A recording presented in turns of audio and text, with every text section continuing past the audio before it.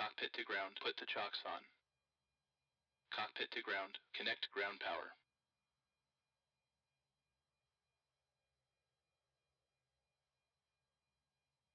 Chocks are on. Ground power connected.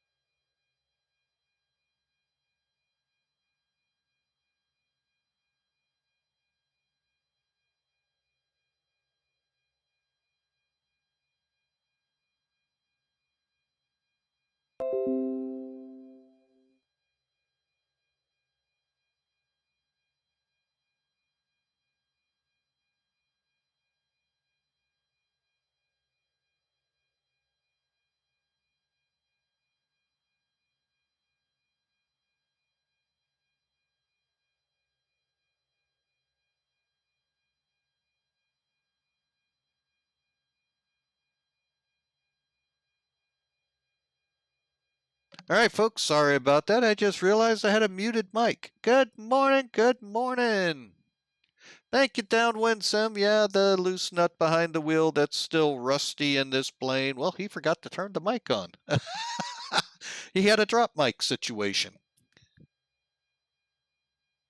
So, all right. So we are here. Final thing we want to work on here is the fuel loadout now.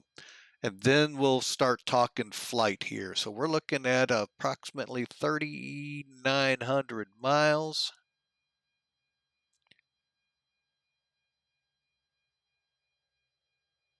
And 34 tailwind. Dun, dun, dun, dun, dun, dun, dun. We're estimating 43 headwind. So we'll leave that for now. We got a 50-mile alternate. We're still going to...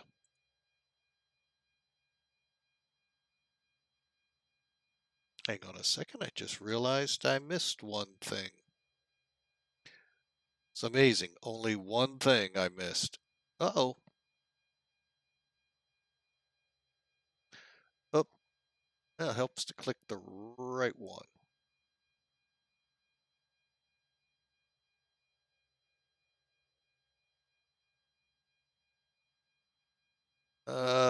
That was not what I wanted to click on. Holy crap, I clicked on guest star. I don't even know how to use that. That's really smart. All right. Okay, so, and just so you know, when I did the restart, folks, I brought up the stats for OBS so I can see if it locks up again, what locked up. And I am seeing one thing not wanting to work.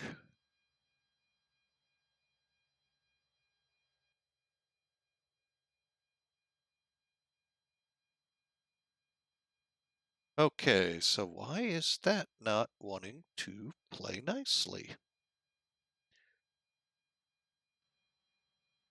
All right, gotta love it. The microphone's working, but I don't know if the airplane itself is working.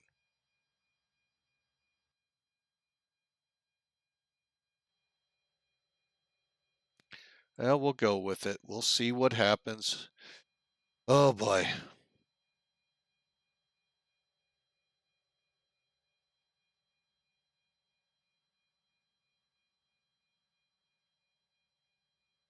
Ah, alrighty. So anyway, back into the flight here. Where is SimBrief? Where I left it, not loaded in. Great.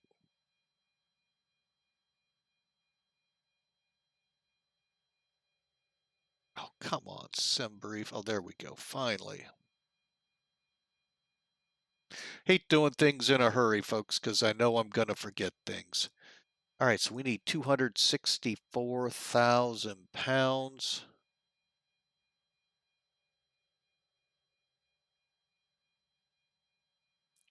All right, so let's bump that up to 20. That ain't going to get us near it. Lauderdale traffic, group type 5801 on a base for runway 10 right, Lauderdale. Bear with me a second, folks. It's nice to have that, to not have to listen to them. Okay, let's see. What are we up to? We'll go one more. 260, and I need 264.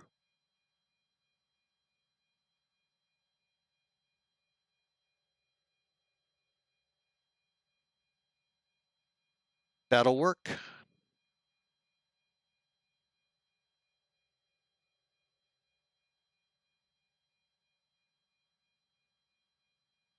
Uh, 265.3. Yeah, we'll go with that. All right.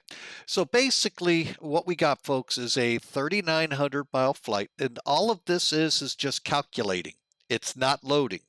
We're about to do that here in a second. So we've got our loadout all planned out over here. Now we're working on the fuel. So your destination, we're approximately 3,900 miles away.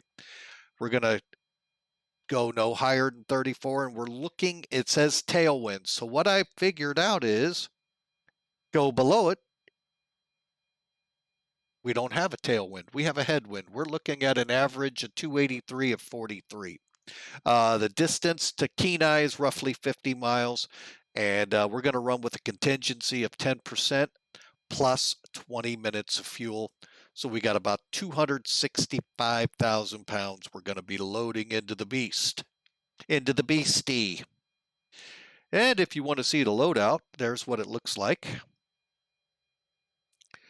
And again, it's going to say passengers, folks. This is a passenger version aircraft. So we just improvise.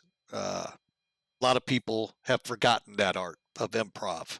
So we got 60,000 pounds of cargo, 63.8 in the main deck, and we're ready to start loading. All right. I love when things just won't work like they're supposed to. That just irritates me.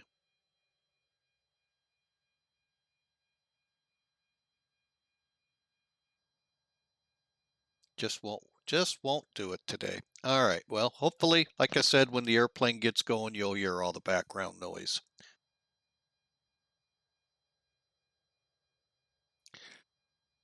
All right, so let's get this back to the main screen. Now, to load this aircraft, you go to the refuel for the fuel, payload for the load. If you're going to run INS, it's got a nice little feature here to help align quickly and help you with the fixes. Ground is where you put the chocks, the GPU, and work the stuff on the ground. And then fast loading and checklists and all of that we'll be going through. And then, of course, performance calculations. All right, so I want to first get up here, get things rolling. So let's, oh, it is coming up. Well, that's good. I'm seeing them showing on the needles. Good. I don't know why it's dead, though. Usually it's not. Okay, test good. Good. Power on. Good deal. We'll go ahead and get our window heats on. Okay, coming down. Let's get the anti-skid on. The body gear armed. Get some lights on the upper panel. Coming down, let's go to align. Coming down further. This, by the way, does not work, but I still set it as if it did, as does the UHF. Thank God. Yeah, really, thank God. All right. Test if that worked good. That worked good too. We already tested it back at the flight engineer. Start valve all closed, armed. Okay, coming down, align, good. On. Yeah, if this, folks, was working, you'd be hearing the whole time. Oh my gosh. All right, we can turn the power off. We got the radios on. Stall warning one more time. Okay, we'll worry about anti-ice later. One check again, make sure. And let's do all the lights. And yes, we are going to be laid out of here. I can already feel it. Okay, go ahead and get rid of these. Yeah, if you click right here, folks, it'll either say the tail number or I can't remember what the other, but anyway, click right there and it gets rid of your yokes, which, by the way, the autopilot does work on it. So if you're looking to disconnect on final approach, it'll work. Okay, and let me get back up here and turn that light switch off. Okay, back down to the, hit the right switch there. Like I said, it's that loose nut again behind the wheel. He's at work.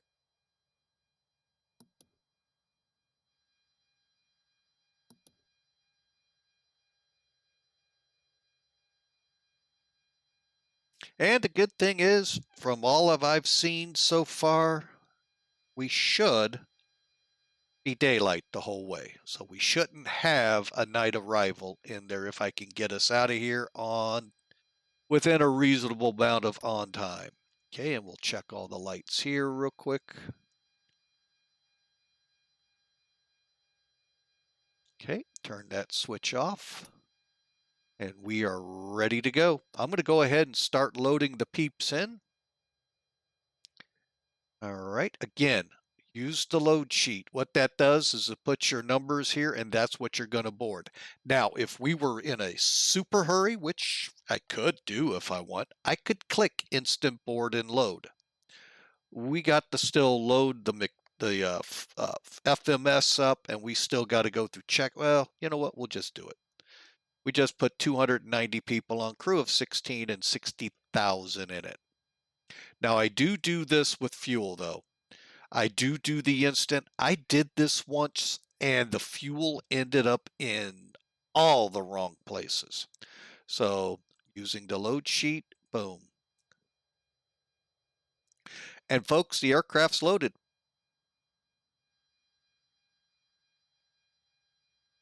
All right, let's get down here and get our checks. Oops, wrong one. Going on down here. All right, I need, I think it was 1030. Yep, 1030 will work. Okay, I need an up, left test. Oh, I don't like this view. Hang on a second, folks. Let me just kind of adjust here. There we go. Okay, so make sure the radio INS is in radio. Basically, it's your GPS switch, if you want to look at it that way. Up left moves the needle left, and you see the up on the glide slope. Down right, I bet you can't guess what it does. Flight director's on. We'll do it one more time. Okay, turn that off. Always make sure your glide slope needles show off. Courses are for now set. Heading, we'll dial it back. Hang on. We plan 80, so that's what we're going to set it to. Roughly 8. It's going to be close to 9, I think. All right. Altitude, we don't know yet. Off, on again, working.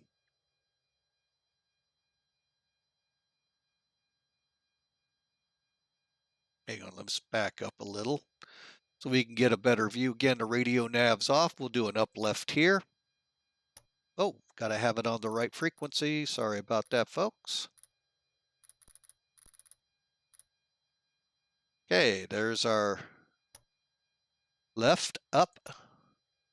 It's already right, so you won't see it move except for the needle below on the HSI, and the glide slope is down. All right. Everything checks out on that line. They're good there. All right, we'll go through here. I don't think there's anything else over there. Nope. Okay. Let's test the artificial horizon. Good test. Turn that off.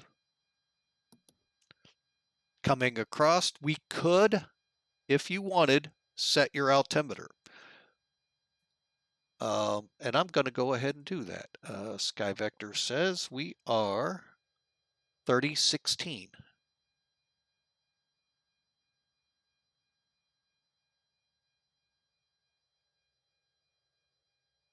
Okay, one way to know if your altimeter is in good function, this should be very close to your airport elevation. By the way, folks, the airport elevation at Miami, 9 feet above sea level. Pretty good. We're going to get a tone when I let up, and then I'll set it.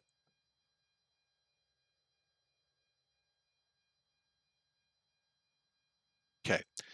While we're here, let's go ahead and do some push to test. Good. Push to test. Good. Lights work. Instrument warnings. Good. I'll go ahead and yank the other one closed. Okay. Roll that out. And coming back, Max indicator. Altitude. Y'all have heard this before. See, told you.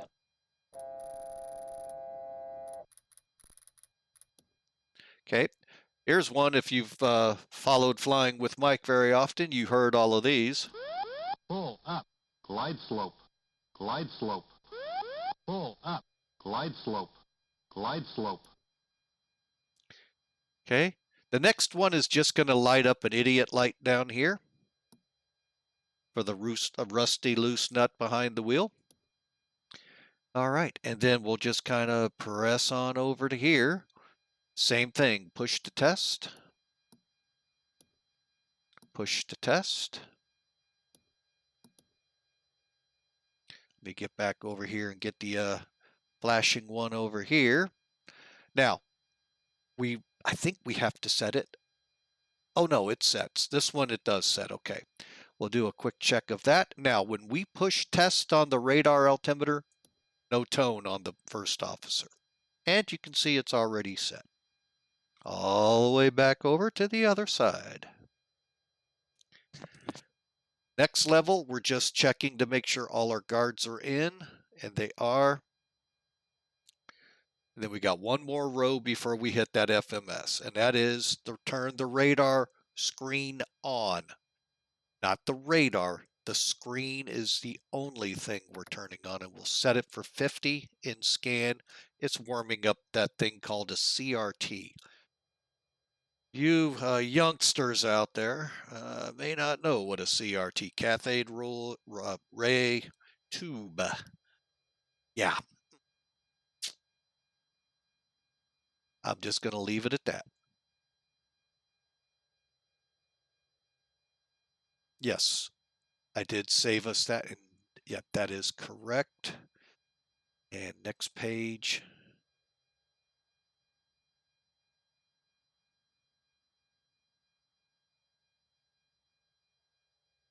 Wow, did everything direct. I had a lot of this under airways. That'll work as long as it doesn't get us way off route. Let's see. All right, departure.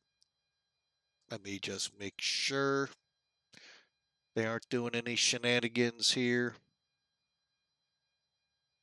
Real world, we'll check first, then we'll check VATSIM. Departures, good, 8 right, okay. Now let's check what's going on for real in Miami. I'm going off 8 right, okay. So 8 right.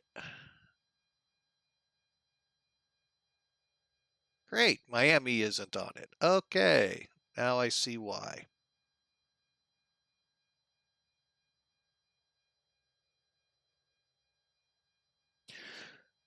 All right, so that means I get to program it.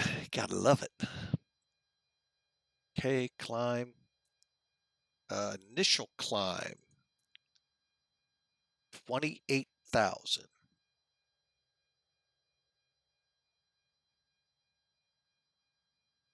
Okay, 3409, I'm good with that. All right. Back to legs, put this one on progress. All right. And that's how fast we can do it when you do the pre-programming. All right, now let's move down. Again, remember, I've got it set up here on POSCON's equivalent to VATSIM's Unicom.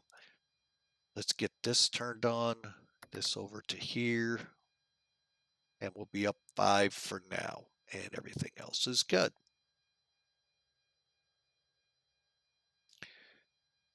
And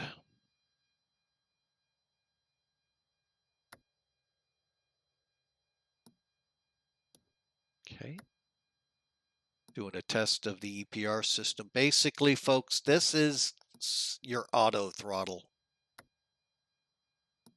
Okay, and we'll leave it in TOD. All right, so that's been tested. Let me just make sure everything else is good.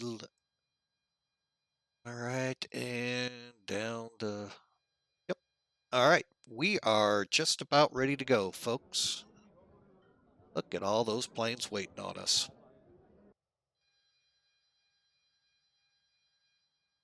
Okay, we're loaded. Real quick run at the takeoff here.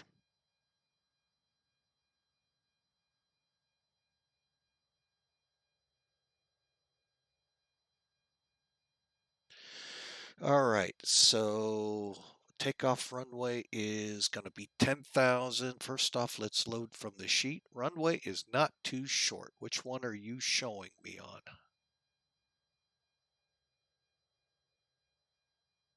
Now it's not too short.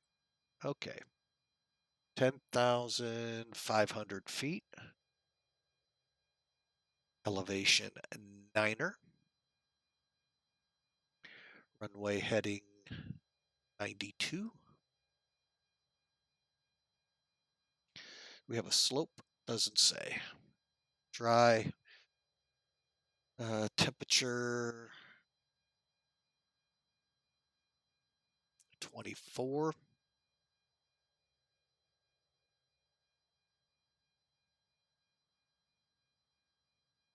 Arrow is 3016.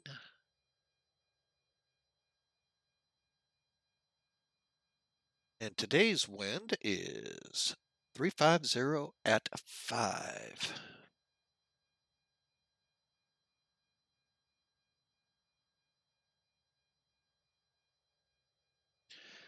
All right, flaps. I got everything in here. All right, so we're looking at 153, 163. The only thing, well, it does say, whoa, look what we're going to need for takeoff, folks. Holy mackerel. We're 1,000 feet left on the runway. 153, 163, 172. Flaps up at 252. Both folks, we are running heavy. Ladies and gentlemen, this is your captain speaking. On behalf of the entire crew, welcome aboard the Boeing 747 Classic. We will depart shortly after we have our clearance and the cabin crew is finished with their preparations. For now, I wish you a pleasant flight, and I will be back during the flight with further flight information.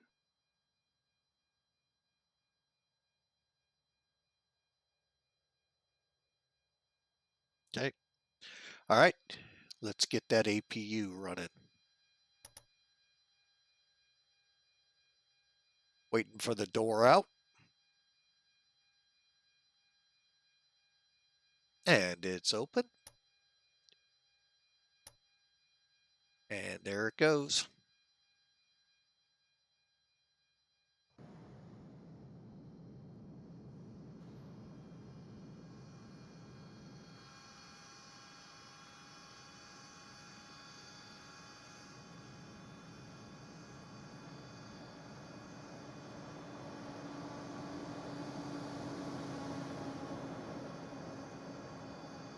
I was kind of hoping for more in a start, but I guess not.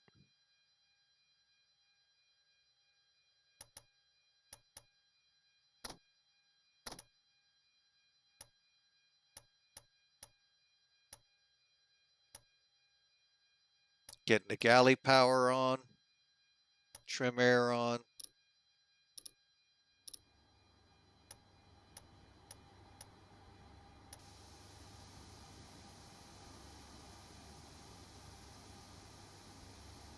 And let me zoom in here and get our barometric pressure in here. And our altitude. All right, so we're going to end up at 34. So we'll set for 35 for the cabin. We're at 3016 right now. There we go. Folks, there are a lot of checks we could do right now. We're not doing them, just so you know. Okay, so I got the doors closed.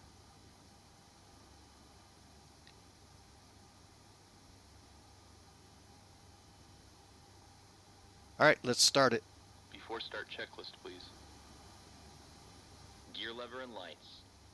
Down and check. Brakes. Parked. Start levers. Off. Radios. On and check. Flight control hydraulic power. On. INS.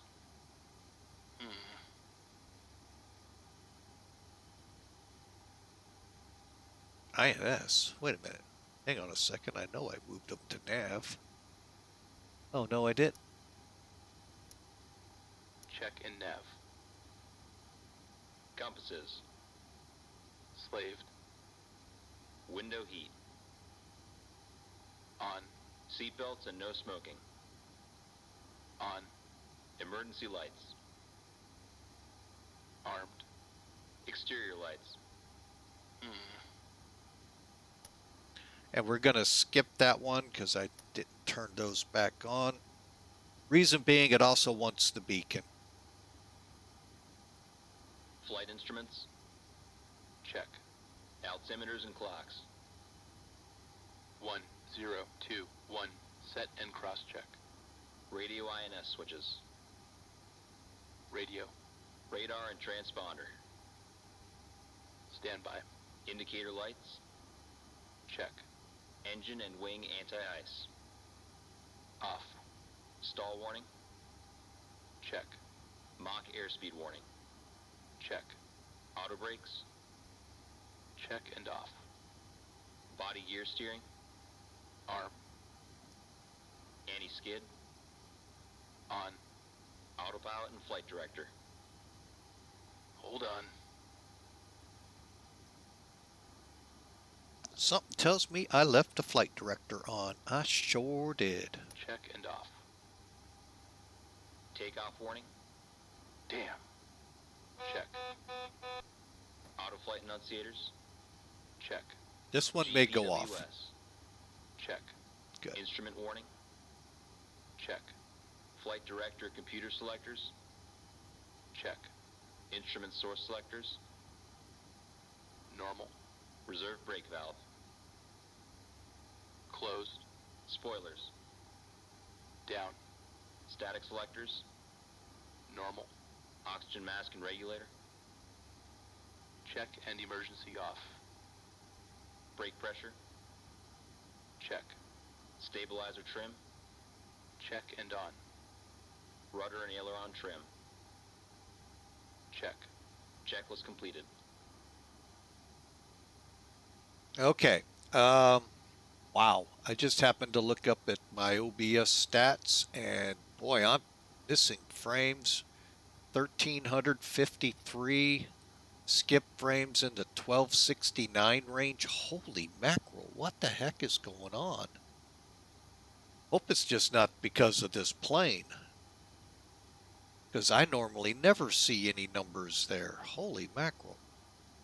All right, well, we're going to go on to the next one. Battery. On. APU panel. Check. Auxiliary power. Check.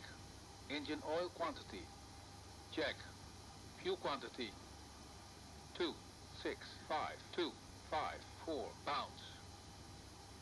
Fuel panel. This. All right, we're going to go ahead, get the fuel panel set, ready. Oh, we do have center tank today. I had a feeling we would. Check and set. This. Pressurization controls. Check and set. Bleed controls. This. Check and set. Hydraulic quantity. Check. EPR computer. Wait. That's a skip. They want it in GA. We're going to go TOD, Circuit breakers. takeoff dry. Check. Indicator lights. Check. Electrical panel. Check and set. Air conditioning controls. This. Check and set. Fire control and wing overheat panels. Check and set. Equipment cooling. Check. Passenger oxygen. Check. Hydraulic panel. Check and set. Fuel jettison panel. Check. Crew oxygen. On. Oxygen mask and regulator. Check and emergency off. ADPs off. Checklist completed. Okay, the next check, as you can see, that also is here at the flight engineer station, so we can look at it here. After start is next. All right, so let's get this thing ready to go. That means I got to get on with tower. I don't really like talking to Miami Tower at all, to be totally honest with you, but we will today.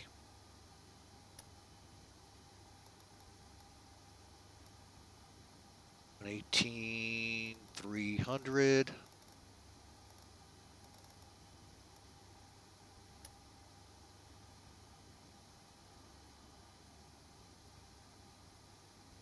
Now let me just check his ATIS. 4109, I have clearance advisory to copy. With that flag, We don't give PDCs. 210. 4109, you are cleared to the Charleston Airport via the Miami 9 departure. That's radar vectors to head leave and as filed. Climb maintain 5,000. Expect flight level 330, 10 minutes after departure. If flight level 340 is not available, departure offline, squawk 2110. All doors are closed. Alright, cleared. Alright, cleared to Charleston via the Miami 9 departure then as filed. Climb and maintain 5 minutes. 5,000 will expect flight level 320, 10 minutes after departure. Departure offline 2110, so that's the P10.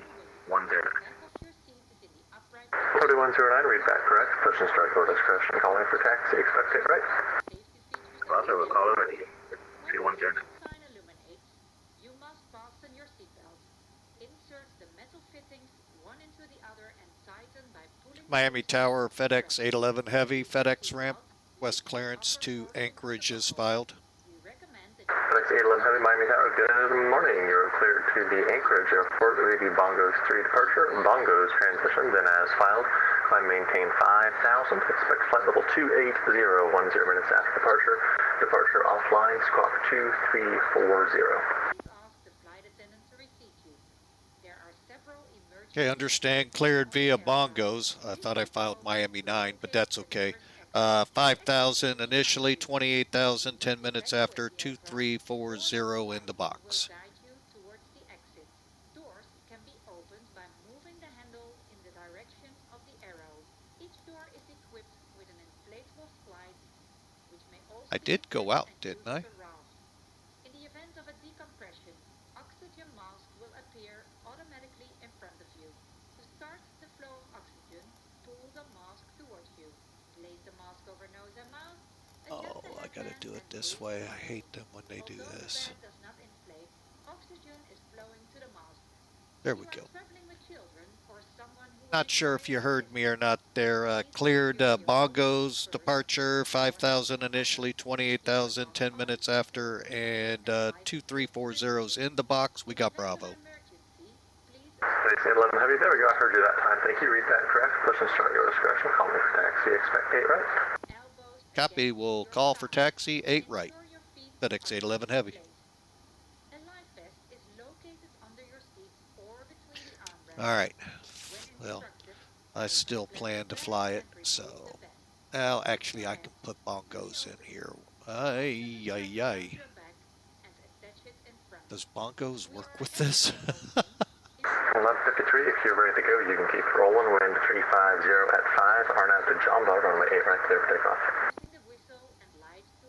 Alright, we'll keep it rolling. Arn out to Jumbo, clear for takeoff, 8 right, American 1153.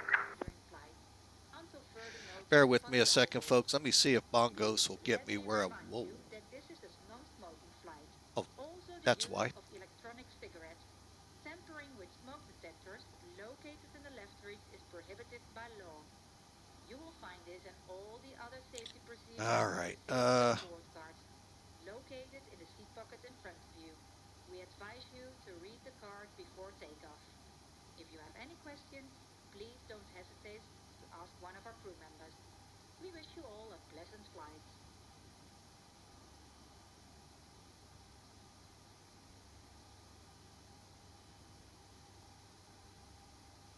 All right. Well, They want me on this one. Let me look at it. See if I can't pull it off. Departure 8 right, bongos.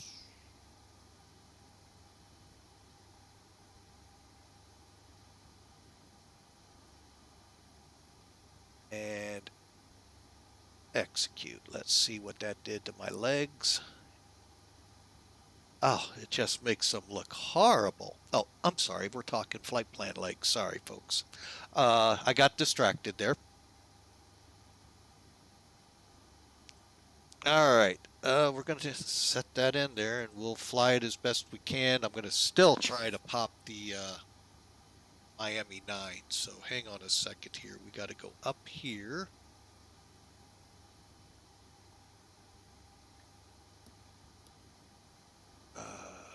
13. Niner. Miami 9. It's 3, 2, 1.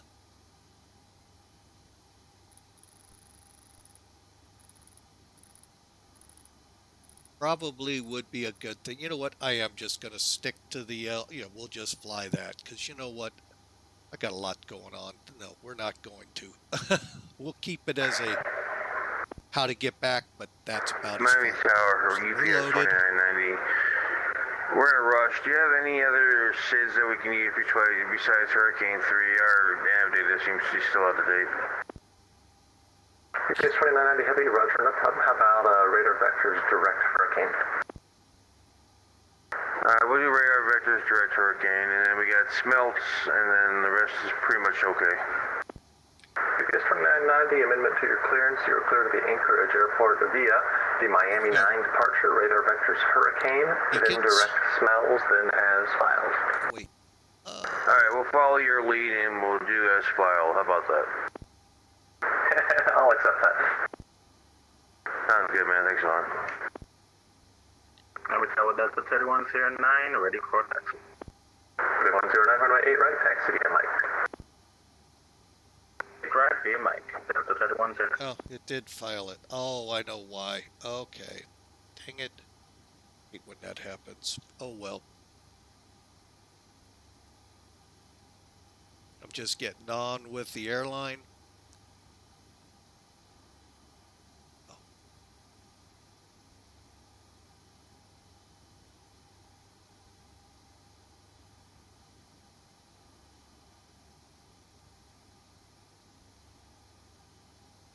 Vector 3, you were climbing out of airspace. Miami departure offline. No further ATC available. Frequency change advisory approved. Have a good flight. See you next time. Beacons. Over to you to com. Thanks for the help, American 1153. Good day. PACs.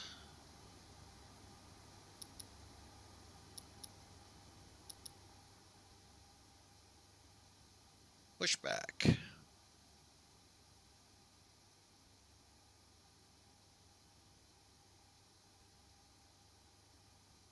Ground to cockpit. Please show me where you want to go.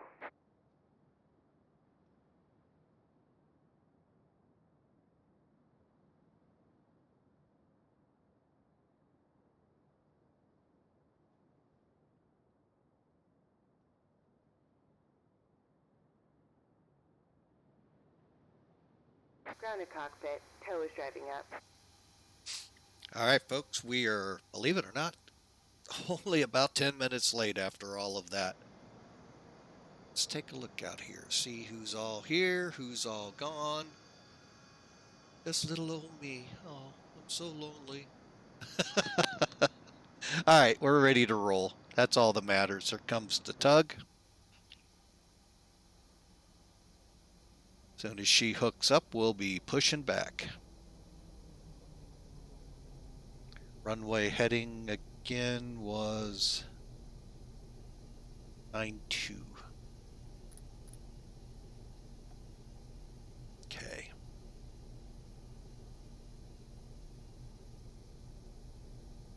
Okay, all doors and hatches are closed. Ready to connect. Cleared to connect.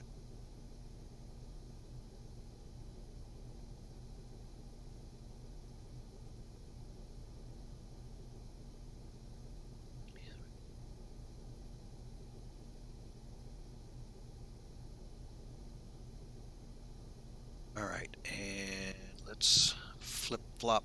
Let me look at my flight plan while we wait on her. LBV. Okay, so LBV is...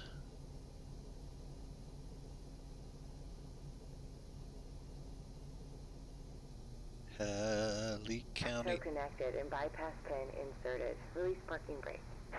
Will be in just a second, ma'am. 1040. I like that. All right, and that'll be 326.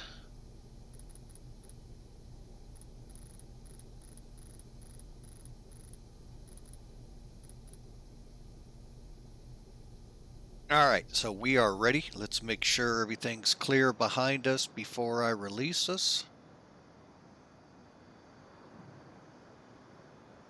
Looks good.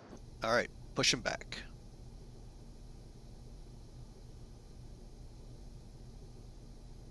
Parking brake released.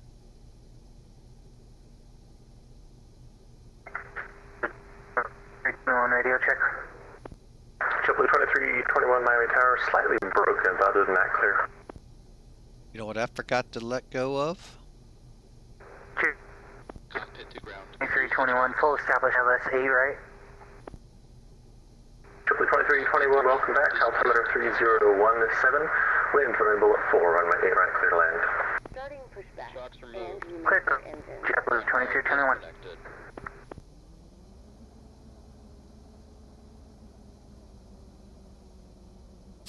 All right, let's start cranking them.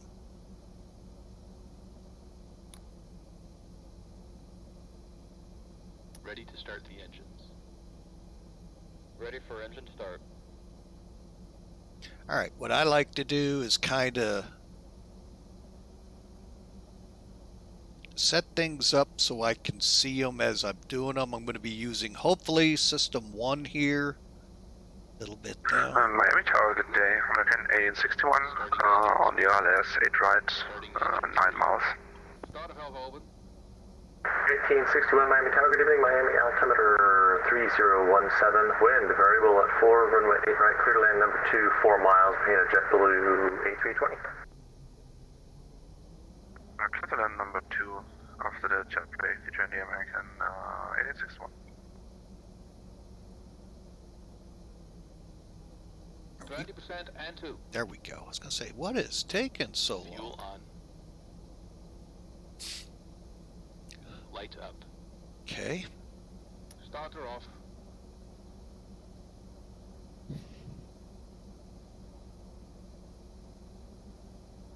Engine stabilized. Okay, let's get number 4 rolling. Starting engine 4. Now, Starter valve open. it's not what I wanted, but it will have to do. And see, I like to watch to see how we're building up. Top gauge, number 4 right here. Okay, I'm going to have to do single engine starts.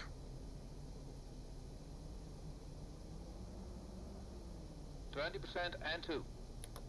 Fuel on. Light up. Okay. Starter off. Then you can kind of glance back here and watch your EGT and the other N1s and all build up. Engine stabilized. Okay, now we'll get up here and start up number 1.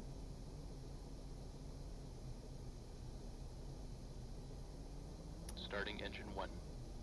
Starter valve open. Okay, once you get starter valve open, you can let loose. Parking brake set. Operation complete. Go ahead and set the parking brake. Disconnecting tow. Stand by.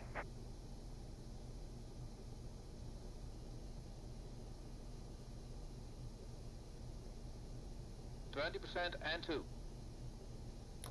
Fuel on. Light up. Starter off. Miami Tower, UPS 2990 is ready for push. UPS 2990 heavy push to start your Engine discretion. Calling stabilized. for taxi. Both go. Starting engine 2. Starter valve open. Okay, let go, and last engine.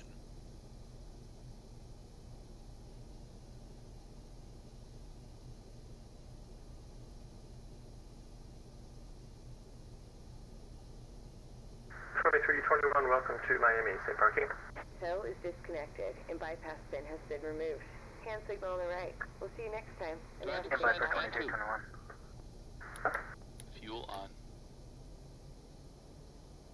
Light up. Starter off.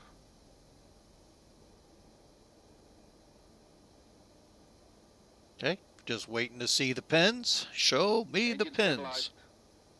Okay, we got them all started. We'll get the gens on here in a second, and good pins. 4109, full length, runway 8 right, line up and right. That way she knows we've seen them. All right, so let's get up here, close the starter valve switch.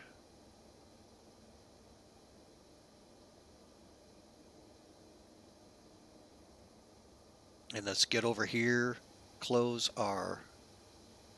1961, welcome to Miami, exit right when able, stay parking.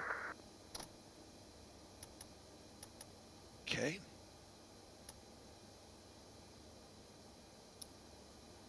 A61 clear from right, right, then we park at Delta 60.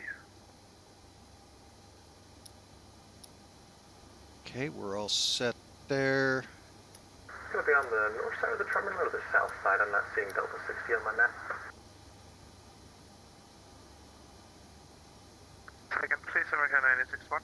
It's going to be on the north side of the terminal or the south side. I'm not seeing Delta 60 on my map. Okay.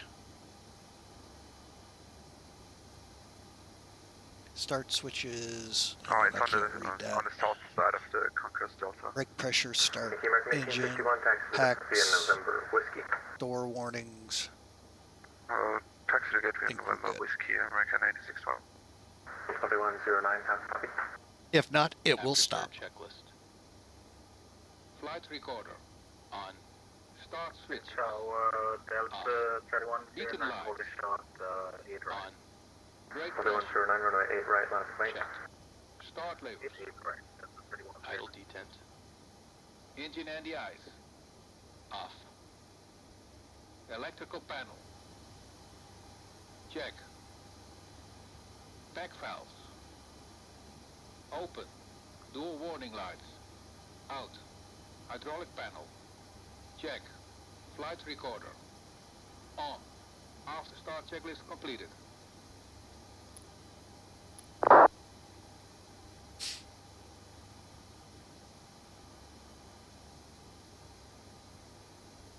Okay, I think we have a taxi check next.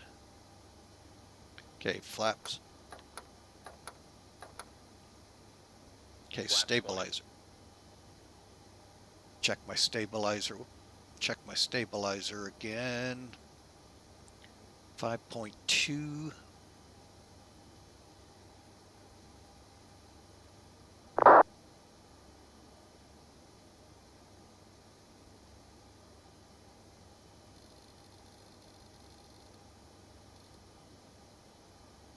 Okay, we're into green.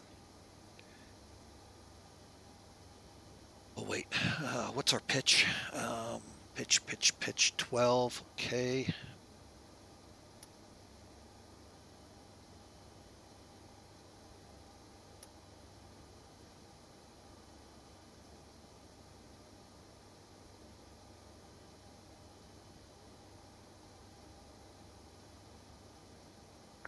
Miami Tower, UPS 2990 reversing. UPS 2990, heavy runway 8 right, taxi via Kilo 1, cross runway 8 left, hold short runway 8 right. Kilo 1, hold cross right left, and hold short shade right. UPS 2990. Repeat on.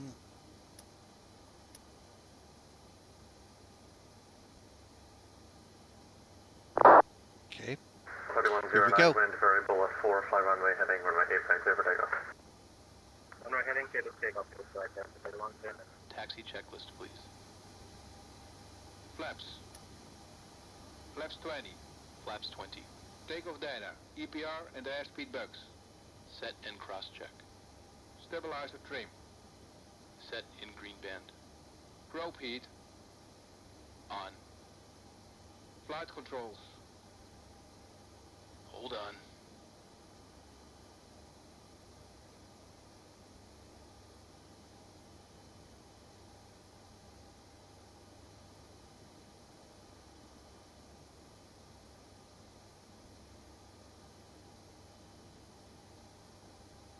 Check. Yaw dampers. Check. Seat belts and shoulder harness. Check. APU.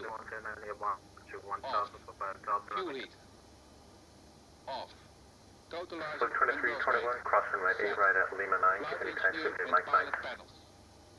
Check. Aft cargo heat. Normal. Seat belts and shoulder harness. Check. Taxi checklist complete. 2321.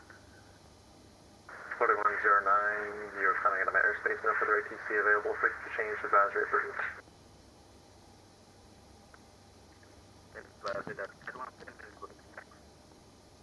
PS 2990, heavy wind, variable at 4, flag runway heading, runway 8 right, clear for takeoff. For runway heading, UPS 2990, clear for takeoff. Miami Tower, FedEx 811 Heavy, ready to taxi from FedEx. 11 heavy, thank you for the call. Runway 8 right, taxi via Kilo. Via Kilo 8 right, FedEx 811 Heavy. Somehow I lost your flight strip. Parking brake released.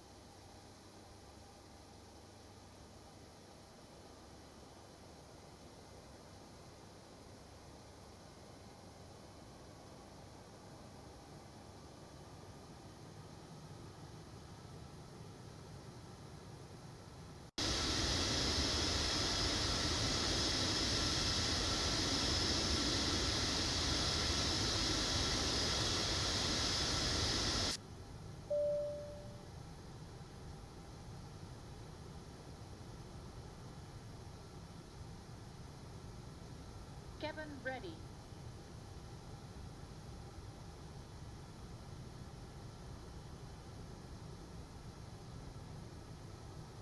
Wow, that took a lot of power to get this thing moving. Holy mackerel, we are really heavy.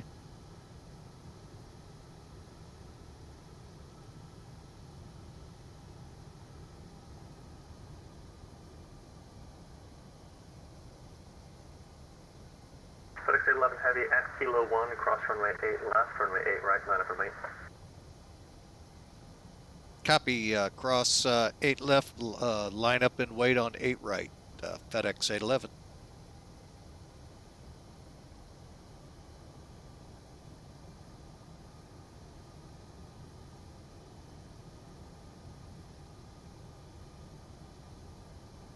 FedEx 811 heavy, cross runway 8 left at Kilo 1, runway 8 right, line up for me. Oh, that's why. FedEx 811 Heavy, sorry about that. Didn't notice it wasn't talking. We'll cross 8 left and line up and wait on 8 right. 2990, you're coming out of my airspace, no further ATC available, further to change advisory approved. Have a good flight. See you next time. Alright, thanks a lot. 2990 over to now.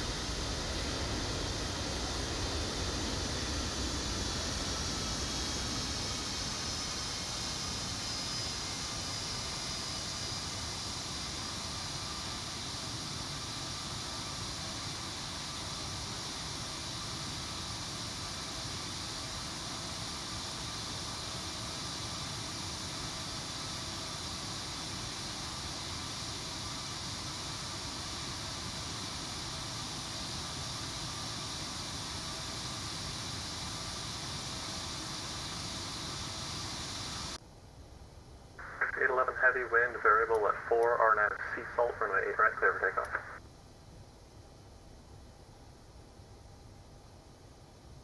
RNAV Sea Salt, clear for takeoff, 8 right, FedEx 811 Heavy.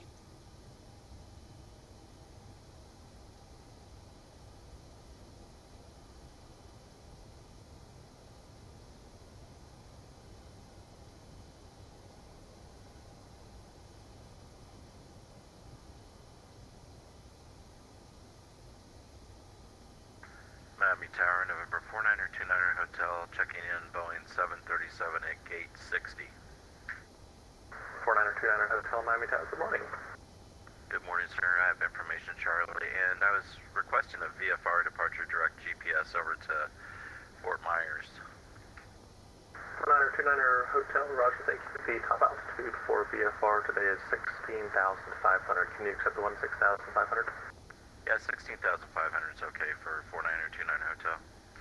For 4929 Hotel, you're cleared out of the Miami Class Bravo airspace. Maintain VFR at or below 2,500 while inside the Bravo. Departure offline, squawk 2376.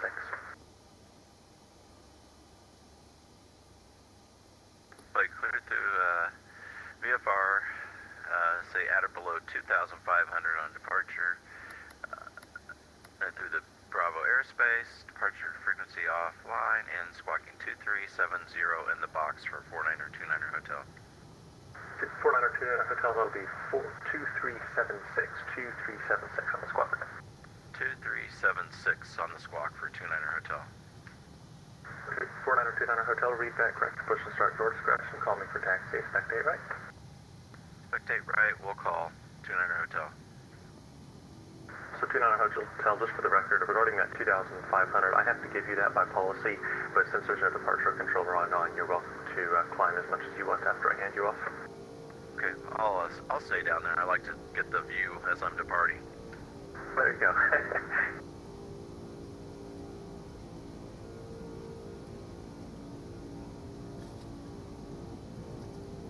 Cross set.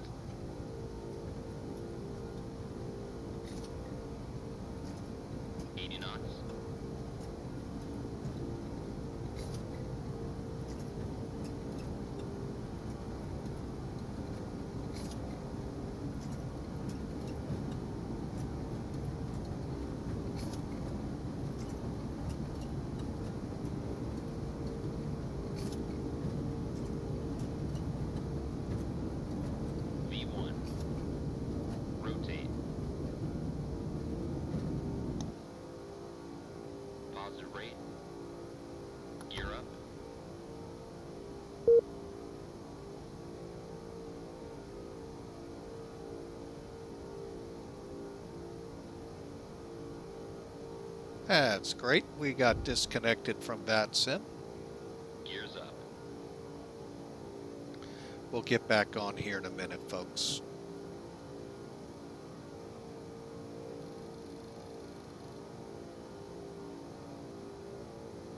Hang on, let me see this departure.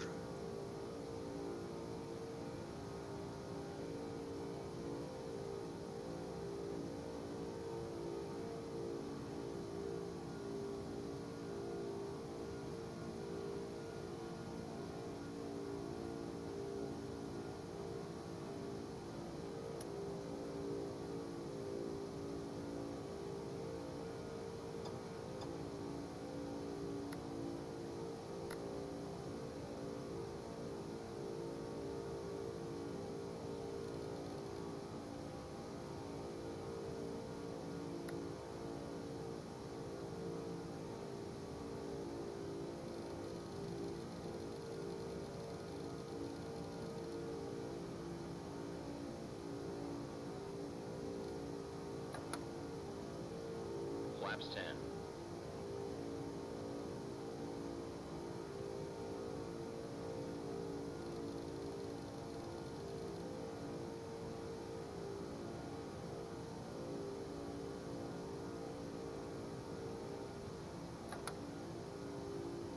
Flaps 5.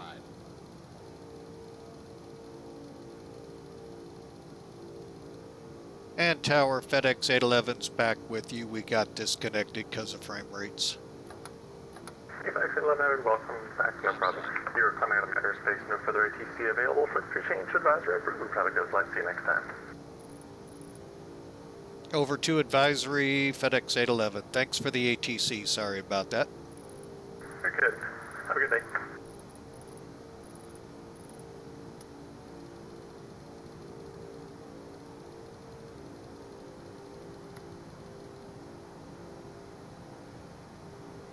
All right.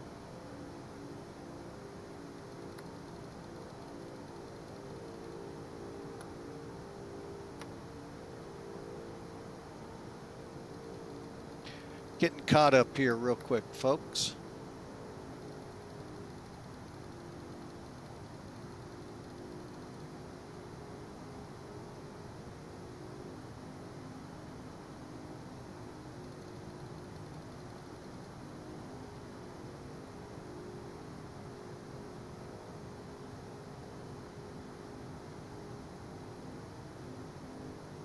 Okay, why won't it follow? Interesting.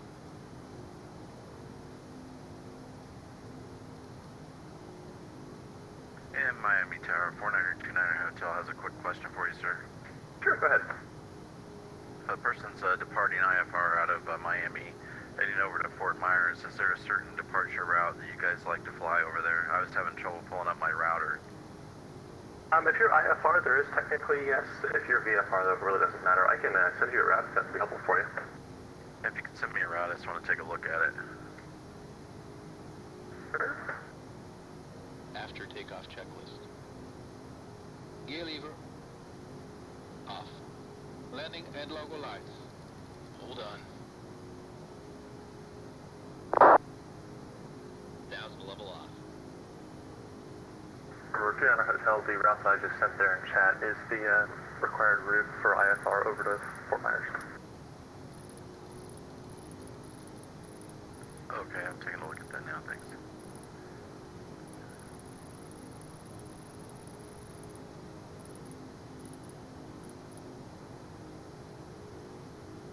Okay, think I've got everything lined up. We're in the long run. Yeah, we're not doing what I wanted to, but let's get that out of the way. And Miami Tower, 4929 All right, Hotel is, we're on ready our way, for folks. taxi Sorry information. for the a lot of little things going on here and there. Didn't get a flyby on takeoff because of the disconnect and all, but you know what, folks? We are making our way there. Flaps are up.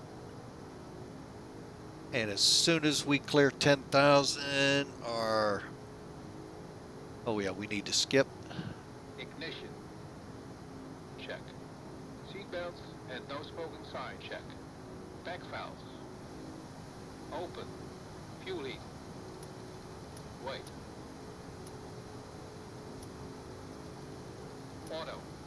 After takeoff checklist completed.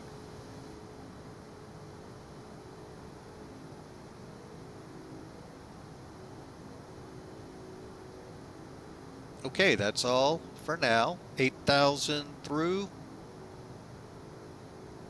And folks, we are on our way. Holy mackerel. First time chat from Diggy Driver. Thank you, sir. Good morning, and may the Lord bless you as well. Hope you are having a great day. Hawker is airborne. Believe it or not, I am too. Probably way behind the pack, but Diggy Driver, thanks for coming aboard. Hope you have a great day. Just a little bit of a progressive taxi out here for whiskey. And I need to get back on Unicom. Hang on a second, folks. Turn left on Whiskey, the taxi base straight ahead of you, and then it'll be almost...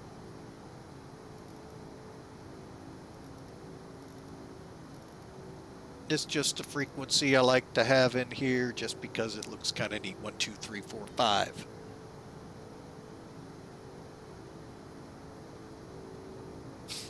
All right, we're climbing almost through 10. There we hit 10,000.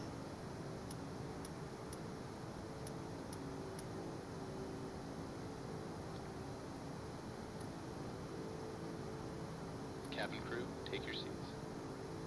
Little late, I know. What the heck?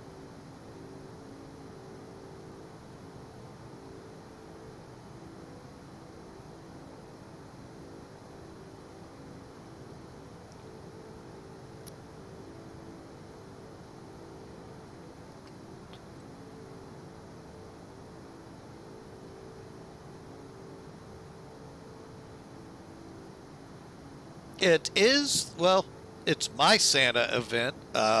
If VATSIM runs one, theirs is probably still to come, or we're going to run into it. One of the two.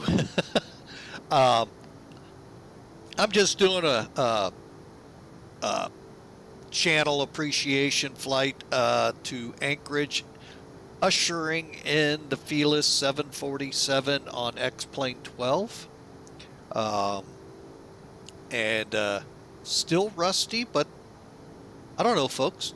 Oh, I forgot to do something. Hang on.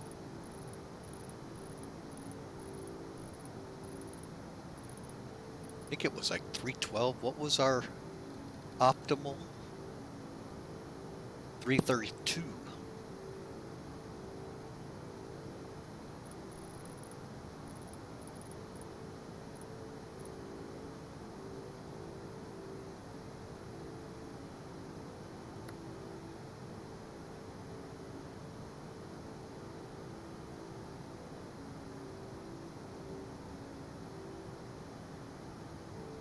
Let's go ahead and start accelerating up. Flaps are up. Let's make sure everything's working like it should over here.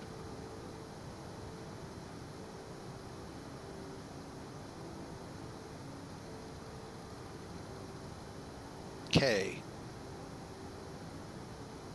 Boy, I got a lot to remember. It's been a long time since I put center pump fuel in.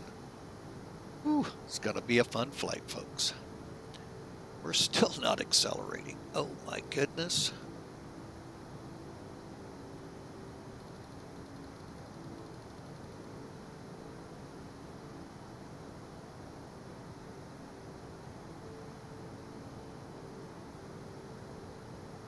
Hang on, let me try something here. See if that gives us any more.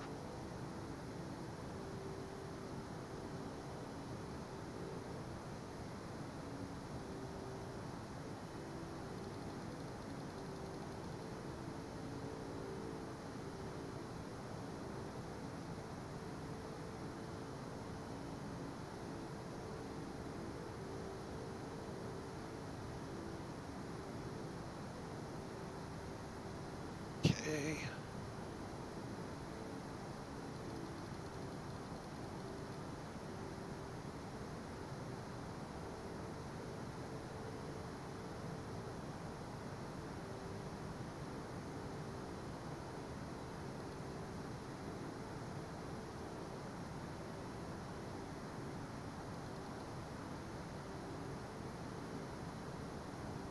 Well, that's a bummer, folks, that it ended up putting us on the Bigos, what are we on? Something like 3 departure, even though I didn't want it. But, you know, we'll take it. It's not worth arguing because somehow, some way, when I updated it, it didn't change. So, should have, but it didn't. But all right, folks, we're on our way. That's all that matters.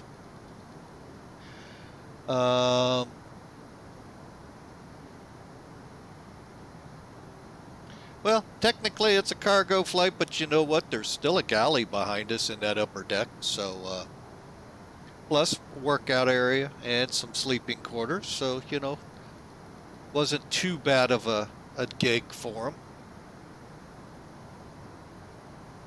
Try and get more out of this thing. Need to get up to 332.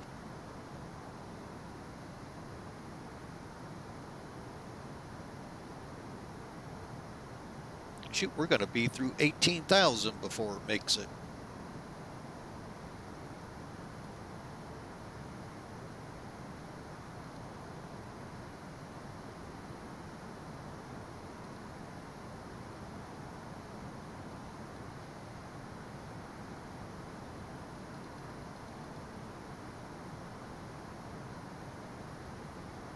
Now, I watched a video here a few days, maybe a week or two ago on this plane, and at some point,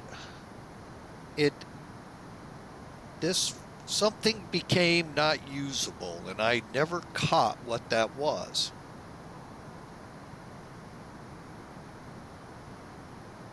All right, let's go into that. Let's drop back down to here, get into climb.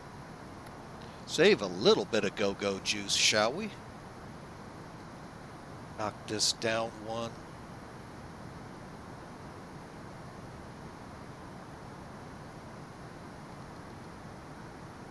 But yeah, at some point, the video was saying that it was kind of useless, and I missed that, and I don't even remember the video I was watching. So that's why I'm kind of wondering if I set something wrong. Let's just, you know what? Yep, we look good out there.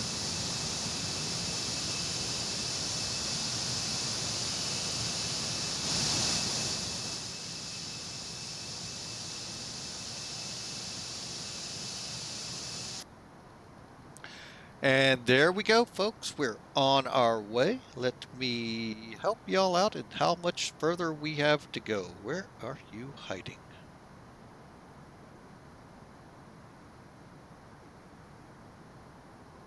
Interesting. There it is. Figured it was going to come up right away. It did not. All right.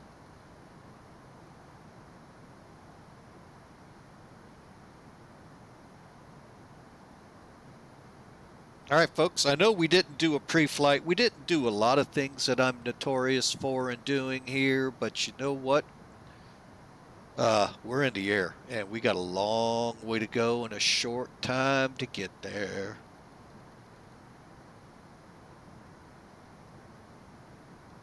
Really hate these things are so small. Okay, check the backup. Looks good. 3. Looks good. All right. There we go, folks. We are easing our way up another 10,000 feet, and then the step climb will be at Montgomery to 30,000. So we'll have a little ways to go here once we level off.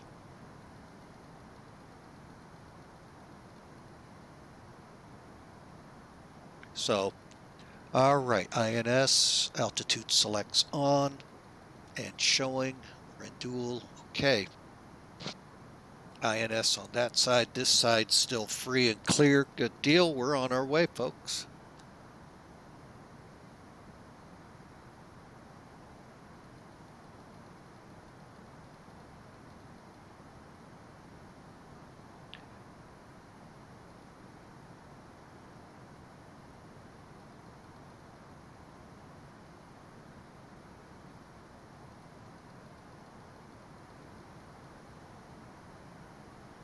Now, those of you experienced with this plane, let me know if I have my fuel set wrong.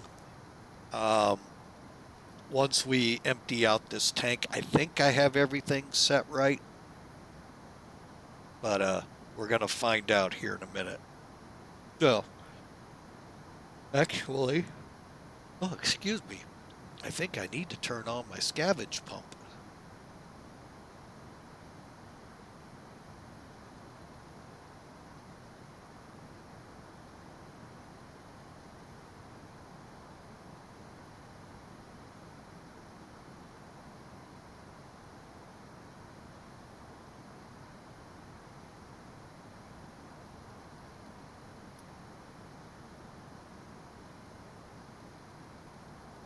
Be right back, folks.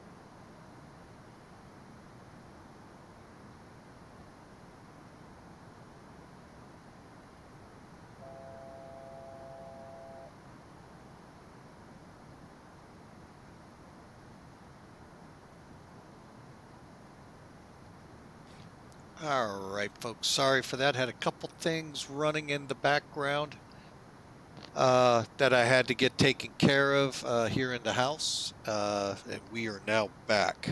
I am gonna try and see if I can't get Discord working. It's up and running. Hang on, hang on.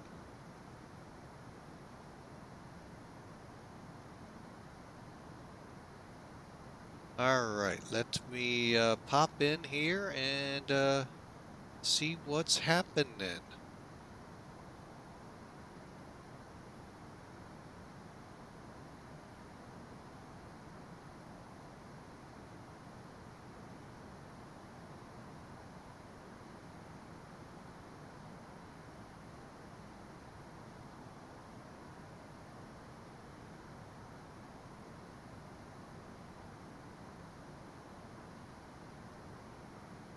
All right, folks, I'm in the Discord channel now. Yeah, I'm flying. What do you expect? Welcome in, Duluth Fly. Understand you're doing a subathon. And then he's out. Oh, that's... Well, did he get enough for both of us? I haven't had any yet. I do have that. So, hopefully, that'll be the only hiccup of the day. Things are looking a little better on my stats page here on OBS. So, I don't know what's going on. And Digi Driver, how true that is. All right, so you're out here flapping your wings too, huh, Mr. Hawker?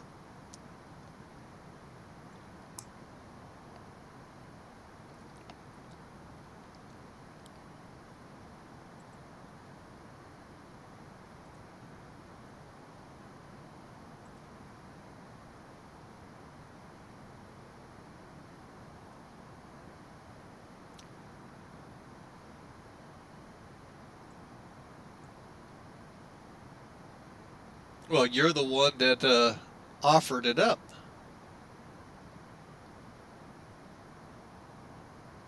I just turned it around. Well, that would just take a while for me to get back up to Anchorage, so this was easier to get down to Miami with FedEx that way. Either way, we'll be up there. Did you get us enough for breakfast too?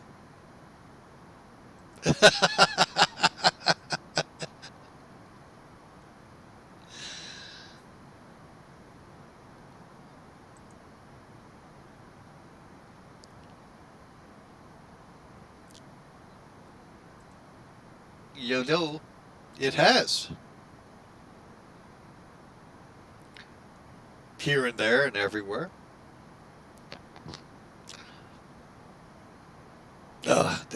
Yeah. Well, I do have a 48-hour shift starting tomorrow, so. Yeah. Some have it worse than me.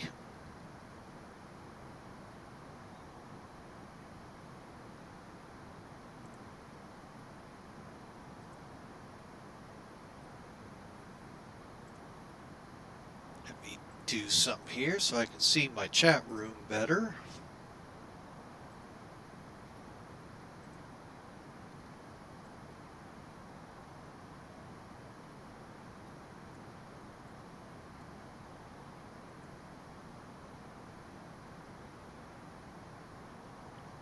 Especially with waffles.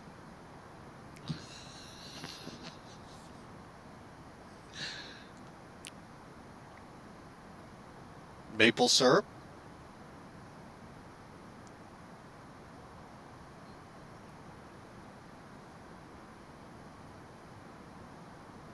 All right.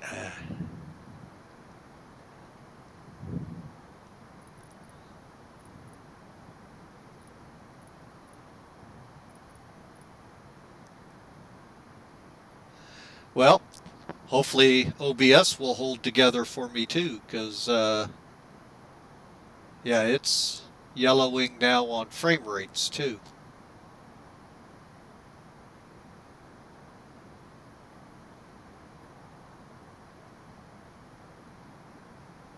Well, yeah, I've had a ton of frames missing, skip frames, a lot lower than when we first started. So, what's my actual frame rates in the sim doing? Yeah, they're not doing well either. So, oh well, we'll just truck along as best we can. That's all we can do. And I forgot to set this thing into Mach, so I gotta slow it down. I think the throttles will do that. Yep, there we go.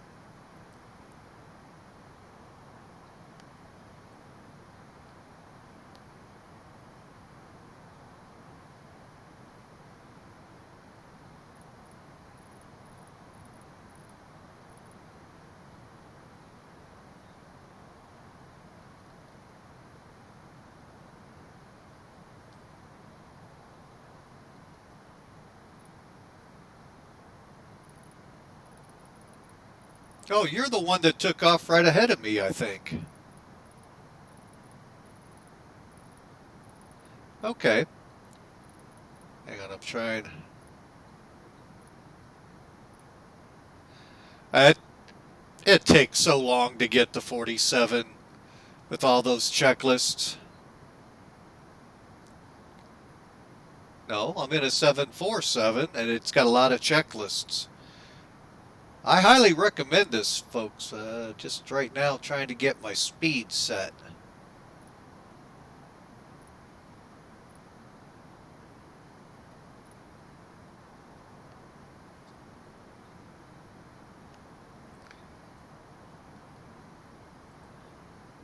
And there's a partridge in a pear tree hiding somewhere too.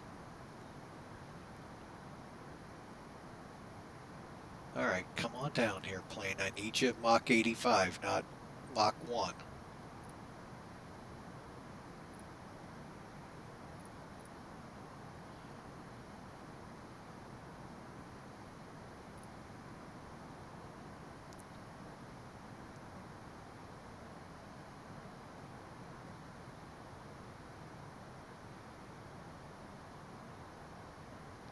Nice!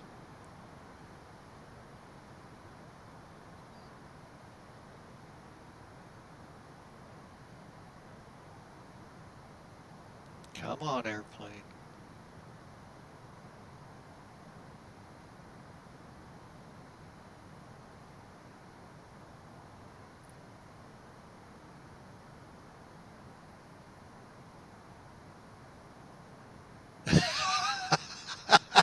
Did he drive? That's great.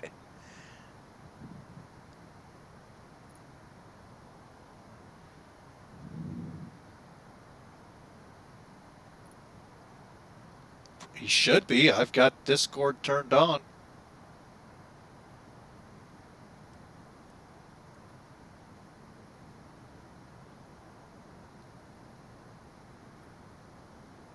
Come on.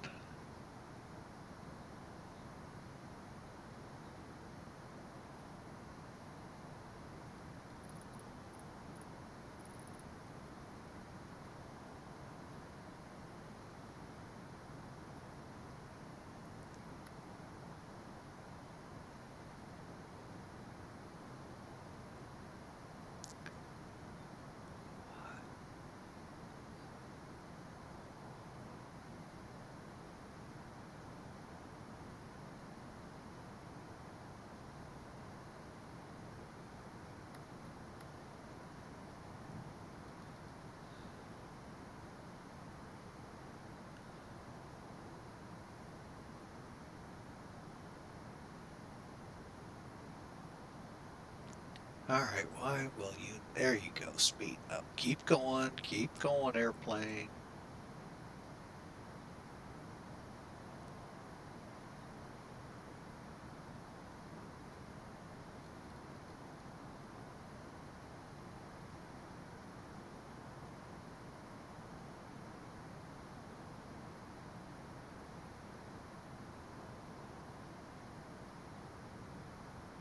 Come on. Come on, speed. Get me up to Mach 0.85.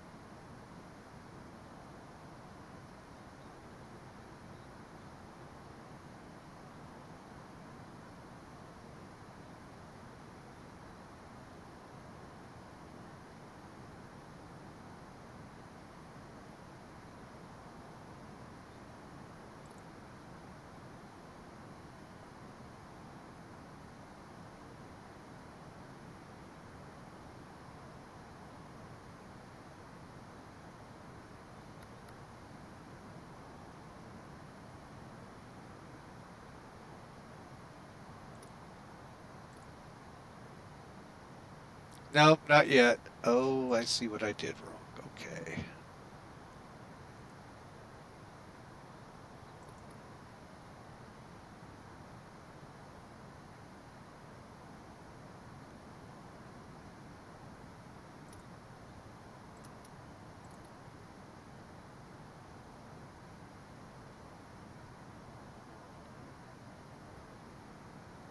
Why did my neighbor's power generator just kicked on and I have power?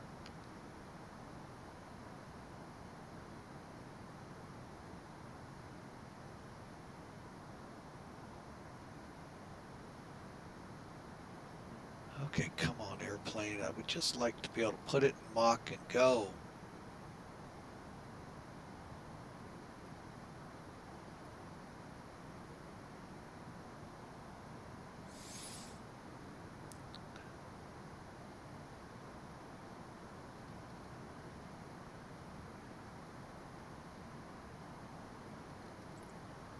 All right, we're going to just go with that.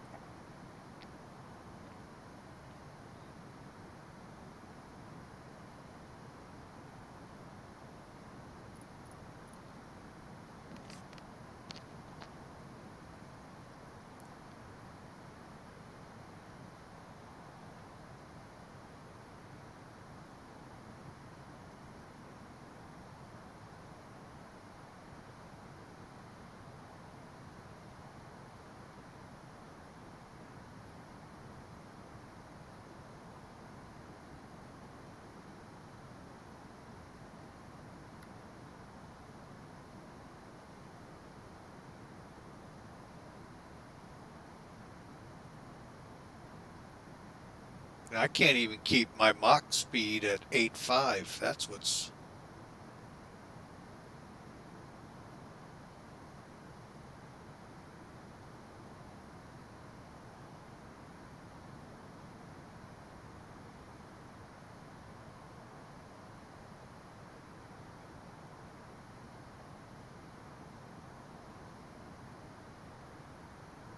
All right, well, this...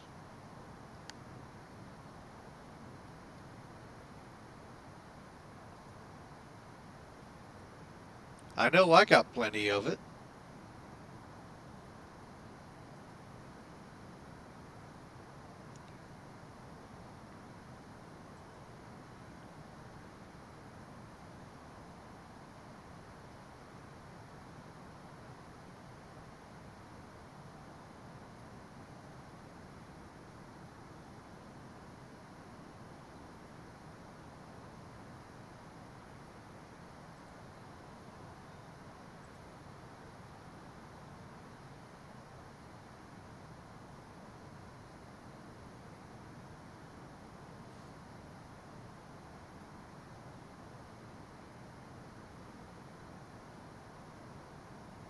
Okay, I'm going to just go with that and hopefully get through these winds pretty good, pretty quick.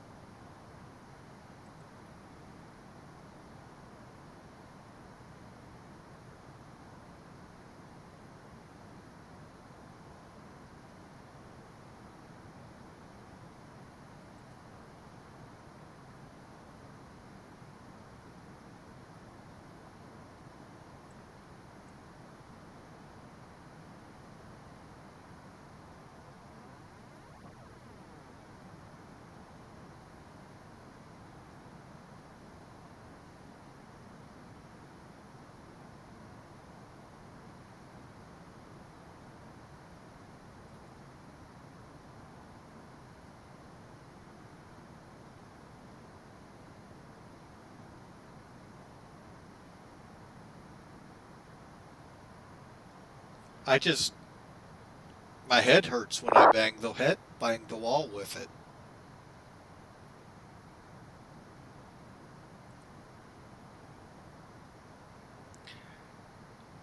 All right. This is gonna be rough. I may have to turn off the weather.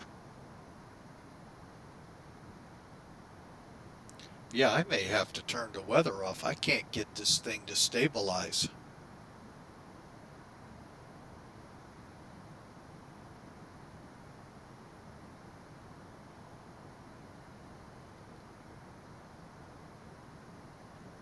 Is there something up that I need to know?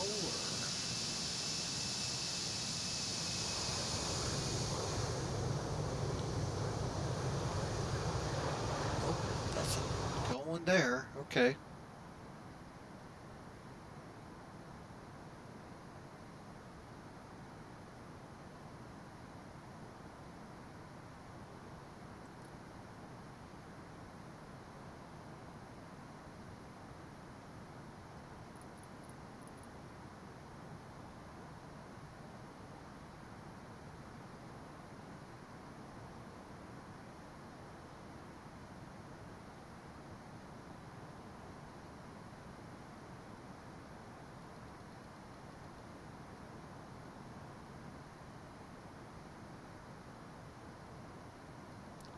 Well, it is going to be rough until I get to Montgomery and try and get above this.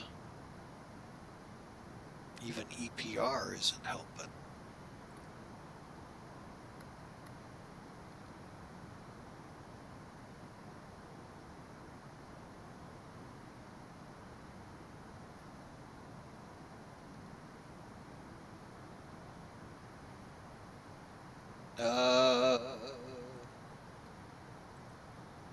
Yeah, we're going to go through. Yeah, we'll be going through them if they're still up. We still got Atlanta ahead of us, too, if they're up. Nope, they aren't.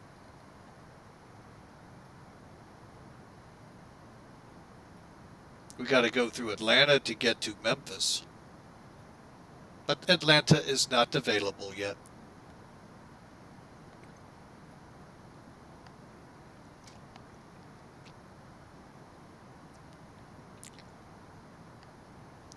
And I cannot get this plane above Mach 80.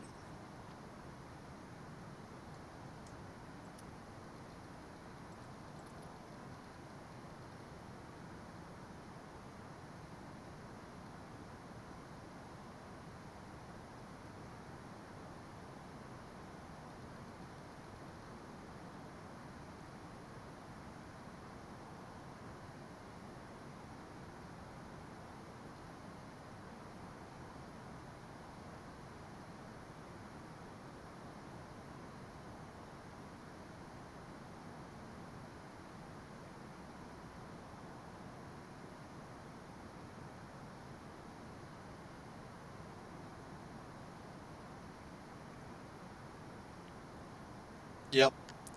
And I'm still trying to get my Mach set. Damn, this is rough.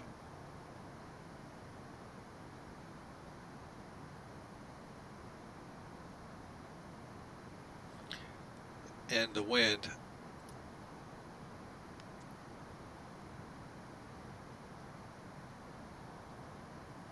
I know. I have such a heavy load on, I have to start low. I'm only going to max out at 34,000. Yep.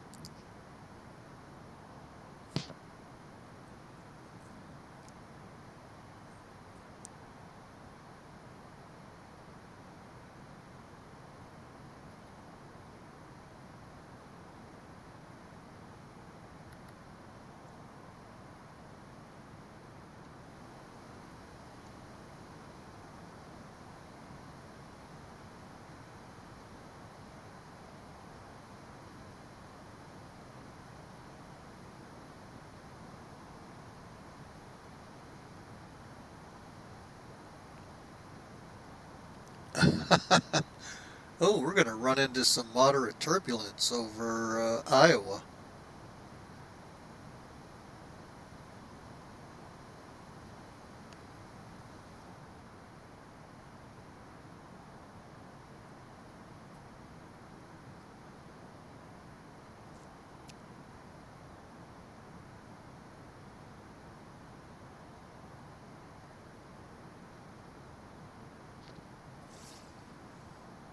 All right, let's see what the winds are like above. This is, see if we get any help.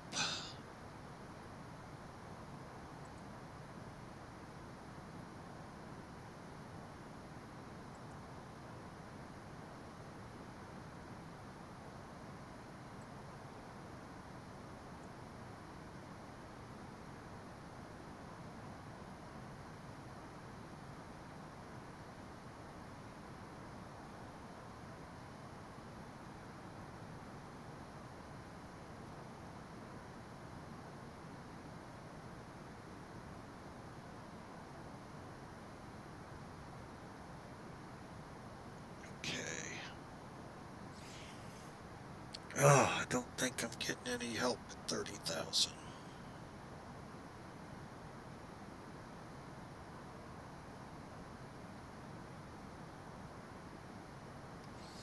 All right, let's at least get up here into the panhandle.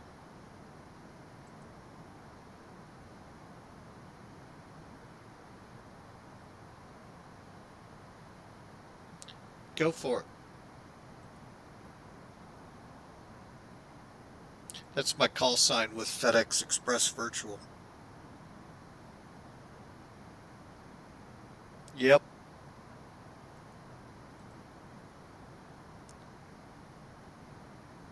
That's another one. I have so many.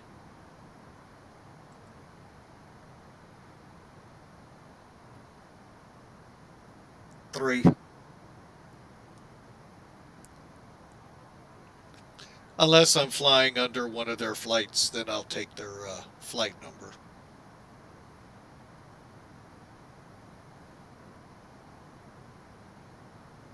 All right, so let's do a little advertising for them.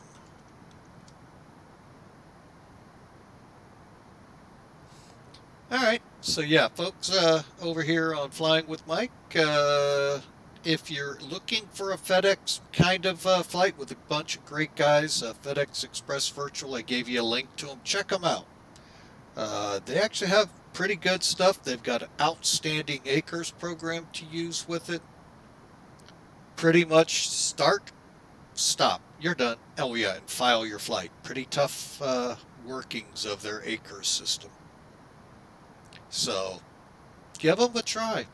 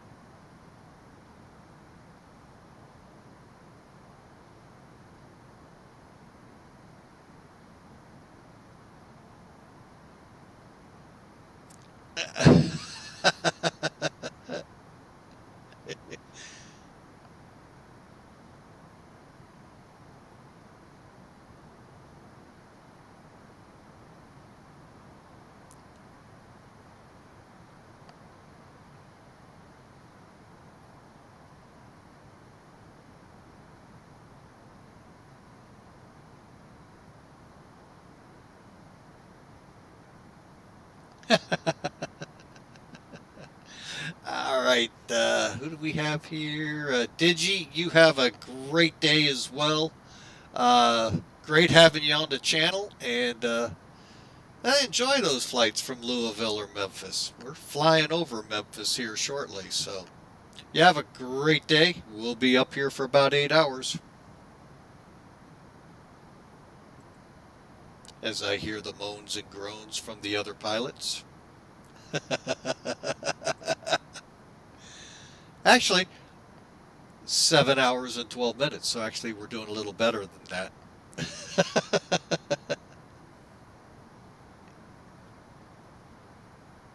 Yeah, we're pretty much in it right now.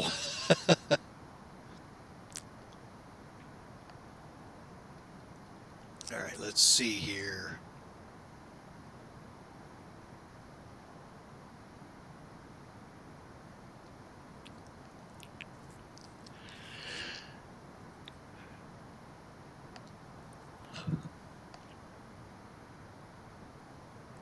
All right, so we are still level at 28,000, folks. So,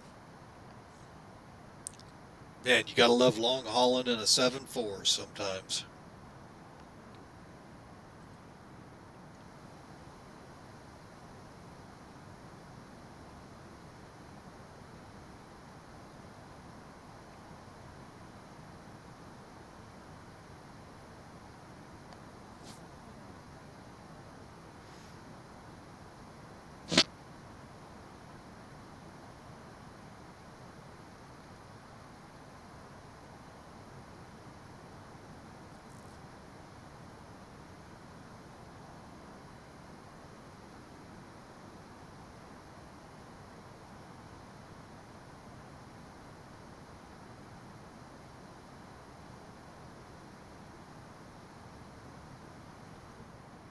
All right, cabin pressure set.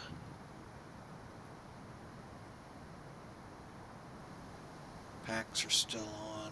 Okay, making sure. Let's go ahead and kick the humidifier on.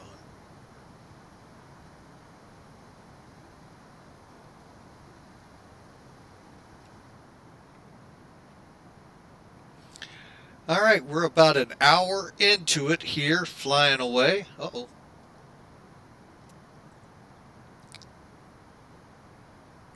What's Digi got on here? Longest flight? Oh, Digi just saying the longest he's ever done is 6 hours, 20 minutes, roughly. Boston to San Diego. That's actually a good run in the 400. Oh, you didn't save the video. Very cool there, Digi. Well, you know, crank up now out of Memphis. You'll meet up with the group, and you'll be about 6 hours, 8 hours. No, what is it? 7 hours out of Memphis, I think, to there.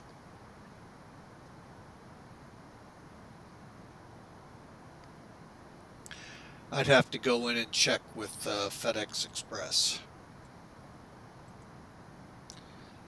All right, well, let's see. Looks like there, over Tallahassee. And for those interested, FedEx Express Virtual has 10 pilots in the air right now. Mostly U.S., but a couple, one headed over to Kwaju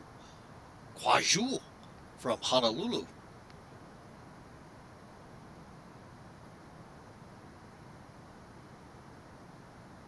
That too. Then somebody heading down to South America as well.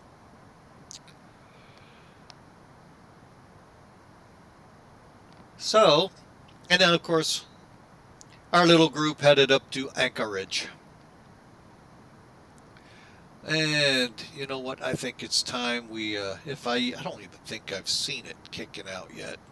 Get the weather going for Anchorage.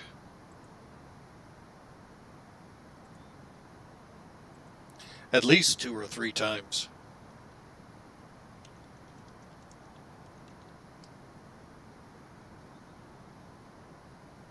We're looking at 090. Cool. I still might get 15. Temperatures 5 below, 2.7 below. And you thought you had it bad, Duluth.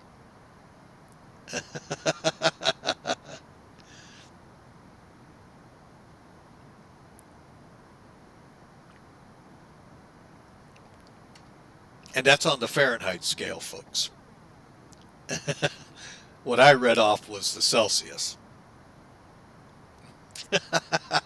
Which could be pretty close to yours. Let's see what 5 minus 5 reads out at. It's 23 degrees there. 23 Fahrenheit in Alaska.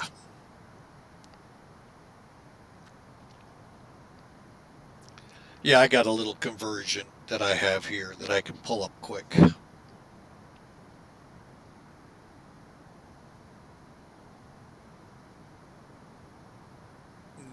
Not in the stream, no.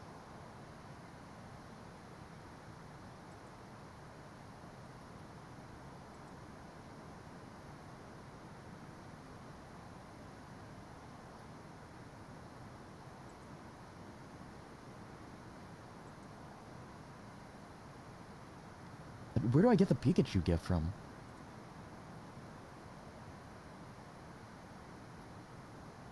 Just hopped in. Do I have the sound muted? Here we go. There we go. Do I have the sound?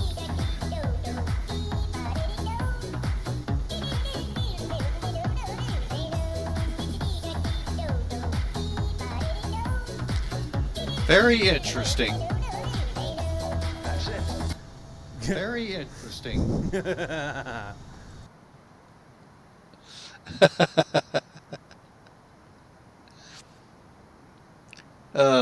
Yep, very what is it called? Jammy with a hamster. Jammy with the hamster. Here's another one. Hold on. Listen, this one scares the crap out of me. Hang on. Ready? Ooh. Ooh, I hate that. Ooh. What, just knocking? Ah. Ah.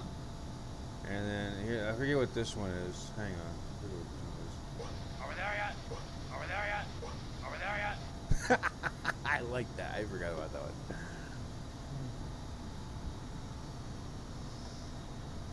Let's see here. And then there's this. Here's a real cool one. If it works, it works. I don't know. And there's day or night, so yeah. Time someone else out. Add time, design a livery. Thing I have, and then that land the plane, then the stream immediately. No one's ever going to get that. 3,825,968. No one's ever going to get that. Getting there. That's why I'm still in your stream. Very cool.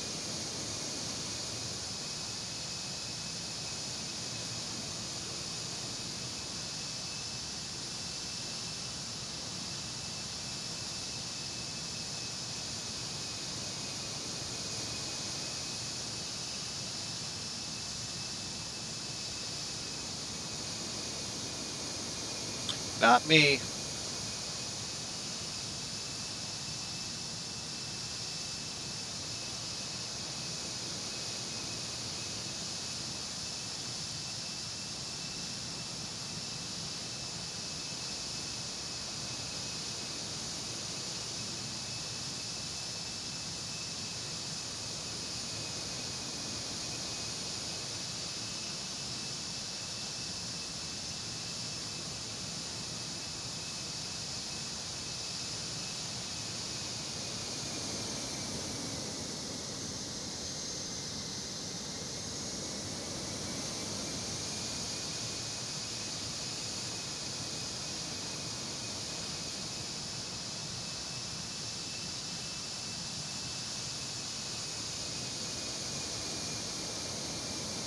Uh-oh, you're iced up.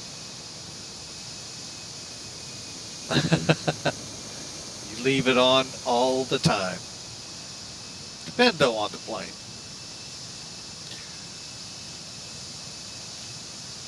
What airport is that?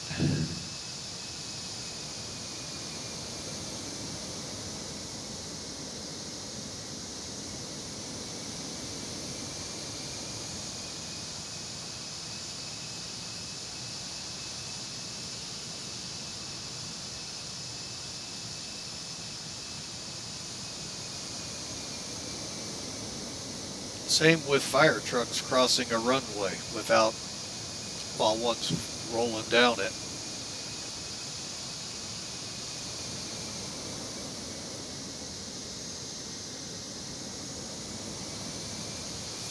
Oh well.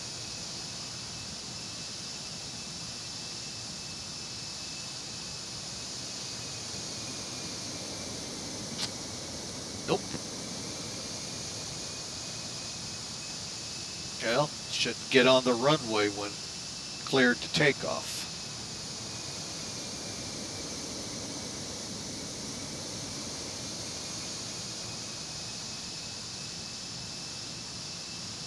Yeah, but you don't cross the runway without clearance, from clearance.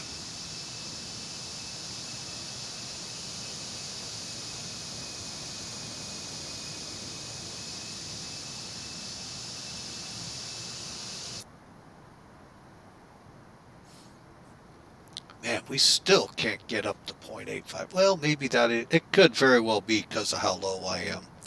How close to Montgomery? We're going up. All right, time for step climb.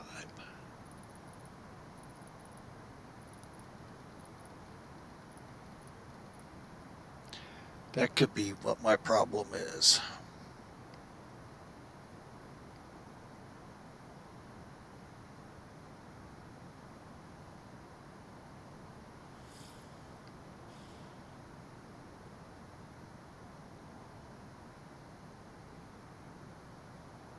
I was very close to it, then something came up.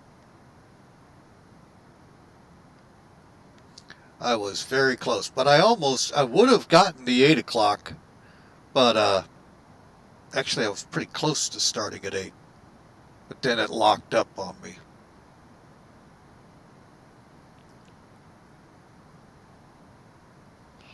All right, so we're pushing for 30,000.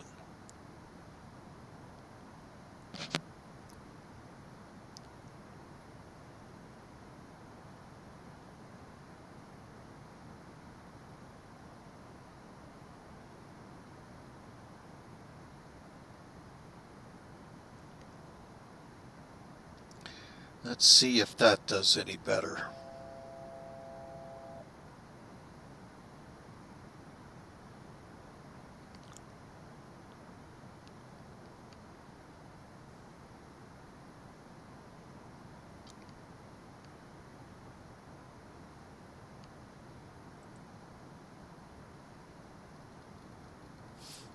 All right, so where does Sim Toolkit put us?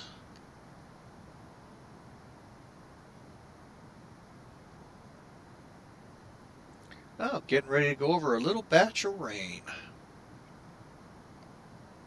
Doesn't look like it's showing up out there.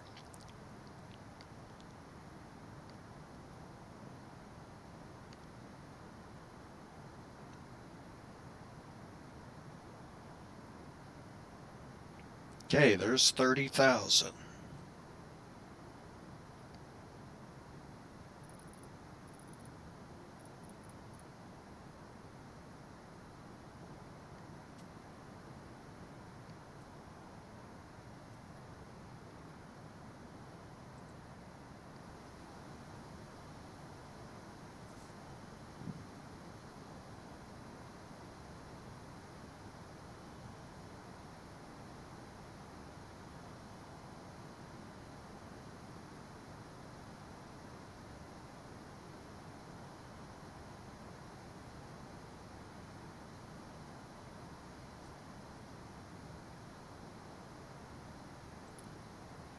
Let me try this, see how this works.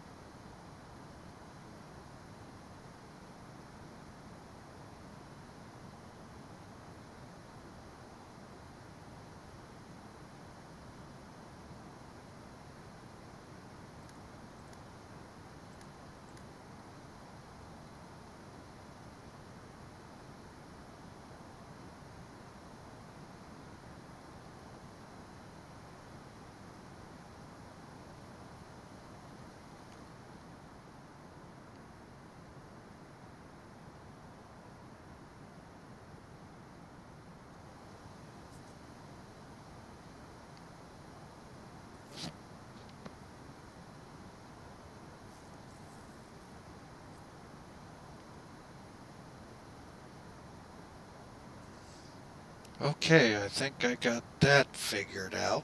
Boy, it's been a long time since I've worked the fuel on this plane.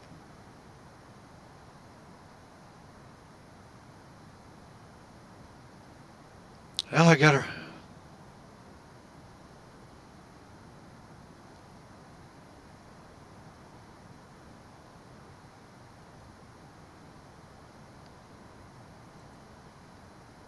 Okay.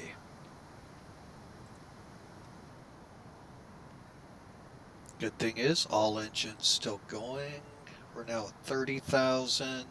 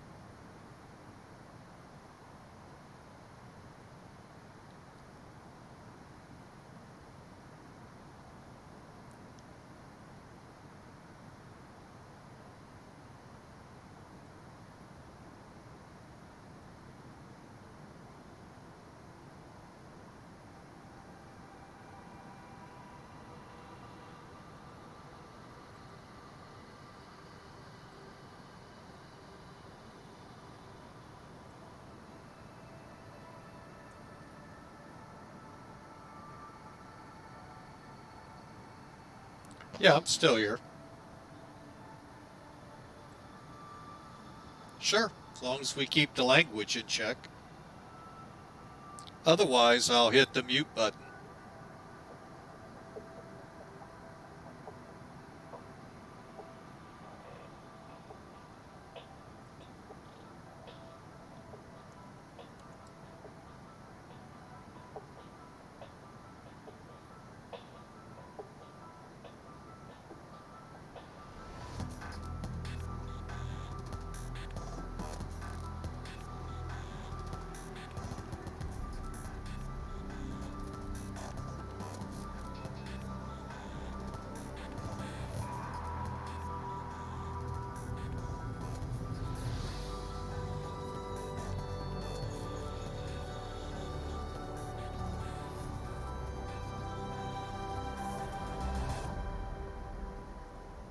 Really?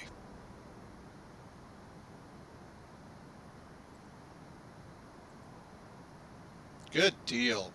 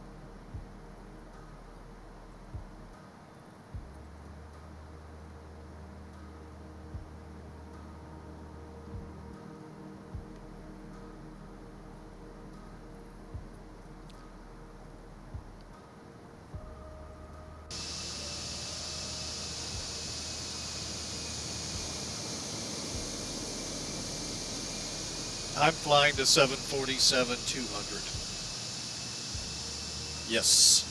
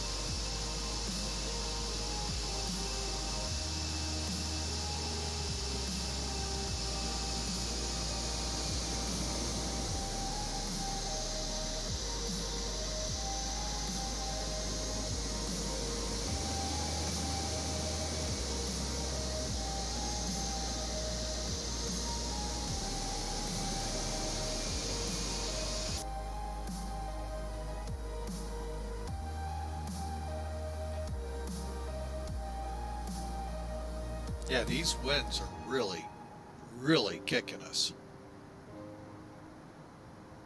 Would have been better to go the other way.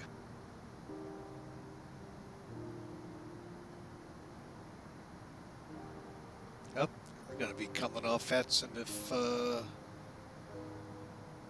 Okay, it's back in real time. Okay.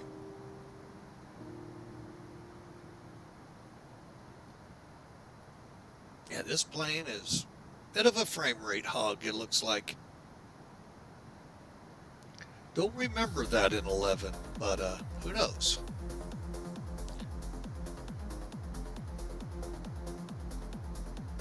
This is X-Plane 12. Yeah. Yeah, I decided to give it a try. There's Montgomery we're crossing. I've been flying, well, the last time I flew this in X-Plane 12 was about a week ago, and from Minneapolis down to Phoenix. Over the numbers in Phoenix, crashed to desktop.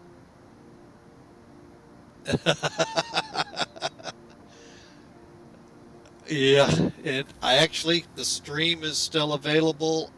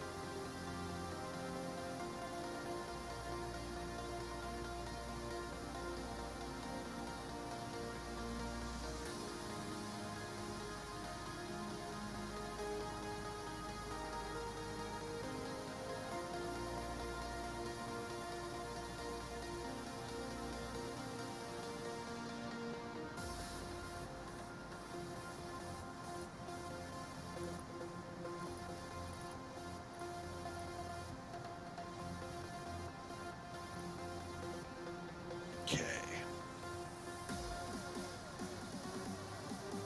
Let's see, are we going to go over Memphis, or we're going to slice Memphis and Nashville right through the middle.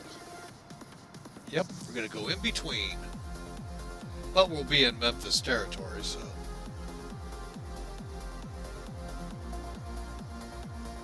A little further, I've got 80.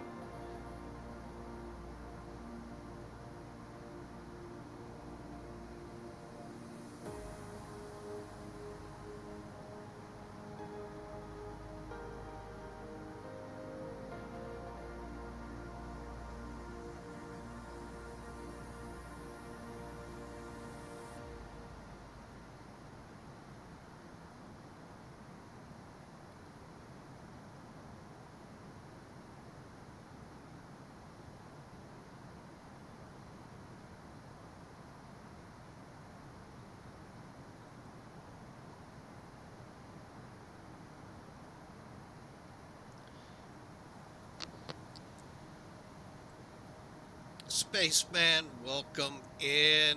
See you there in the chat. What's up? We're over in the Discord channel. I've got it muted for a second so I can let Duluth handle what Duluth is handling on his side.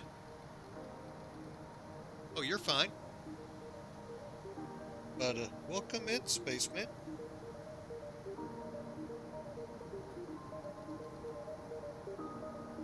Yes.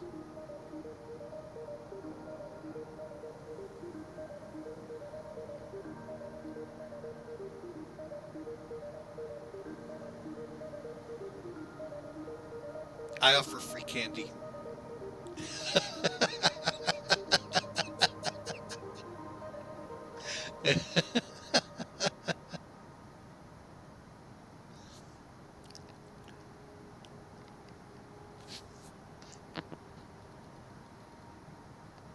Hello, Moto.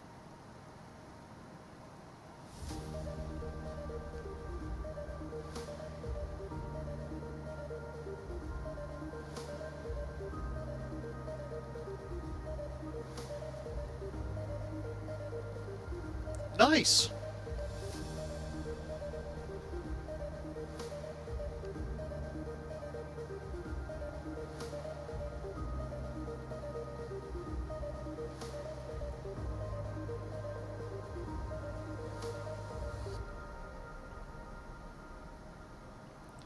Well, Spaceman, it looks like you're lost in space. You know, that was a good TV show, but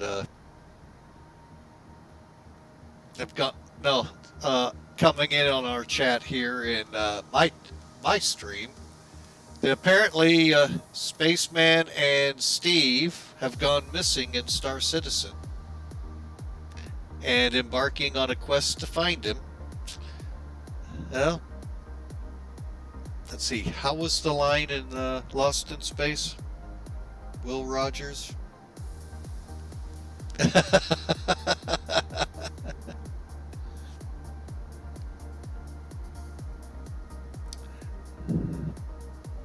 Danger! Danger!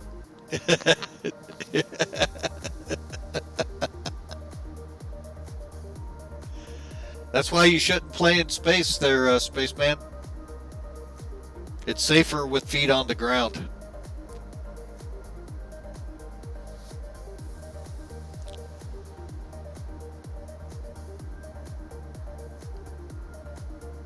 Awesome!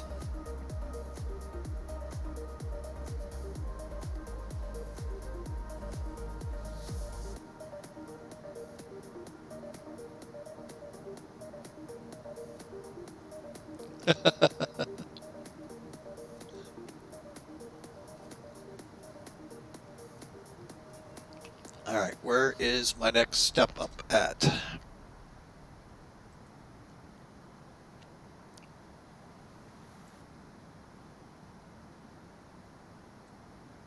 Oh, Dupree. Dupree, South Dakota is where we stepped to 32. Long way to go.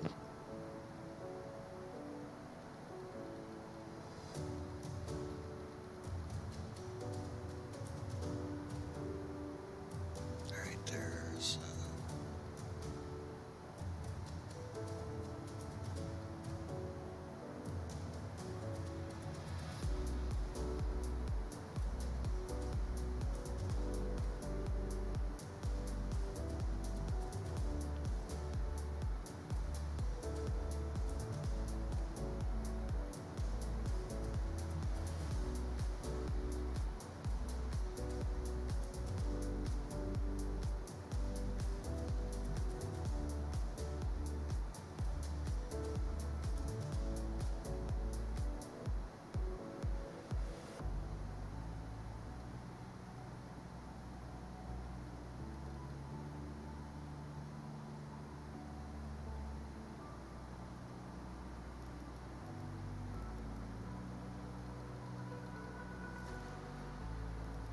Be nice if it was Minneapolis.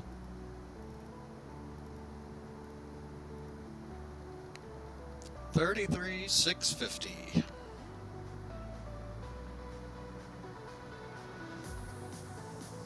Enjoy.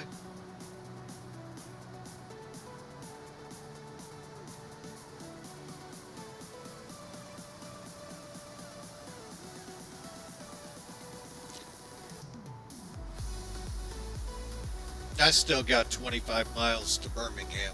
Got to make the turn before he'll even start talking to me. Okay, why? Oh, there it is.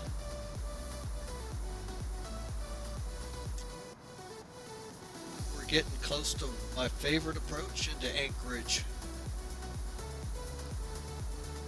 Runway 33, that is a cool approach in there.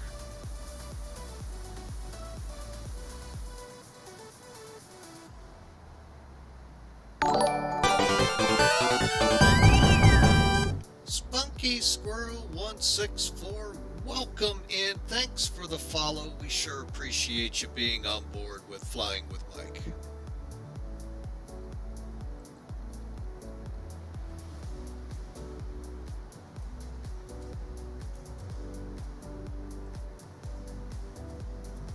Oh, man.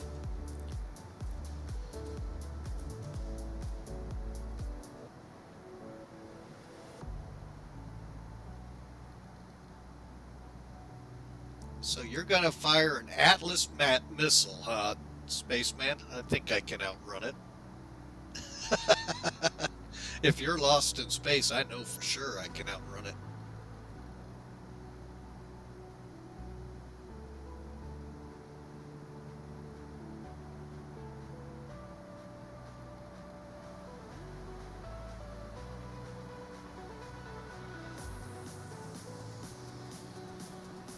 Okay.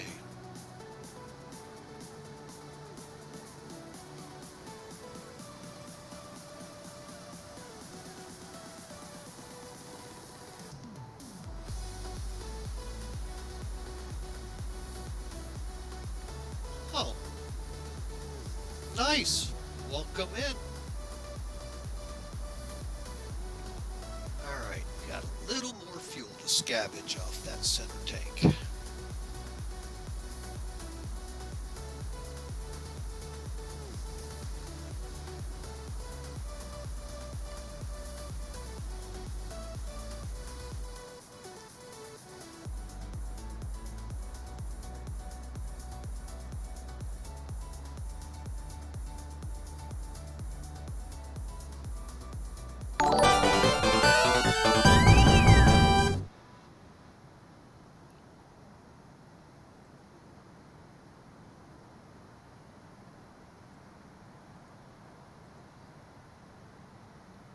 Oh, welcome in, Flight CBJ. Thank you so much for the follow. It's always great to have new people coming aboard. Look forward to seeing you on future flights. Oh.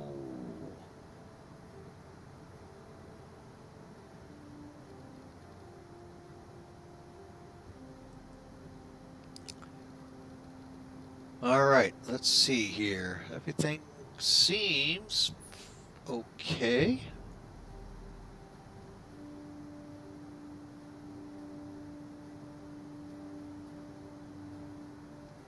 Yep, there's the turn over Birmingham.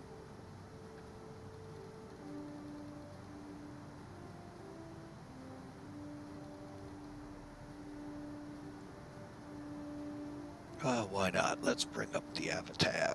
Oh, we're still running in the 20s.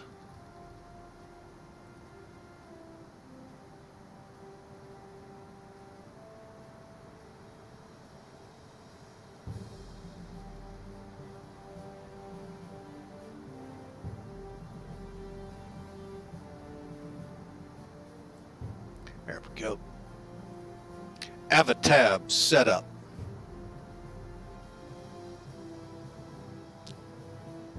Let's see here. What is today? The 19th? Couple more days and my movie's out in the theaters. Devotion. Looks like a pretty good movie. A Korean War with the F-4U Corsairs.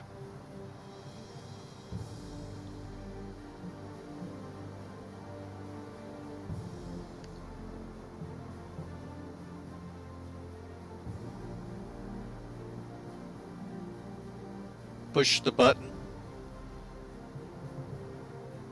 under COM 2 and then make sure your volume's on.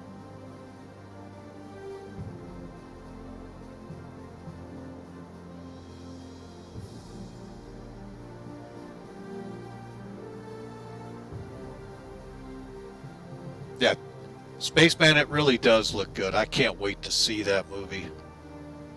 One of the few that are coming out that I really seem to like.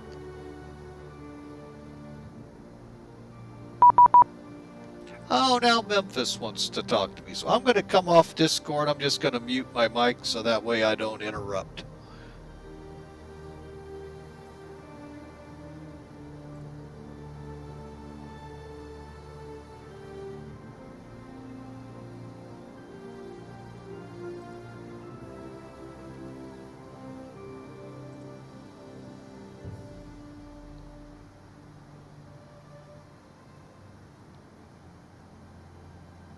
Although I wonder if sometimes flying on VATSIM is causing the troubles.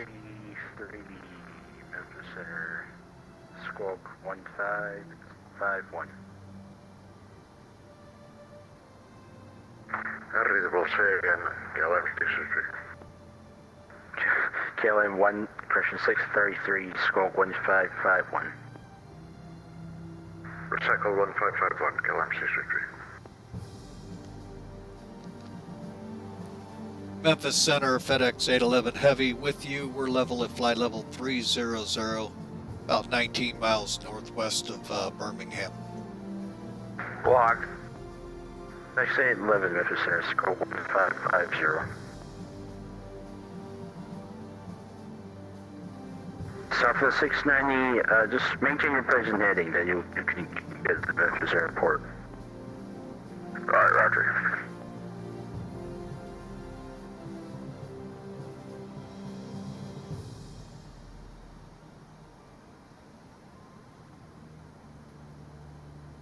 Memphis Center, FedEx 811 Heavy's with you. Flight level 300. FedEx 811 Memphis Center, Squawk 1550. 1550, FedEx 811 Heavy.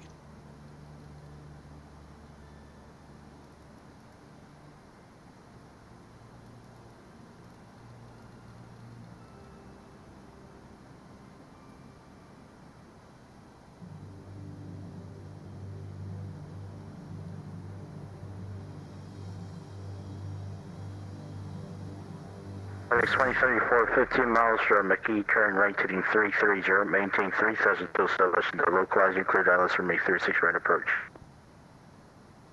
Alright, turn right 330, we'll maintain that heading until established for runway 36 right, clear approach.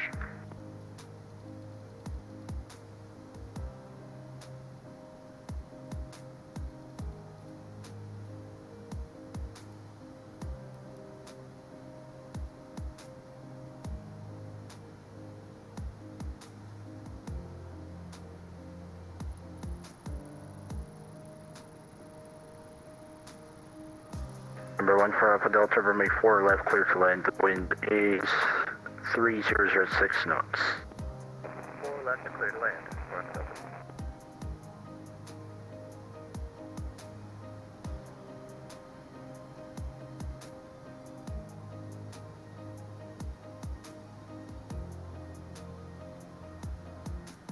KLM 633, radar contact, 40 miles southwest of Rocket Sunset will be over flight level 340.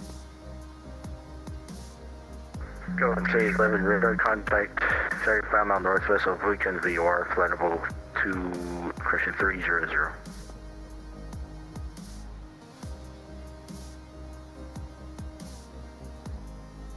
PS 2990, radar contact 20 mile west of Rocket Sunset, flight level 320. Wow. Memphis Center, Southwest 690, requesting descent down to 9 or 500 to get out of the clouds. Southwest 690, descend your discretion. Southwest 690, cleared into Memphis. Roger.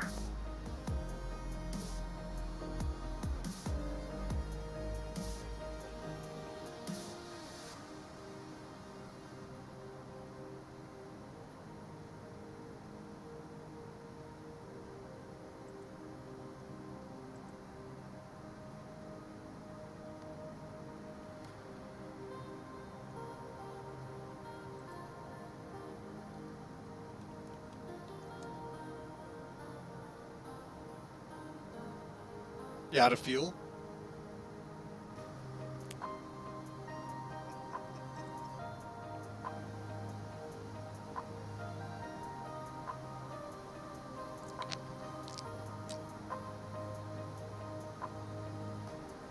Oh, it's always fun to run out. Grab a tanker while you're out of fuel real quick. Always fun. Why is this scavenger tank take so long? X2034, runway 36 right, clear, line to wind 36, you're at 3. 36 right, clear to line, FedEx 2034. I don't ever That's remember the taking 69 this Airport long. Bear, 12 o'clock at 20 miles, reporting site. Do I gotta turn the pumps off to make it drain right?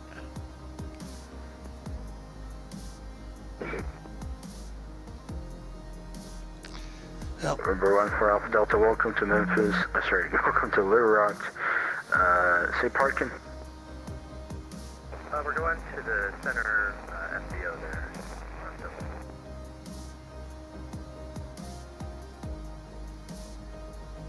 Memphis Center.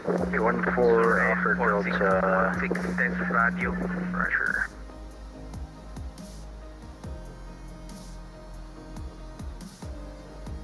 Memphis Center, Southwest 690, airport in sight.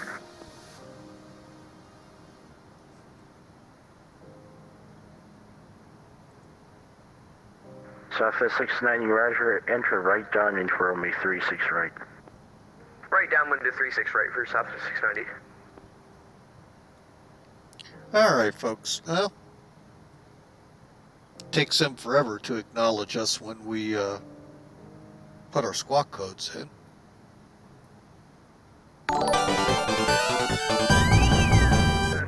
Steven! 9975, thanks for the follow. We sure appreciate it. Hope you enjoy the ride over to Anchorage. Thanks for your discretion. And I hope you weren't the one having troubles getting out of O'Hare.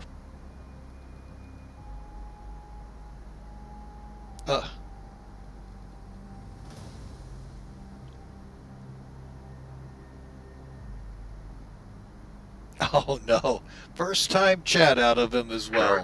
Welcome aboard. Hopefully the wings have warmed up a little bit. All 3 streams of yours going. I have 3 streams going. Wow. I know it's the other 2 guys.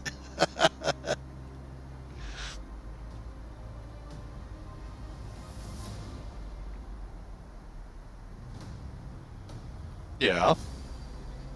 Well, I am.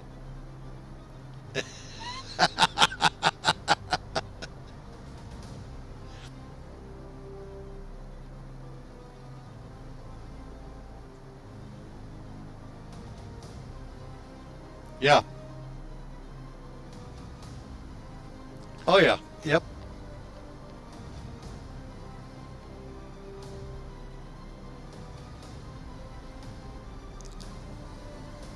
It's possible. Who did what on purpose? Well, it all depends. Was the pilot cleared for takeoff and they crossed the runway? Yeah. If the plane was already in takeoff roll and those trucks hit the runway, it falls onto them, unfortunately. And I hate seeing it. Yep. You don't touch that runway no matter what unless they tell you to. That's why. Yep, that was a horrible disaster down there. Memphis Center, Southwest 690, can I have landing clearance? It's 690, you have to enter downwind and then I'll get you the landing clearance. I am not entering downwind until I get to Anchorage. Memphis Center, Sur A4616, test radio.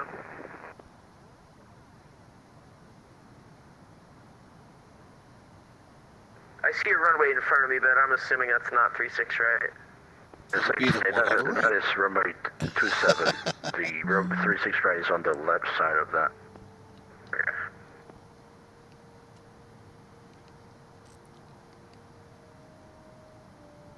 Memphis Center, Sur 616, text radio. Okay, spaceman. We're always screwing up, huh?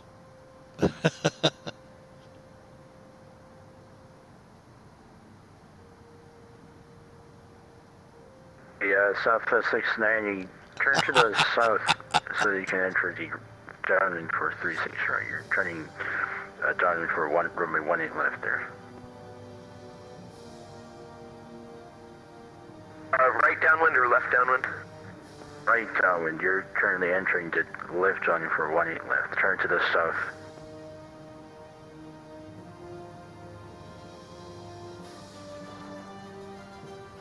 Yeah, them.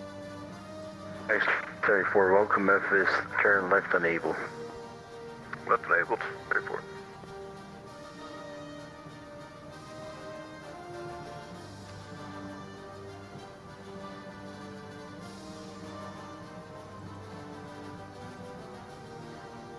X-2034, turn right to Sierra, across runway 9 to the FedEx ramp, bye-bye.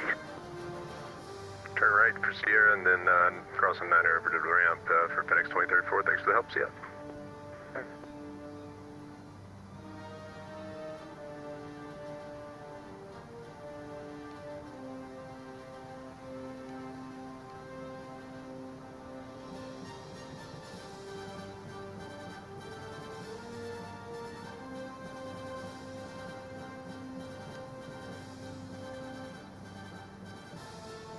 Yeah, they're trying everything to get people.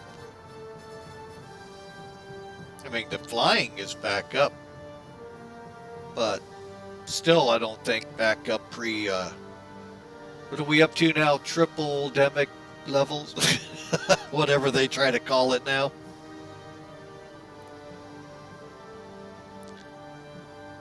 Delta 4487, leaving my airspace, Kansas City Center, all flight 3, please change your pretty, bye-bye. Yes, this is 20 for Delta 4437. Don't worry, I've been in the 70s for the most part. The 690, runway 36 right, clear land, wind is calm. I'm just waiting for the scavenger tank to empty out.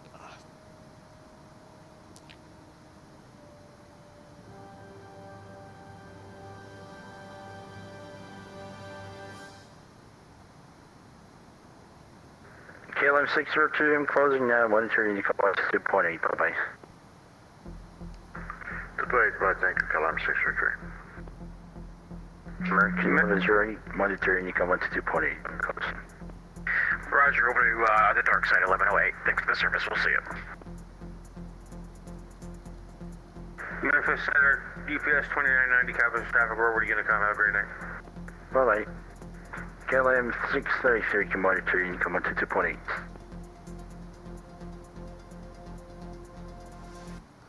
FedEx 811, Memphis Center. Go ahead, Memphis Center. FedEx 811, I'm closing now, monitoring you come 2.8. 22.8, FedEx 811, have a great day. Thanks for the service. South.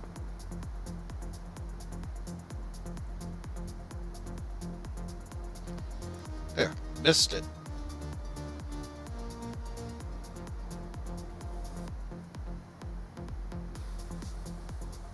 What you do now?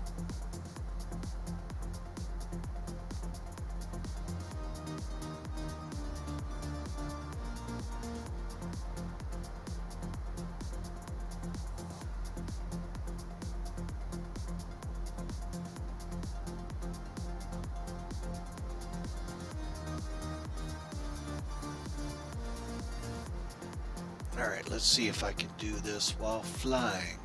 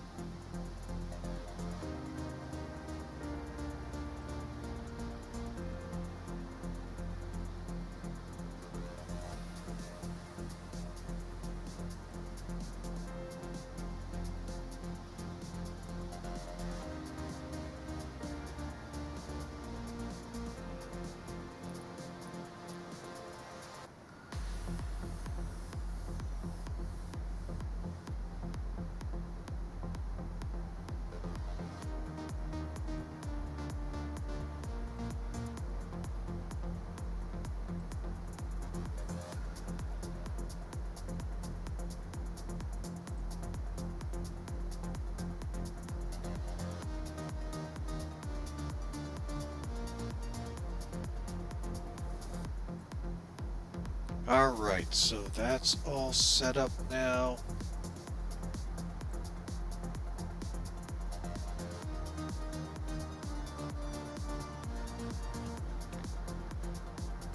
Okay, well, we're still level. We got a ways to go to a step climb, so...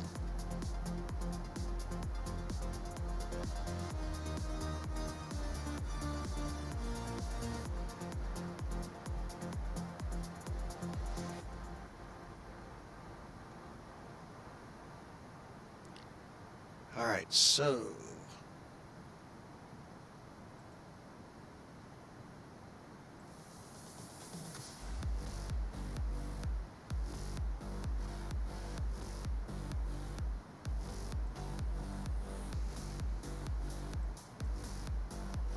$15.7.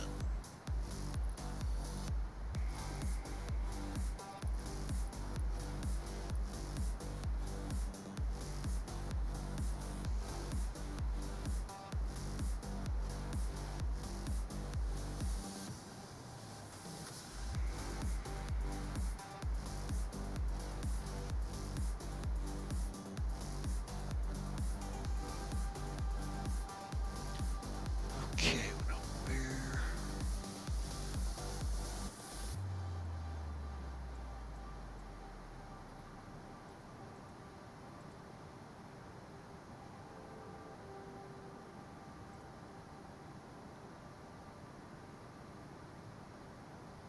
Okay, so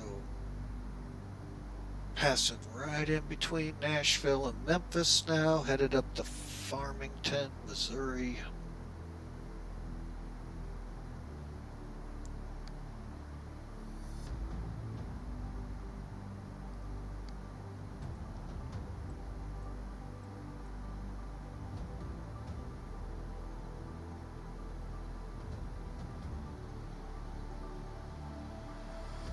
Hawker, it's safe to come back on VATSIM. He's down.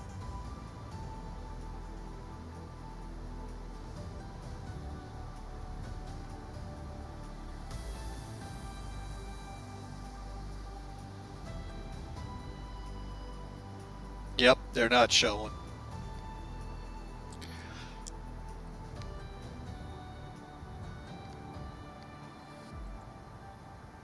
That's one thing I don't like about Simulware.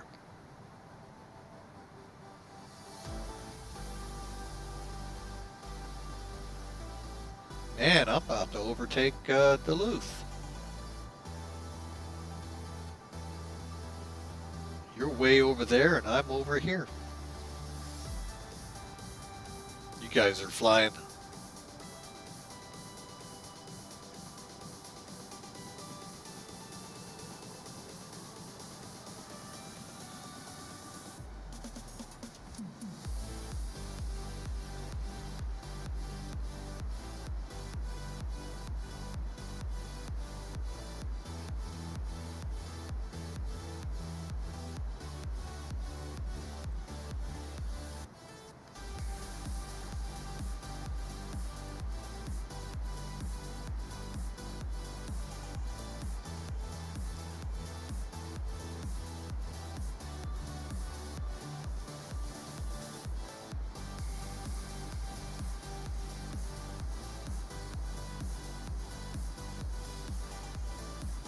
Alright, so out of fuel yet, that scavenge tank, 200 to go.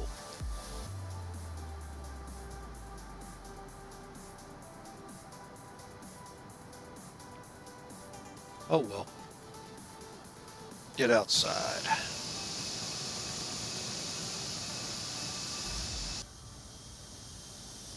Little crabby today.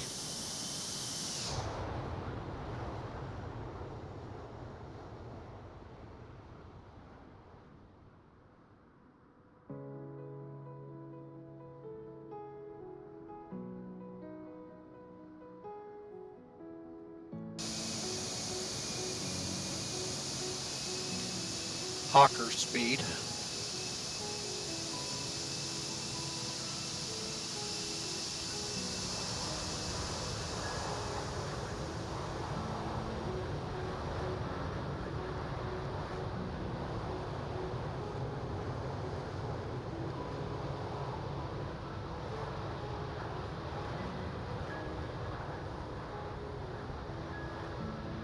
Dodger.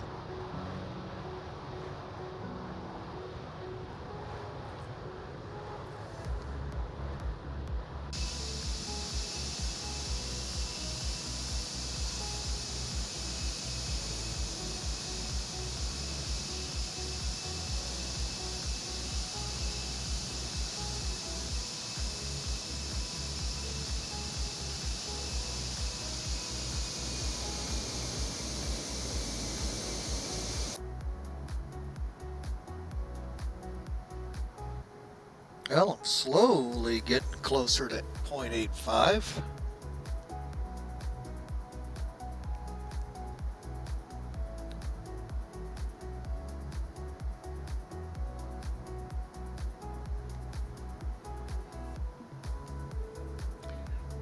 True one at 470-ish. I don't know.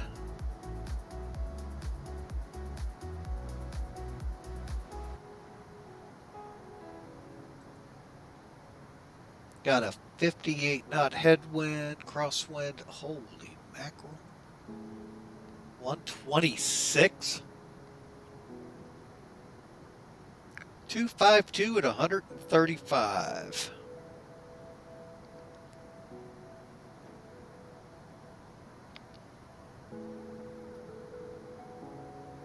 Yeah, we definitely got it right in the jet stream right now.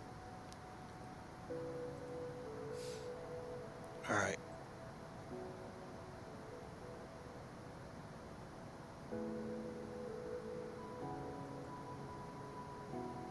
FedEx maintenance notified.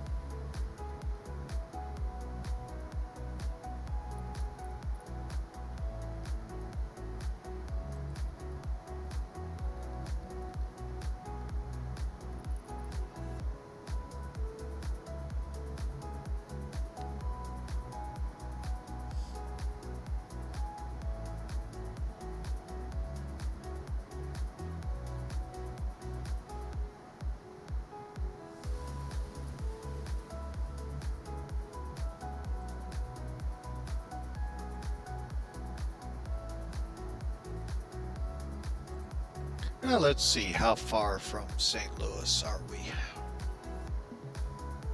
Yeah, it's not even tuning in.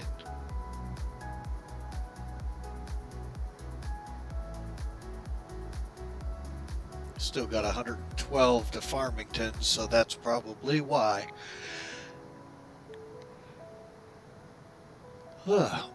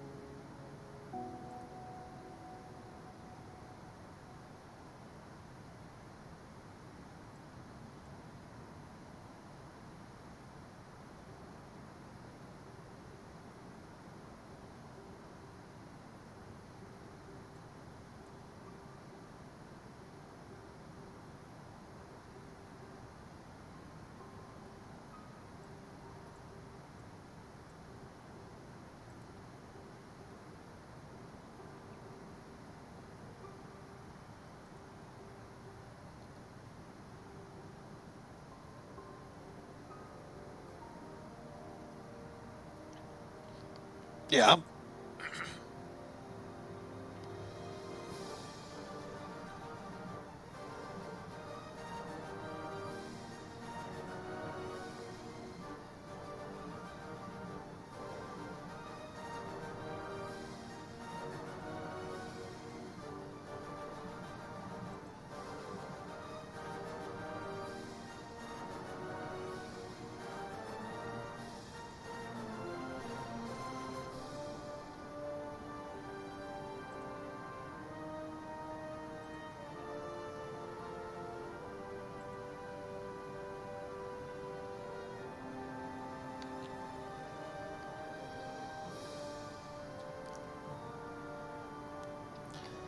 Alright, why are we not tuning in St. Louis?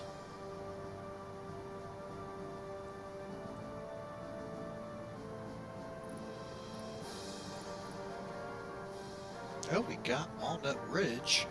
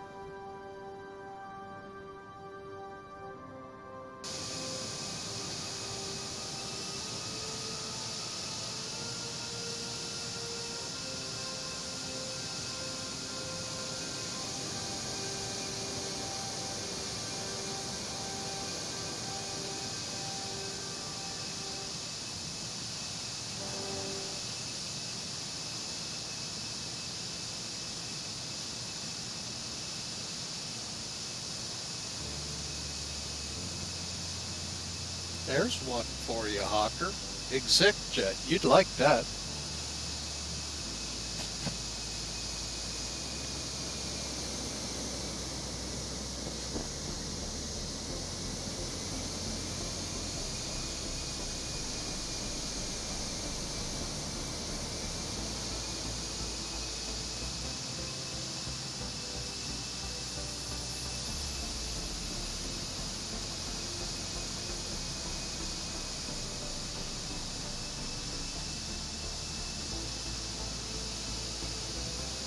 Oh, Solaris. Okay, I've got the a checklist from them for the 727.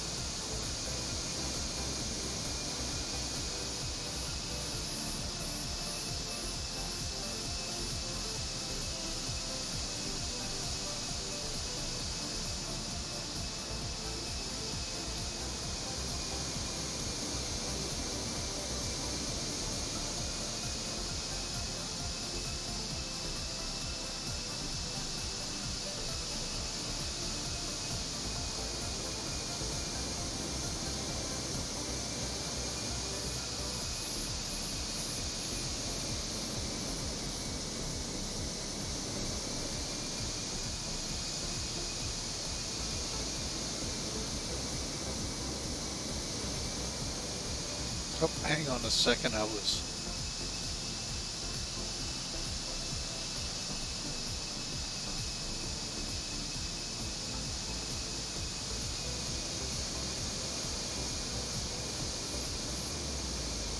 Where'd you post? Oh. Oh, that one.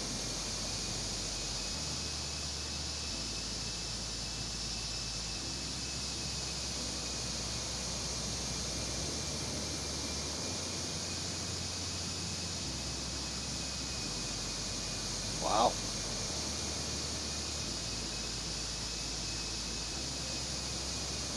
Interesting. I fly for enough.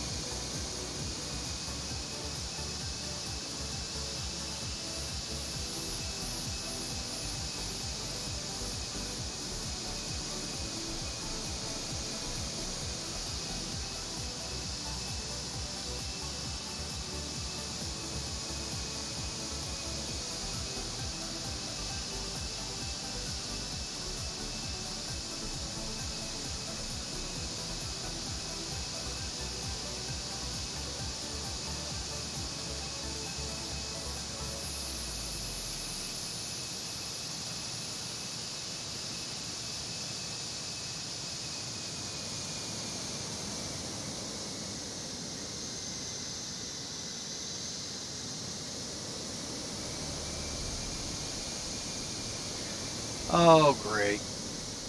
Well, folks, I knew it was going to happen. And OBS is disconnected. It'll reconnect here hopefully shortly. Gotta love it when it does that. But this is still running on video. Not really seeing what caused it to disconnect yet.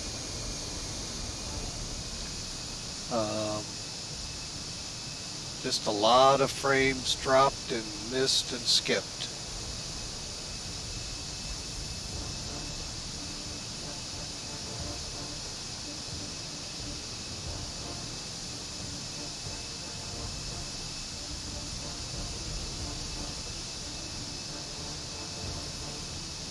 Aggravating as can be, but nothing I can do about it. Here we go, we're back on, so hopefully we'll get all the people back. Don't know what caused it, folks, but welcome back for those that hung it out. We got disconnected again, and really tired of that with OBS. Oh well. Anyway, folks, we are flying along here.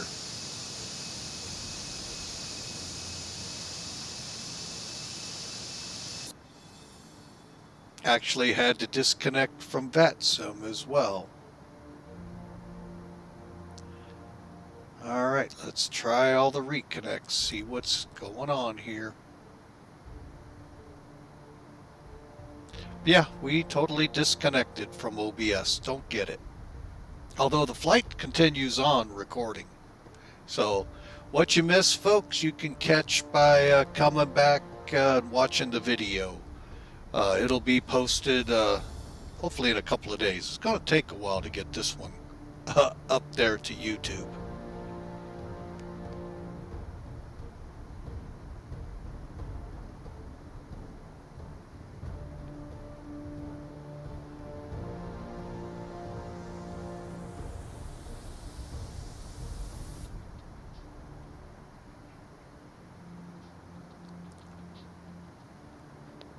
I have no idea what causes this, folks, and I've got it set so it's priority on the machine, OBS.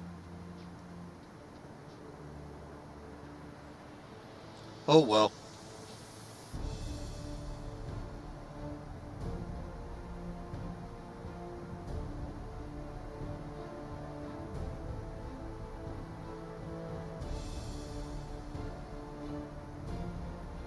Alright, looking back though through my activity, I see Duluth gave a shout out to 5 viewers about 36 minutes ago, along with the several follows we've had from Spunky Squirrel 64, Flight CBJ, and Steven 975. Thank you all for the follows.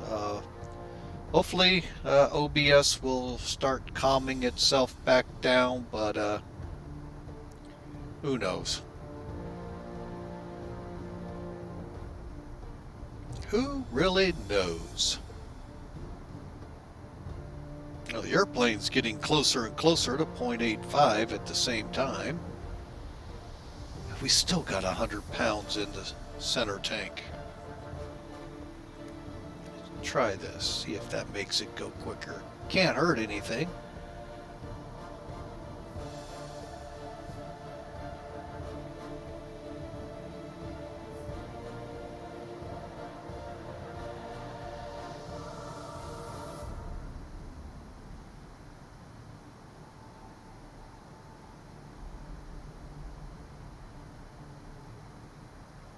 And it didn't help. All right.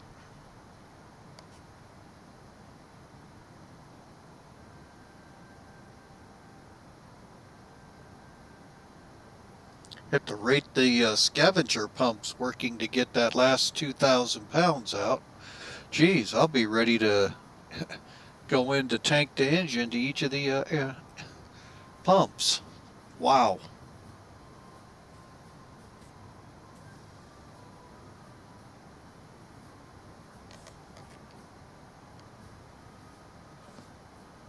transferring what.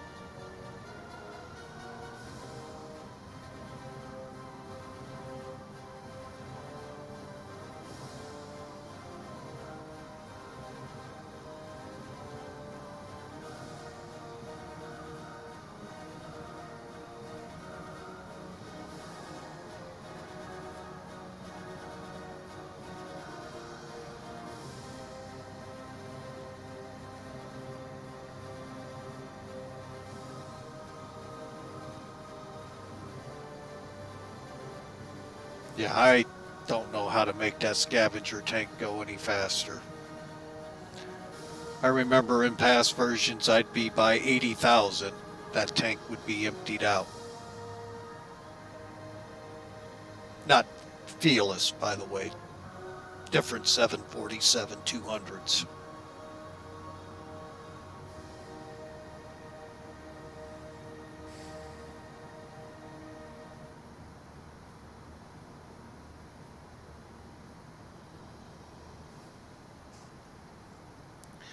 All right, let's see how we're doing out here.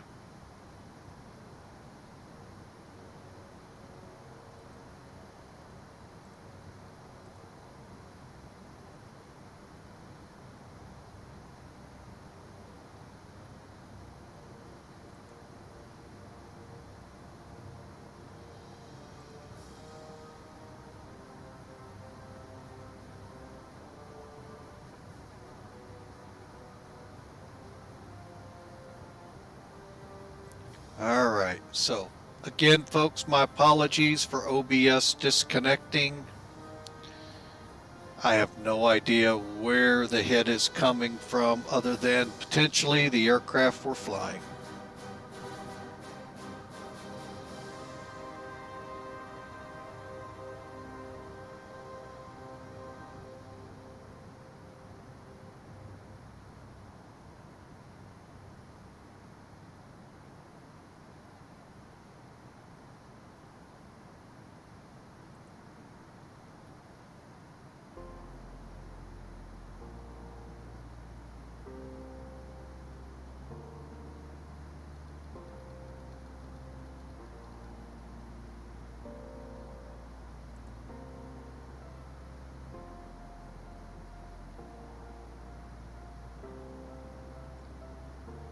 Should be able to.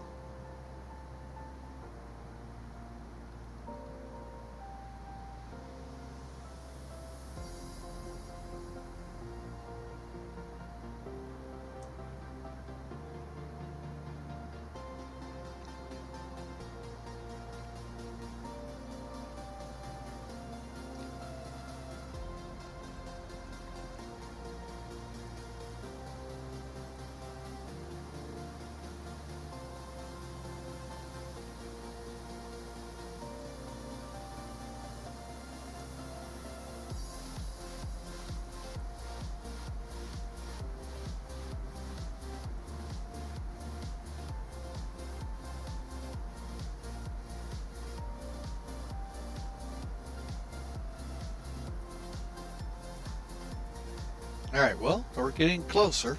We just turned more into the wind, I think.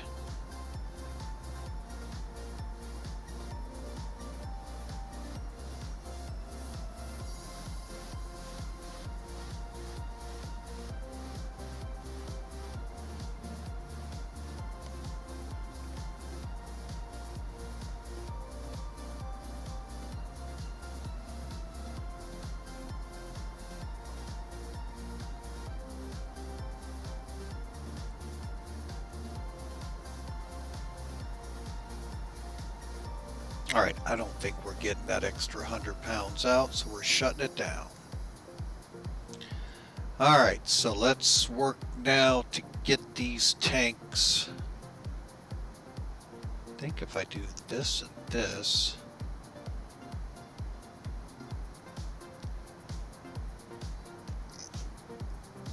can start burning down and getting even on my fuel again.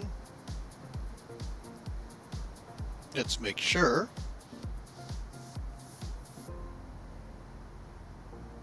Okay.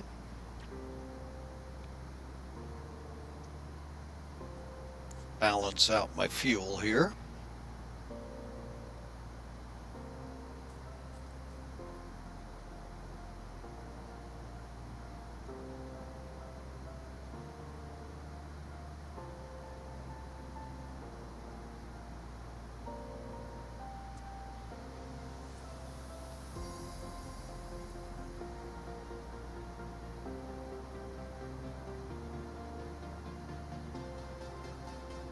Okay, got a ways to go. And I will be right back, folks.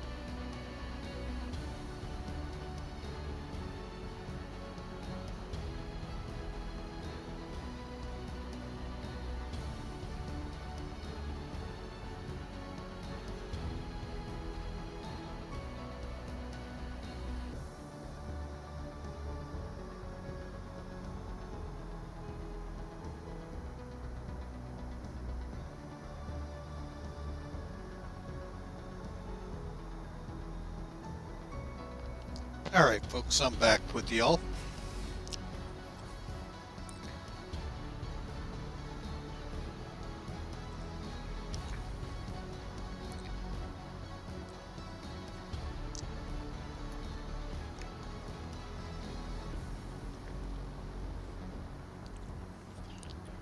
Okay.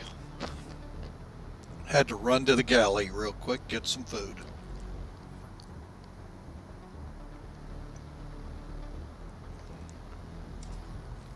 Oh. All right, as I can see, we're 134 miles out of St. Joe, Missouri, and 125 miles from Farmington. Now, if you look for us on SimAware, folks, I will be the one more to the south of those two. So I think my routing's more VOR, VOR, VOR. I'm just waiting for SimAware to update.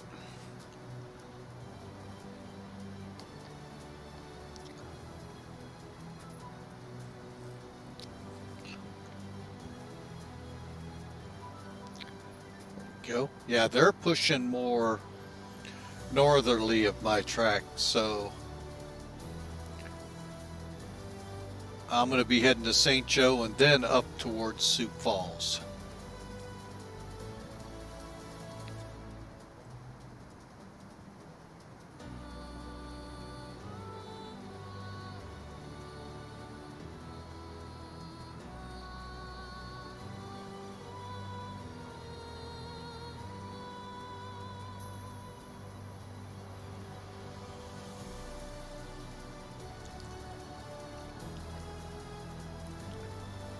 All right, let me...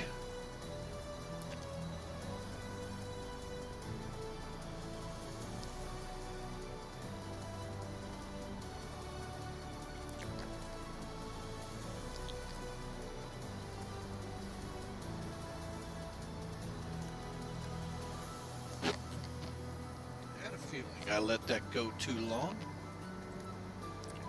All right, we'll stay more on top of that now. All right, so we'll get our fuel balance here set up decently here.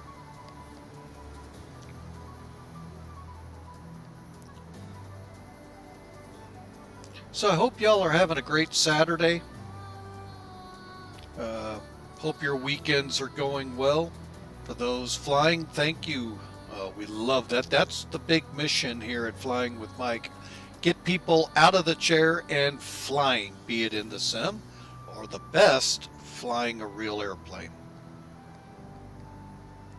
But since most of us can't afford a real airplane, you know, the sim does come in nice and handy.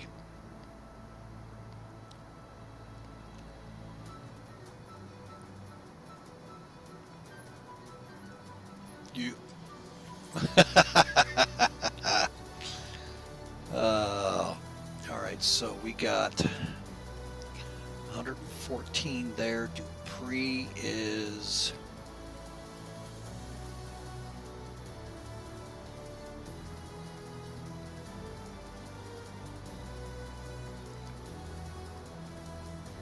about 550 or 530 miles out. Okay, that's a good step climb.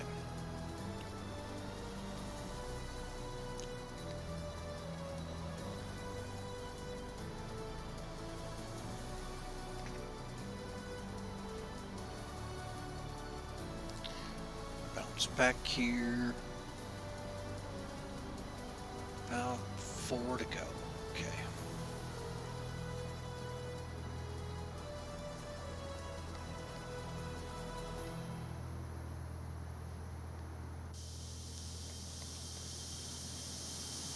A little crabby still, but not as bad as before.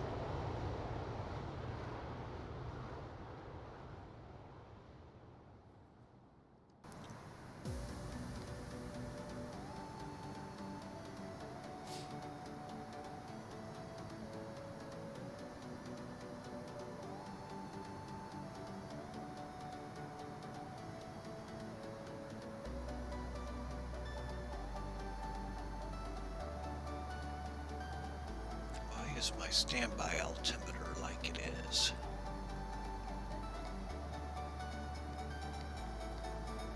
Interesting.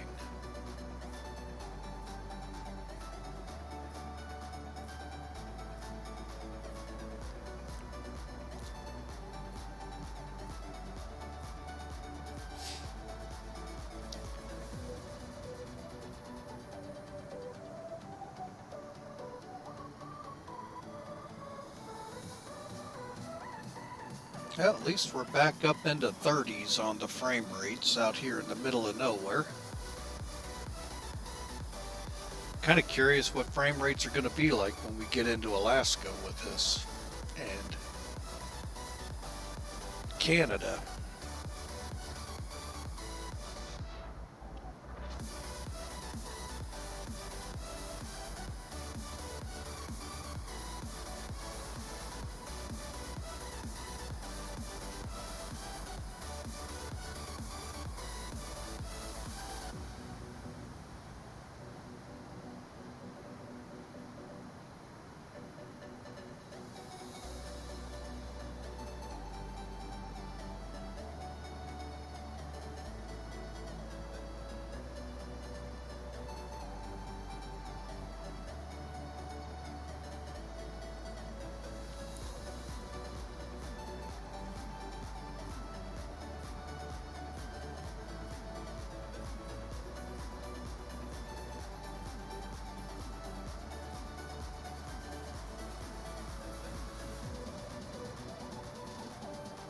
So, Hawk, is this one of your longest flights with this yet?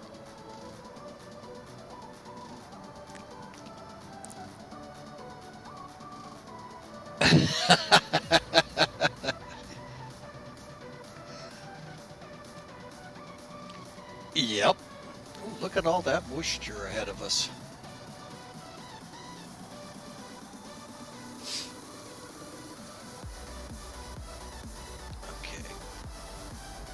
Back up here, see what is showing up on the radar.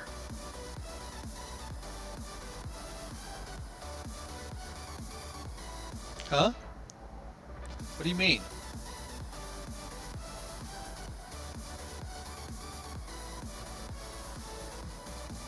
It should be giving them.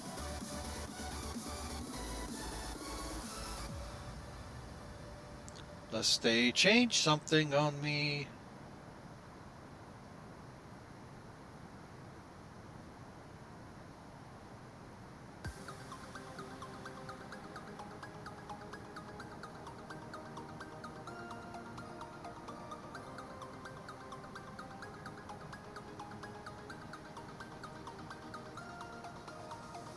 Yeah, channel points are on.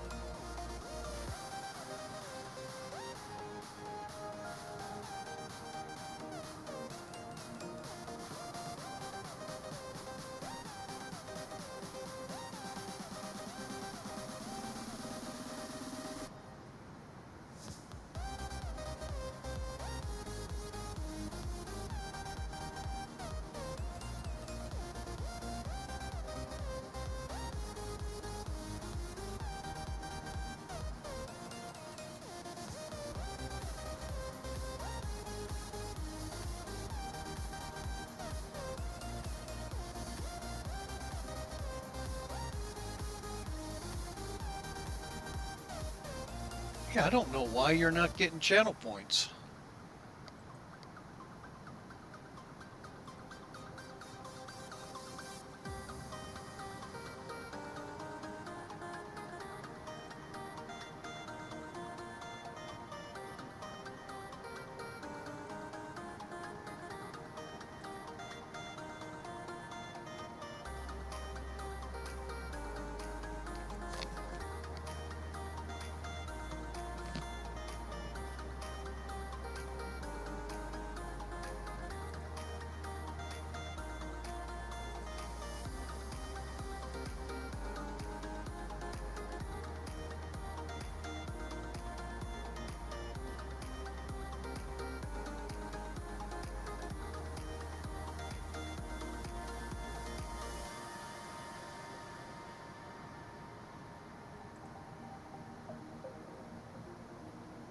Which one?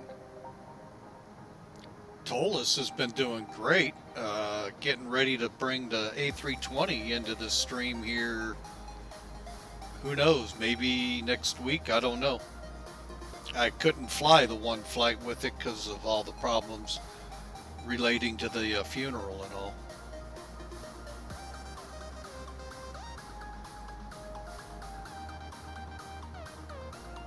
So we'll get that flight back up and going soon.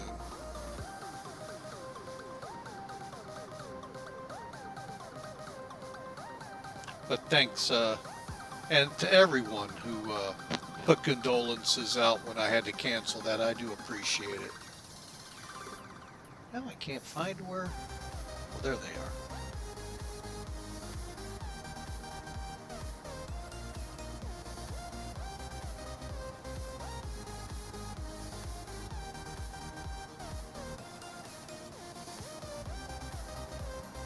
Well, I've got mine. They are, well, let's take a look while we're in flight. If it crashes it, it crashes it. I've got my clouds to max, and oh, there's where some of my troubles could be. Oh, okay, I need to dial things down. I know what I was doing. I ran into Vegas, folks. Would have been the midway to Vegas. That stream is now up at YouTube, and Vegas looked like a lake coming in. So I started fine-tuning things, and guess what? I think I fine-tuned it to where this plane is rough on frame rates, and I really don't like changing them while in flight. We'll try a couple. Like this one, this one. They talk about another kind of world. Another kind of world. What are you afraid of?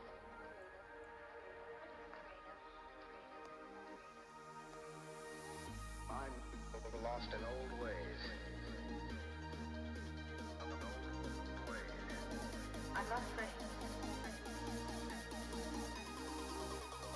Well, here goes nothing.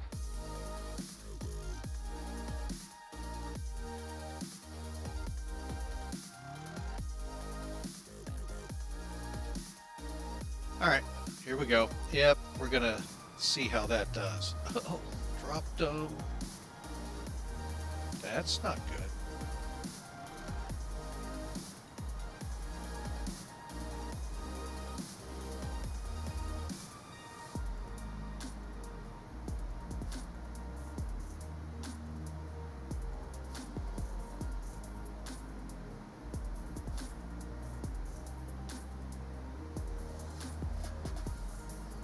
Well, we've lowered some settings, so let's see if that helps out. PM Pilot, welcome aboard. Thanks for the follow. Hope to see you on future streams. And again, thank you for being a part of Flying with Mike and supporting us by following.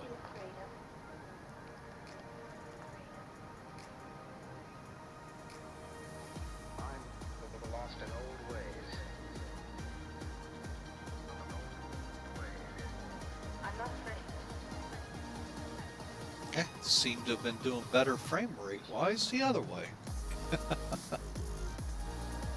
We'll see how it goes. Let it settle in. Yeah, I don't know what's going on with my channel points. If you're not getting points, I don't know why there, Hawker.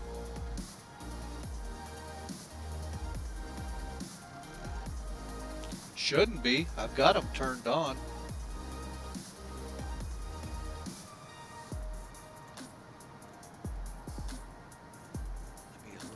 Here and see how many you have.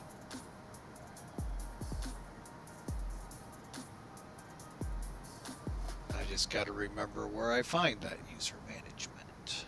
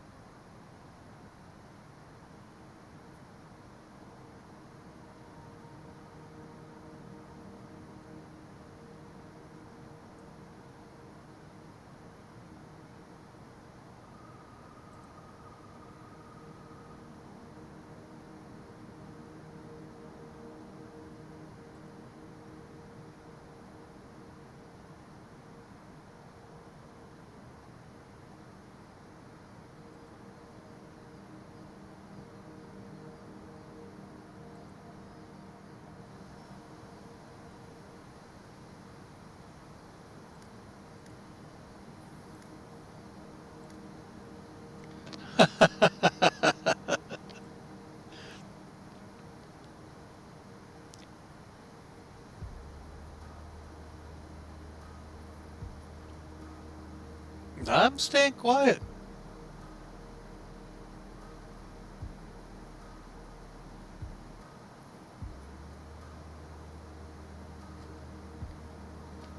Just take that grass strip right off your right wing.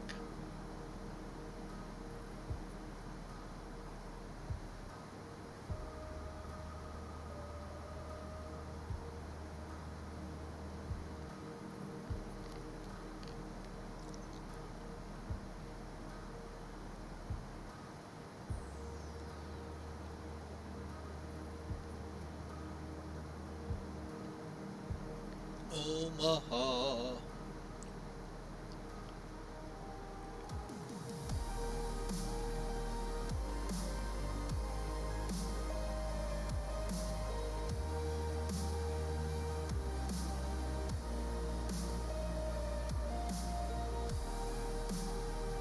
Unless you're close to Des Moines. Although you might have passed it if Omaha's there.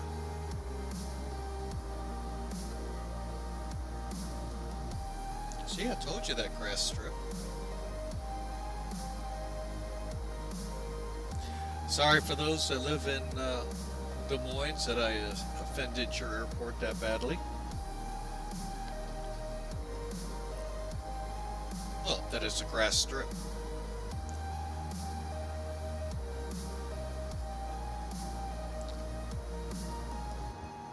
Actually, it's a UPS day sort area, or used to be, at least when I drove trucks.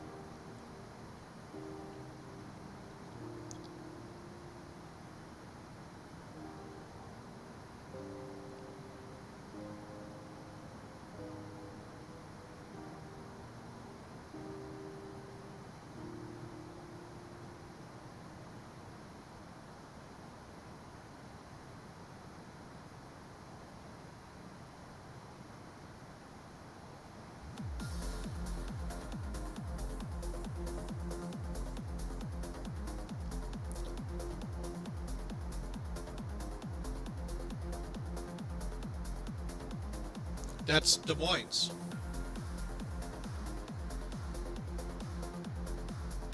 You're past Peoria, I think.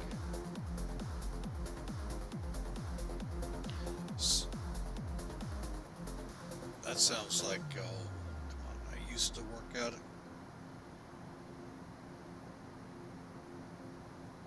Yeah, nope, you're good.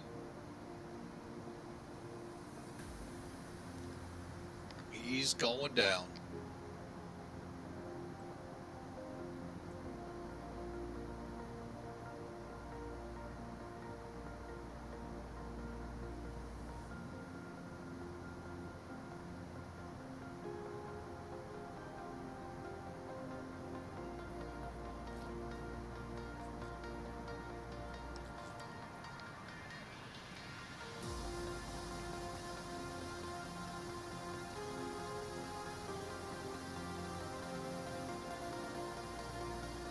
You said it could land anywhere.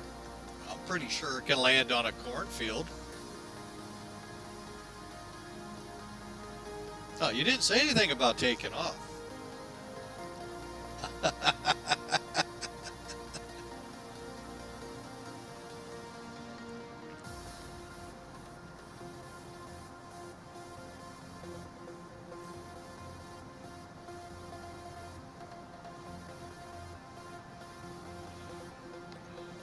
All right. Let's see, 63. Oh, look at that. Fuel pump's back on. And we are balanced out finally.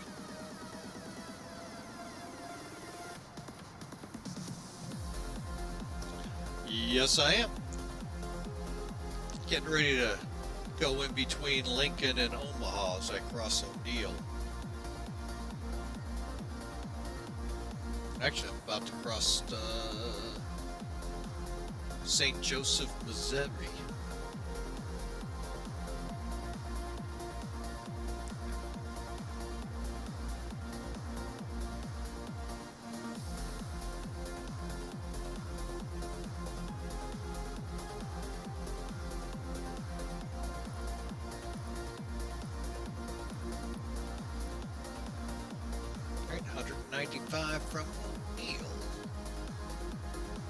Then we're going to start talking about getting up to 32,000 feet.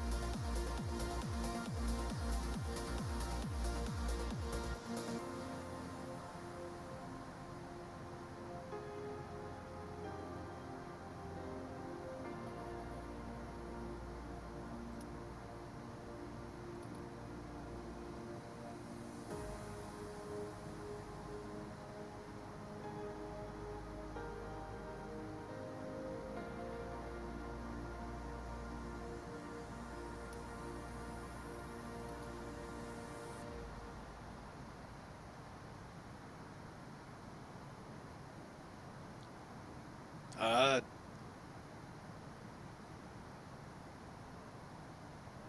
77,600 pounds, it sounds like.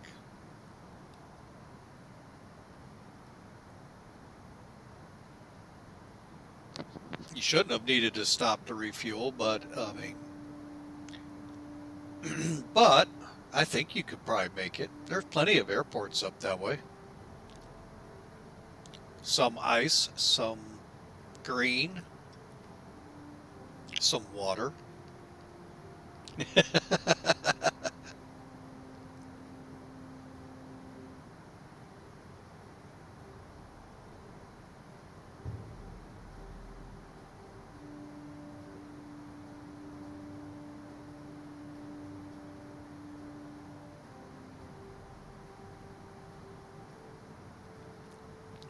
Look under progress. Should tell you how much fuel when you get to Anchorage.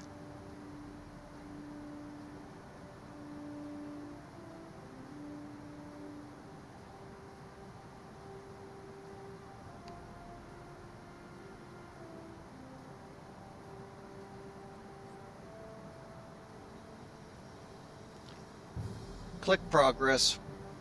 PROG. I gotta wait for the lag. You are looking at 6.9. 6,900 pounds. Should at this point.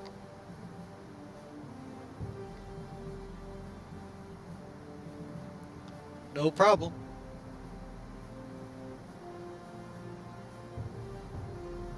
Virtual FAA, I think we need Duluth fly back in flight training.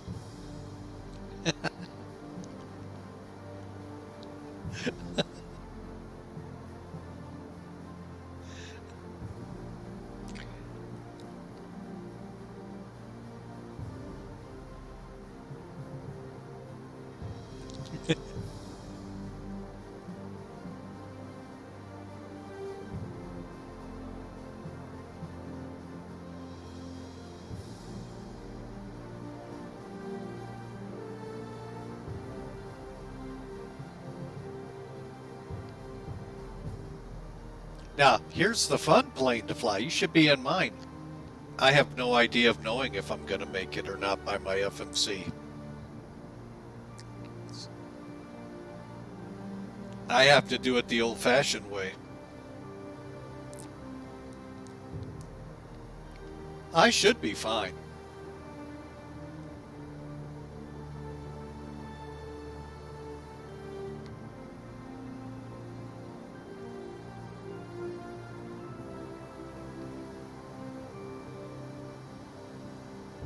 Because right now I've got, what do we got left in here? 184,000? Yeah, I should be able to make it.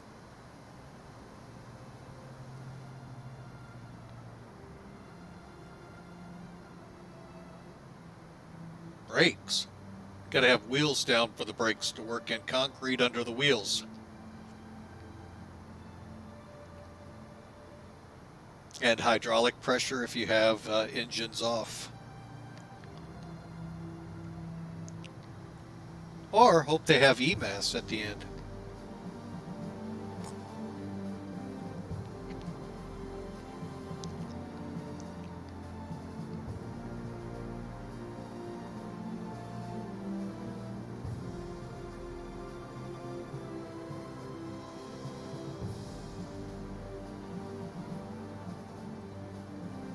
Oh, yep, he found the grass.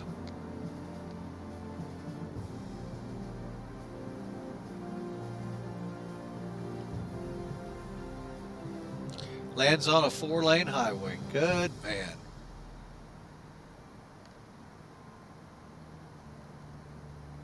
Virtual FAA, Des Moines, Iowa. Look for an MD-11.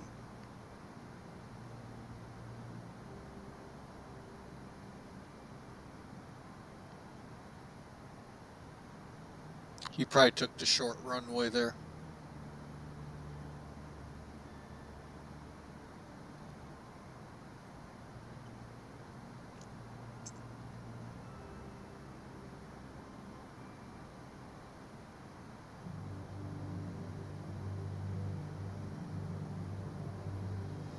Yeah, you took the shorter of the two.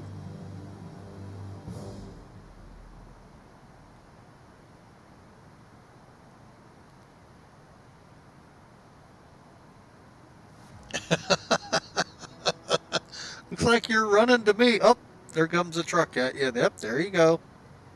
Idiot behind the wheel. You know, IDOT's hiring.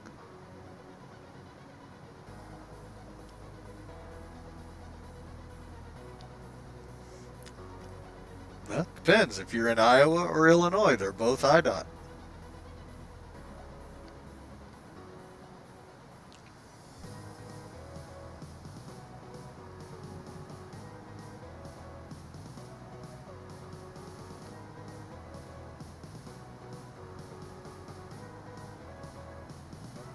Now that's Hoosier Dot.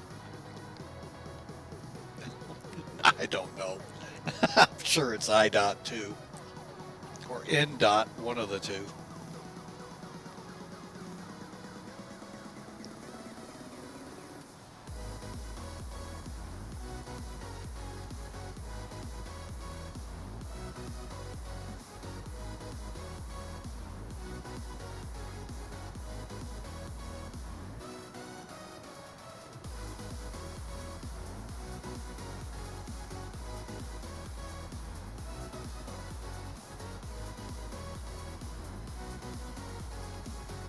I gotta remember which one's on which nav. That's okay, so that's St. Joe.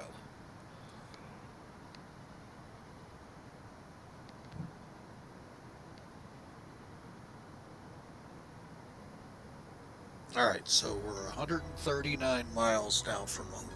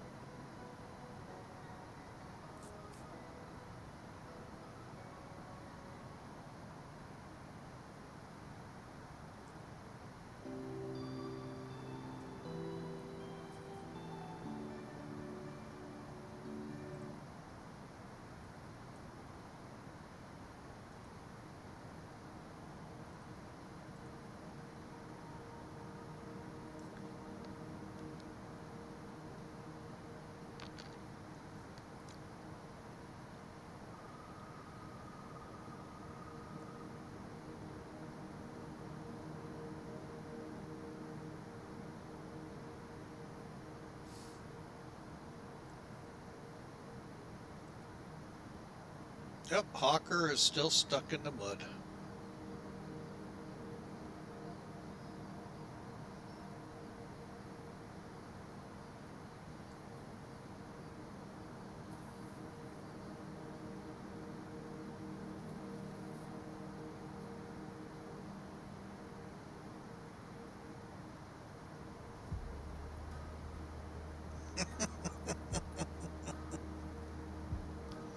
Oh, just reading Hawker's from Steven.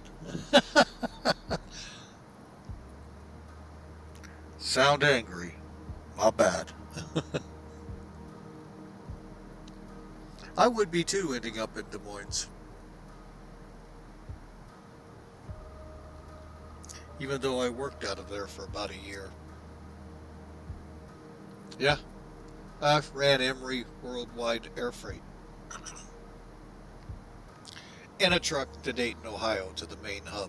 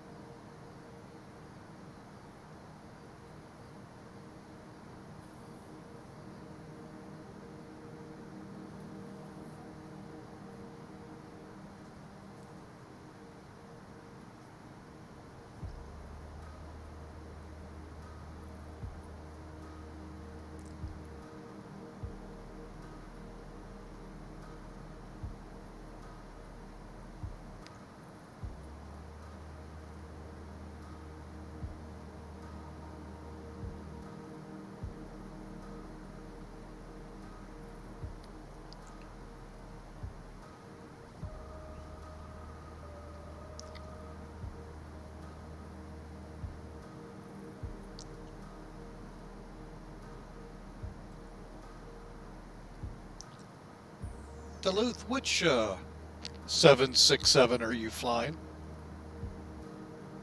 Flight Factor? They have a version for X-Plane 12. Yeah, they actually, and I've flown it quite a bit. Yeah, just so you know, they do have that one out. You just got to get the X updater and get it updated under beta. I did the beta fresh, and so just heads up for you.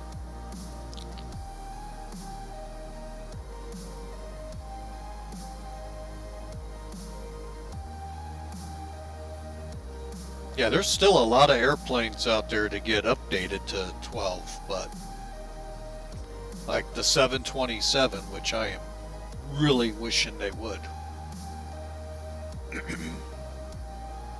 And my Caravan.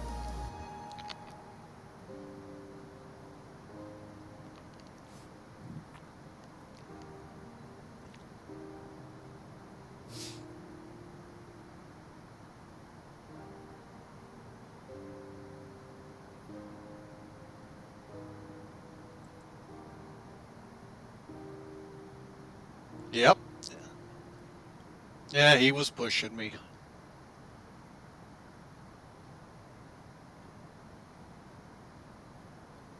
Oh, hell yeah, it'll make it. Wing and on a wing and a prayer. More prayer than wing. Looks like Hawker's on the move again. Didn't you see the tanker in the sky you could just hook up to and fly on?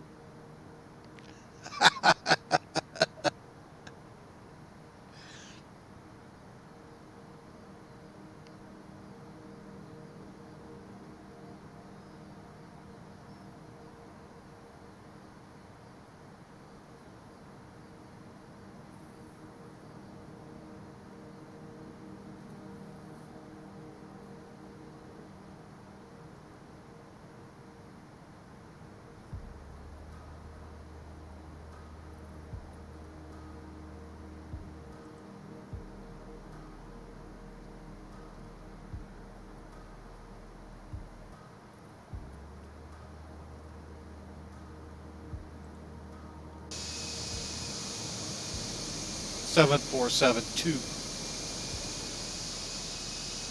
You got to work hard in this one. We don't fly the Duluth Special where the pretty boys are the only ones up front. Yeah, I mean, captain and first officer are the pretty boys and the guy doing all the work. Well, he's the one back behind them doing all the stuff behind the scenes. Juice 9912313331. Thanks for the follow. Welcome aboard. Hope you have a great time to Anchorage and future flights.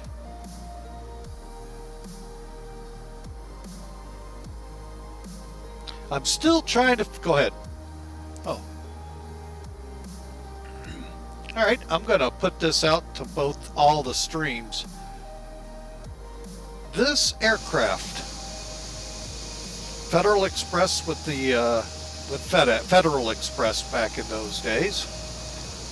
Did FedEx actually own it, or was it a lease aircraft from like Flying Tigers? And I know some of you went, there's a Tiger that flies? Yeah, it's an old airline that hasn't been around for quite a while. But I don't remember Federal Express ever having 747s. I can't even get the VA I fly for to answer them. So they may not know. I mean, this goes way back, folks. So I don't know the answer either, if this was an actual FedEx plane or leased to them and flown ACMI by another group. Atlas or Flying Tigers. So if anyone out there knows, I would sure love to know. Oh, I got somebody. Who is this? Steven997, think it was leased. Yeah, that's what I'm leaning to, and I think it was Flying Tigers that probably leased it.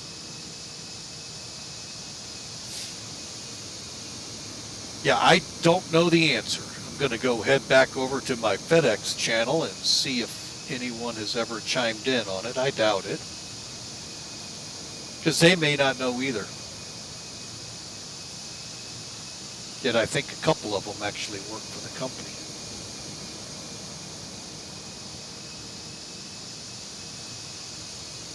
Nope. Matter of fact, I know one for sure I would think would know the answer if he's still there. He may have left. He was actually maintenance for some 747 outfits.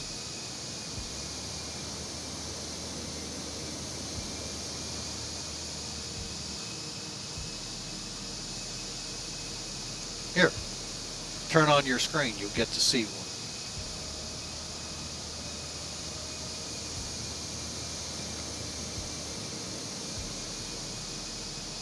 Yeah, they did use them, but I'm curious if they actually, I don't know, I've just always been curious, because I know the MD-11s kind of took over. That's why I'm not sure. And then later on, the 777s.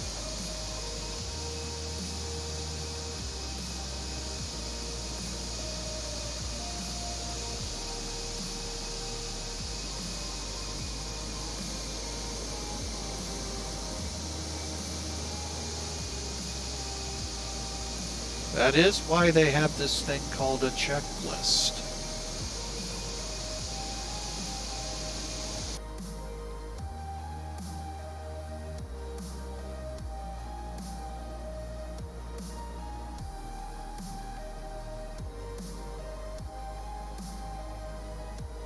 And that is one of the great things with the Felis 747, folks. While you can get a checklist, it's a several-page one. In the EFB, there is a checklist, and the first officer, captain, pretty boys bat it back and forth, checking things, and then the flight engineer as well. So, back in the day when you had to fly an airplane instead of just manage it.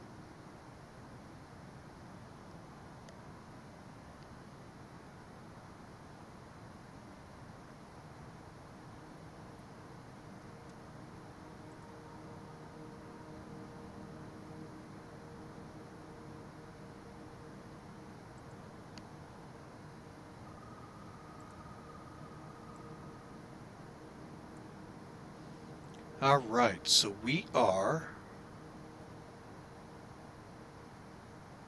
just about there to O'Neill and Dupree, 16.8. Not in range yet. Okay.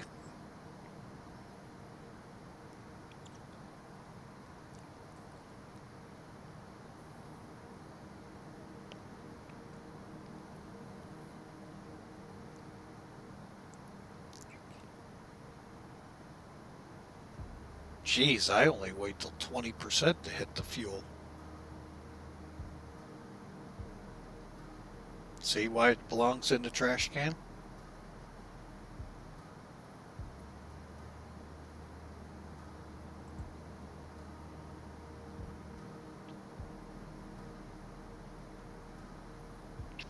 Alright, so TCAS is clear.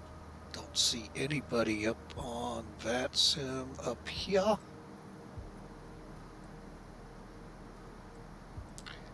And out in the lead is UPS 2990.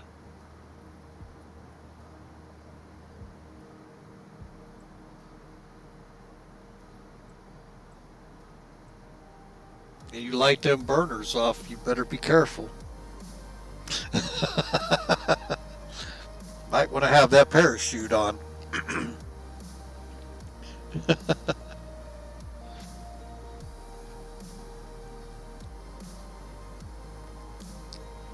Hate for you to end up like Texas, so.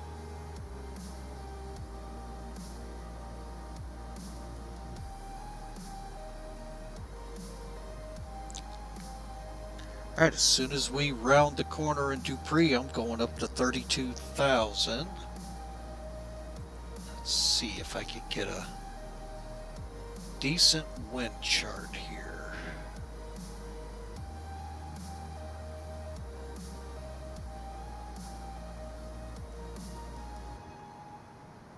Oof. Still got a good headwind on me. Well, not as bad as those guys over in Iowa and Minnesota where that 95 knot jet stream is out of the north.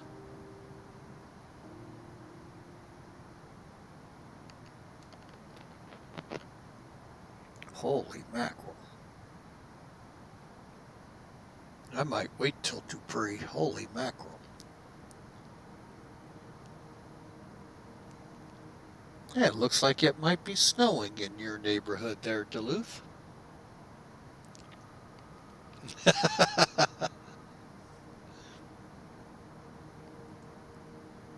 It's okay. We had 6 inches of snowfall here that nobody knew was coming.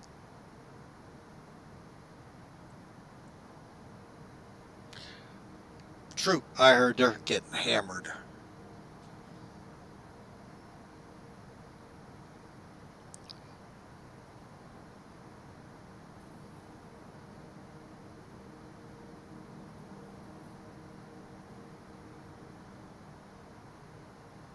And for those who went through public school, that's 5.5 feet.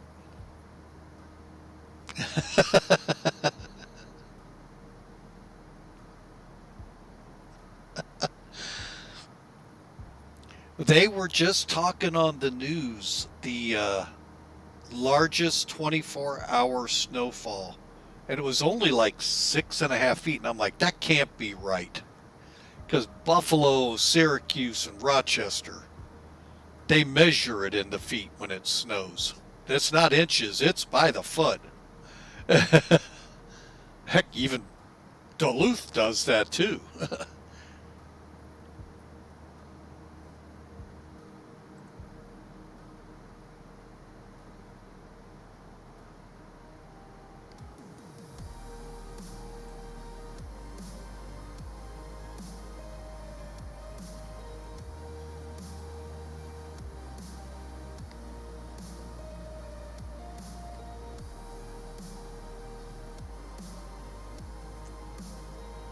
Oh, yeah. Well, you ever looked at a snowblower? There's a disclaimer on it that says, do not use on the roof. Now, to us, we laugh at that. You live in Buffalo with that heavy snow. If it's that thick, folks, that's pushing collapse your roof time. That's why they use them on their roofs. And unfortunately, yeah, they get hurt. But you got to get that snow off.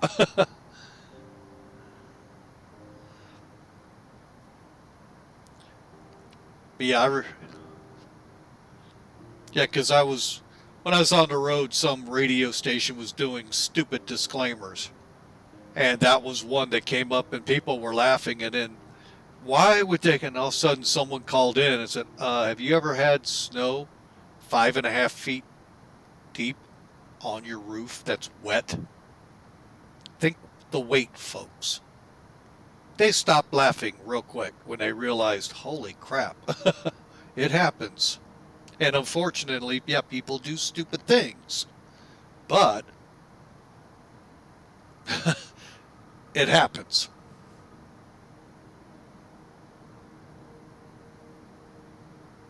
You know, like I know Duluth is going to go out and get his roof cleared off. Wait, he has no windows. He has no nothing. You told me about it. You said no windows, no roof, no nothing.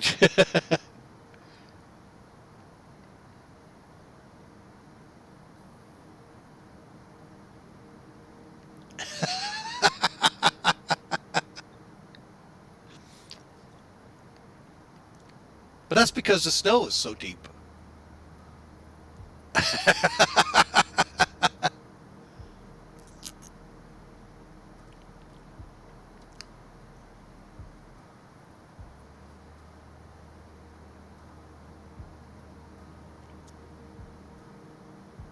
Oh, yeah. Cleveland and Ashtabula County and yep.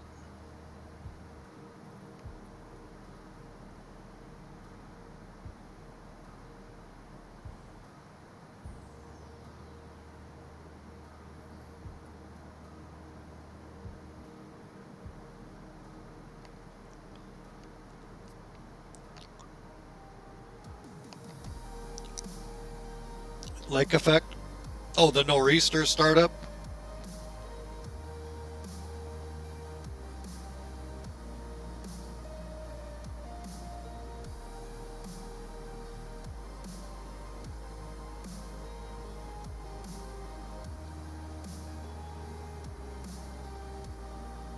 Yep.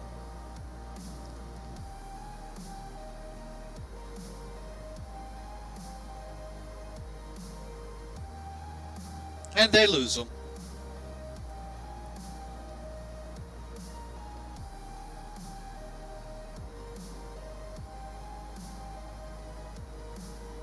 Well, that's no different than floodplains where people build. So, but no, the one thing people pray for in the middle of winter is, believe it or not, that the Great Lakes freeze over. Once that happens, lake effect stops.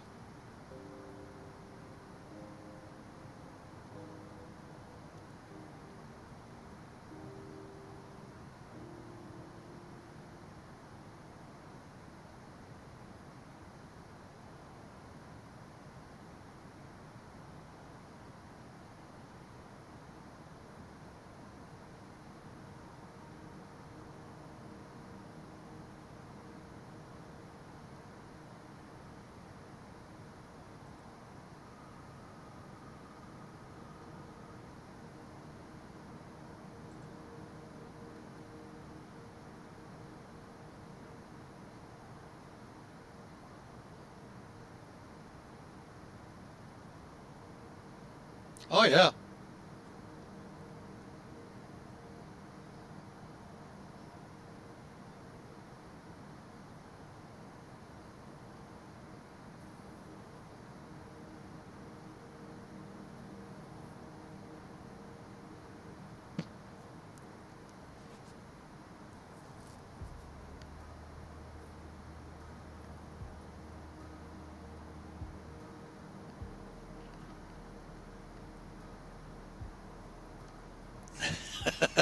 Yep. Yep. Oh, yeah. Well, I just watched our 90-day forecast for St. Louis. Not watched it, read it from. Oh, yeah. Well, this guy does. He's really good at what he does. He's unfortunately retired from TV news, but it is. St. Louis is again teeter-tottering on just how cold it'll get, because he talked of so much cold air will bank up north, but he thinks it's going to slide, granted every now and then slide through, but for the most part push into the northeast.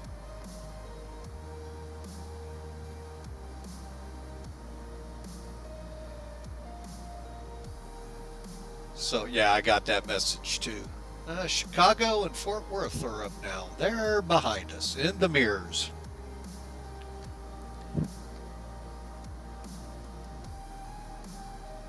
So yeah. All right, so I got 150 miles. We'll give it a little bit more before I climb up. But yeah, St. Louis is the one thing it really couldn't zero in on is, are we going to be snowier or are we going to be colder? That it was hard to get a full read on that. So, but he does a pretty good 90-day forecast when he does them. So, and he does them every 90 days. And then here's the kicker: he grades himself. Well, he used to on air. He'd put the old forecast up and grade himself off of it. Now, granted, I think he graded himself better than he did, but that's here nor there. But he was usually pretty. I mean, we're not talking on January 24th. It will. No, he doesn't do it that way, folks. It's a broad regional. You know, this many storms I think could come through. And stuff like that.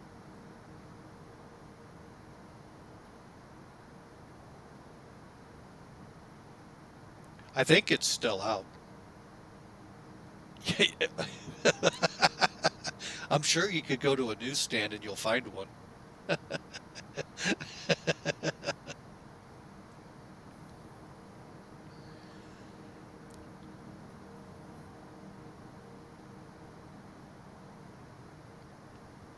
Hey, Josh D777, welcome in. You can select Alt Hold.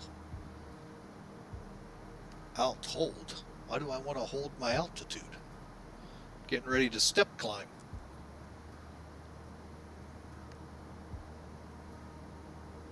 I normally leave it in altitude select because when I turn that dial, it actually starts on the move.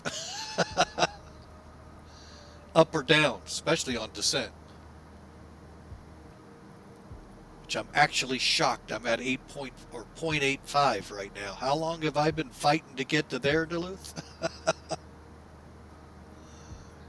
It's the whole flight. Air traffic controls, yeah. So, yeah, it's a heck of a wind up here today.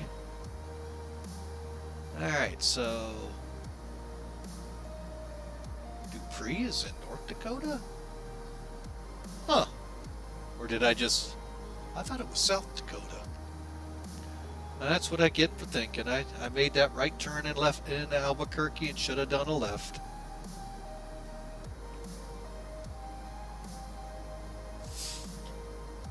Oh, Sim Toolkit, where are you? No, I'm on the right. It is North Dakota. I'll be doggone. Okay, that's it, folks. Learned something today. That'll be the end of the stream. Wow, I didn't know that.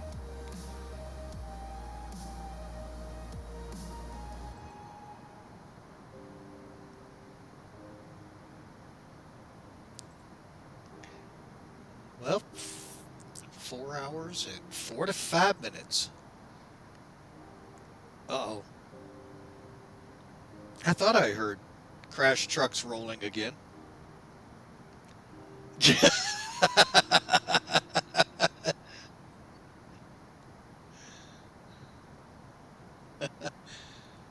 Better be careful, O'Fallon might respond with all that smoke.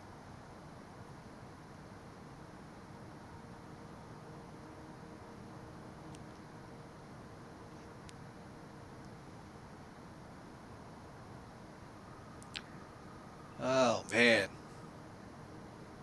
But yeah, that snowstorm last week caught everyone britches down. Nobody saw it coming. And actually, they really should have, but, you know, they just don't look south too much. And lo and behold, poof, 6 feet or 6 inches on the ground in St. Louis. Inches. If we get 6 feet, that's snowmageddon. The end of the world has happened. Yep. Or snownado, however you want to say it. Well, they had Snarknado, so why not have Snownado? Probably seen a lot of. Got to come off that thing called JD.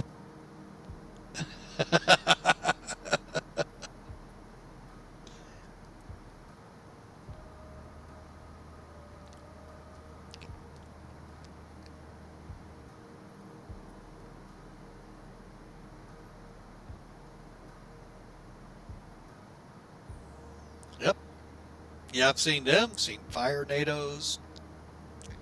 No Sharknados. Sorry, folks. Never seen one. Then again, I don't live by the ocean, so you all might have.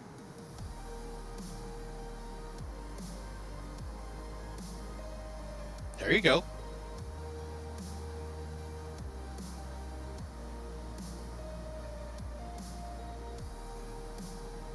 Superior.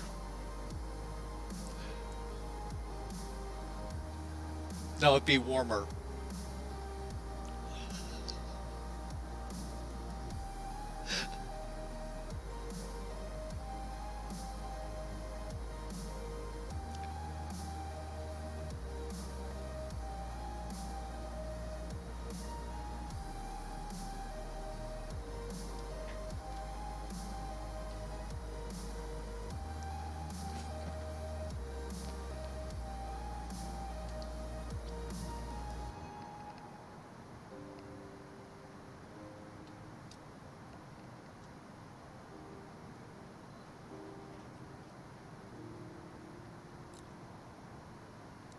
Yep, I lived in Charleston, and it wasn't too bad there. But that was the Atlantic.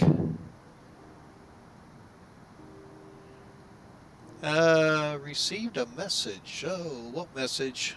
Hang on, let me get over to Discord or somewhere.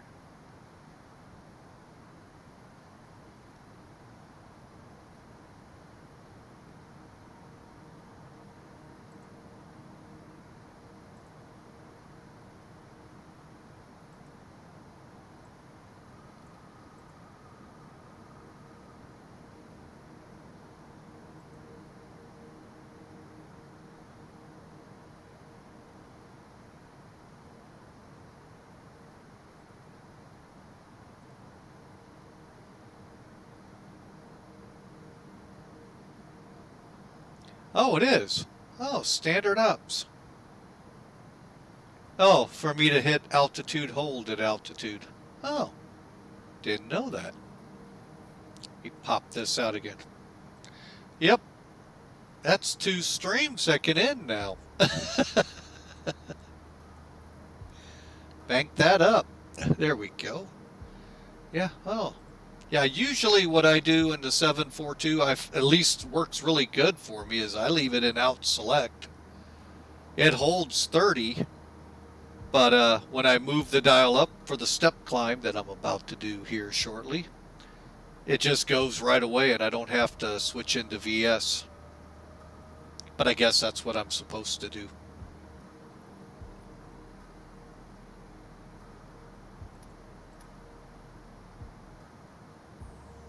There you go.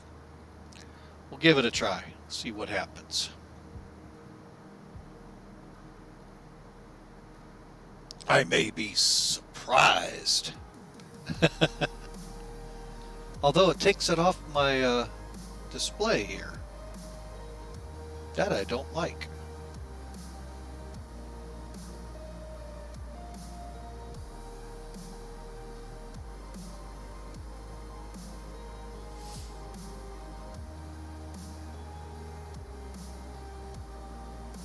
Alright, so we've got her in altitude hold now. So 83 miles is where the step climb either starts, will end, one of the two. Double check here.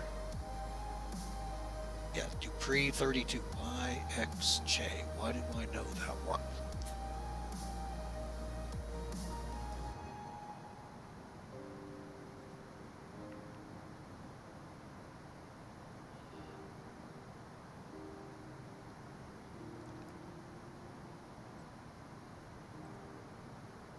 Oh yeah, there'll be some.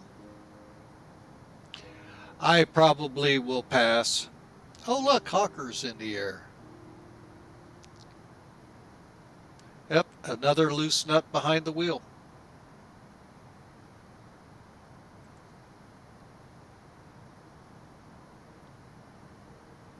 I do. This is a rusty old nut behind the wheel.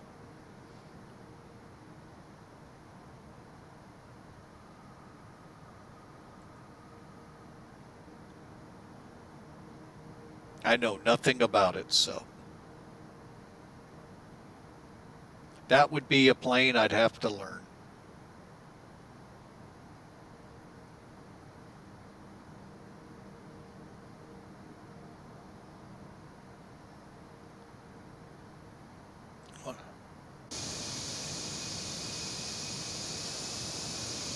Minimum. I already got it in on my reposition flight for Huntington to Miami. I just got to fly one every, and I'm sure they're going to smack me. I think it's every 30 days, but I'm not 100% sure.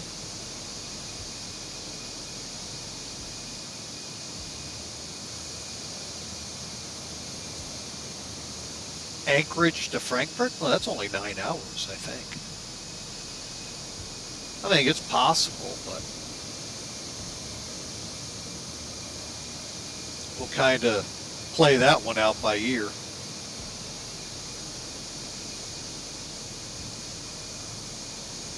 Because there were, what was the airline that flew them? It was 767s that did it.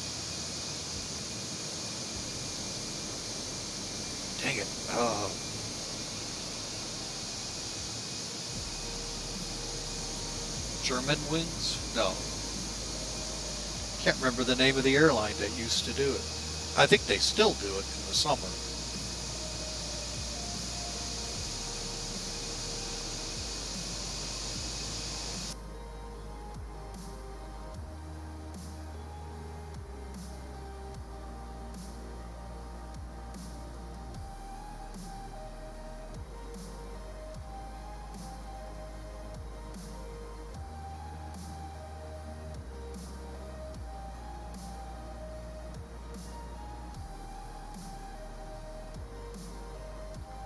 Alright, link. Ugh. I hate this when it won't let a link through or... I still don't know why, Hawker, you aren't getting points.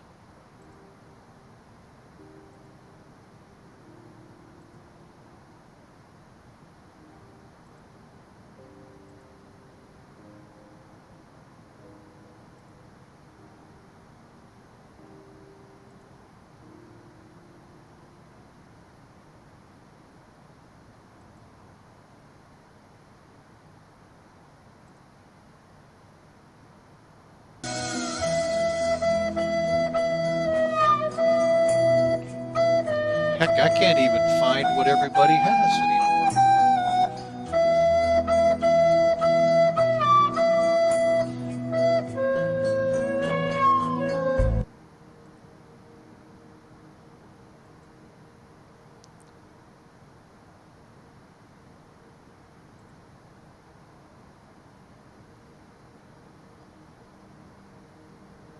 I don't even see where I set how many points go out.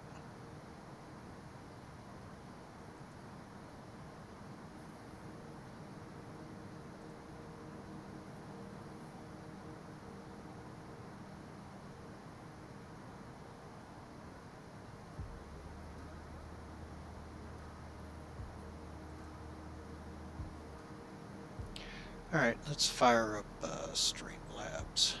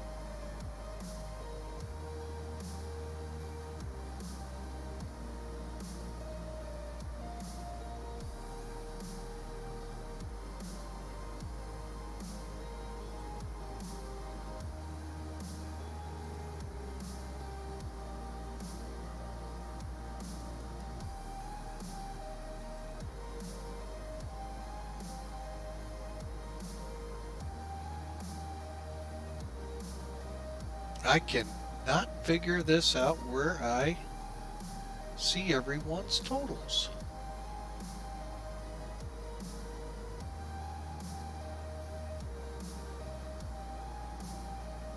Well, I'll do it after the flight and figure out what's going on, because I used to add some to people, drop them, and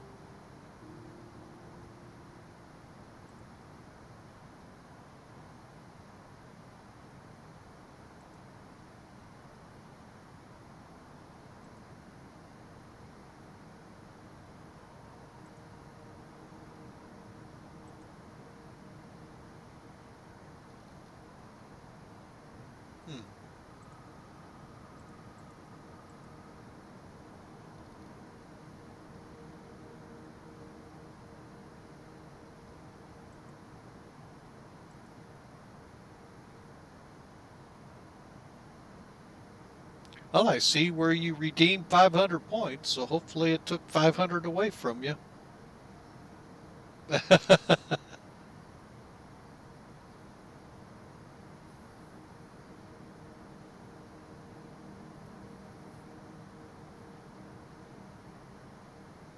right, let's see the winds. This is something pretty neat.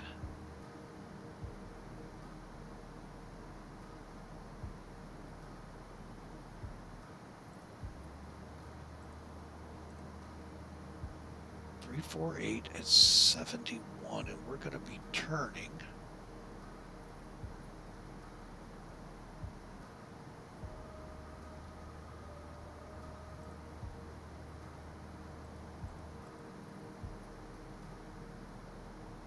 Well, it looks like once we get up close to Anchorage, the wind speeds die down.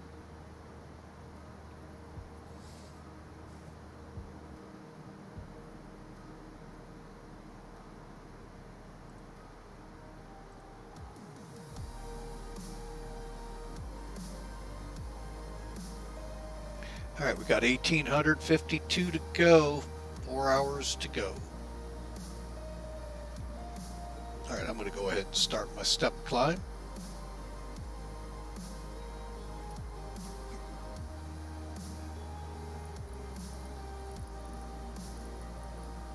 Oh, excuse me.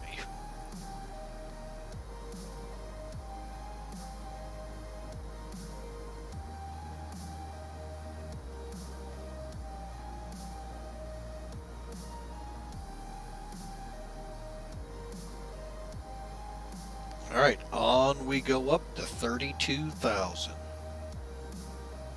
And for those curious, yes, this plane is pretty heavy today. I think our payload is running us at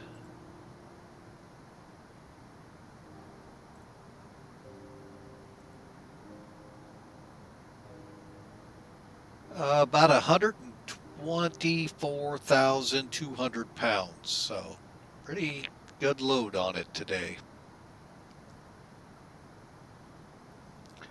We'll be landing estimated 555,600 pounds. Granted, that's still 70, 80,000 below our maximum landing weight, but that's a pretty good amount. So, I'm talking the landing weight, what it's estimating. All right, we're coming into 32,000, and according to Josh D777, I am supposed to put this on alt hold. So I shall do that as soon as we level off.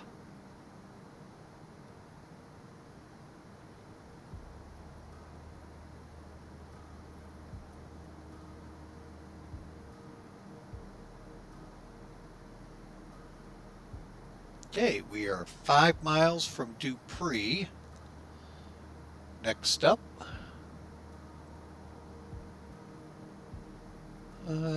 GGW, who is that? Glasgow?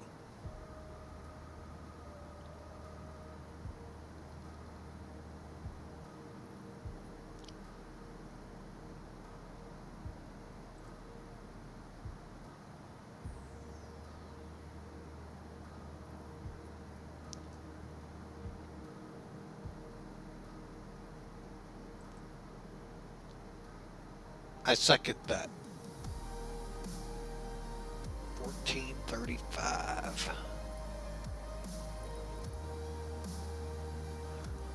And that is not going to be on our route, folks. That's just intermediate before Glasgow.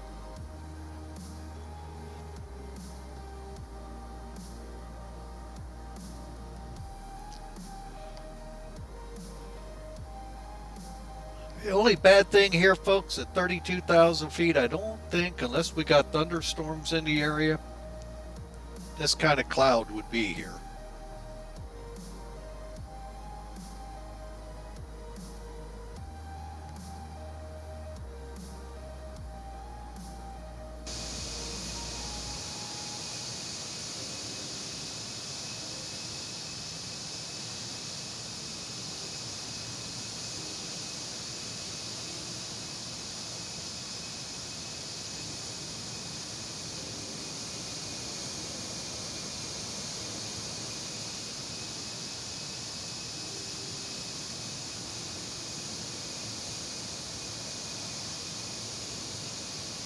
Nod yourself off, man. You're going to have your work ahead of you at Anchorage.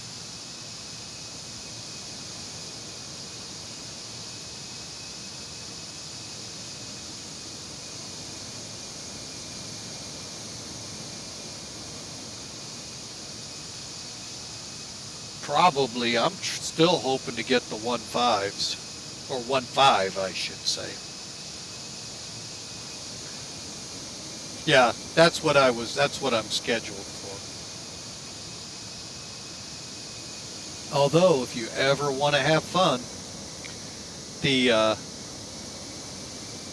oh, that's easy. Do 3.3. You loop into it. Yep. You better be on your altitudes and speed.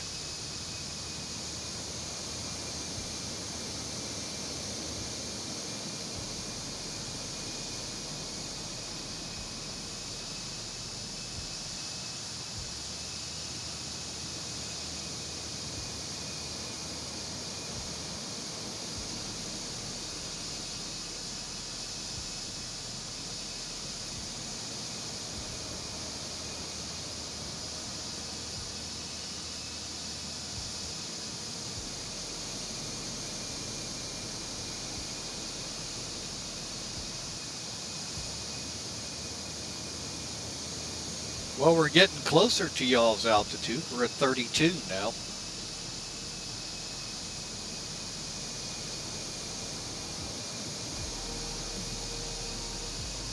I'll be heading up to 34 in probably another hour or two.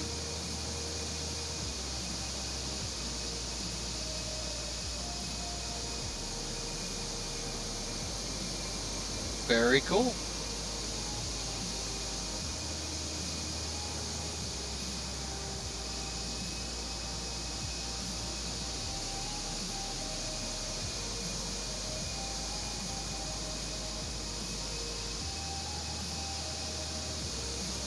Oh, you're good.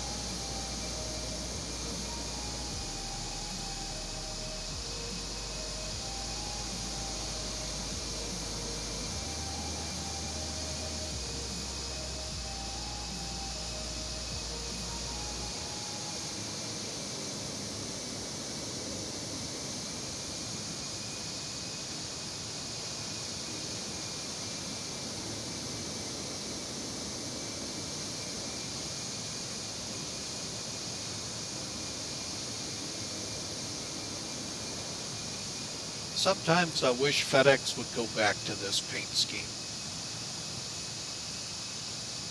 The old Federal Express.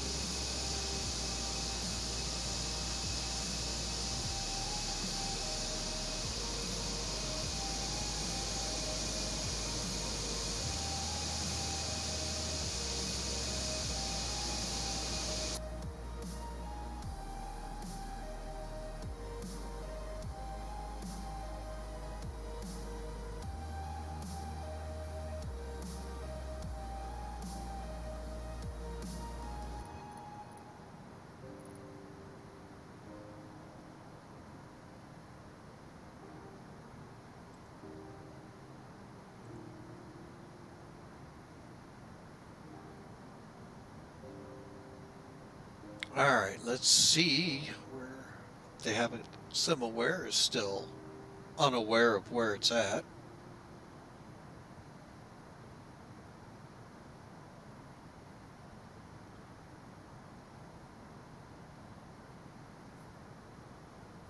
Come on, update SimAware.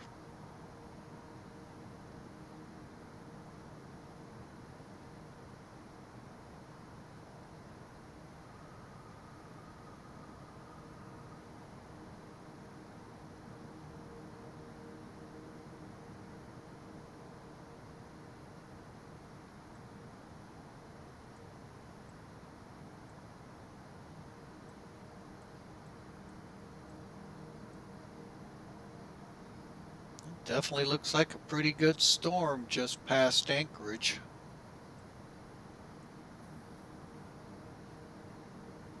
Wow.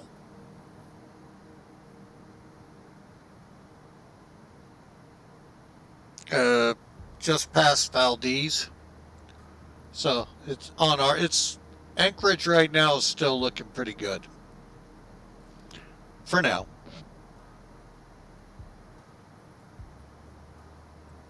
Actually, I don't see anything coming towards it radar-wise.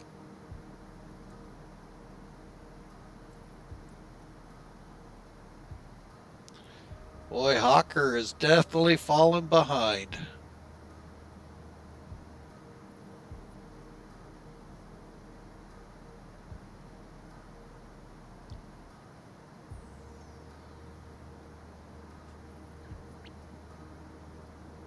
Leading the pack, now back in the pack.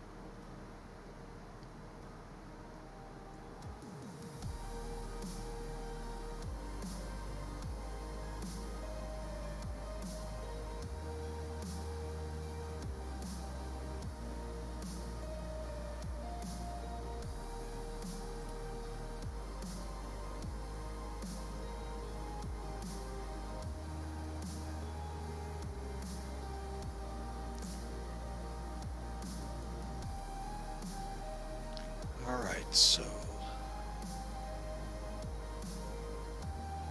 cool, holding right at 8.85. Yep.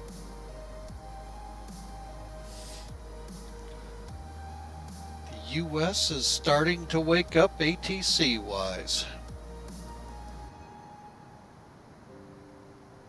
I'm about to cross into Salt Lakes.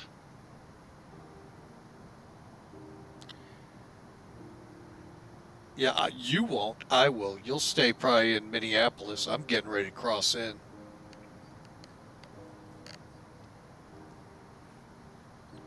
Nope. Then I'll have a little bit of Winnipeg to go through, and then Edmonton most of the rest of the way in. We'll see if they stay dark or come awake. Edmonton. You'll go around Vancouver. Unless your routing takes you over Juneau. I'm going to be coming in. Mine should keep me... Oh, wait a minute. Wrong one. Well, I just... mine circumvent navigates it.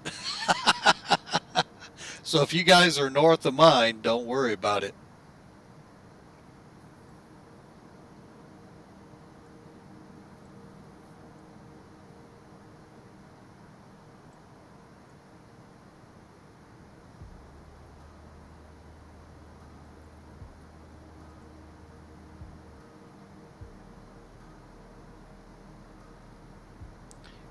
Yep, not much change in the weather. I'm looking at it right now as of 20th at 0Z. We still got the same winds. Oh well.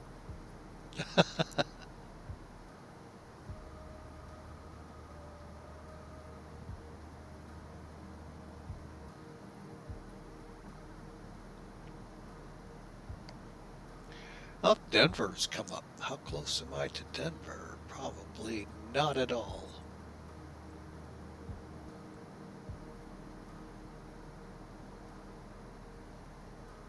Nope, north of it.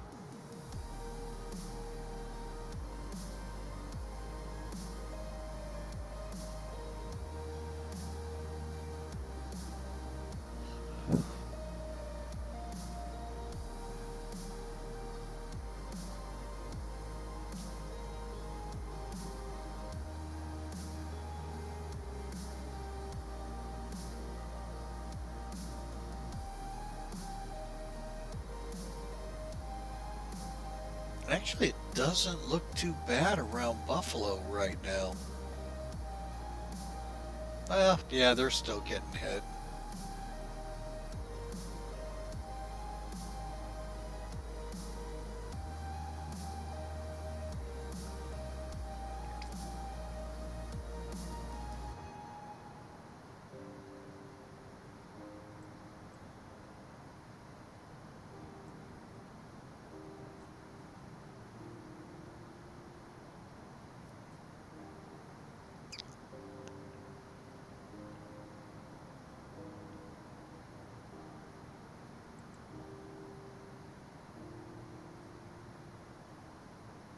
You're still in Minneapolis.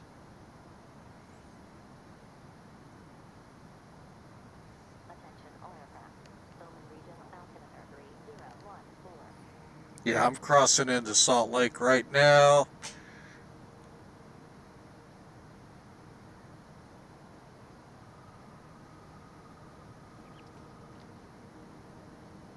You'll have more of Winnipeg to deal with.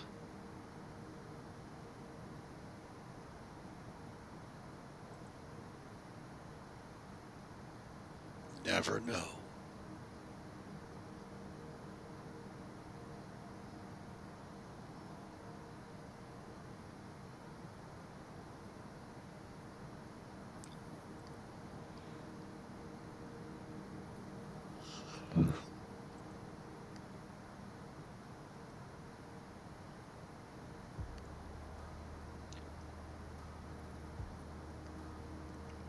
Yep.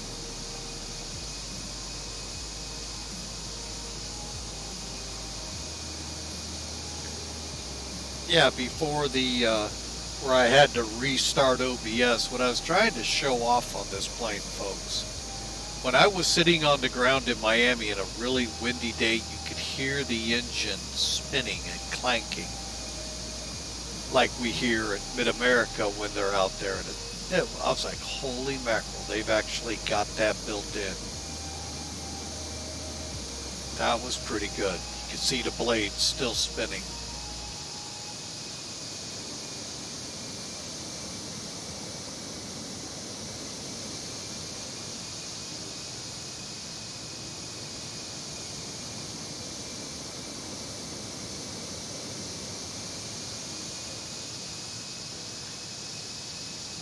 Don't know.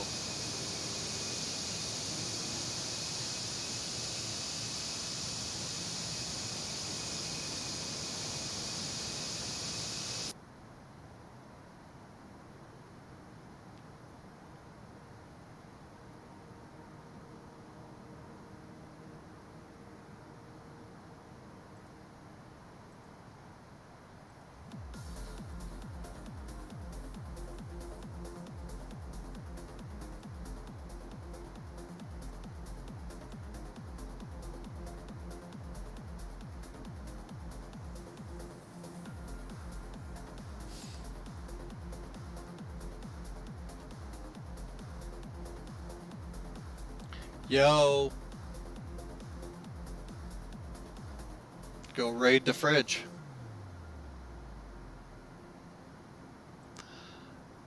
Let's see.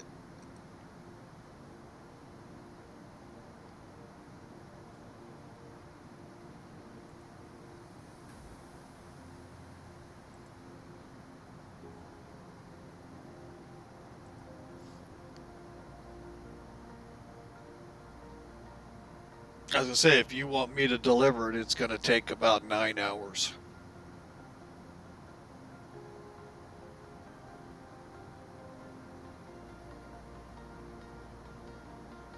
Maybe 10.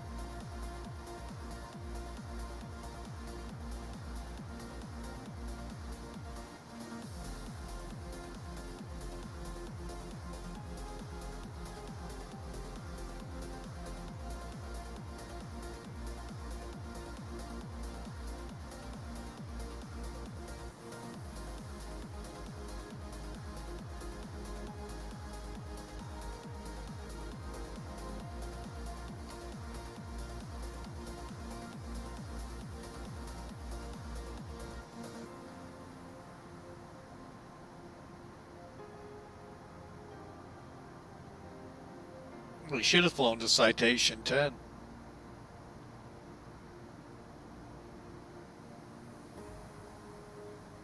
.95.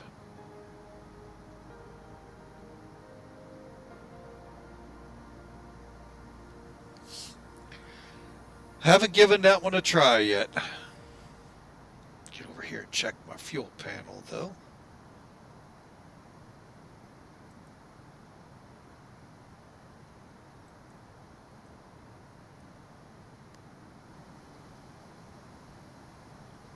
All right, a little more to go.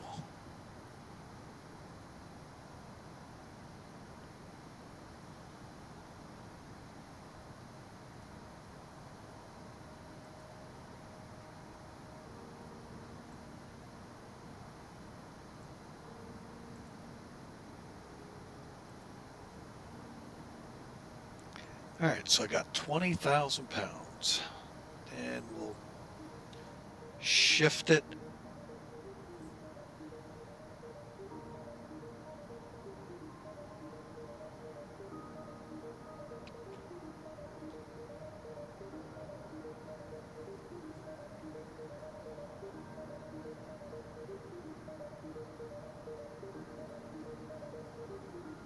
Weather's not looking that bad in Anchorage.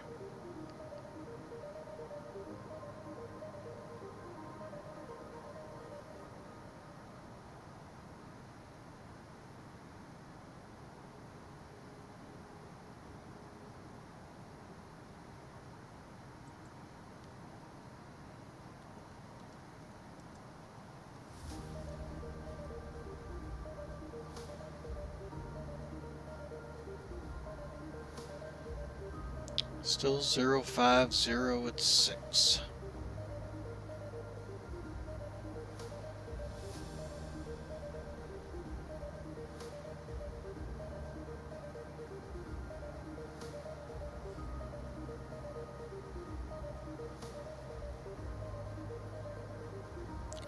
Heck, for northern Canada, northern U.S., this isn't looking that bad either. Drop to 6. Oh, okay. I didn't think to look at the TAFs.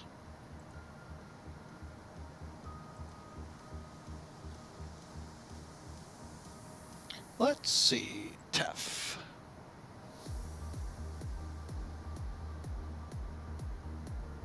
Yep. And a scattered layer of clouds at 8,000.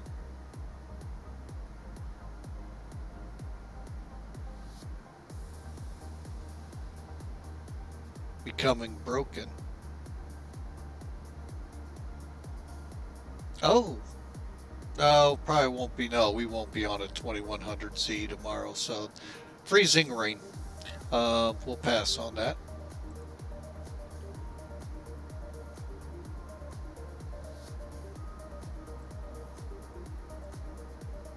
Yeah. Exactly.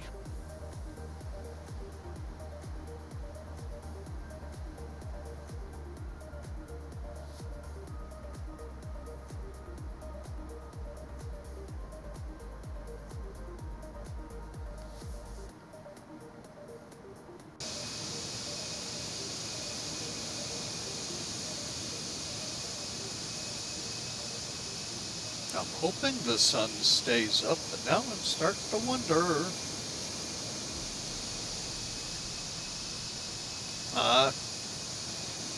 Let's see, I just got a chat. Oh no.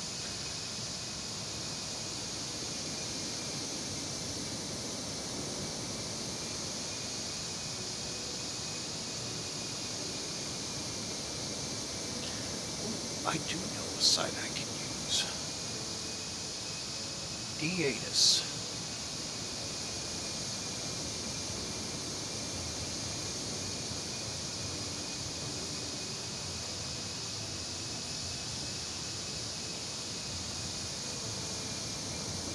Alright, ATIS as of right now puts us 7 right left.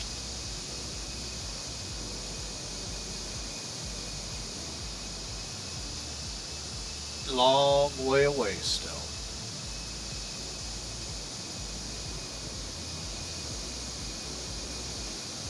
There you go. The challenge is on for you. Take the runway 331.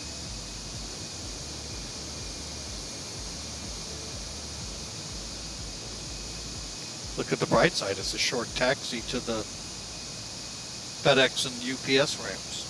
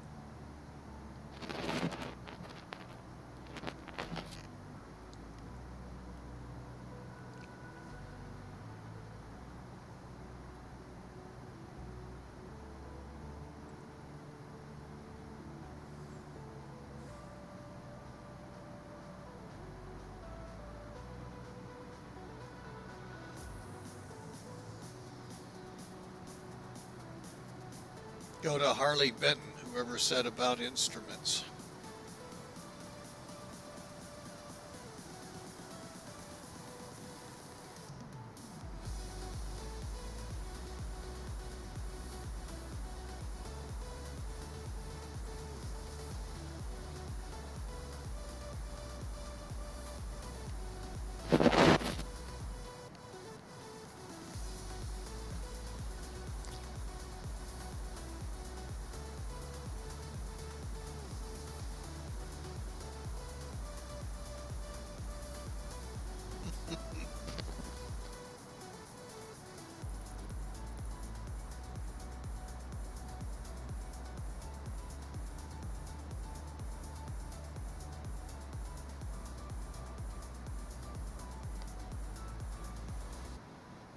Well, as I am looking at the ticker at the top of the screen, we're about little past halfway to Anchorage.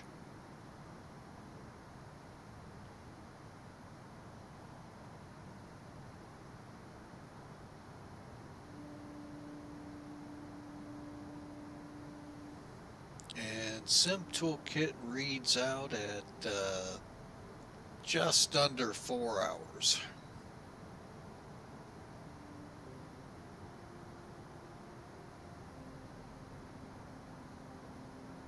With that, folks, I will be right back. Got to use the lav.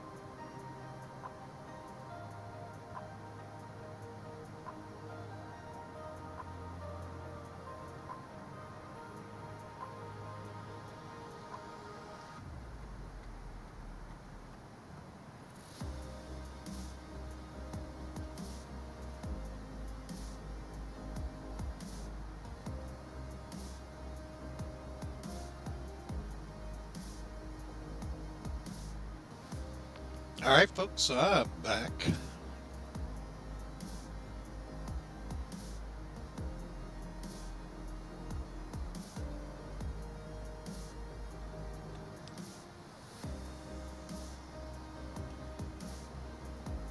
Imagine that.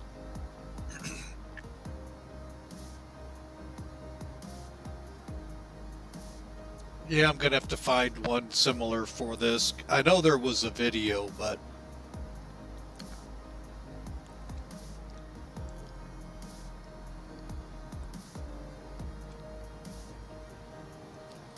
I just know I need to lighten it up a little.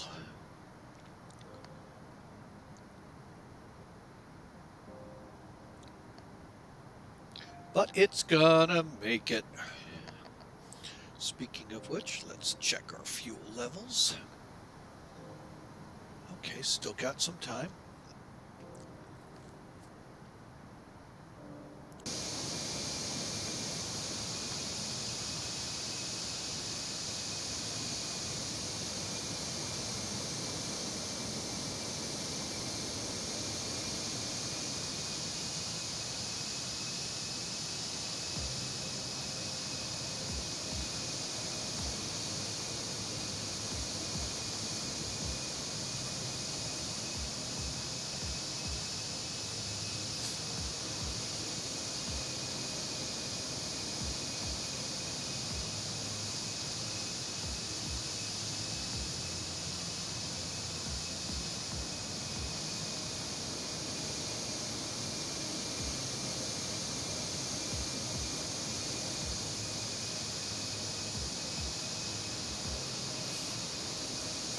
What airport are we nearby?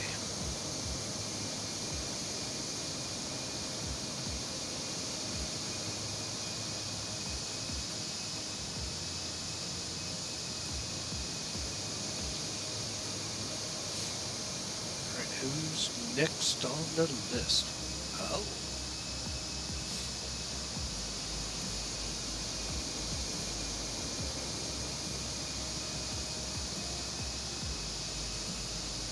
Edmonton.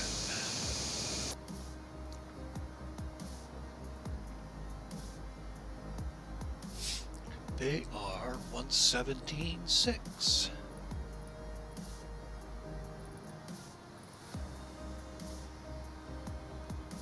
Pretty sure at 410 miles out, they're not going to tune in.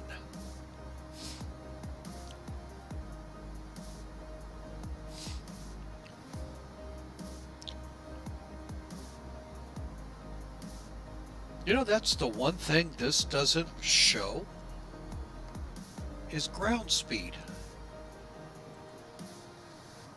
Interesting. Let's see. Oop, next page. I got TAS,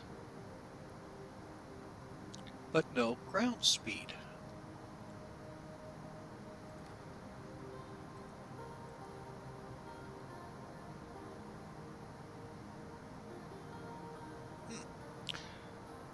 That is interesting.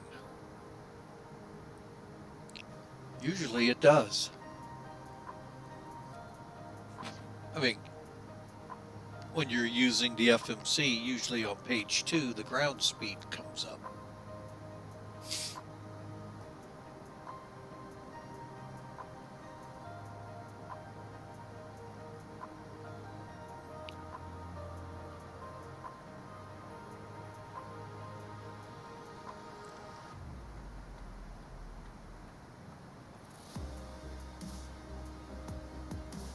Oh wait.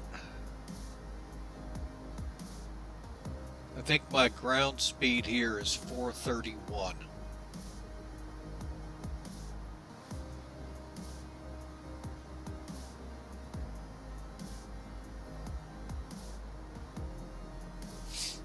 I just realized the one INS box has a ground speed on it.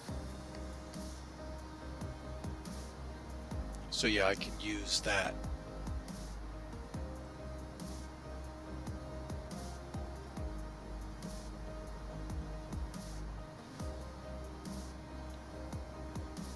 That's about how I'd put it.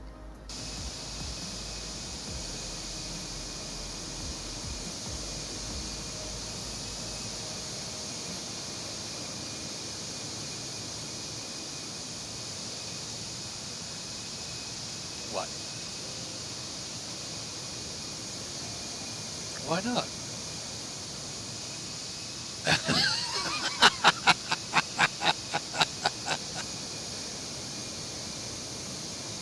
All right, where is that? And that's on. Okay.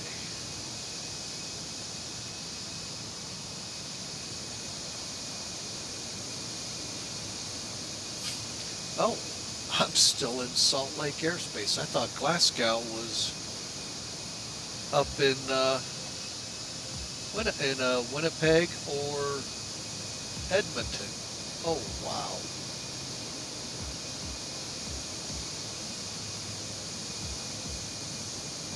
Oh, I was way wrong.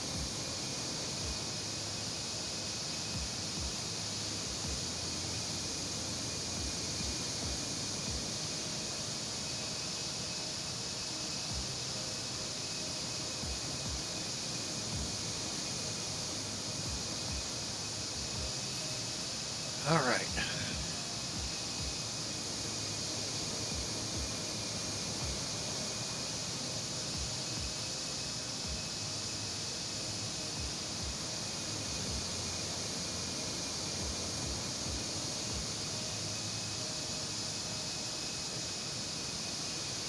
See, that's what Duluth gets for eggnog.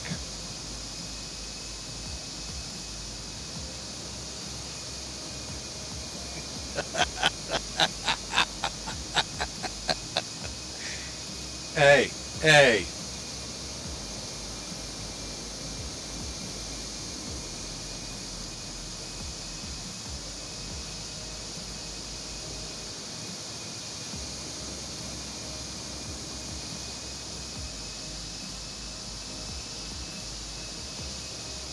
Done tootin' or darn tootin'?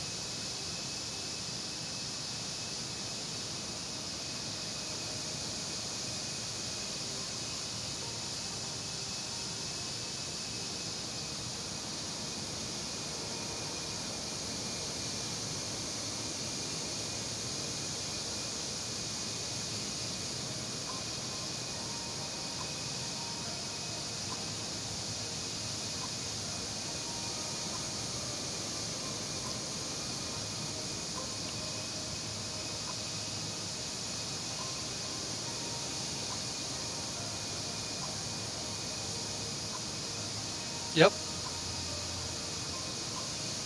I am. And then Edmonton.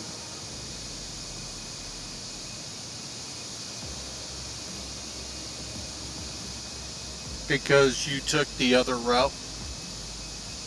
There's several routes out of Miami to the same place. And I made up a lot of mine to get out under non-RNAV conditions that I ended up under anyway. Thankfully, Miami Center didn't come up to fully enforce it.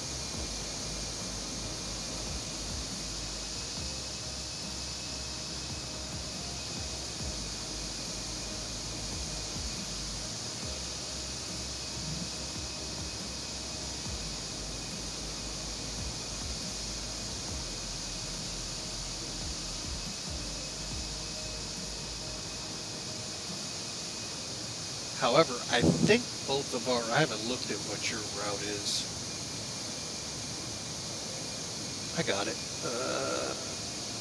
Oh, you're coming in. You'll stay north of me the whole time.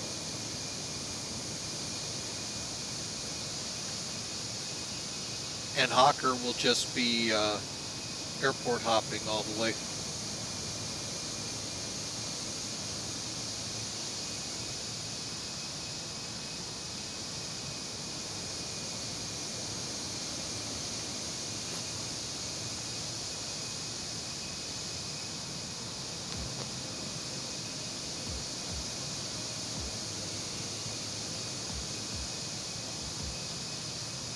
I know that feeling.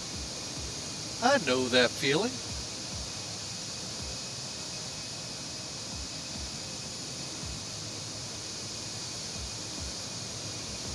I really know that feeling.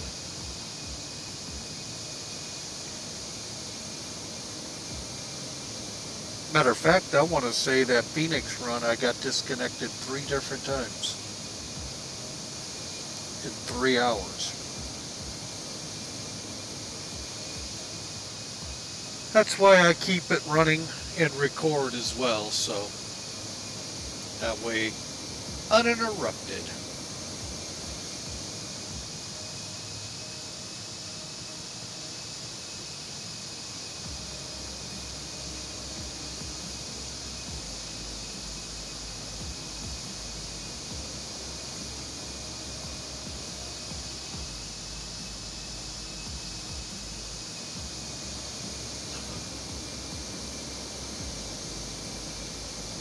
I see Spokane flyer on your chat there, first time for Duluth.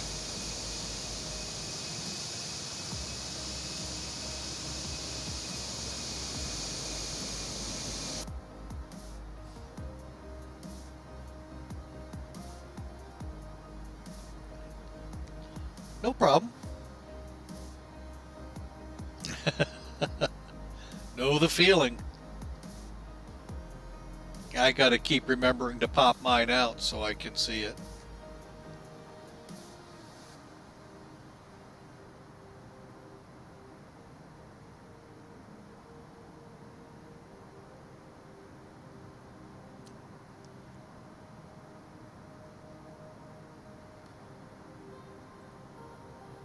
Oh, he's coming. He's still back there in Bismarck's area. Just why not, why not?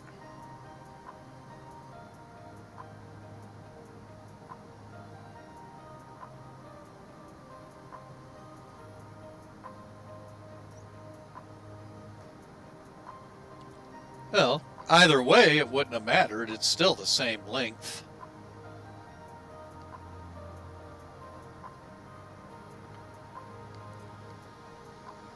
Yeah, well.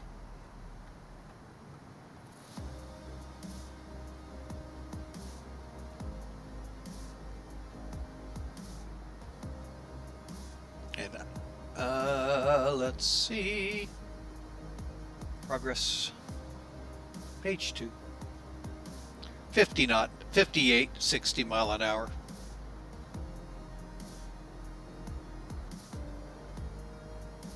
And I'm gonna be step climb. Oh, I got a ways to that step climb. Next one's 34 where I top out at. According to dispatch.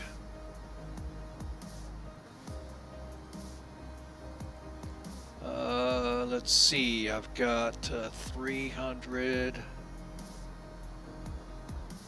about 600 miles to that step climb. And we should be tanked to engine by then on our fuel load.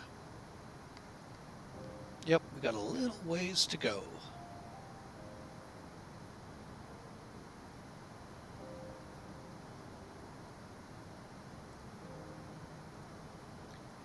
About another half hour, we'll check it and see what we're doing.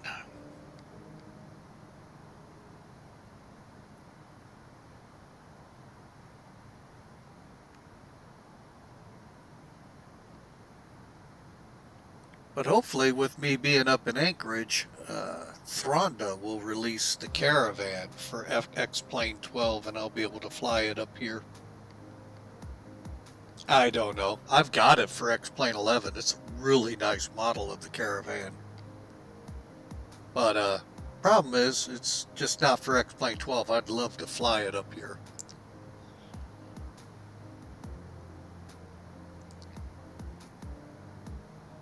But that's what happens with new sims.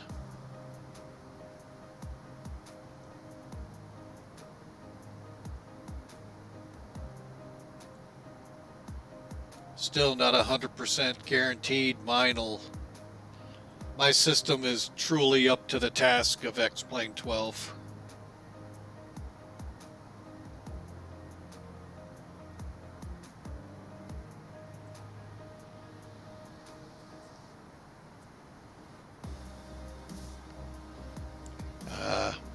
I'm still not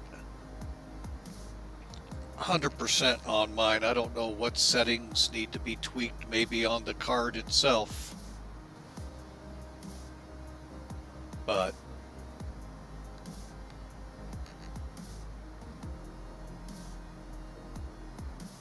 yep, I'm definitely staying away from that.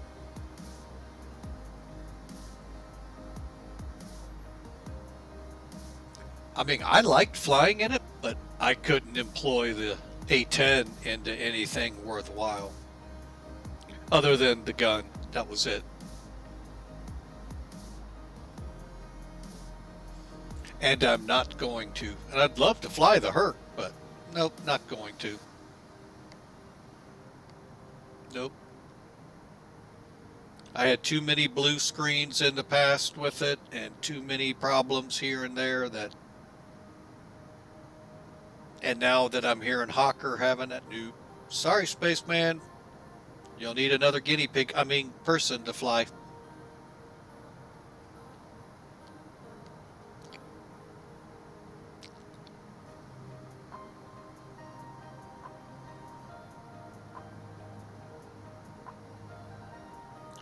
Alright, looking at some unaware.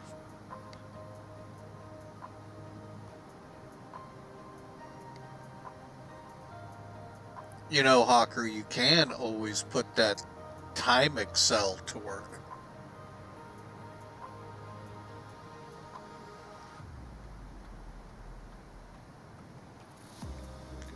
You could do it right now, as long as nobody's up.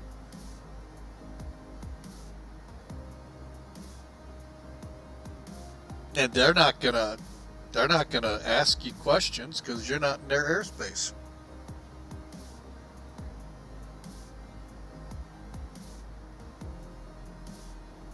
All right, where is our bird dog? There he is.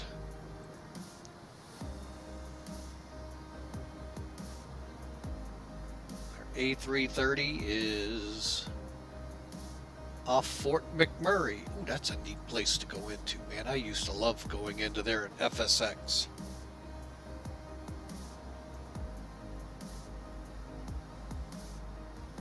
And then up to Yellowknife. Oh yeah, playing out in here.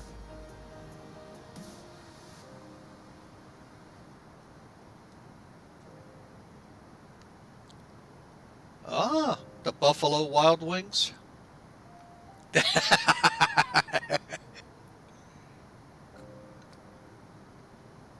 Yep, Wild Bill.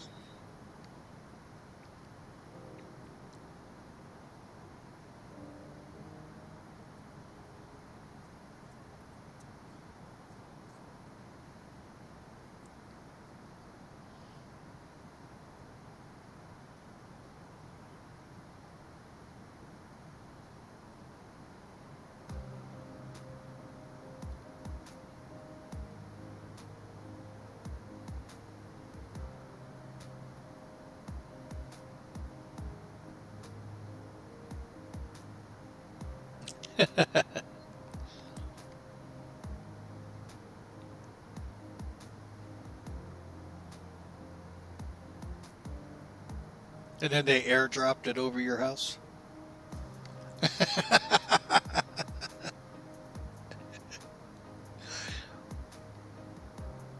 Yeah, I've flown the DC-3 up there. What else did I see? I flew, well, and then there's First Air. I flew the Herc around up there a lot. And the, oh yes, the Combi 737-200. But there were never any real good piston planes other than the DC-3. The DC-6 is too much for what they do up there, and they don't have none of the others. Well, the Electra, I guess you could have found, but...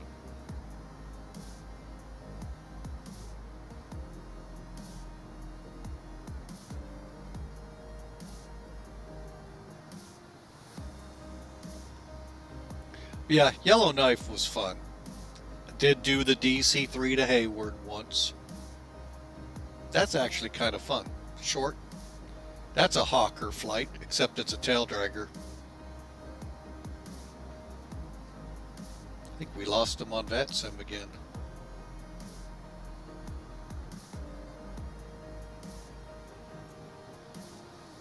He got hacked. Yeah, I don't see him on VATSIM anymore.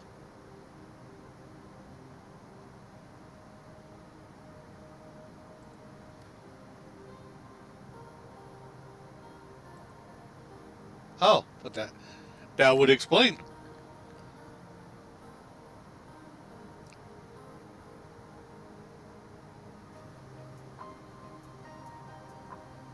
That or he thinks his MD-11's a Concorde. As the wings fell off.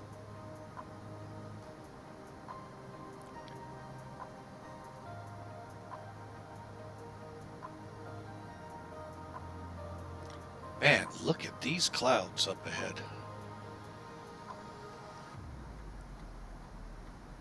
Jeez.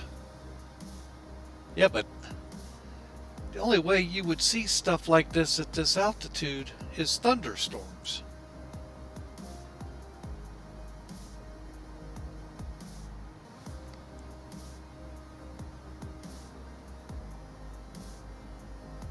Do what?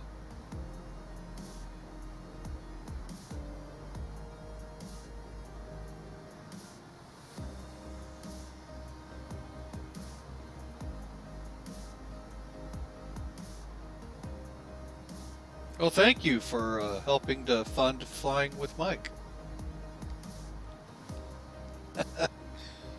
Yeah, these.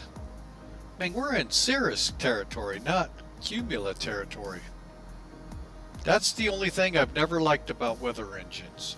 Active Sky was the only one that ever got it close.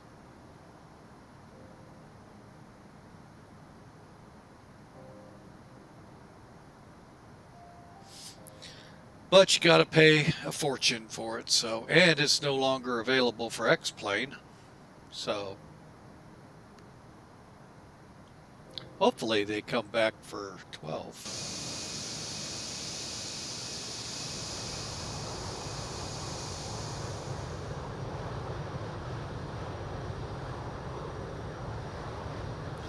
It's the Borg. We are the Borg.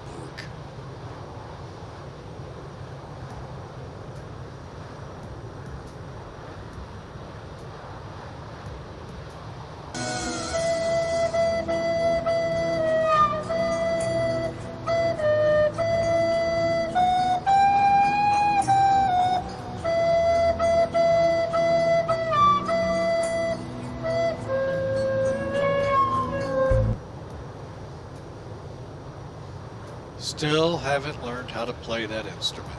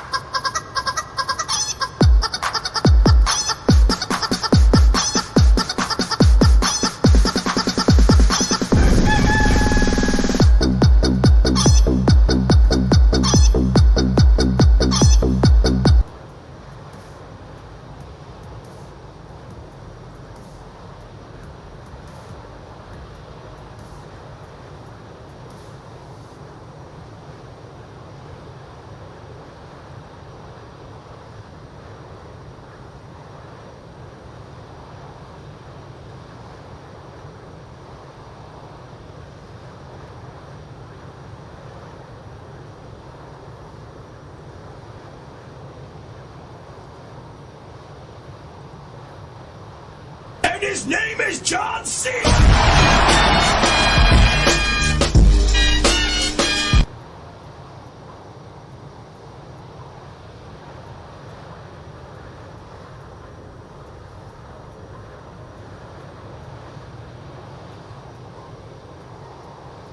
What?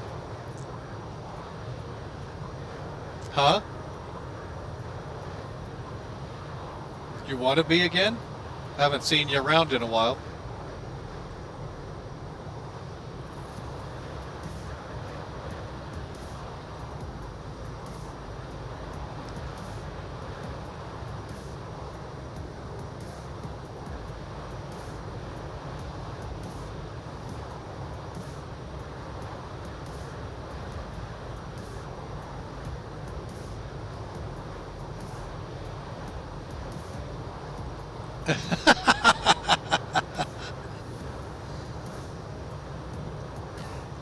Take a little cheese with that wine. Or eggnog. The Borg.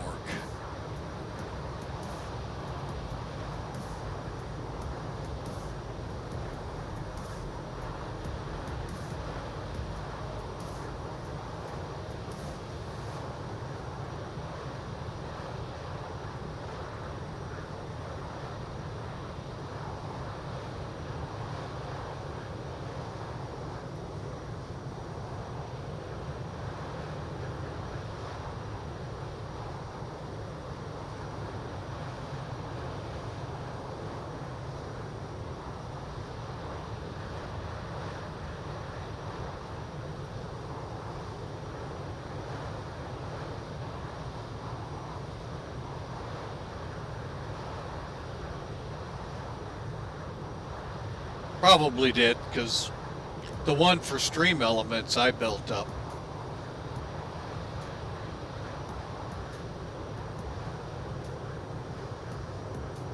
Cool.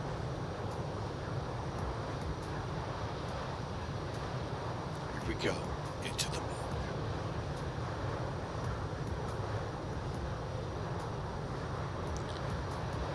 Yeah, I primarily use Stream Elements. Nightbot I'm kind of getting away from.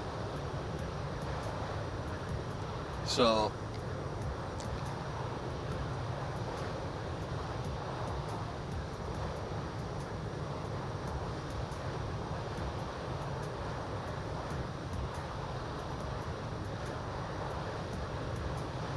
do what? Oh yeah, take it off the channel, yeah. I'm thinking about it.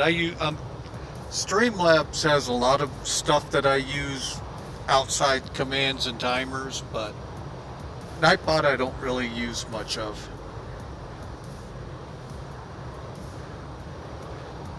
Yeah, I can do that through Elements.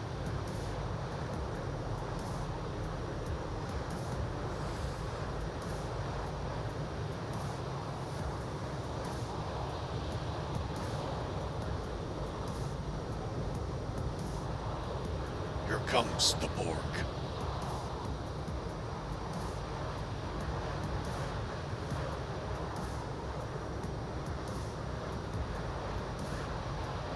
Really? Sweet, you can see my crash, landing.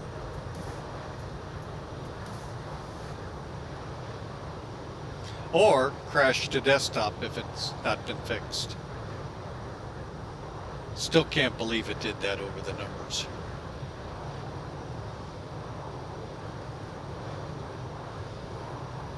Into the clouds we go.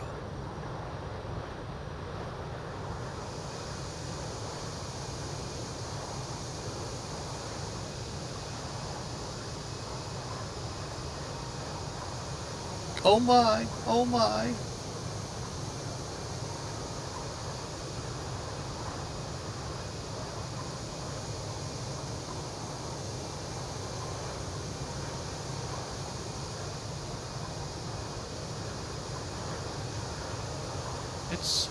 It's precipitating.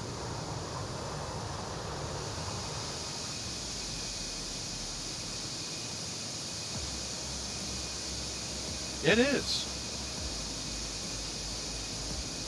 Yeah, but I don't think these clouds would be, unless their cumulus would not be like this at 34,000.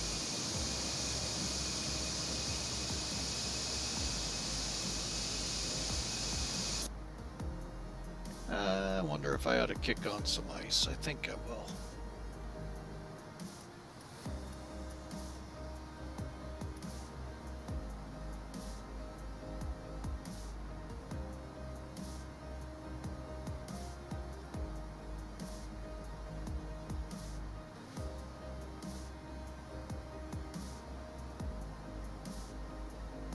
Oh, here we go. Hyperspace.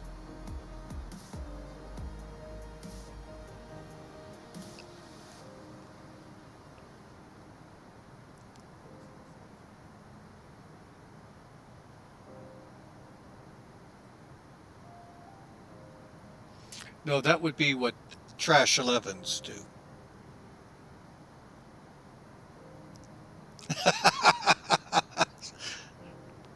Point made.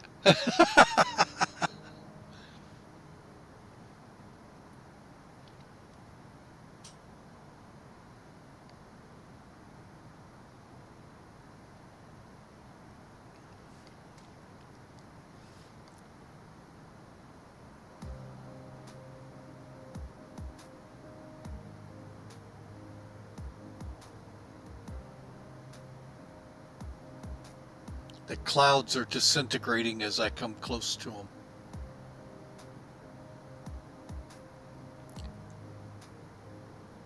I think they're still the wrong kind you'd see at this altitude.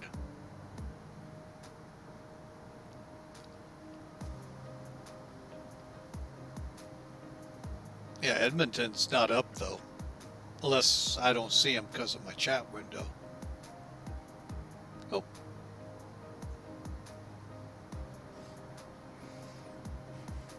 Yeah, I'm going to be serpent navigating it, so I won't be in them.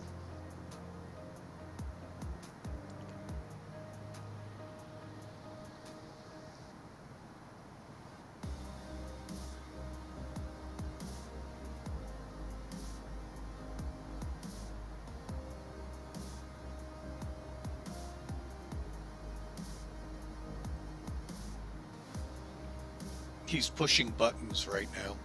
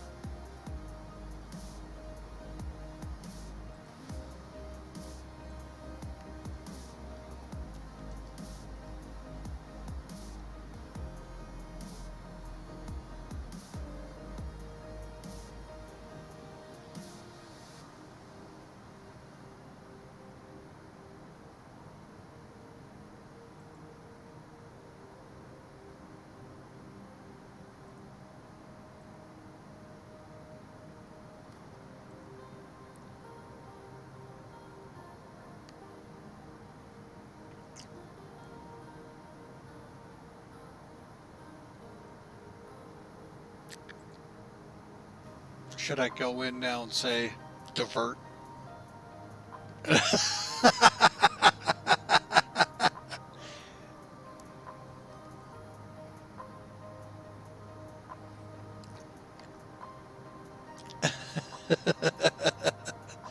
YG or Calgary. After that, it gets kind of dicey.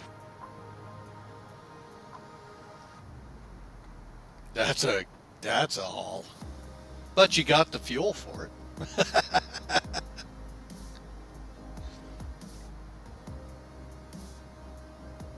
All right, speaking of fuel, let's get in here and make sure.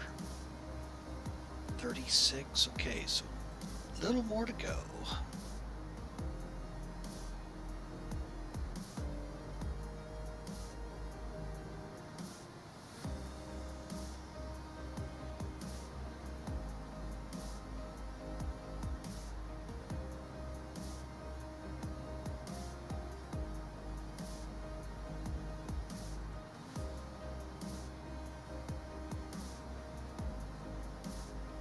Well, Steven 9975, you got Fort McMurray at your back.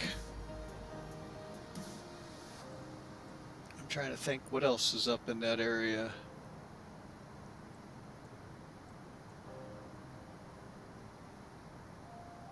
Yeah, he went out of he went from Chicago.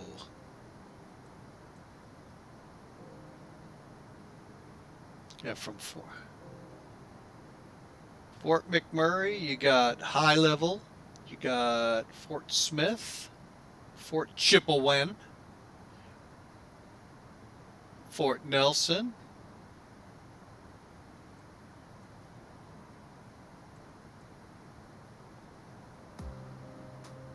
or Anchorage.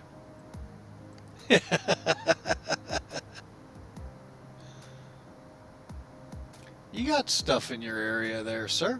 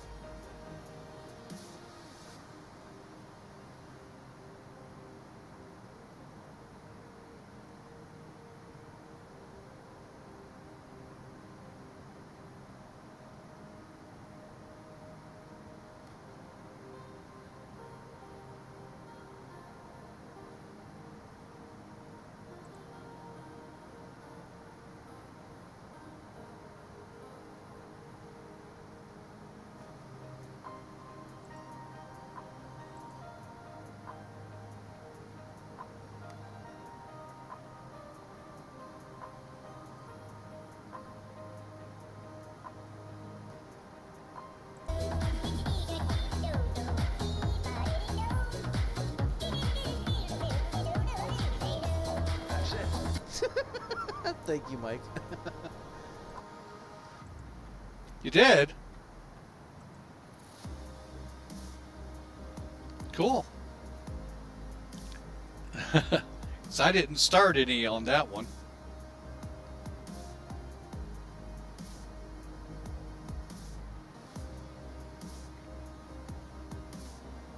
Awesome. Gotta help them out, get those pepperoni pizzas sold.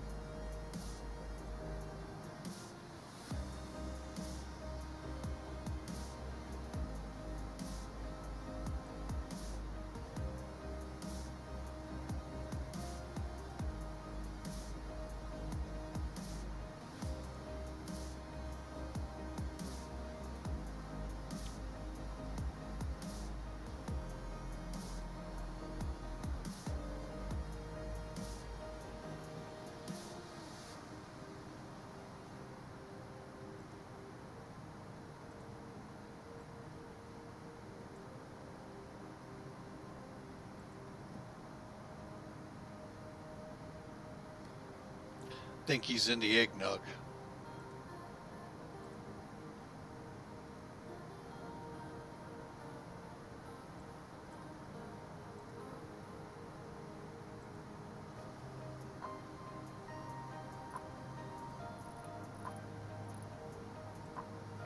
You know, I can hear a song coming.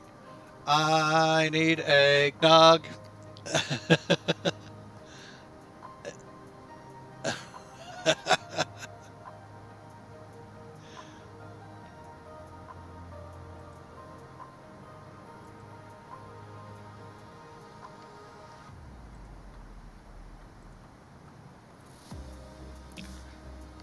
All right, 78 miles to Edmonton.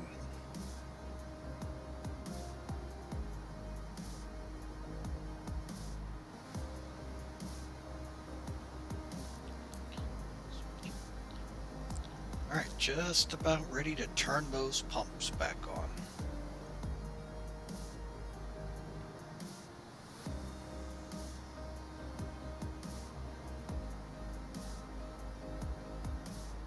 Banker hours.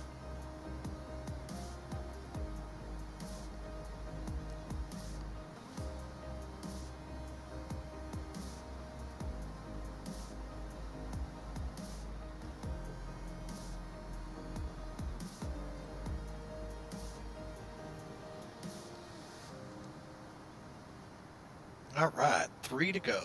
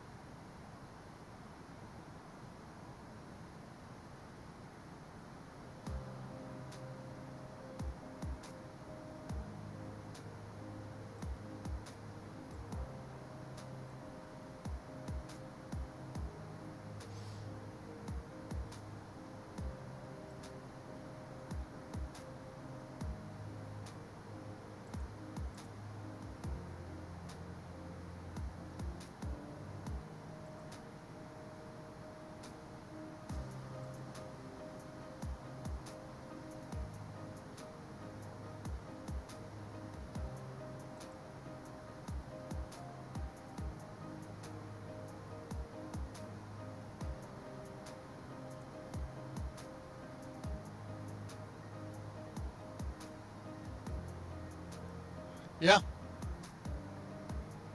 ETA is 3 hours, 49 seconds.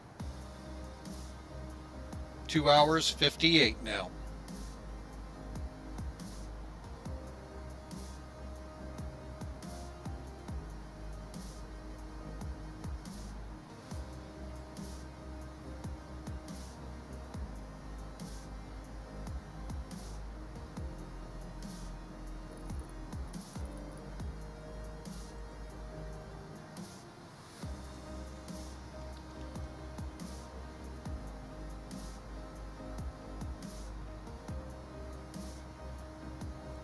Winds are 70070 at 310 miles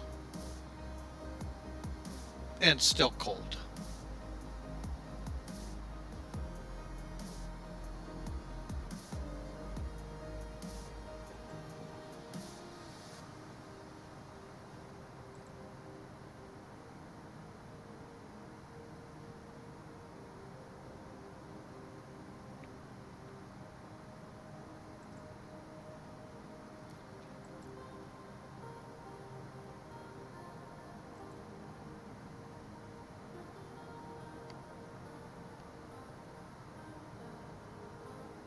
That's all technical terms. Oh, MO, M4, and M7, that's your temperature / dew point. So technically we're getting into, well, with that wind, we could begin to see fog there. But with the wind like it is, probably not.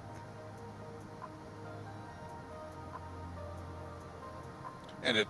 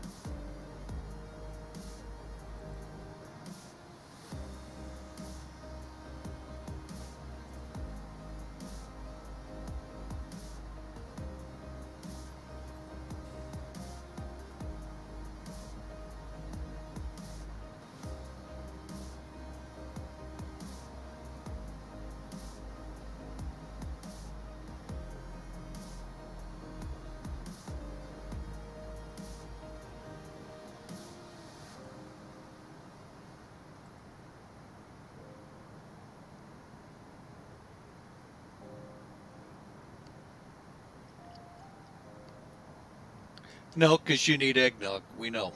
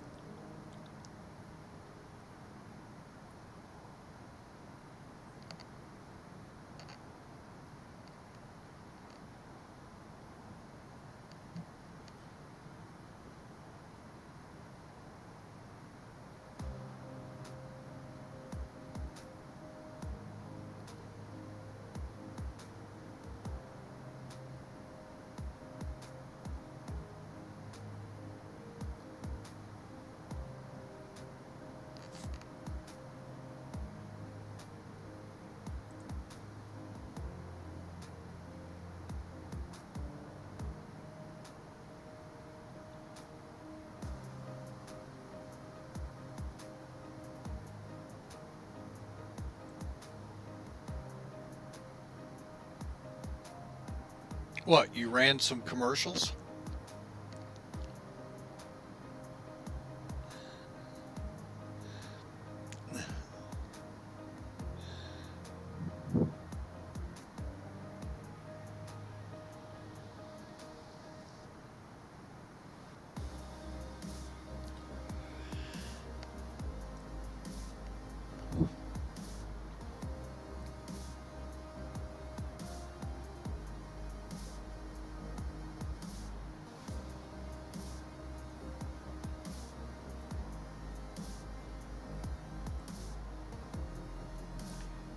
Yeah, I got a feeling Steve's going to get there a lot sooner than 20 minutes difference off me.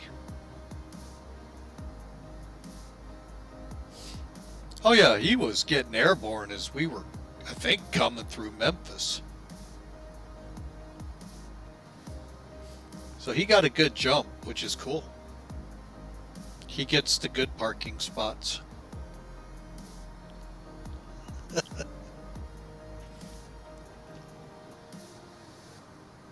And I'm just about over Edmonton right now. Waiting on Fort St. John to start showing up. And that's where we punch up to 34,000.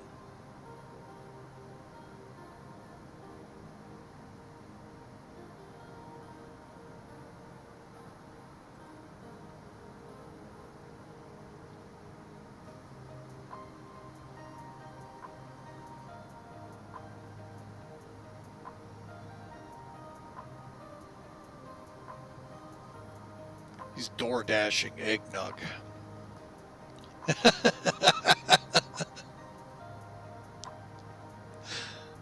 I want eggnog. Get that planted in the head.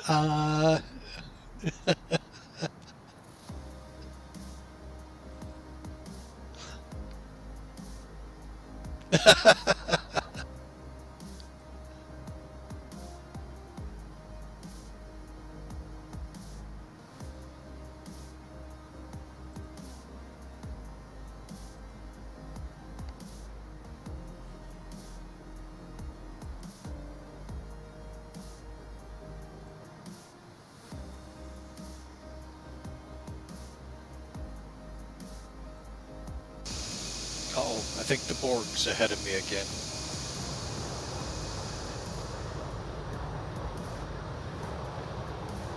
Got a Borg vessel over there. One in front of me. Oh, that's it. Oh, it's letting up. The Borg disassimilated.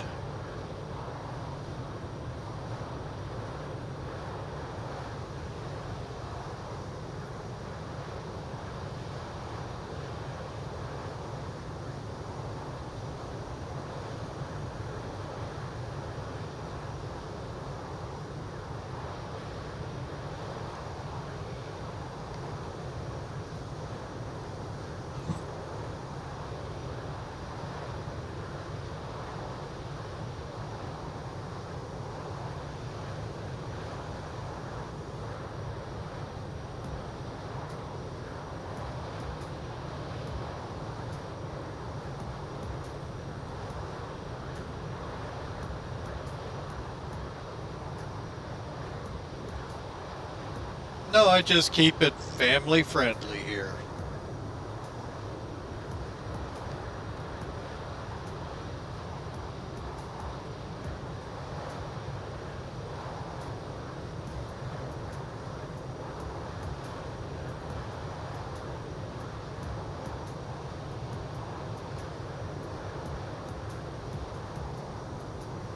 Need a beetle button.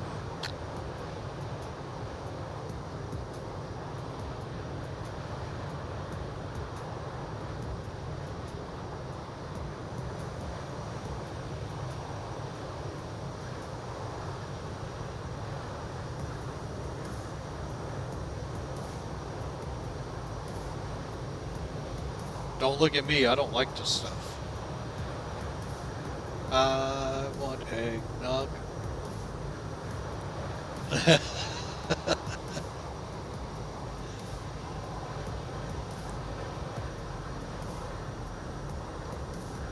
Not this guy.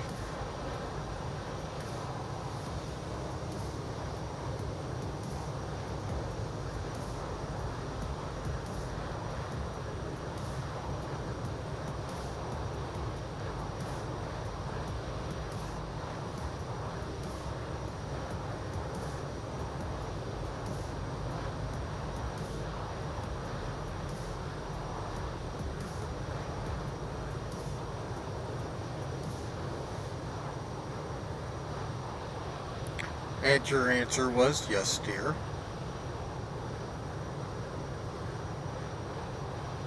Yep.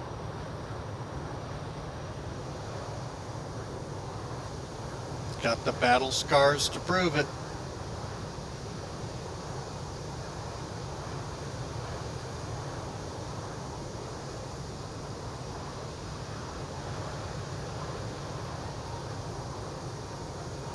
Put one foot in front of the other.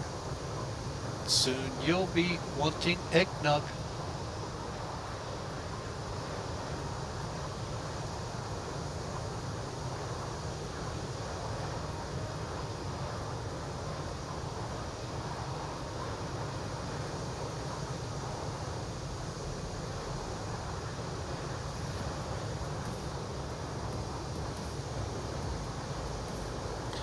So get back into the cloudiness again.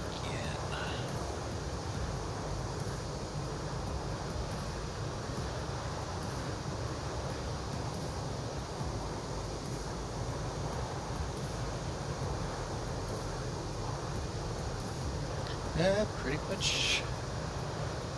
Whoa. That is an intense low pressure system off Alaska. Wow.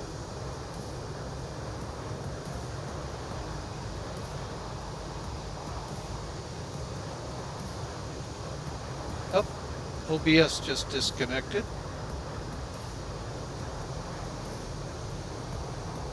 Hello, Moto.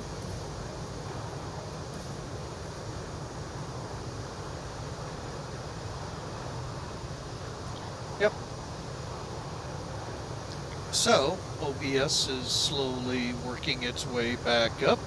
Sorry to those that lost it. Just realize I will put this to a video here soon.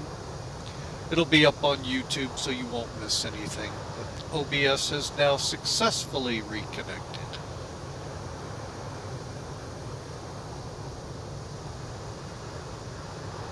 Really don't know what causes it.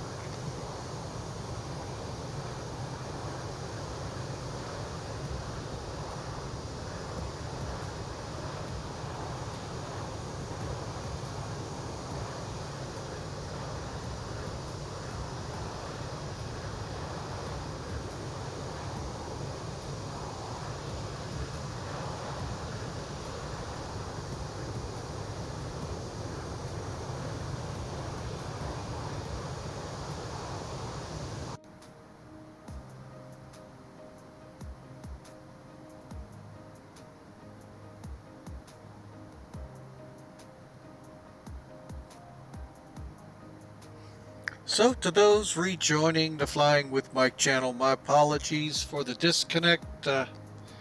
One of these days, it'll get figured out why it keeps disconnecting like it does here. But like I've said, there will be a YouTube stream video up within the next few days. As we continue on.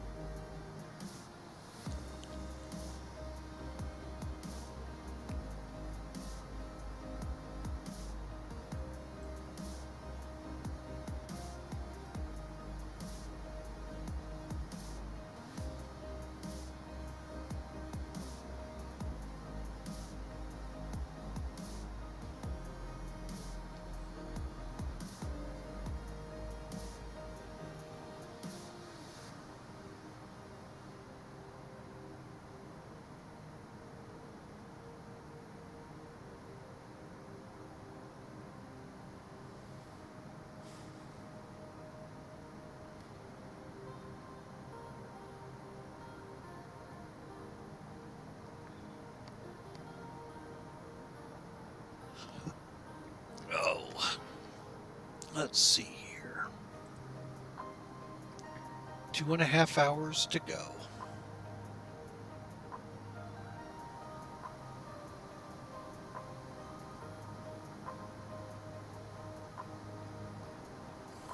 All right, time to go into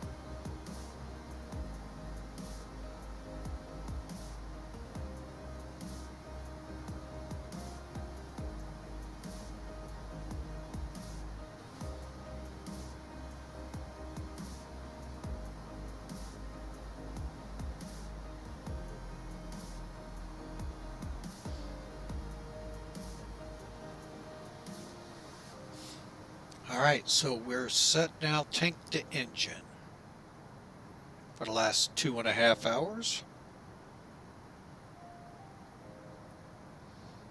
Ordered it from McDonald's.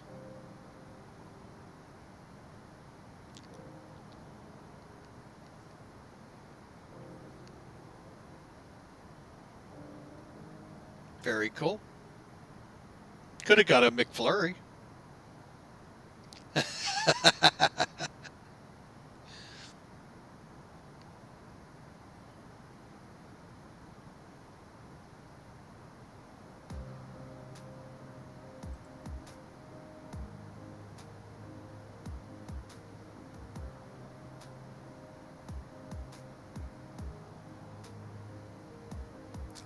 I'm behind a cloud.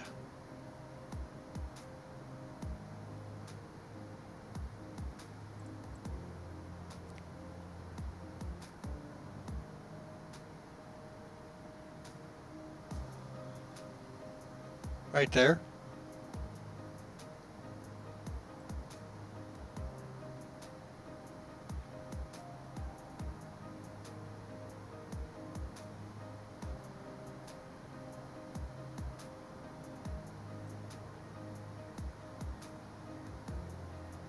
I don't see you.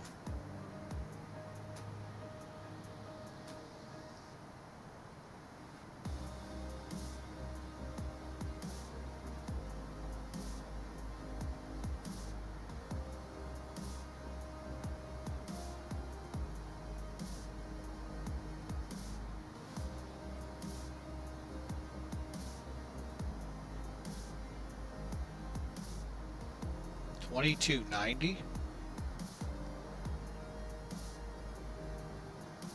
Yeah, I don't. Oh, wait.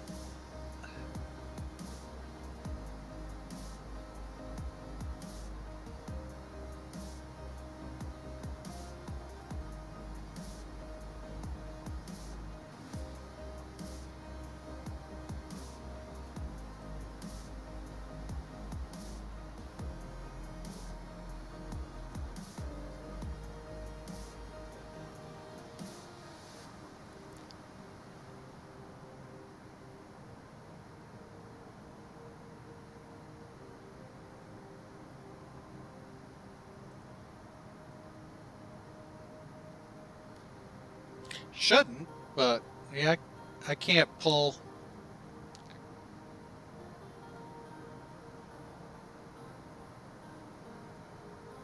I mean, looking here, it looks like we're.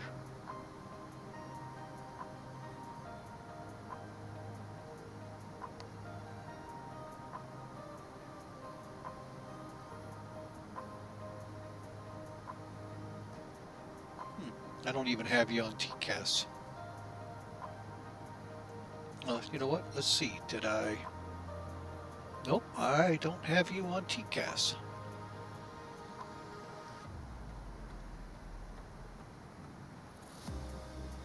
It is clean.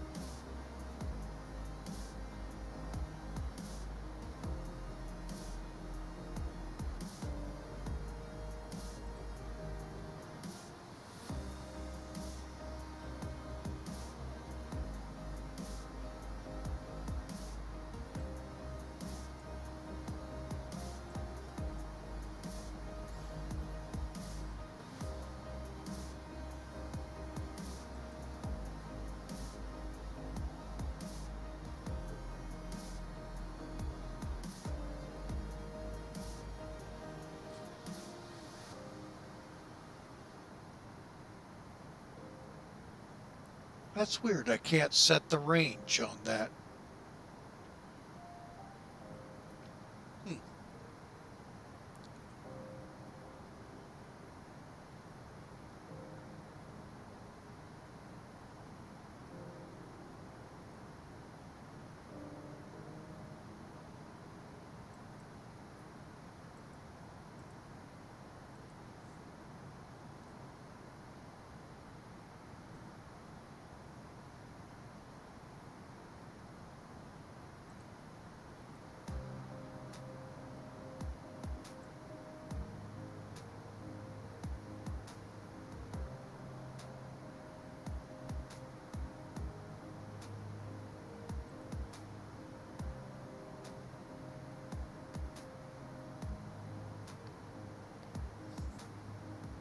Oh yeah, Steve's definitely going to get there long before us.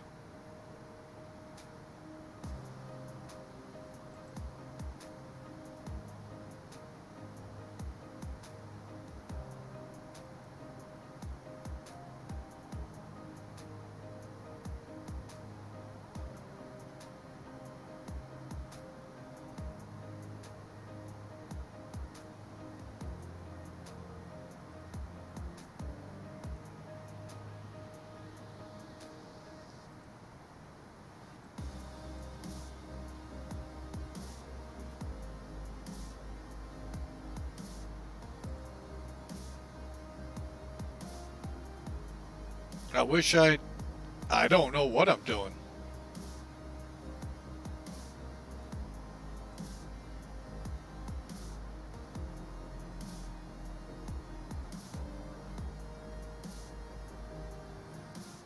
I can't figure out why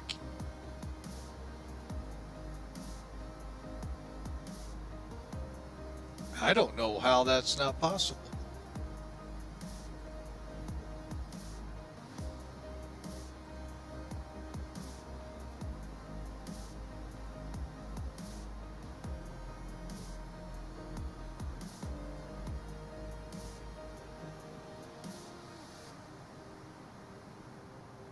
I just don't know where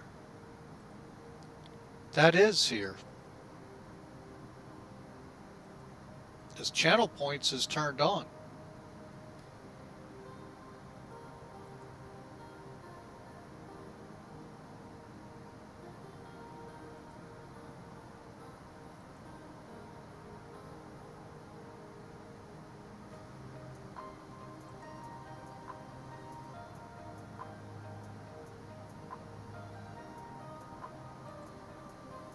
I'm getting them. I don't know what's going on with Hawker.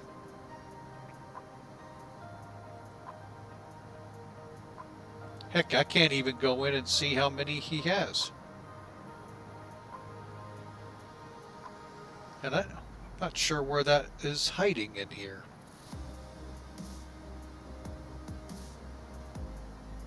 Yeah, I've got it on.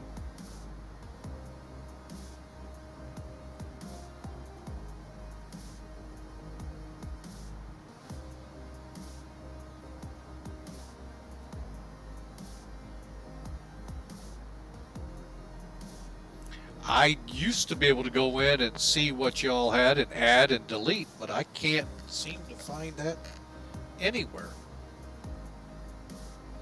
Stream elements or any of them.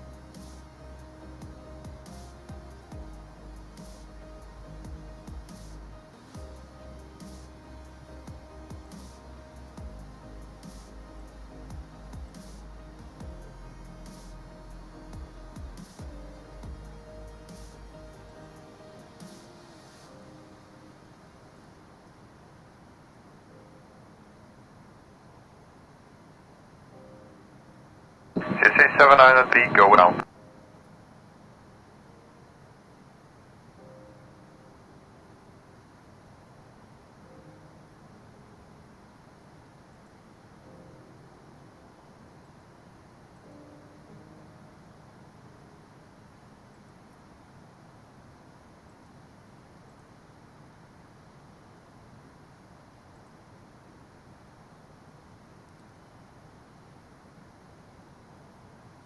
Okay, I found them now in Stream Elements.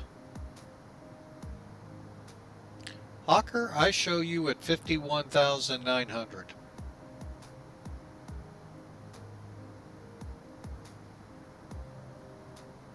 Current. All time? 26,970.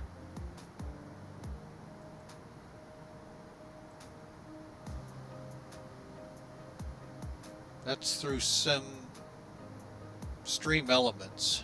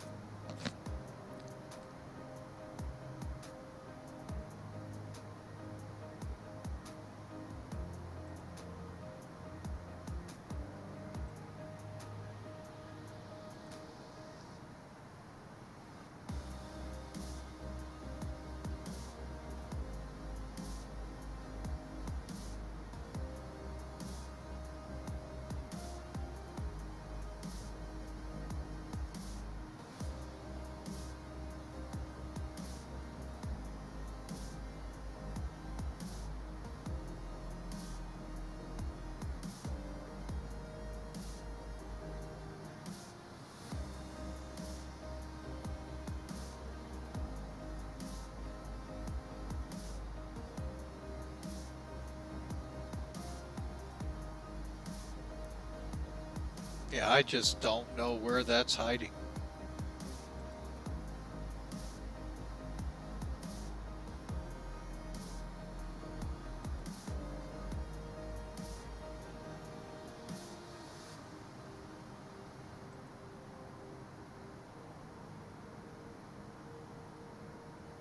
turn my channel points off and on.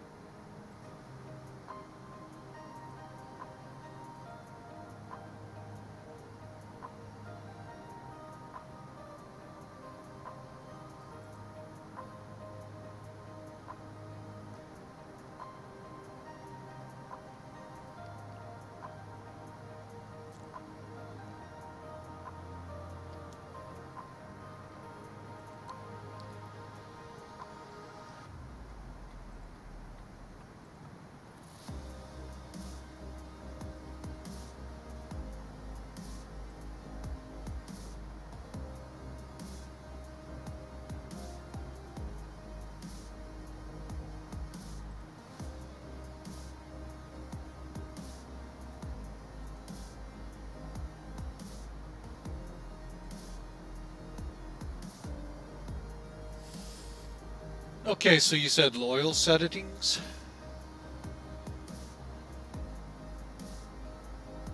I see it in them in settings.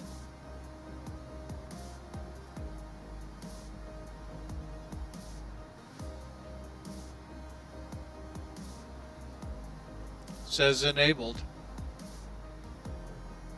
Enabled.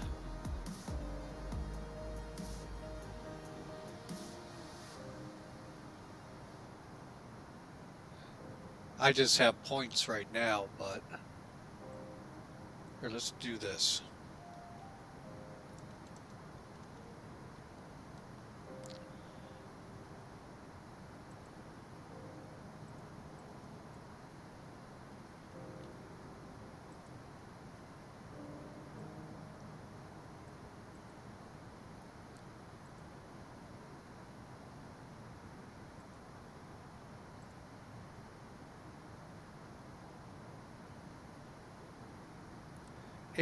Wait a minute. Ignored users, stream elements, MJ Schmidt. So it's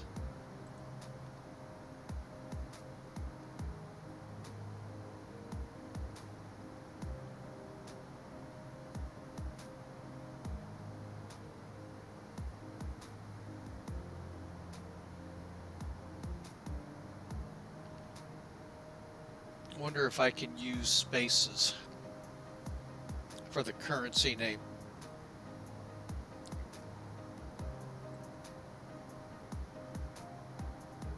Well, let's find out.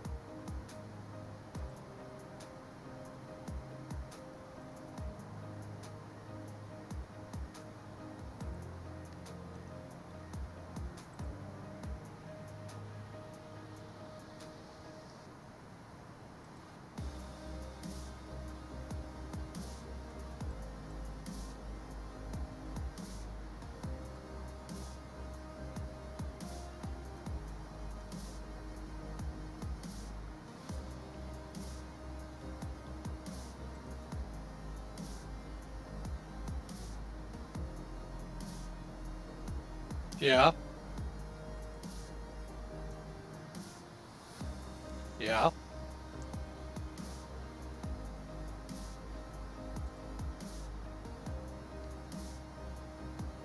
Yeah, but I don't know how these work.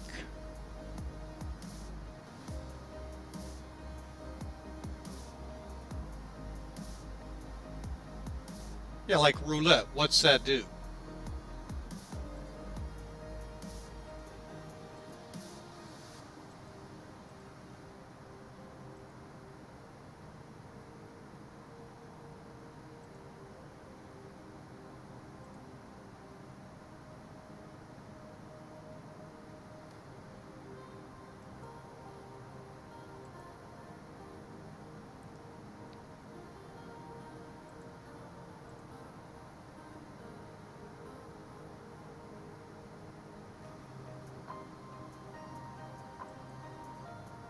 Okay, I've turned on roulette, bingo, duel, 8-ball, slot machine, Twitter,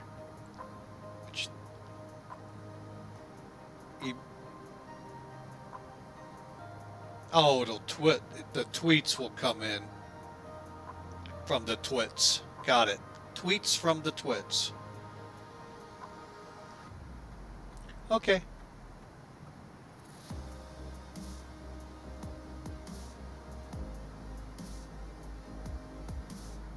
Steven975. Stand by. Let me go find out.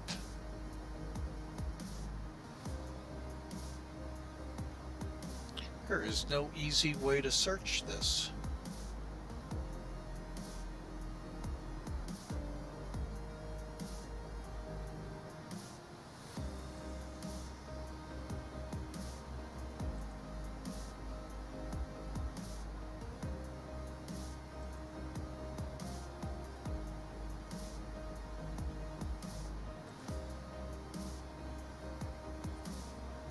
Boy, there is no way easy to search for you there, Steven. I'm trying.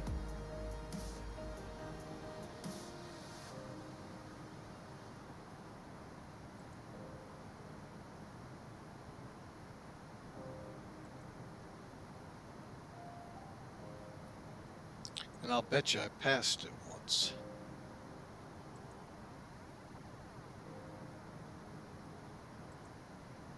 You would think they'd make this easier to find.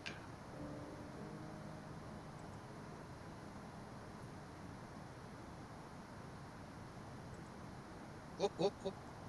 Back up.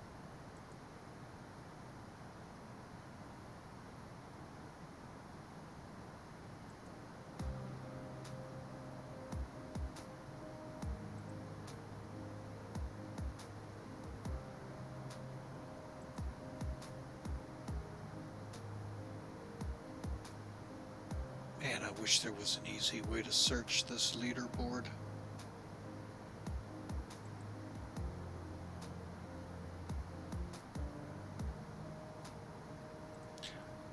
Unfortunately, it only does by so many people a page.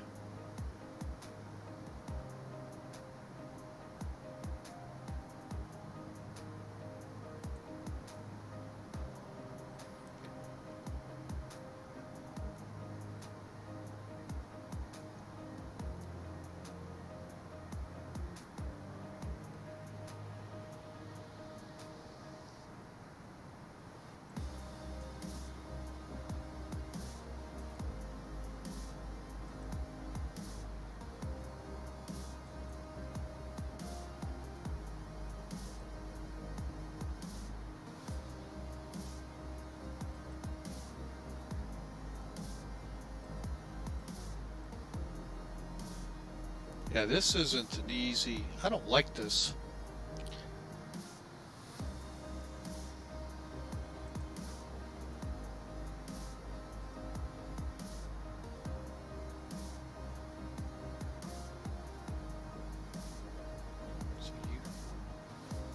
So yeah, you would be. Oh, oh, oh. Or string elements.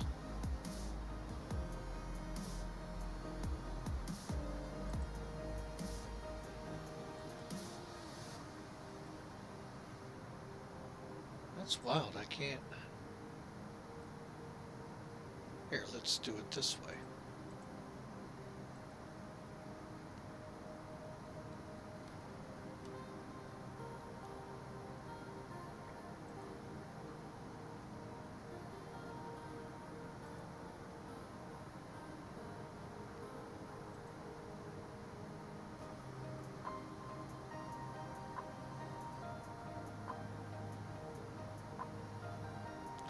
There you are. Now I found you. Gave you 10,000 points.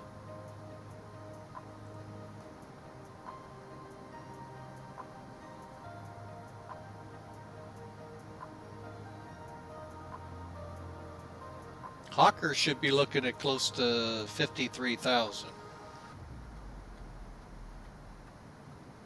Well, I just added 10,000 points to you, so you're at 10,280, what I'm showing.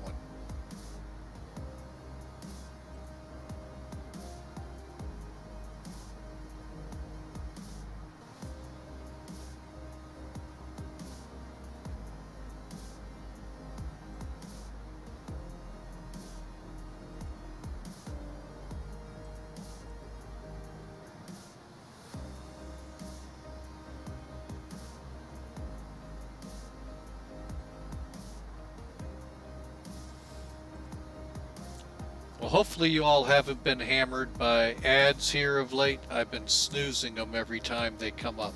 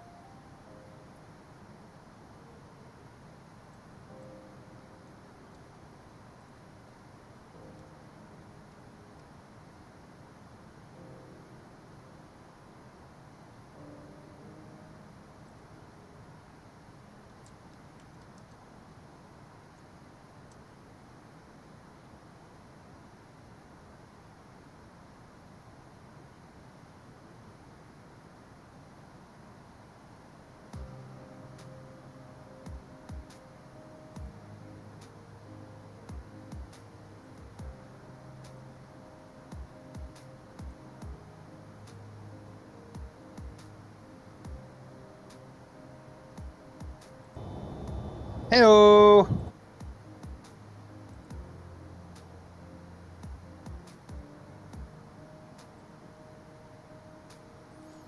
All right, so we are 71 miles out. I am climbing.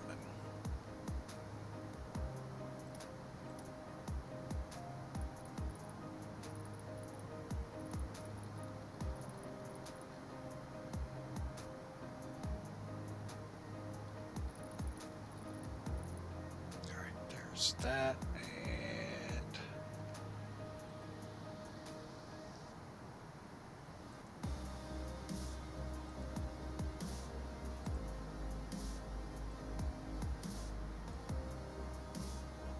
all right, 300 miles to Midham.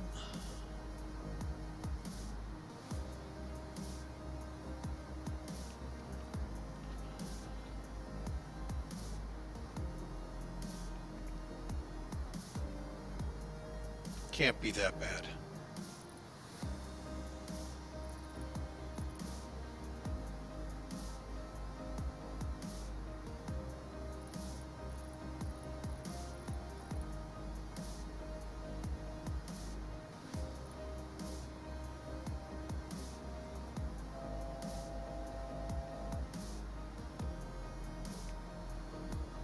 Oh, excuse me.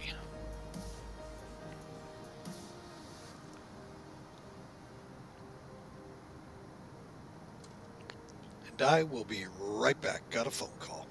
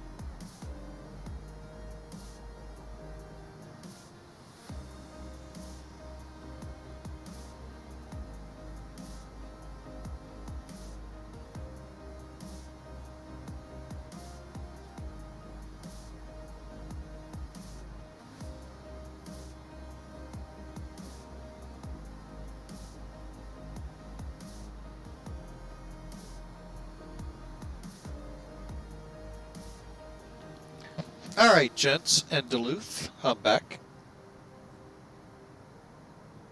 Uh-oh.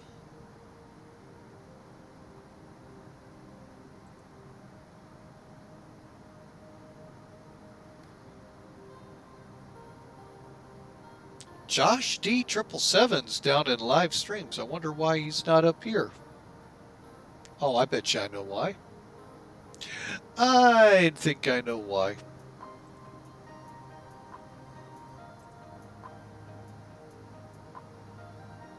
There he is.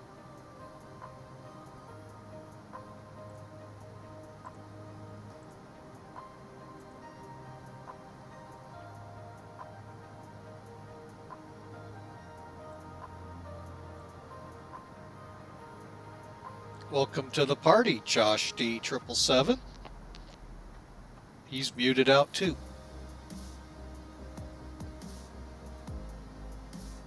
Oh, has he? I just drug him up. I keep forgetting I have that ability.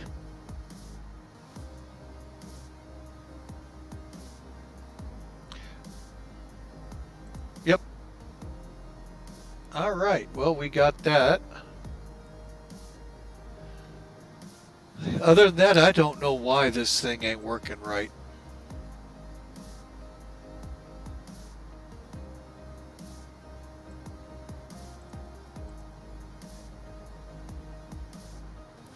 Do not know.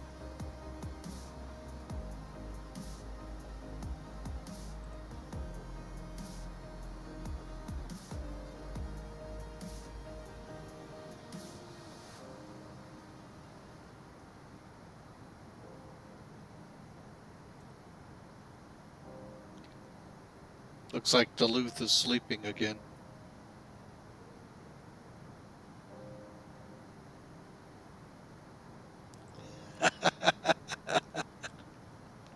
Oh, he's awake now.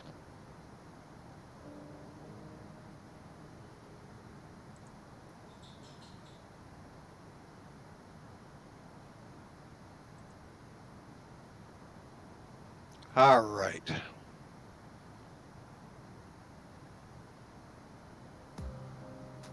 So I'm 9 miles from Fort St. John. Then it's Mittam, which is 367, and then Yakutsk, which is Alaska. And about an hour in, if that. I don't remember from there how far it is, but I know we're close.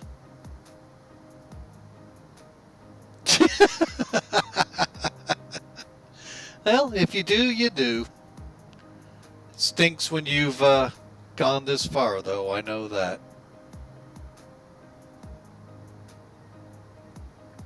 With only one emergency landing.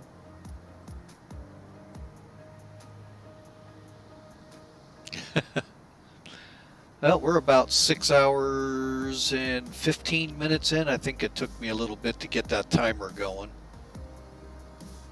All right, there's the turn towards Yakutsk.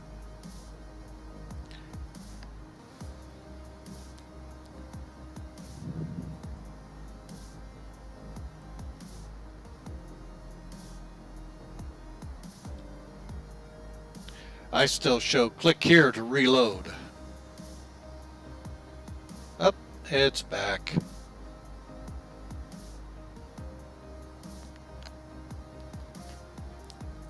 He's X-Plane 11, so his clouds, I think it's the clouds that really drag my system down. So,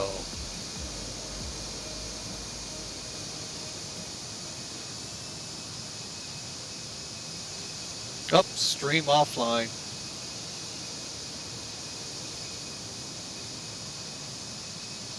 Duluth went down.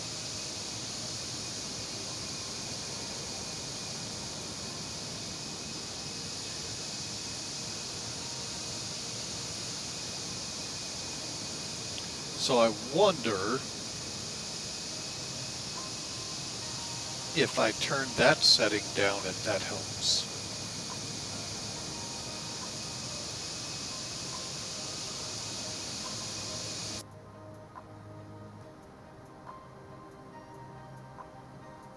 Yeah, because look at me, I'm hovering right above 1823. So I'm going to bring it down to here.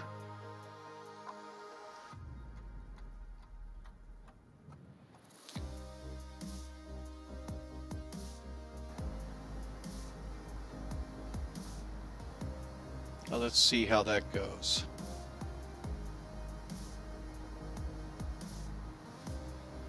Still about the same.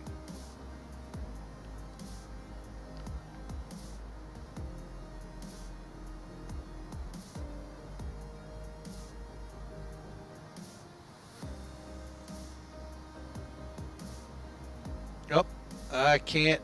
Okay, guys, sorry, can't snooze the ads anymore, so. Render rate, render distance.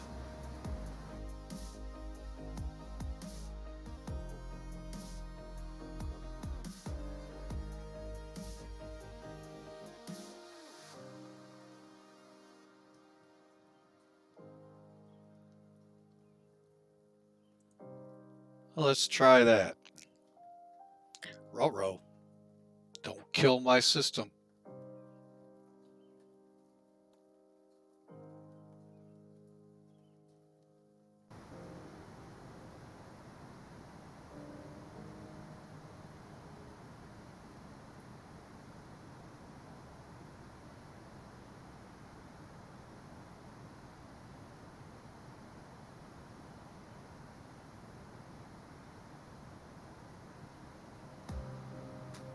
Yeah, we'll kind of watch it over time. Might need a restart. Actually, one of them does.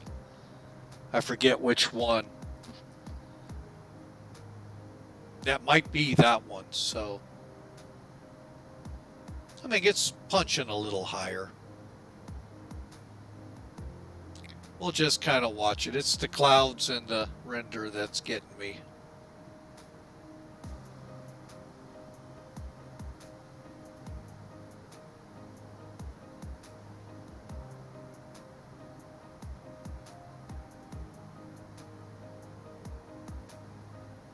But again, I've run out of snoozing ads clicking, so hopefully they don't come barraging at you. But, you know, there is a way around that, folks.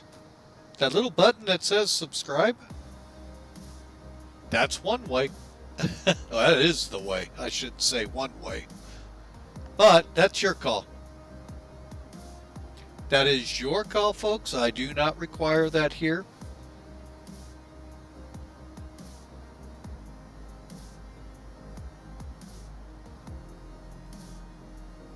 All right, let's see how the fuel is doing. Because I'm about ready to let the reserve tanks fill the 1 and 4.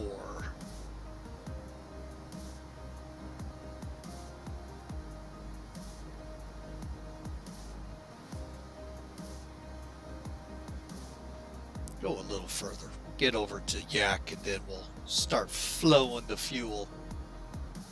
How's that look, by the way? Yeah, we're starting to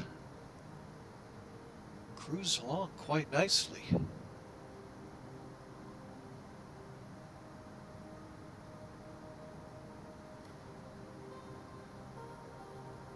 Cool.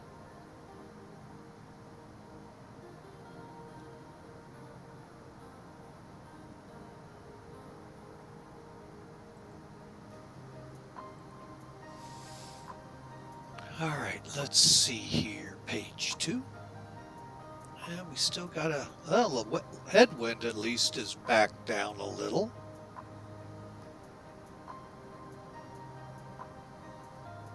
"43 minutes.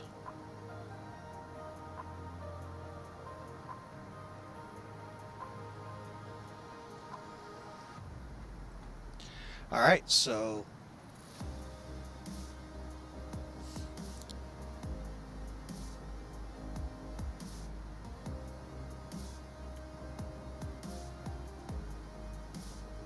let me just look at something up here.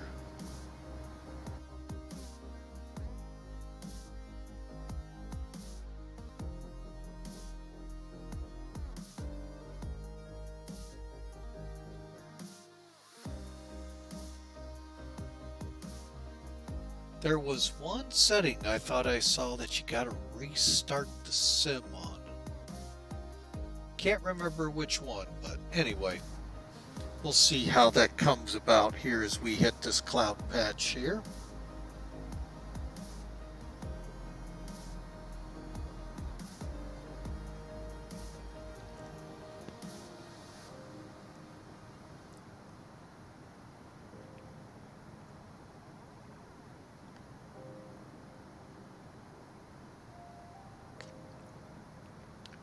And let's see. Duluth is still out. Yep, he's still out there. Well, maybe. Hang on.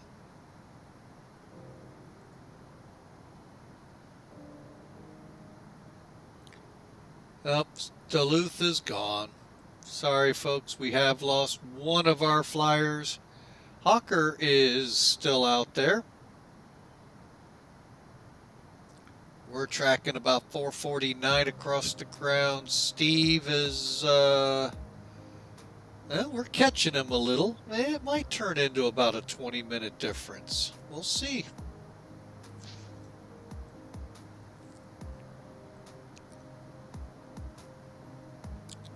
As he brings his Airbus in from Chicago.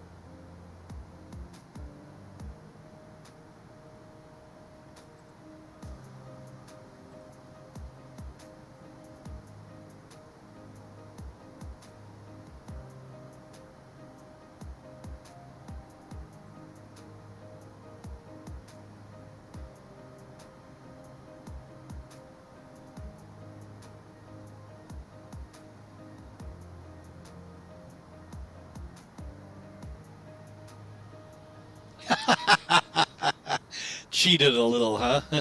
I understand on these long flights, folks. I remember when I used to fly them almost every flight, and when I had my own VA, yeah, I would kick it up.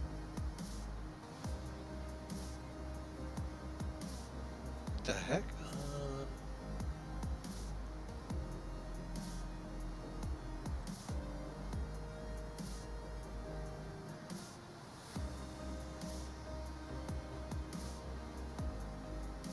Wow, I didn't know you could pen messages. Wow. Learning a lot on this flight, folks.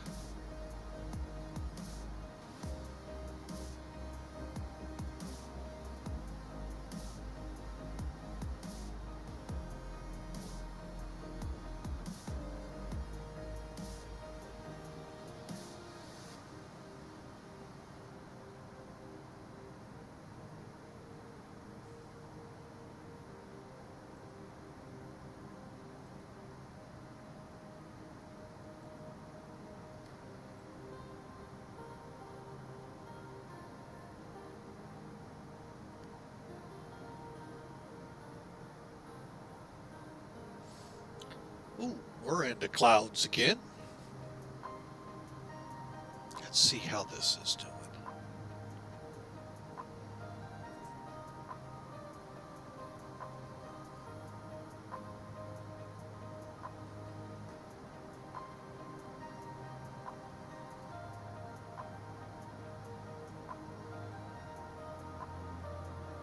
As we go into hyperspace again. No sim has ever done this well.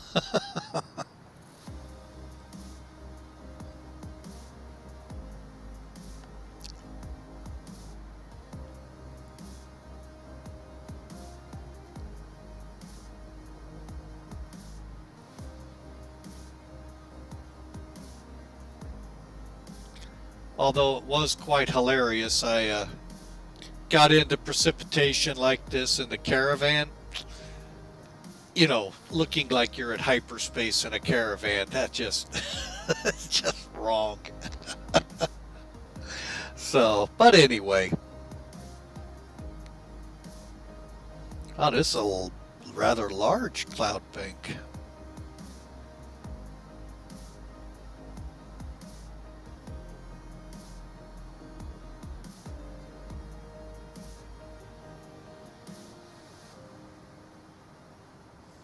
Yeah, I'm going to have to check into this. This is pretty intense.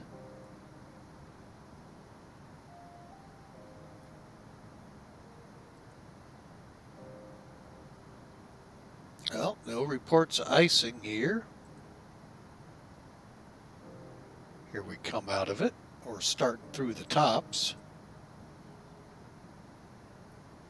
Yeah, that is one heck of a low pressure center in the Gulf of Alaska.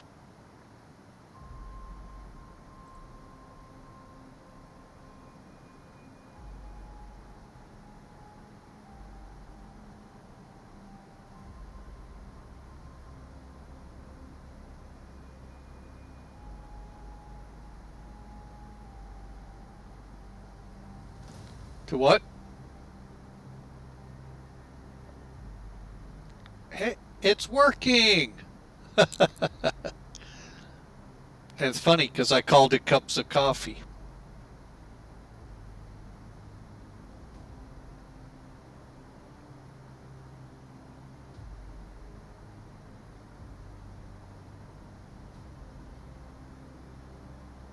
His, I don't see him up here at all. Yeah. He's not anywhere up here.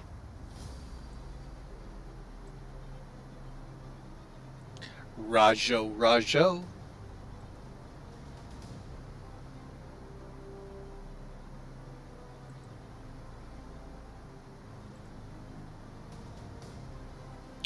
Yep, we are definitely into something. Let's see, what is, I know sky vector, cloud types, heights.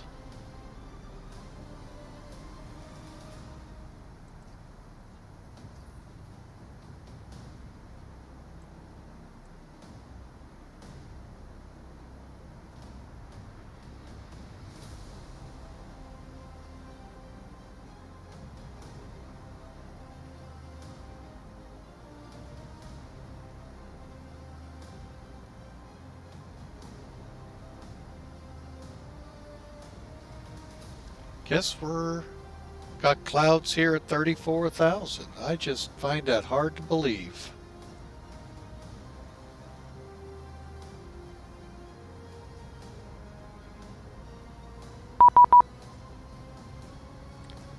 Really? Hang on. I have a ATC. Looks like Edmonton decided to join the party. 35750.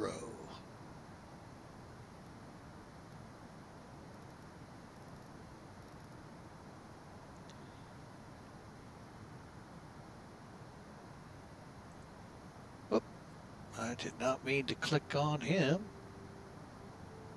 Why did center on him?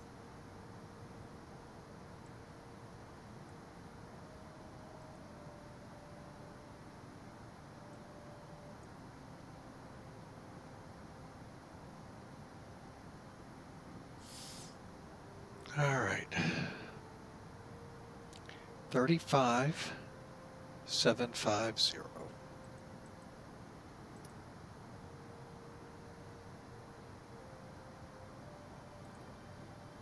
Air Canada 128 Heavy, sorry, I thought you were flying westbound. My apologies. Back to Unicom 122.8, sorry about that. No worries, I'm back to Unicom 122.8 for Air Canada 128 Heavy. Have a good one. Edmonton control. FedEx 811 Heavy with you. Fly level 34s. 7746. It's at flight level TT0 and bound Good Dog. 7746 Edmonton Center, good afternoon, squawk 5172. They're gonna make me squawk a new code. 5172, stand by, Jazz 7746. Edmonton Center, FedEx 811 Heavy with you. Fly level 340. X811 Heavy, Edmonton Center, good afternoon, squawk 5447. 5447, FedEx 811.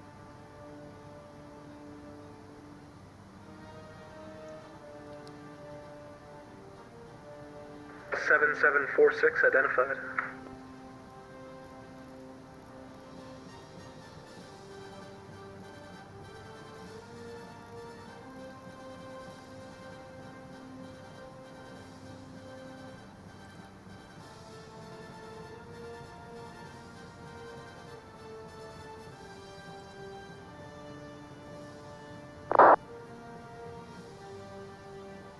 746, disregard.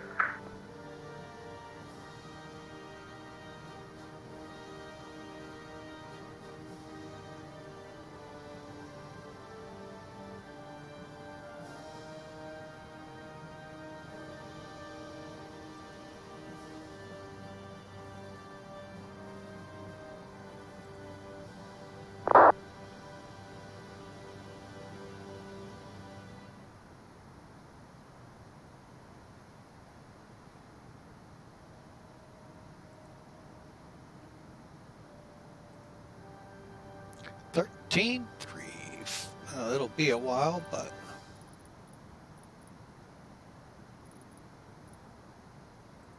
okay.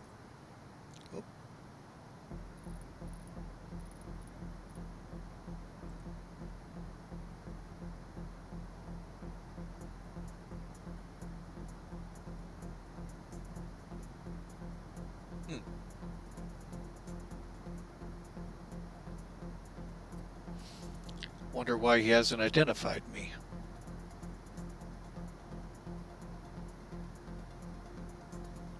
Pretty hard to see a tub.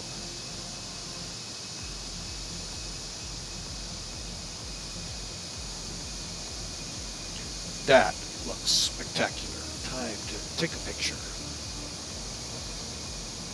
Good afternoon, Edelweiss, 11 kilo on flight level 330, proceeding Yankee Sierra Mike. It was 11 kilo heavy, Edmonton Center, good afternoon, squawk 5661. Squawking 5661, Edelweiss 11 kilo. Coming up to Whitehorse.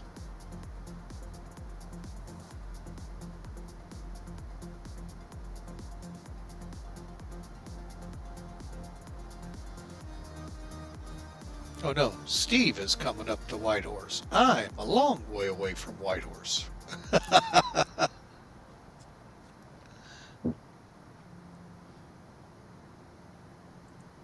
Always 11 kilo identified. You disconnected? Why?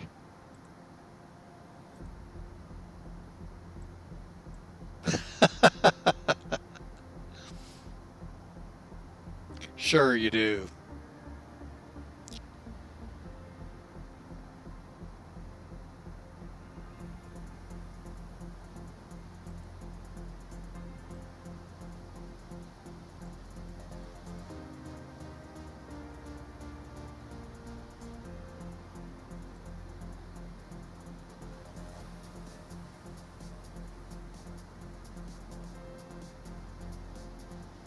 Well, let's see how frames are doing now. We're still into 20s. Oh well.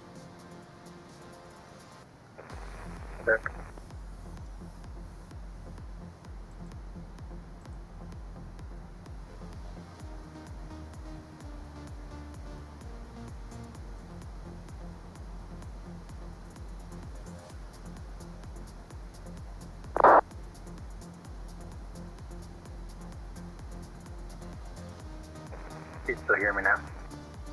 Yep, I got you 5x5. UPS 213, flight level 300. S213 Heavy, Edmonton Center, good afternoon, squawk 5532.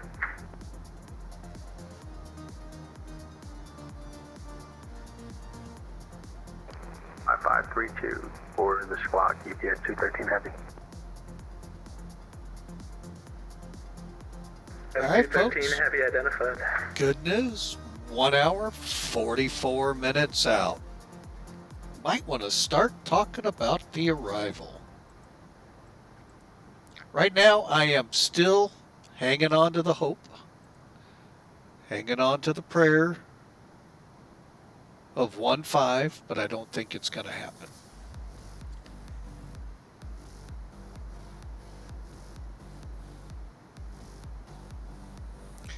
Let's see what Anchorage is calling right now.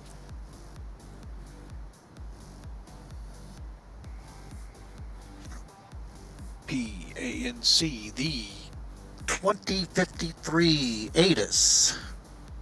Still 050 at 3.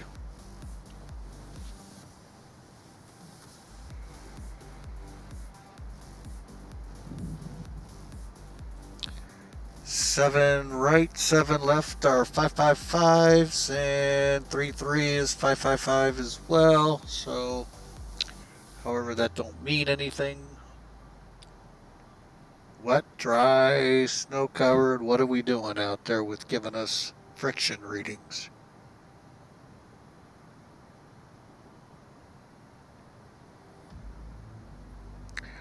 We then proceed to Kenai.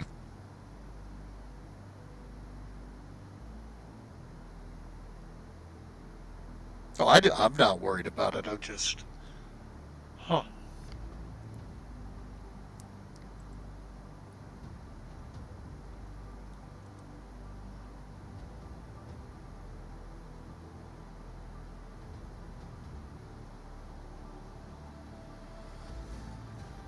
Don't know.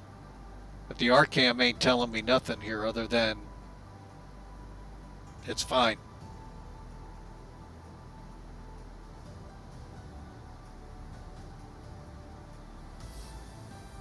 Huh. Well, now would be the time for me to make my decision.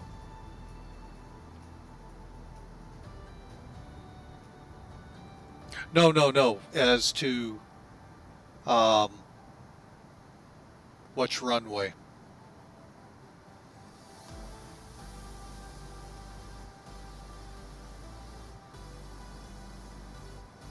Oh, helps to put METAR.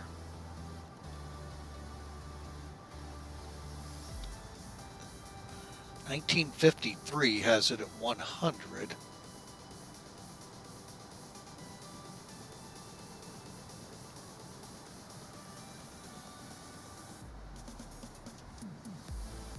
(2053) 070 at, and that's almost an hour old. 070 at 3. Yeah, I got a feeling I'm going to have to go in on the 7s.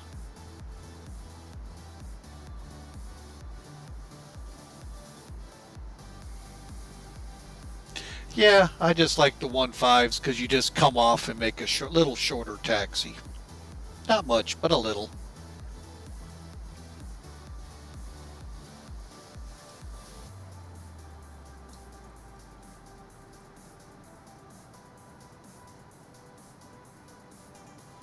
Oh no, not with what we're dealing with.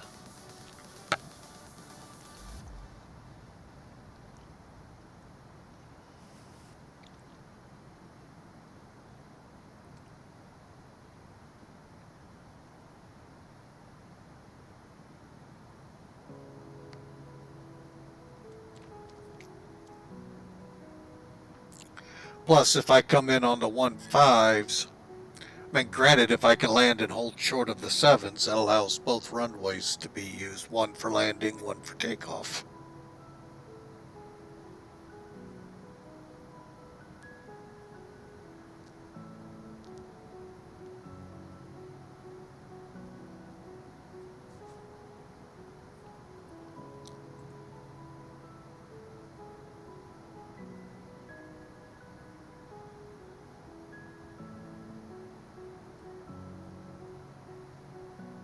Well, if you go to that website, d8s.cloud.io, it's the D8s. That'll be the ATIS they're using Information Delta in the real world as of 2053 Zulu. And their winds are different than the METAR.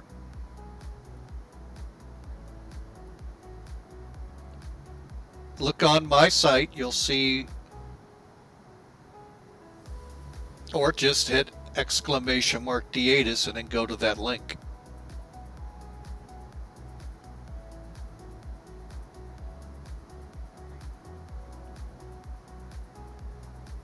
Then drop down to PANC and you'll get the ATIS that's currently broadcasting.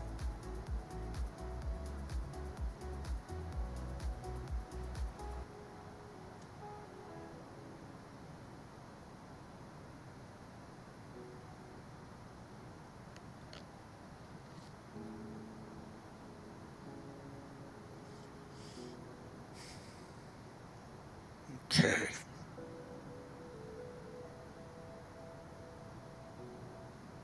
Click the link.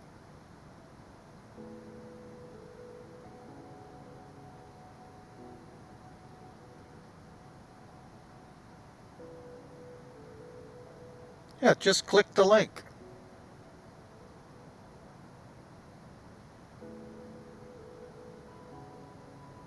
Then upper left-hand side, you'll see where you can select the facility. Drop pretty much to the bottom for PANC.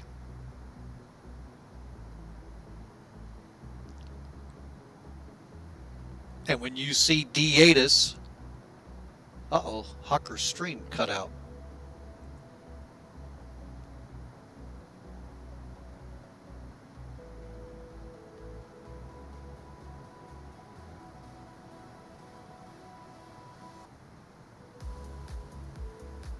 Jazz 7746, leaving my airspace. Winnipeg center's offline. Surveillance terminates. Monitor Unicom 122. That's when we'll see you. Yeah, it's back now, Hawker. Jazz 7746. Good night, sir. Bye.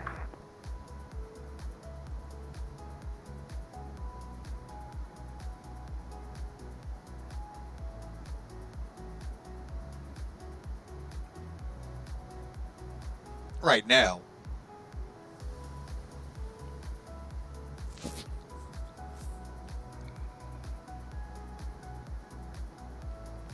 Another way to find out, FlightAware, go to the airport and see what they're doing.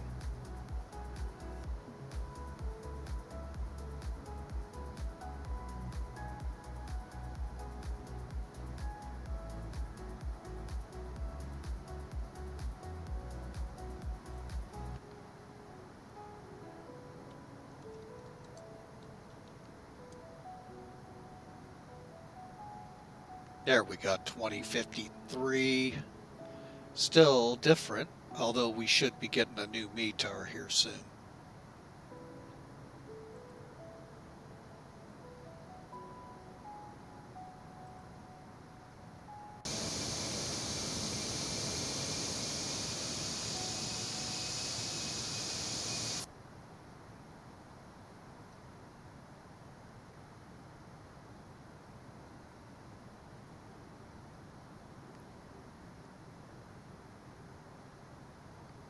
All right, folks, so, well, we're going to need to figure this out. 7 right will mean the Whitty 4 arrival.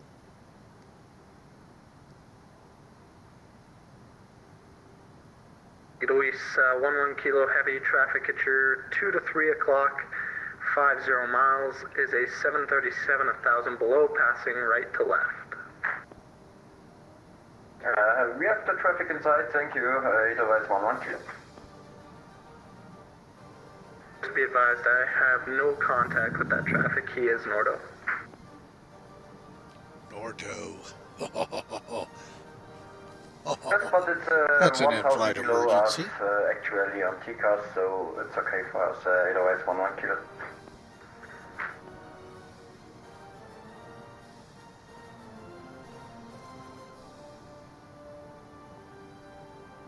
Into the clouds again.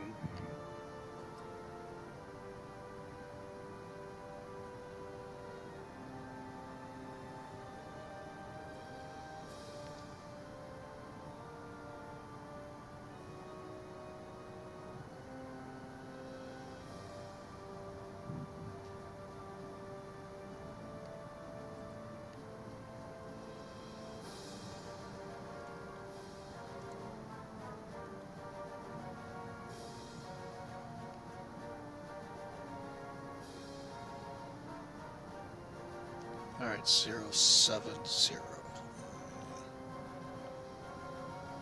Yeah, that's not a hard approach, so...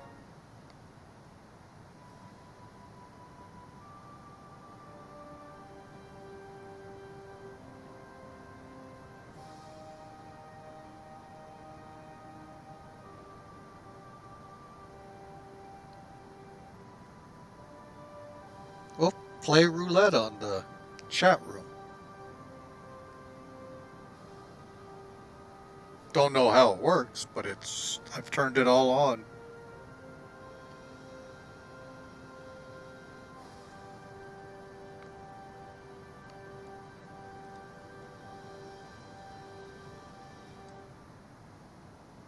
I think I spelt it wrong.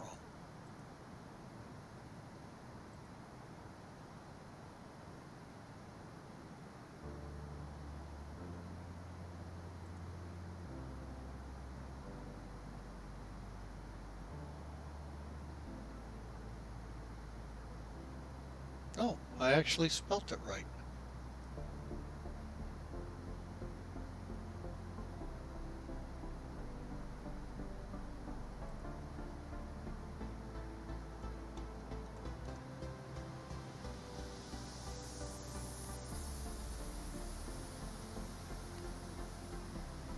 Oh well, I tried.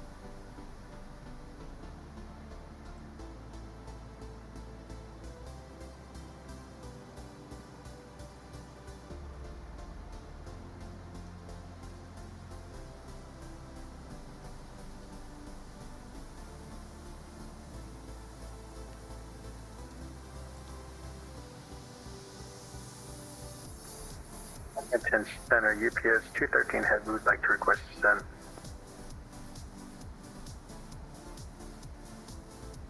UPS 213 Heavy, descend flight level 230. 230 for UPS 213 Heavy.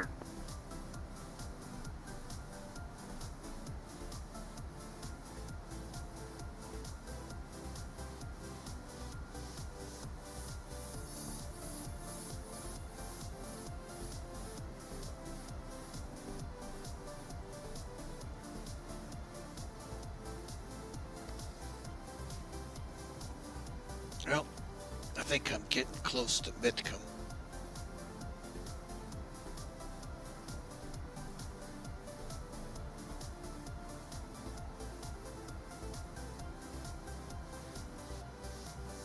UPS 213 Heavy, just be advised that's as low as I'm going to be able to get you. I can't clear you any lower into Anchorage's airspace.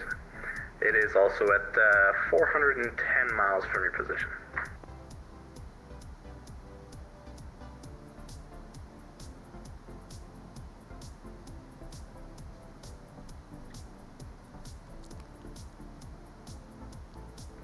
Alright, that's fine. I don't know why the plane wanted to descend, so figured I'd just request lower. Whatever works for you works for me.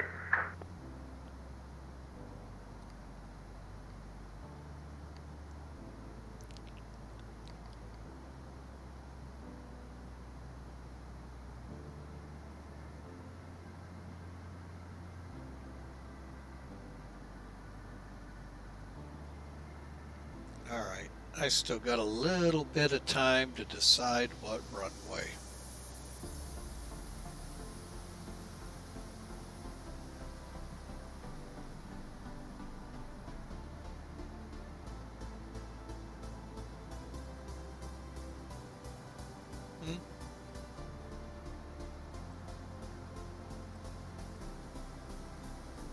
That's over Kodiak, man. I'm nowhere near Kodiak.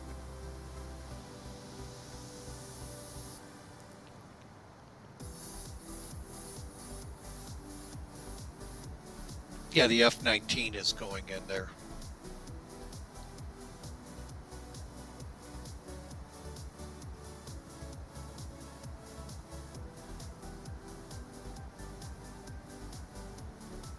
Bringing supplies in for it.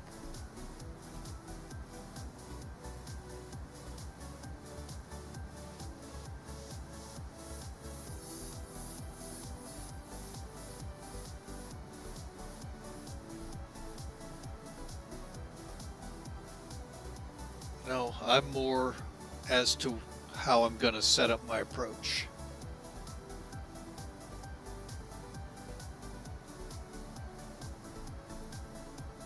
Because I don't think we're going to be shooting the Elam like I wanted to.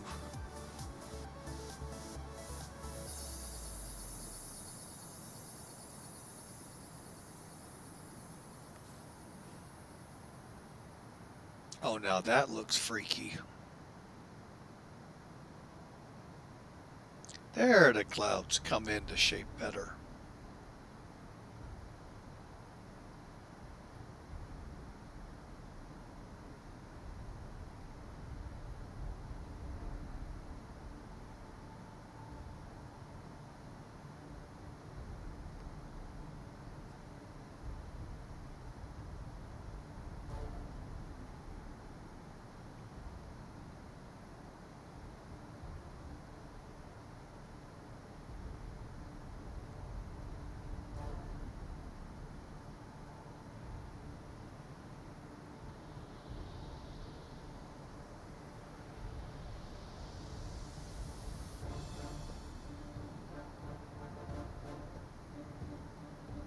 Yeah. They're home.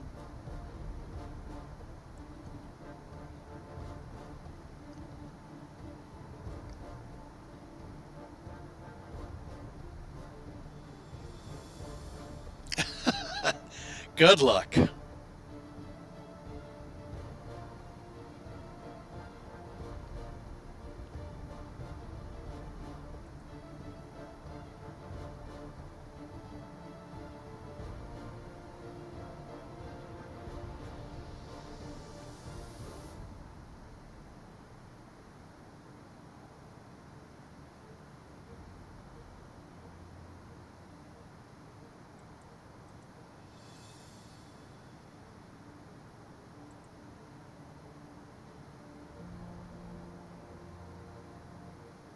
UPS 213 Heavy leaving my airspace. Anchorage Center is offline. Surveillance terminates. Monitor Unicom 122.8. We'll see ya.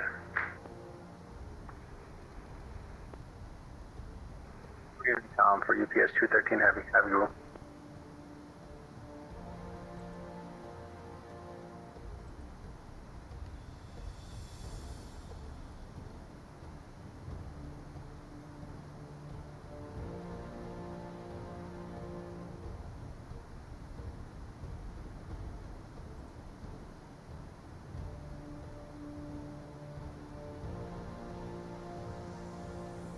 X811 Heavy leaving my airspace. Anchorage Center is offline. Surveillance terminates. Monitor Unicom 122.8. Good day. FedEx 811 Heavy copies over to 22.8. Thanks for your service. Have a great day. Pleasure.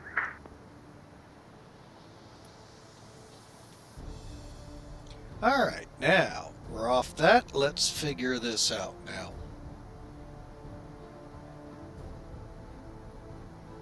Although there's a lot of his airspace to go. That's cool. Excuse me, folks.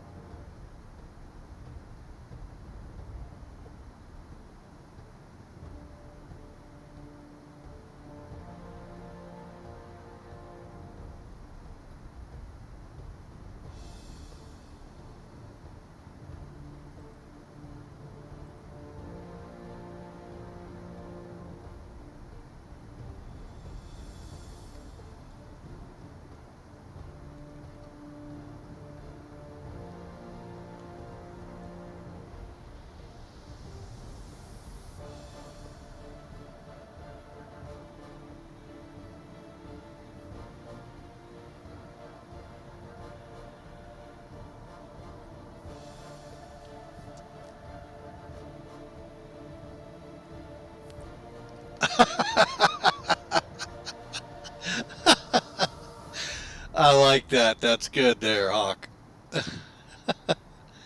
How far out are we? Crud.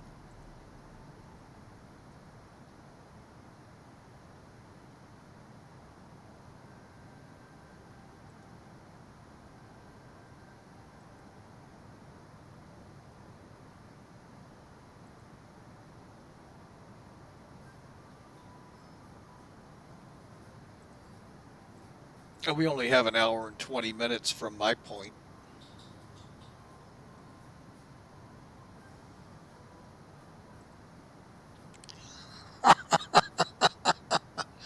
I think my missus might be home from Columbia, so.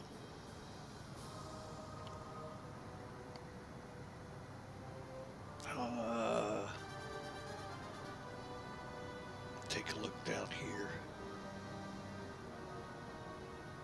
Yep, 47 to go to Mitcom, and then Yakutat, whatever it's called.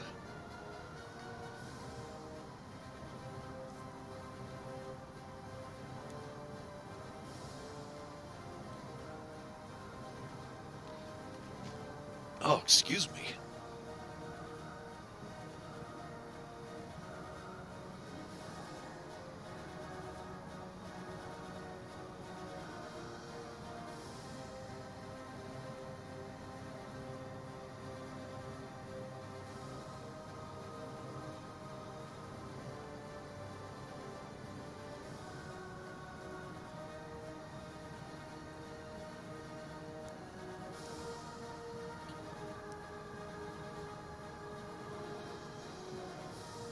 I will be right back, gents.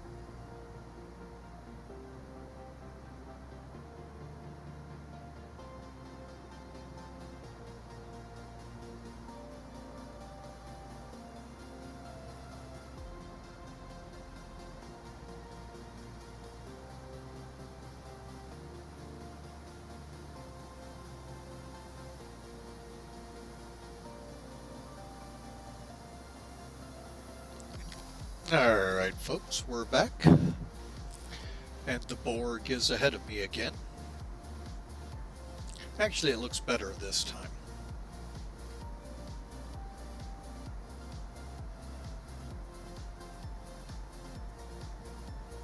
For you? Where are you at? You're not on VATSIM, so... Oh yeah, they're still up. Not sure where you're hiding.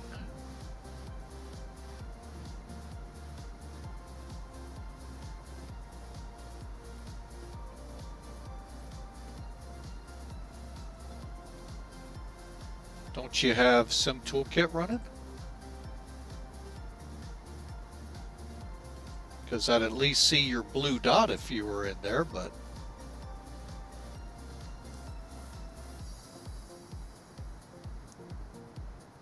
Blue River.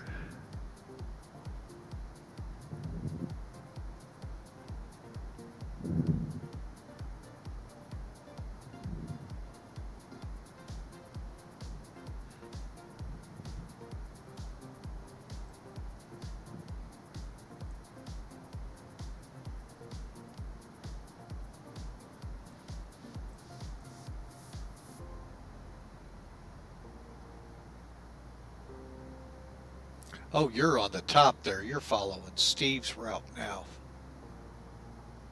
Yeah, you got a little haul from there, dude. It's your call, so.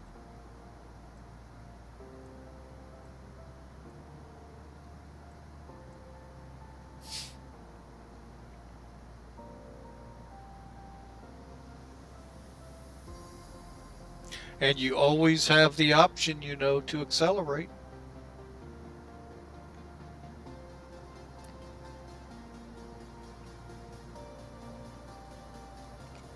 But you can accelerate the sim time. Go hypersonic.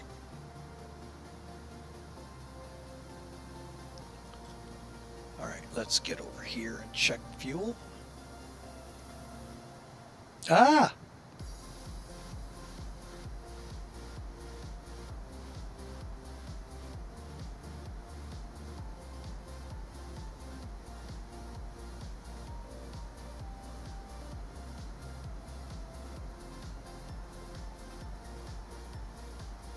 All right, let's start transferring fuel.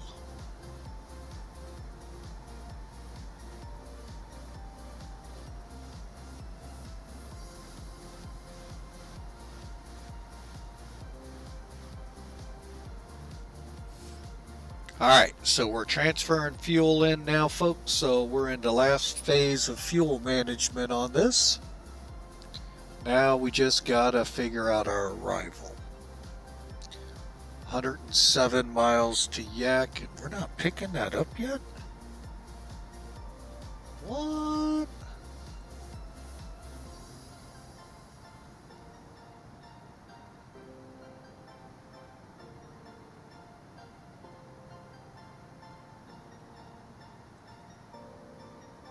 $13.3 should be showing. I hope we're not starting to run into that problem.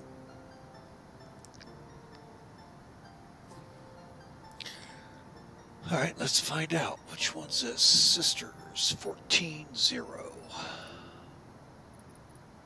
Oh, wait.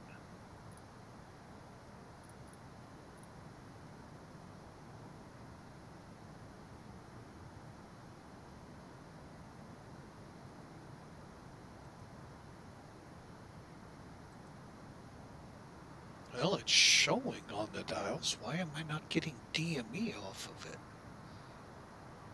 14-0, right? Yeah.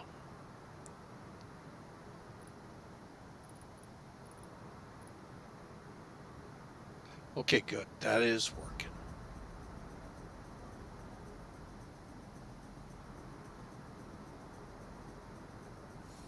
Yeah, they're doing pretty good. How they doing on frames? Not too good over there.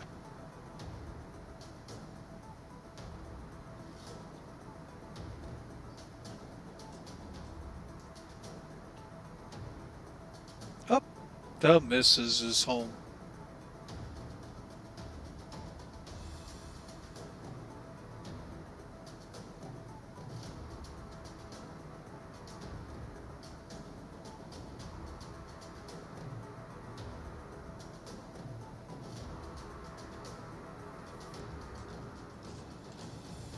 Stand by, I'll be right back.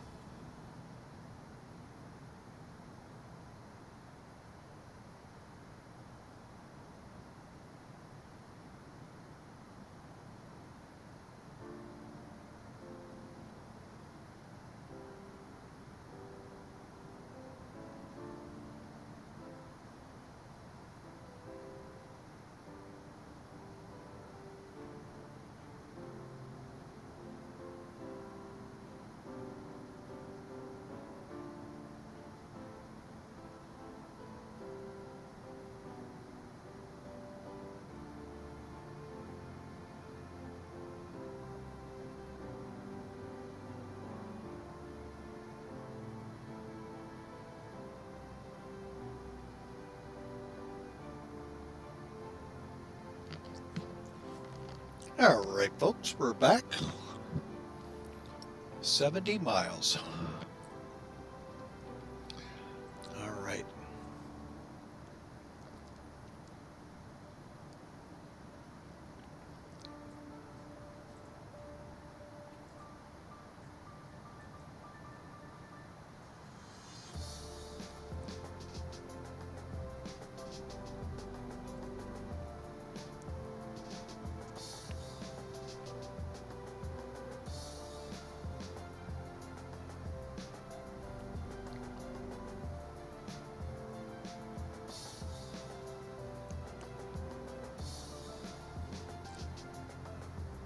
That sounds familiar.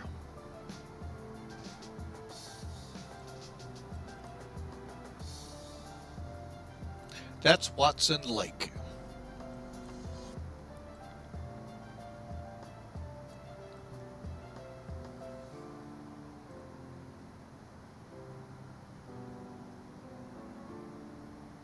All right, let's see. We have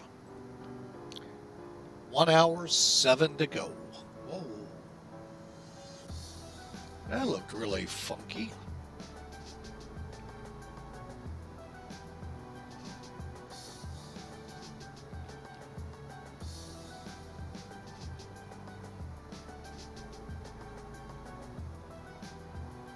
Up now I'm starting to show clouds around Anchorage.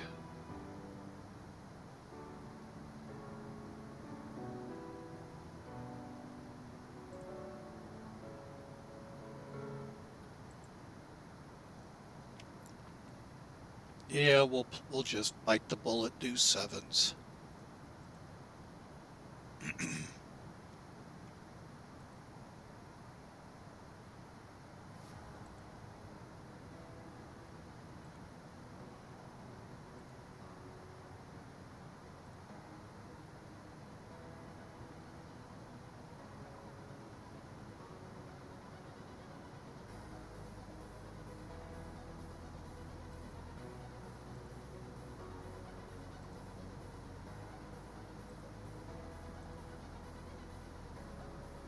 Okay, we're all set up. All right. Well, since I've been remiss on many of the briefings that I normally do on here, let's go ahead. Let me work this out. Since Elam is no longer going to be our arrival.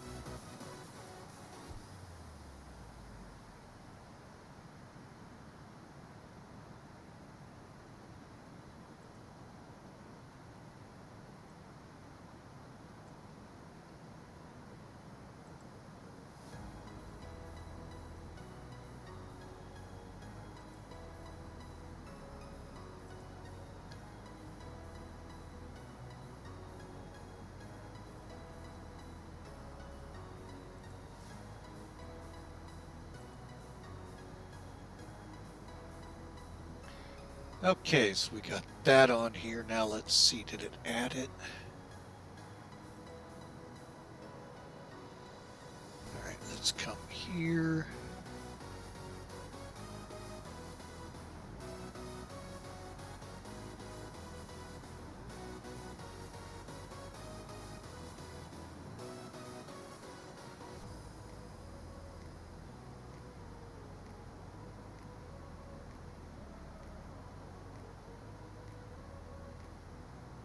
Wow.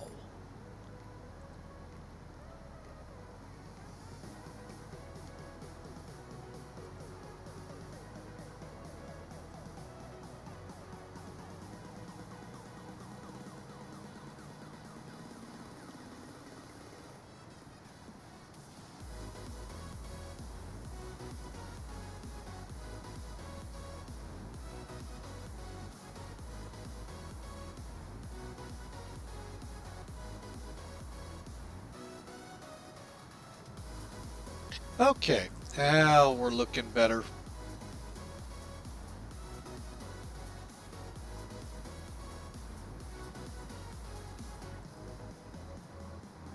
All right, folks, there's the new charts program. If you haven't seen it yet, charts 8. We're going to be coming in to Anchorage. We got a latest weather yet. Let's see.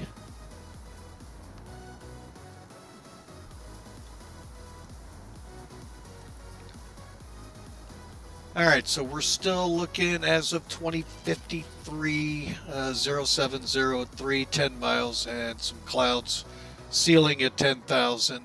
So we'll come over John's Point. First off, across the top, Theatus. If you want to see the Theatus before getting there, this link, if you click on it, then in the upper left, click Select Facility, scroll pretty much to the bottom. You'll find PANC, and that's the latest.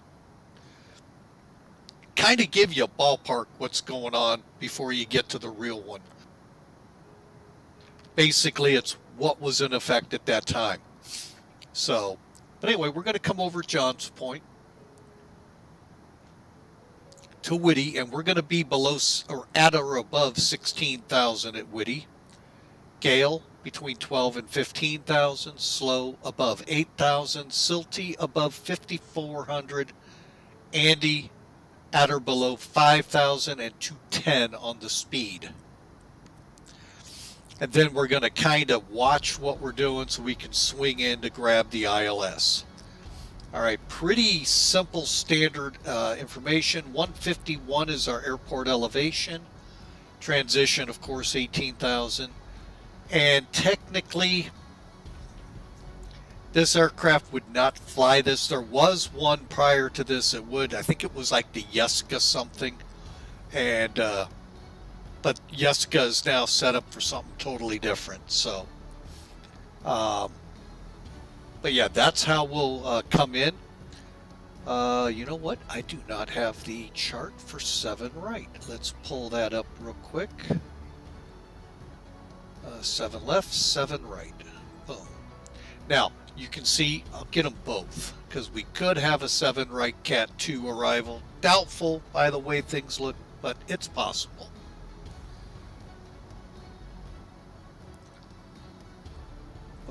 Right. All right. Flying with Jason.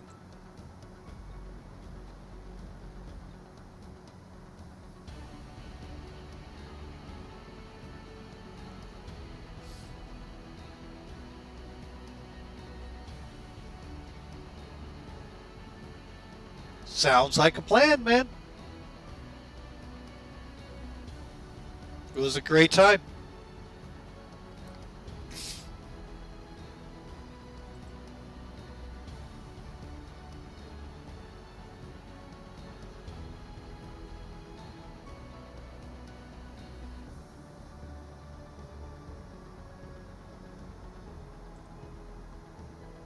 You picked this one.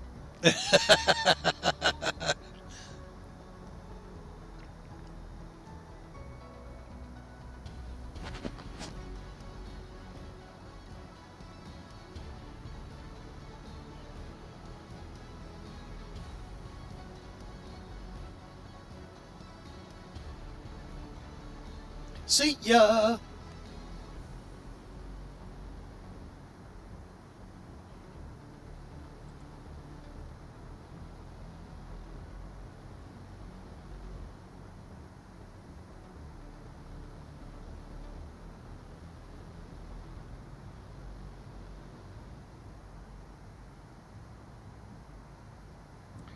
All right, folks, continuing on. All right, for the ILS, from Andy, we're just going to kind of fly along here, turn in at Elias, then come over Weequo, Thule, Vida, and right onto the runway. Now, up here at the top, there again is that D8, Anchorage approach, if they come up, tower, and ground.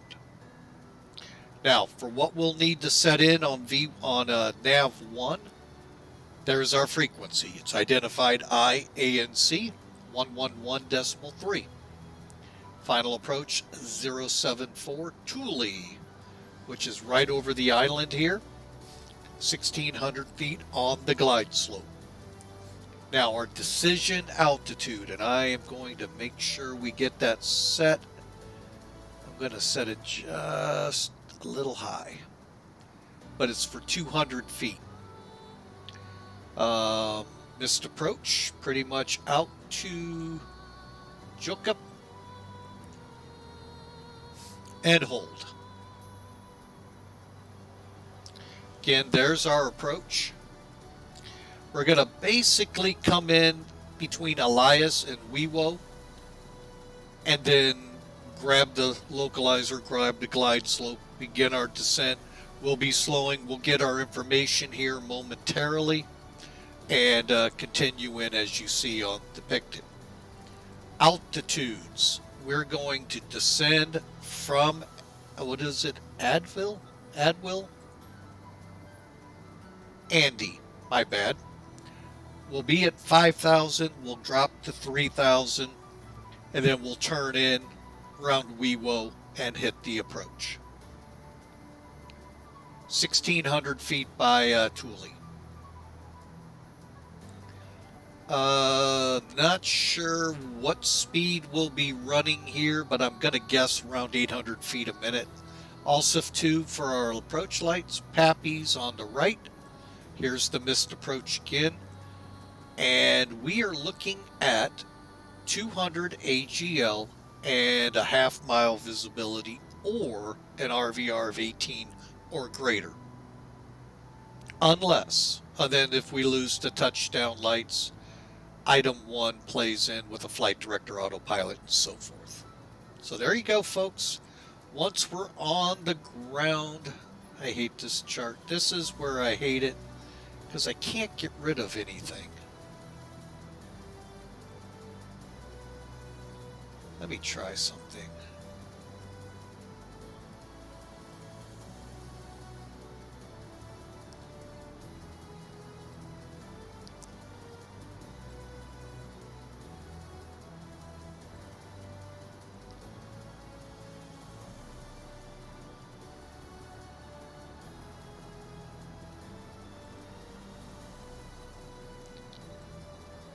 Yeah, it won't let me get rid of. That's the one thing I really, crap,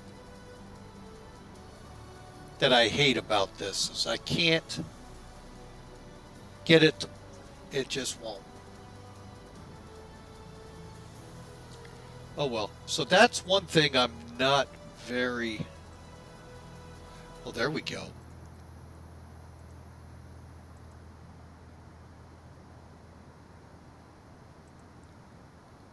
Okay. All right. Once we're on the ground, folks, we'll try to get off by Golf, up Romeo, worst case Echo or Delta. And then we'll be parking up in here. All right. So we've already got the FMC programmed. Boom. Wow, 106 from there to Yak. Wow. All right, moving over now. All right, let's first go to landing. And now we got to set in all of our information here. All right, first off from the load sheet. Okay, our runway is 12,400 feet long.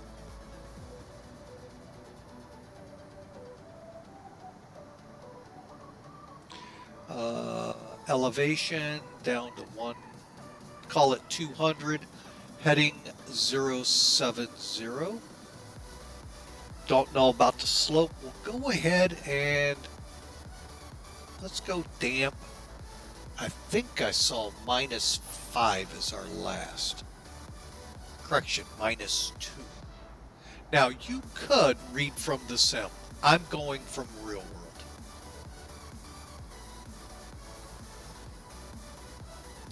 Barrow 2970. Slope is 0. Just trying to get rid of charts in the new charts program. I kind of like the old one better. But that's just me fighting it big time. 040 at 5. Wow.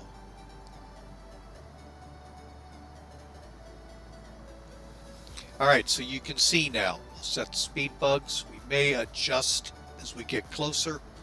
We're looking at a ref of 140, so 150. Call it 800 feet a minute down. And we'll go with medium brakes.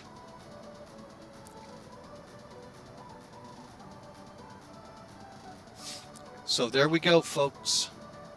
That's what it's.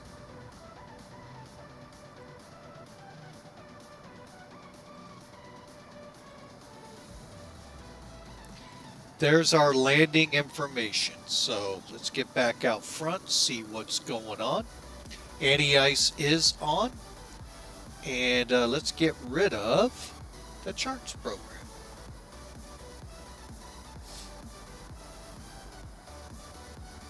Currently,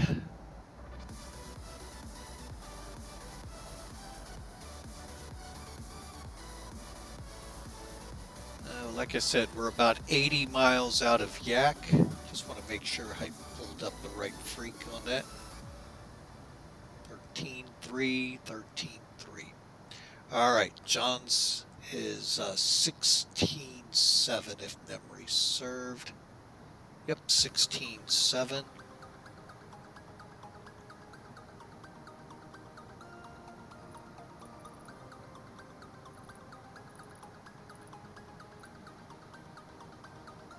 Oh wow, it's beginning to pick that signal up. Just not DME'd yet. Wow.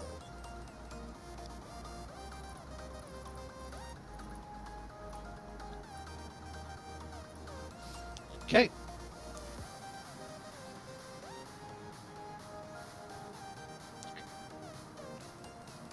And over to here, let's see how the fuel tanks are doing. Zeroed out. Okay, good deal.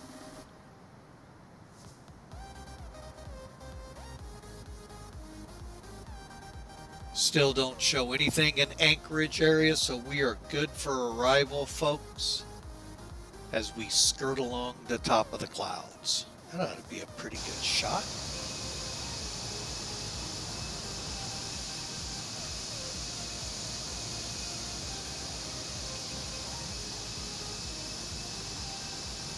Okay, maybe not. I don't like that brown all around him, so I don't know what that is. And we'll just, I'm wondering if that's maybe the Gulf of Alaska. Don't know, but yeah, I don't like this right now.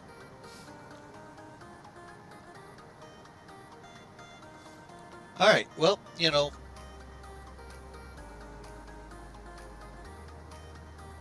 we'll be over Yak and then headed to John's Point, and that'll be our initial for the arrival.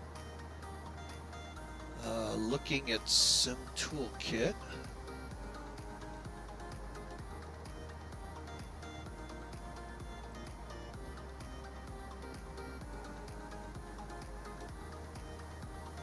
I see Steve is getting really close. Hicks, what do we got here? Why does my voice sound weird? I have no idea, Hicks 3NN. No idea. I will have to listen to the stream and find out what's going on.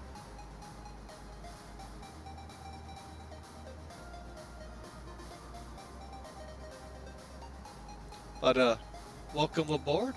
Hope you're enjoying the flight. We've had a lot of issues out here today with OBS disconnecting.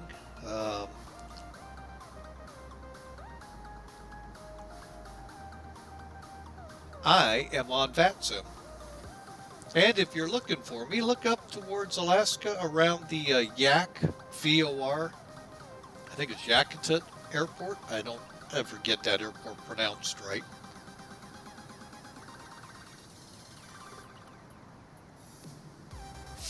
So, we're 55 miles from Yak VOR.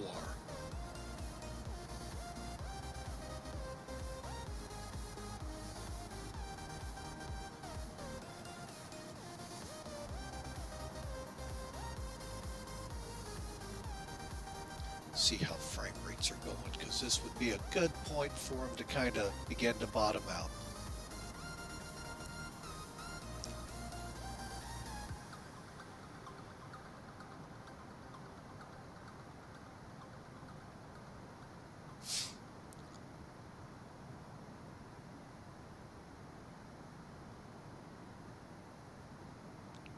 I'll appreciate that, Hicks 3 in it. Love for you to take a gander. We're less than an hour out. We're about 45 minutes out. Not sure if we're going to be able to do any replay action or not. We'll give it our best, though.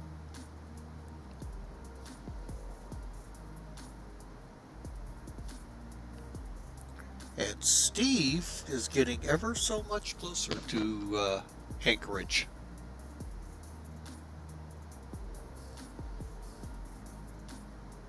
Top of descent there. Holy mackerel. They talk about another kind of war.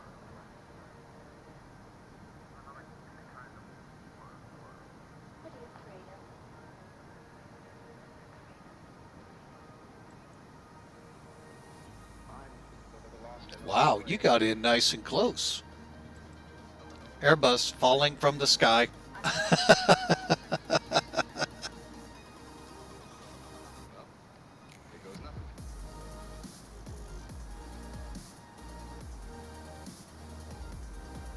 Actually, let's see, who is this? It might have a PC-12. Close when we get there. Let's see. Nope, nothing else over there. Nope. All right.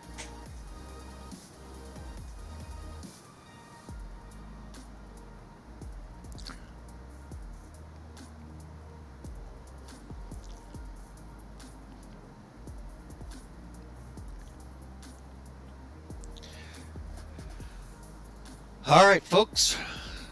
Again, asterisk the word predict, space and a negative number. Oops. We'll put you in the running.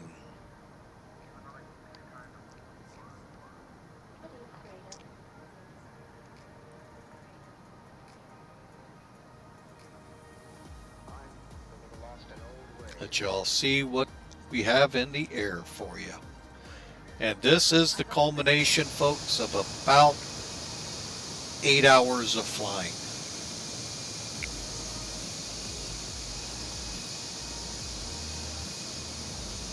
Coming into Anchorage. Or as I like to call it, even though we're not going into Fairbanks, which is where North Pole, Alaska is, we're pretty doggone close.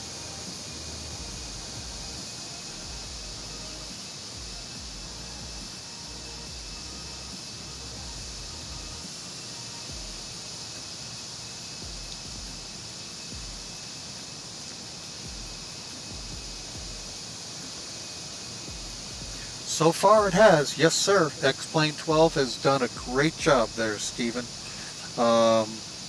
Especially, well, if we could just get OBS to be the same way, that would be thumbs up.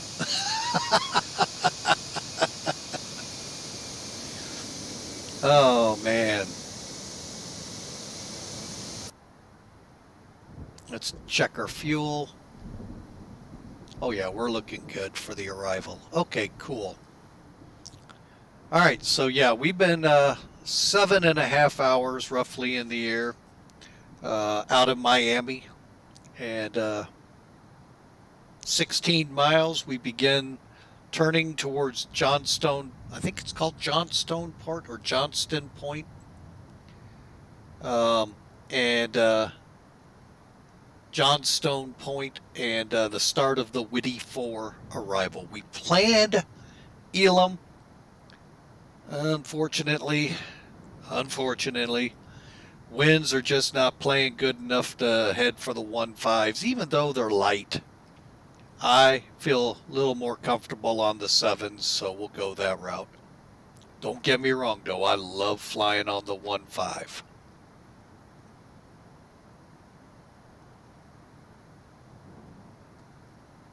That and it's a hair shorter taxi. Not much to FedEx.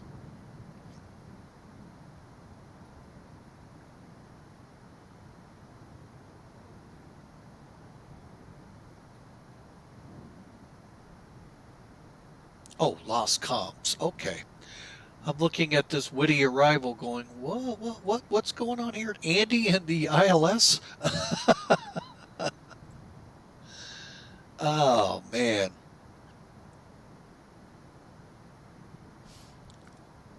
So, but yeah, we just about to cross Yak right now, and then we'll be turning to Johnstone Point and the Witty 4. So, folks, 23,000. Okay, and icing. Oh, yep.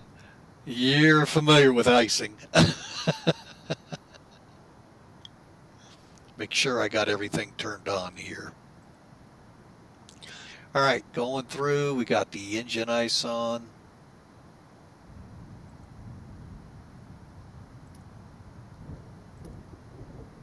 Wing ice is on. Probe heats are on. Window heats on. Looks like we'll be good to go. Here we go, making the turn. Still not picking up Witty, but the needles are on. That's wild.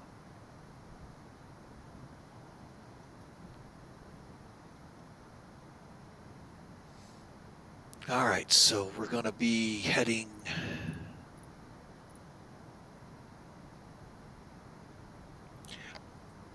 When me and my wife went up to Anchorage, oh goodness, it was about 10 years ago or so.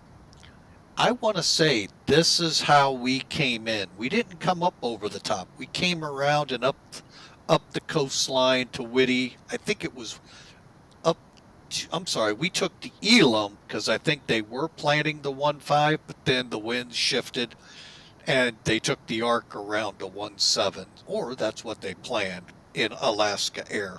So we'll see how this transpires here.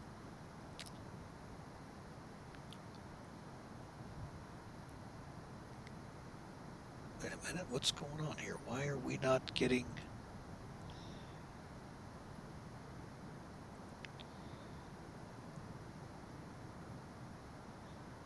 There we go. Okay. I know why we weren't. Makes sense. So we got 1839. We should be picking up Witty or Johnston.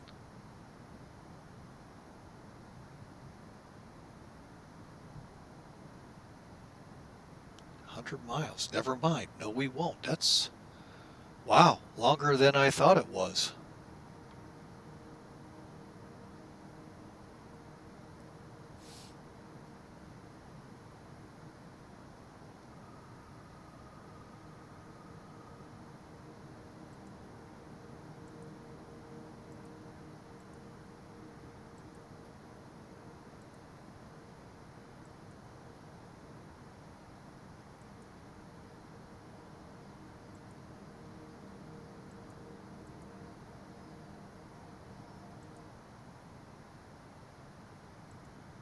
All right, so we'll put that away as we cruise right across some of the tops here.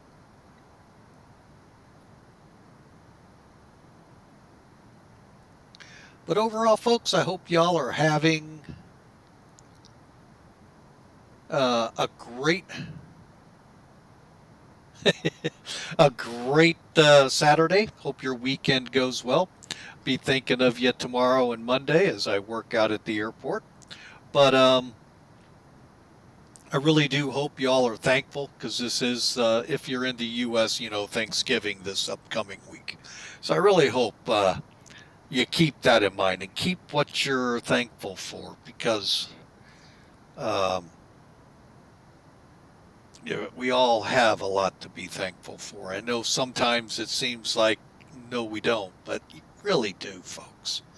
I mean, I know life can get really hard on some people, but always remember,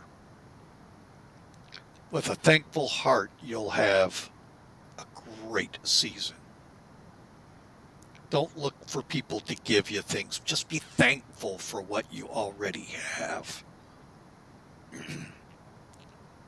So,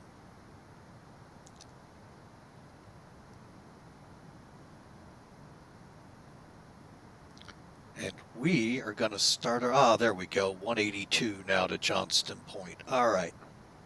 So,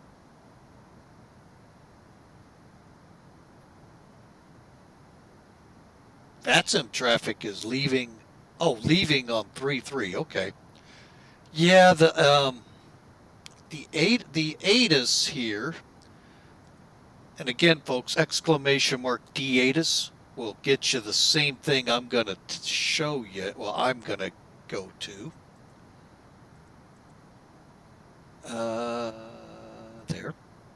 There. Let's see.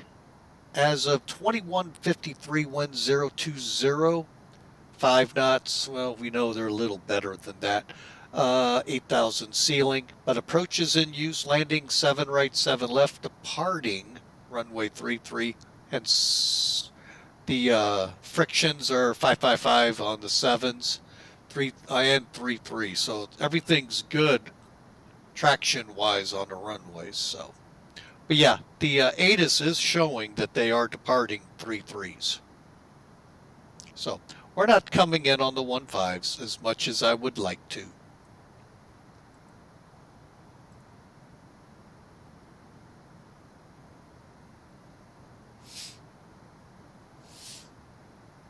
We'll be coming in 7 right. Although one time I set up for 7 right and ended up on 7 left somehow with the ILS. And haven't figured that one out, what I did wrong. Other than that loose nut behind the wheel clicked the wrong button. All right, I am going to go ahead, tune in.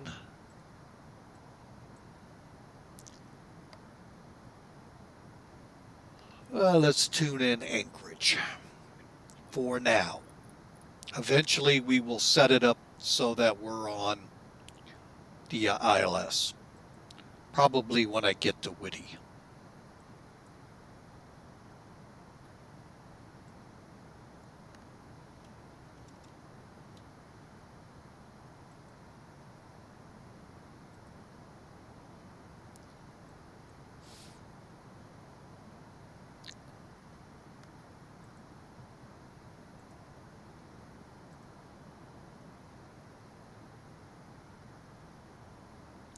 No, I have not yet, Stephen, experienced the friction model. I know Hawker did once. He just went to test it, dropped temperatures or did something, and you could slide.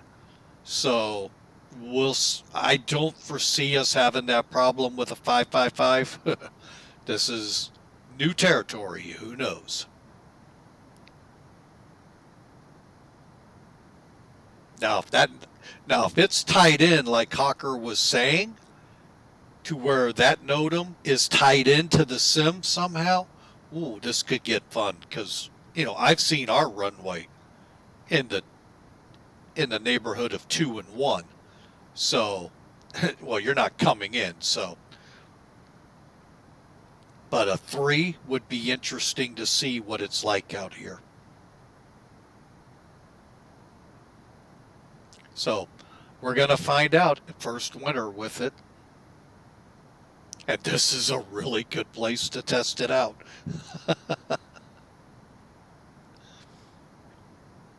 Give it another month or two and down in the 48 will be a good test, especially along the northern tier.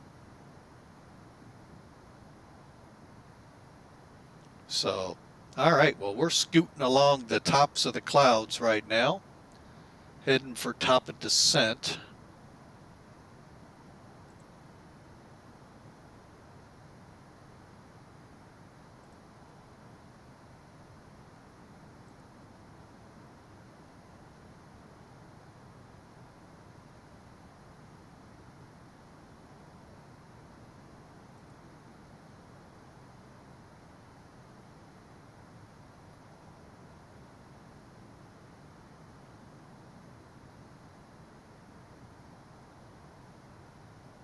Here, let me turn this on, folks. This is incredible what we got up here. Sim Toolkit, where are you? There you are. Take a look at that low. That is intense, folks.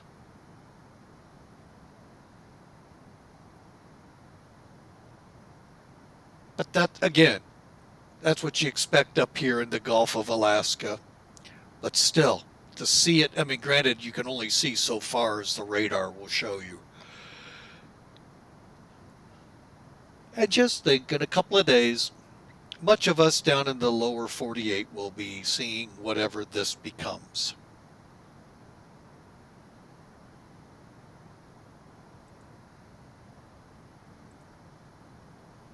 All right.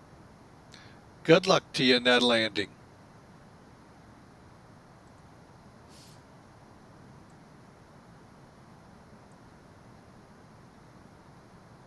All right, we're 74 out of Castle, and then John, J-O-H.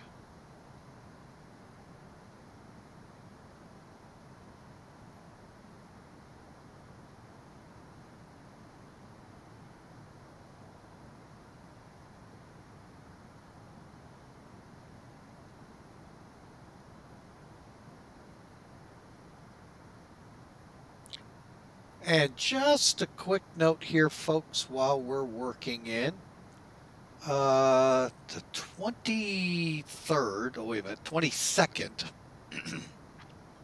barring everything going as planned, we're either going to fly the A319 back from Mesa to Mid-America or fly the Djibouti, Africa to Somalia, Mogadishu. So just to give you a heads up what's coming Tuesday, because we had to skip that on Monday this week because we had a funeral to attend. My wife's uncle passed, so that pretty much no way we're going to fly on a day like, so that kind of canceled it. So we'll get it worked in either then or at another time. But just to give you a heads up on that. And it's part of a Millennium Aviation Company, otherwise known as Mac Air tour. It's a new African tour they have for Airbuses. And thank you, Stephen. Appreciate it.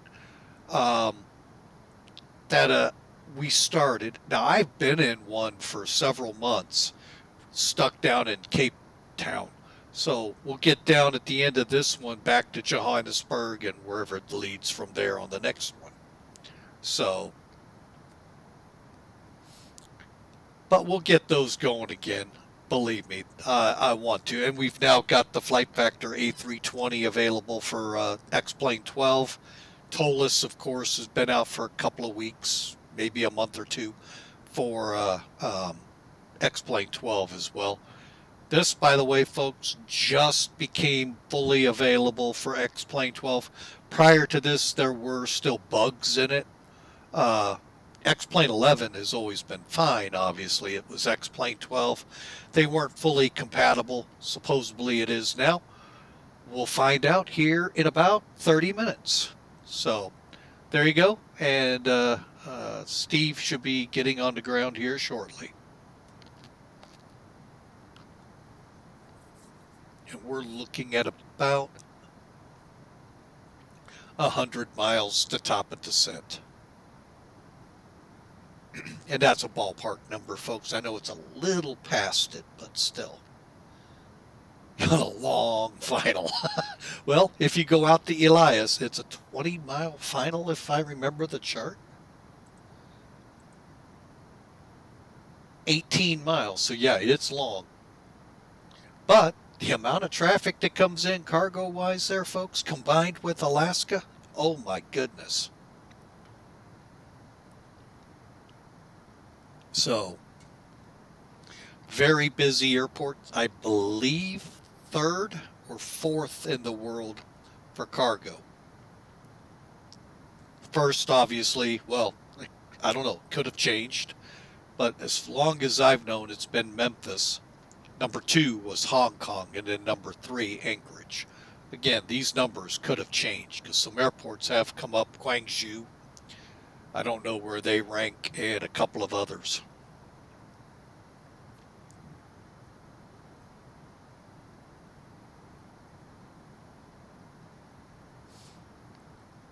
All right, these clouds really look kind of interesting at this height.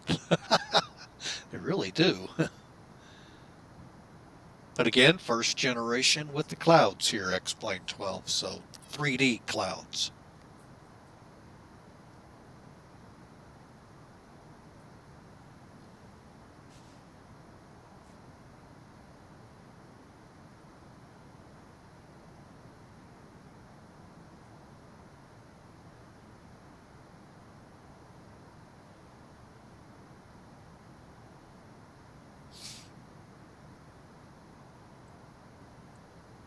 All right, we are 30 miles from KTAT, then Castle, which is only 18 after, then into Johnstone Point, VOR.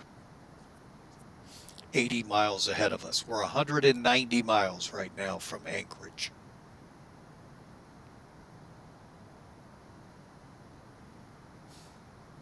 Like I said, we'll switch the ILS frequency into descent somewhere so we're lined up right.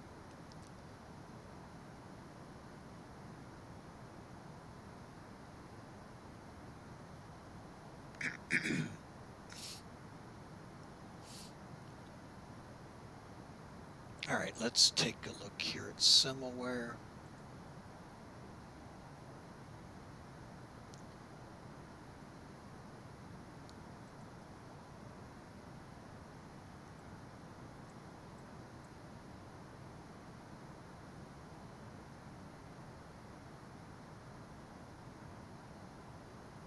Wow, that is impressive.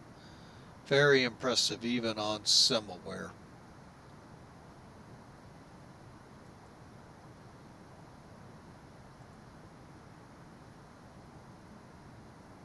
Oh no! Oh, I know that feeling. The last time I flew this plane, got over the numbers and crashed the desktop. Oh, that stinks.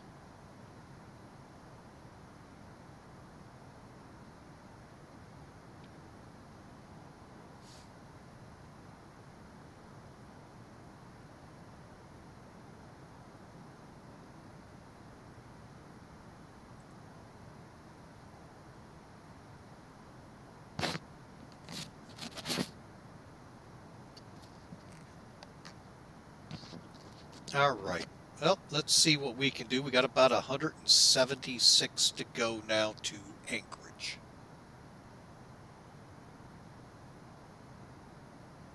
Oh, man.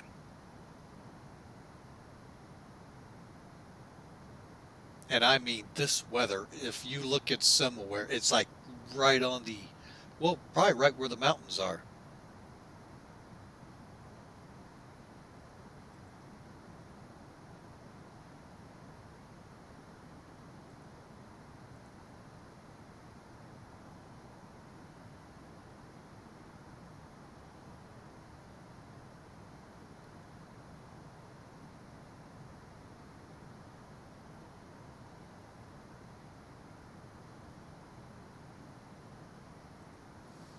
All right, folks, so let's give it our best.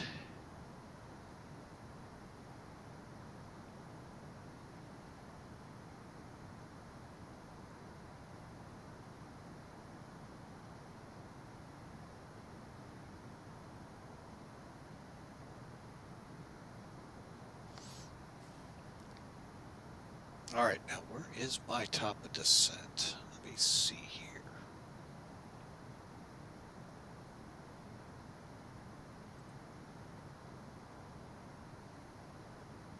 Yep, right after Johnstone. Okay, so. All right, so let's get to planning this out.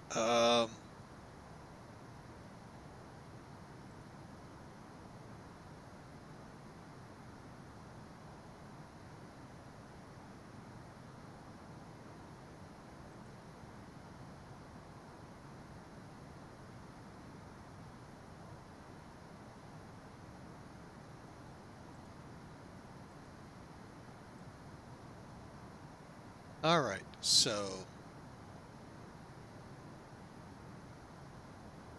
I am going to have everything set up at just before, so we'll be coming down at 16. Let me, matter of fact, be above gale of 15. Is that going to be about right?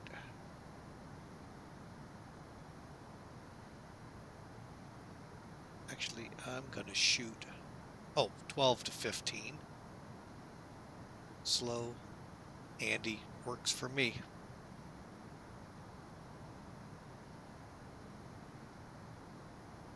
And again, folks, something new that I haven't seen on any aircraft with the default FMS, leg wind here.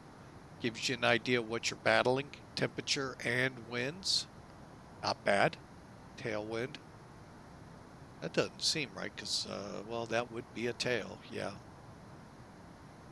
Anyway, something new. Kind of a neat little addition here. And then, of course, your ground speed's right here. All right, so Katat, we just crossed, and 18 to Castle.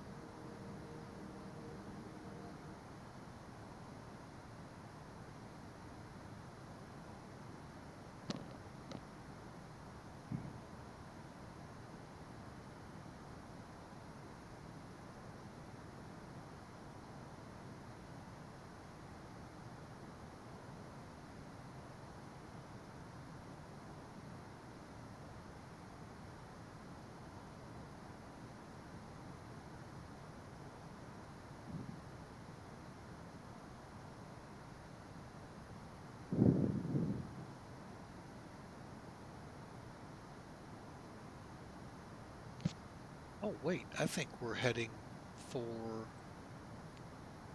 John's Point right now. Yeah, we are. So 26 miles will be, might want to start this. Hang on. Let's get the latest METAR, make sure. Okay, still the same, 040 at 5. 2747. Oh.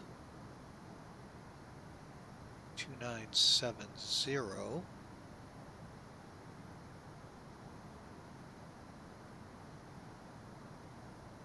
Still 140, 6,000 feet. That ought to do it. Okay, and yeah, because top of descent is like almost right there. So, good.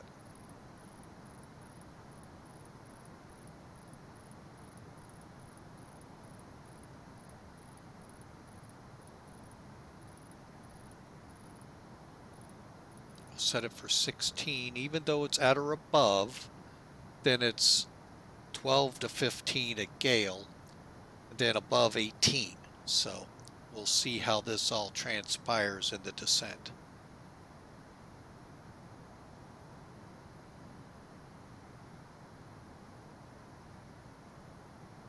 So again, hope you all have a great weekend. Be safe, folks. Be safe. And we look forward to seeing you next time out on Tuesday. And for those that haven't, hey, click that follow button. All it does, folks, is just send you an email the next time we go live. So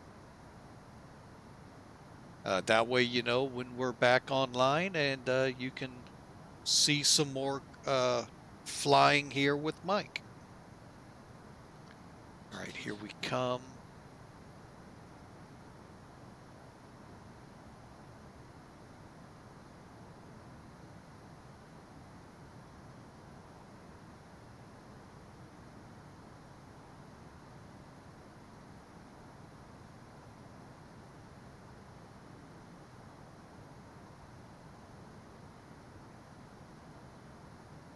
"12 minutes out, folks.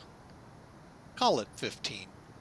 It always gets a little squirrely when you start the descent, the times.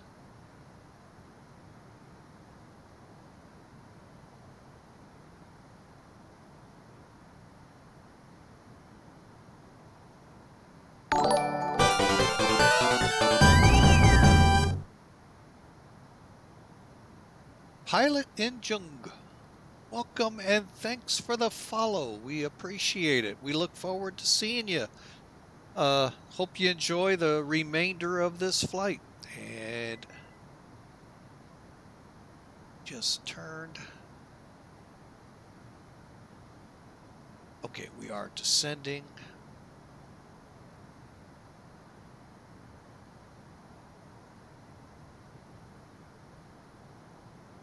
Down we go.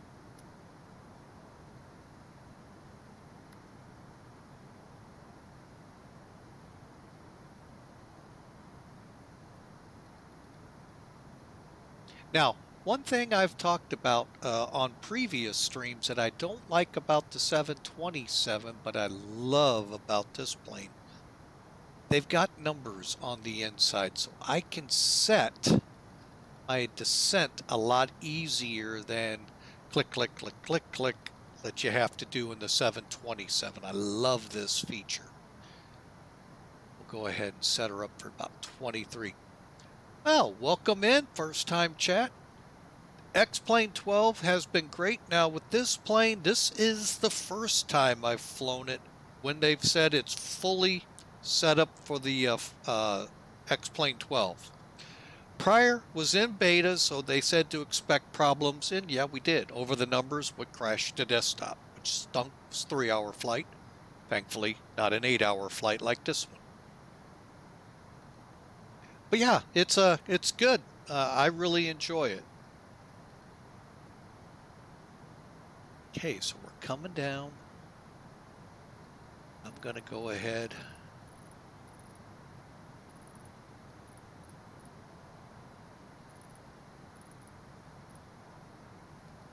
I'm going to go ahead and set.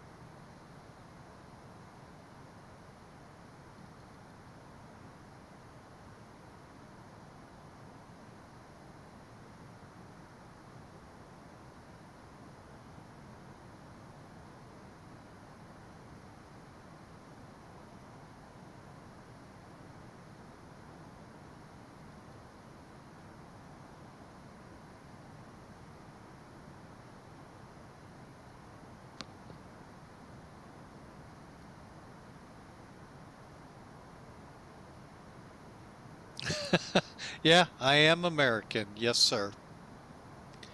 Now I'm trying to figure out why we're not slowing. Let's try this.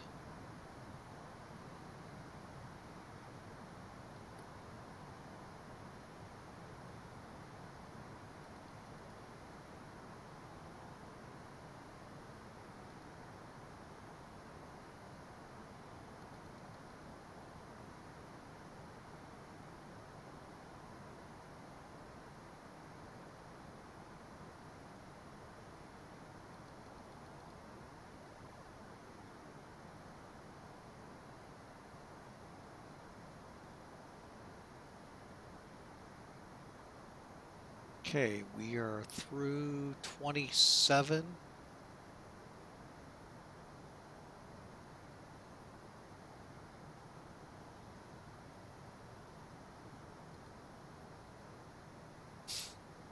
All right. And again, 16 is what we're looking for.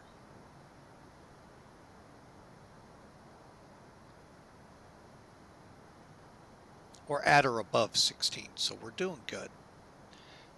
Oops, get those speed brakes in.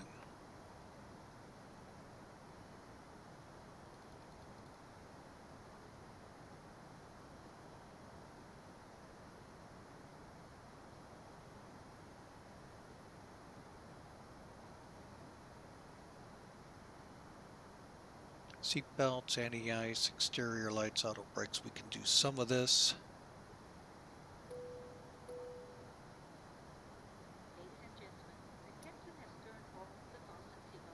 Auto brakes to medium. Anti-ice on.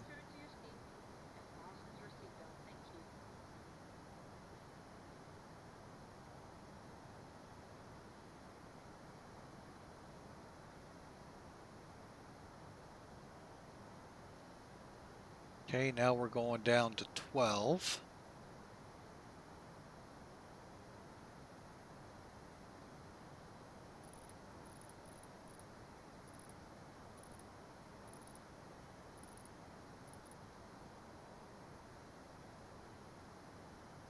Okay.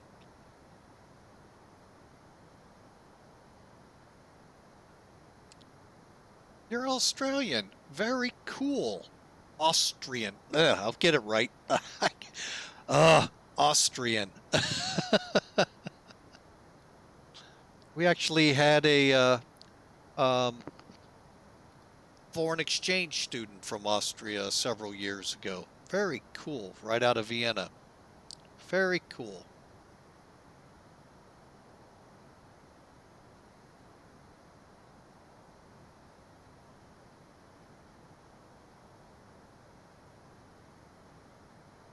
Actually, let's set that here. We'll just do it this way.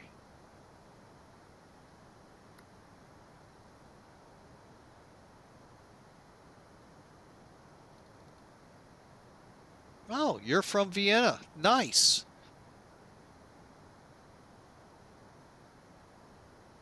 All right, so we're looking good on this descent.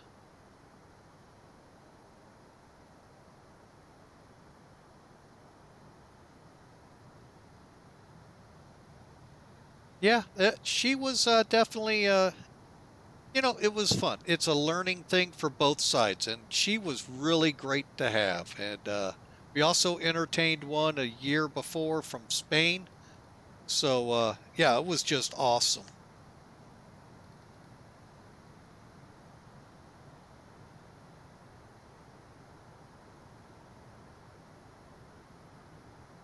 Okay, I think we're going to make it to 12.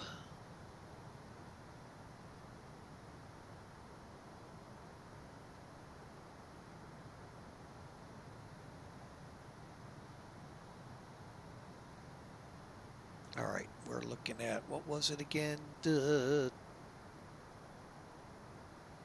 70, okay.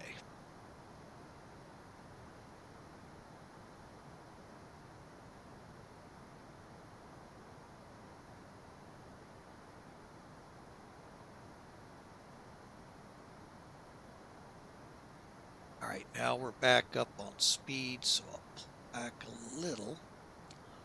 Okay. Basically, I'm just trying to maintain 290 until we get to below 10,000. And then we'll make sure we are... I like to set 240 for my speed.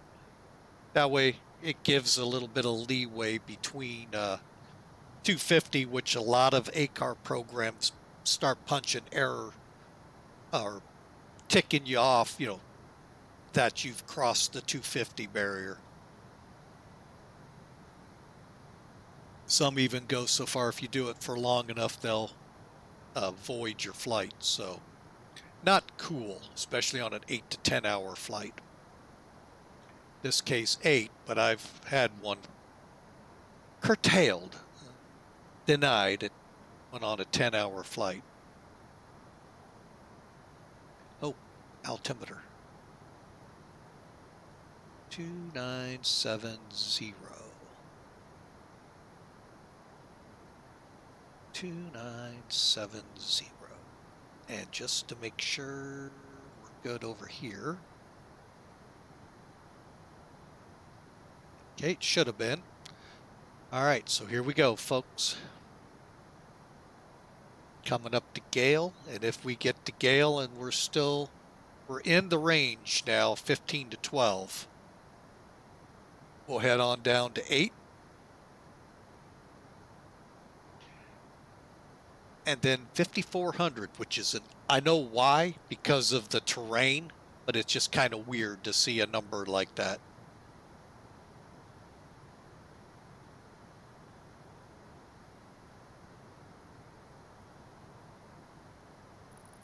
I'm going to go ahead and start slowing us up. For now, 250. And then as we get a little closer to it, I'll bring us into 1,000 level off.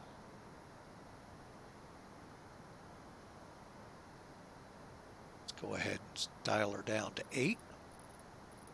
Now, we are flying over some roughly 10,000 foot mountains here, so let's make sure this continues. Looks like it will. So we have to really pay attention to our altitudes, maybe stay a little high till we're for sure in the channel, but the problem is with clouds, you're not going to see them. So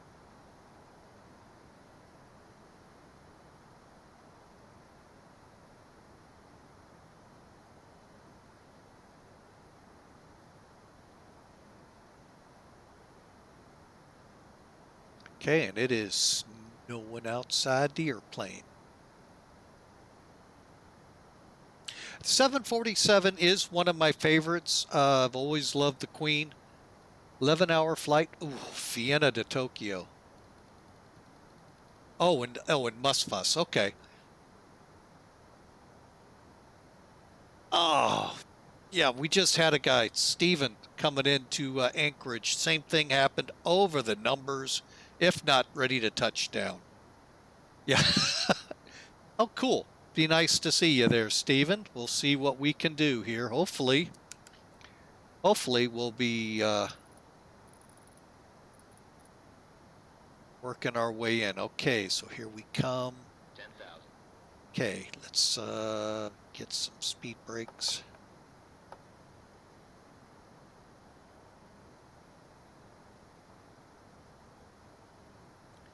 While we're waiting on the aircraft to slow a little bit more, let's get the lights all on. Cabin crew, prepare for landing. Okay. 1,000 level off. Where are we?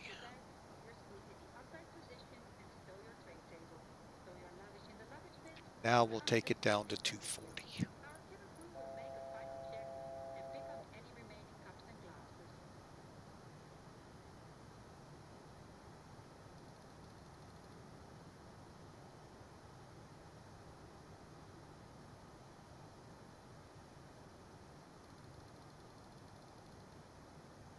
Okay, speed brakes off. Okay, here we go, folks. We're about to make the turn, at which point I will set us to 5,400.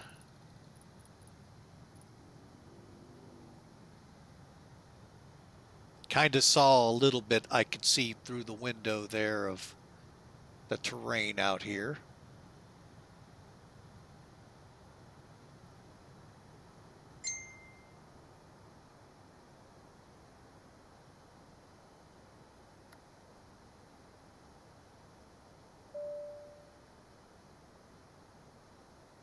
All right, let's see.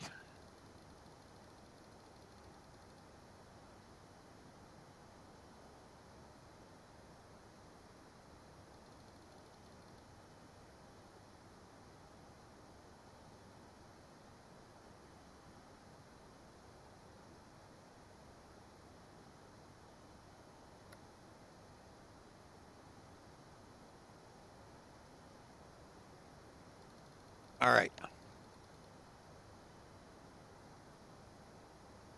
All right, so we're going to level off at 5,400. And then I'm going to slow us to 210 before I start knocking us down to 5,000. For now, let's take it down to 220. And there you go, folks. You're starting to see a little bit of Alaska up here. Matter of fact,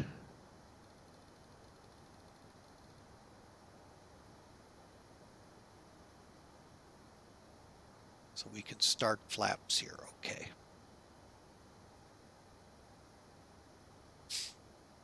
All right, now I'm going to go ahead and set my ILS. 113. Inbound 74.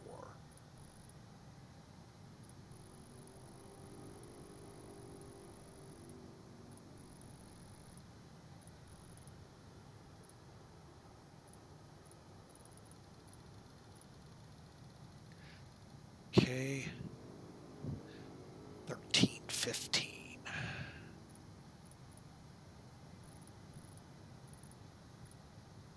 Only using that as a good way. Okay, so slowing to 210 now.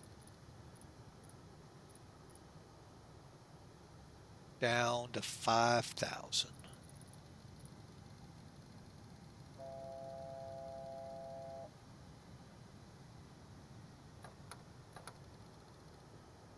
Flaps 5.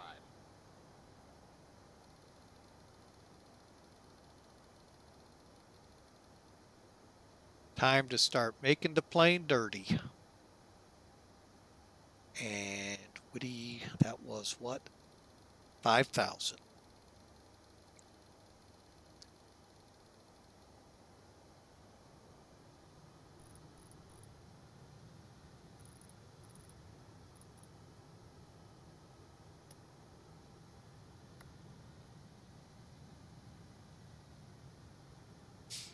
All right, so we're off that. We're off that. We're not on the INS anymore, folks. However,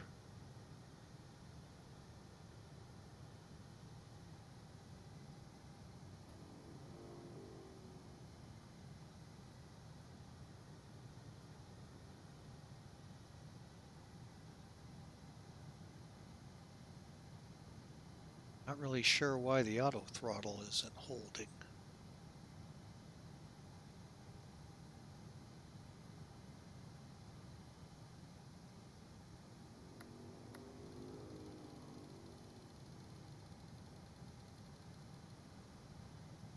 Okay, now we'll... Attention all aircraft. Wolf Lane altimeter 29068.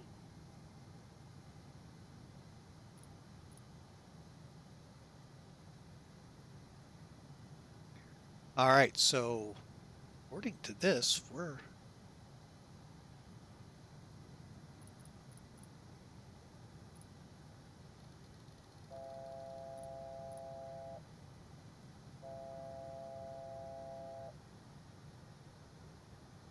Okay.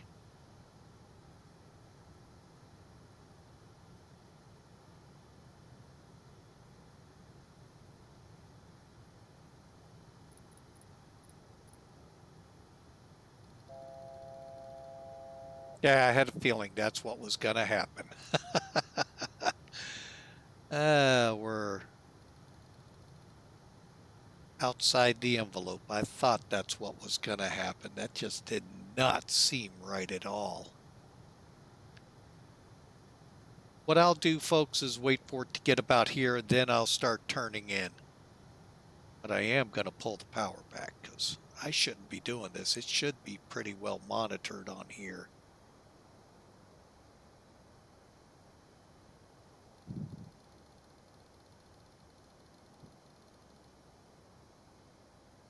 Okay.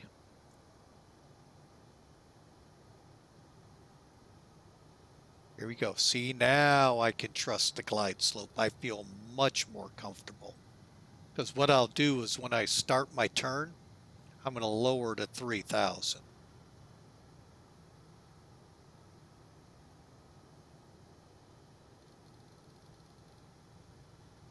and slow to 180, just so you all know. All right, so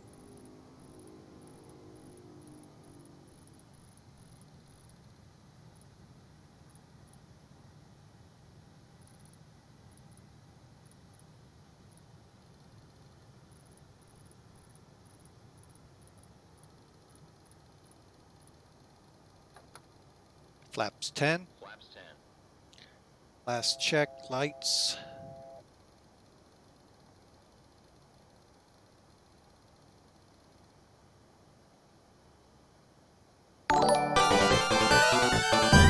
Carb Heat, thanks for the follow. We sure appreciate you.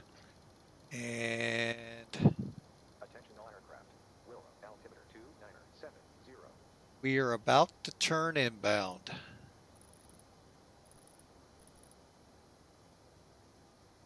All right, sir, you have a great night. We thank you for coming on board. And we look forward to seeing you possibly on future flights. Thank you so much for the follow. Same with you there, Carb Heat. Thank you so much. Glide slope active.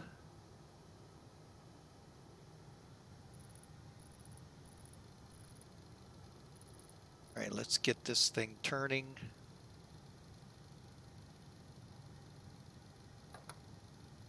Flaps 20. 16-mile final.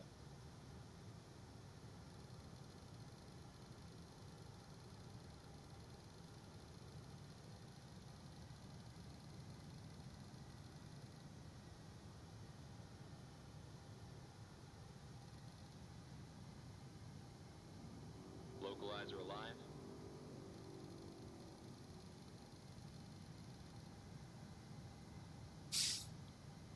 All right, start. Nope, that's not it. That's the island. Okay.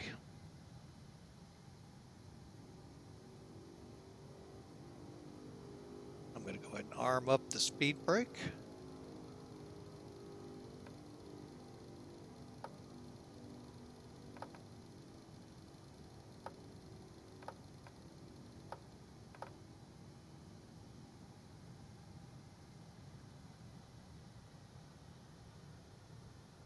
Do not. Oh, wait, I might have the runway there.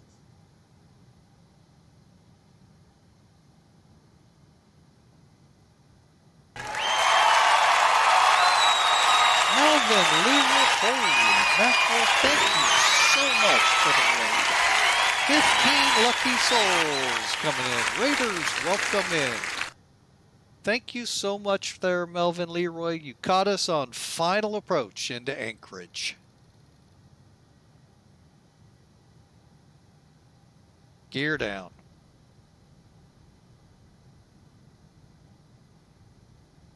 Great timing, I would say. And set it for Gears down, green light. 150. Got it.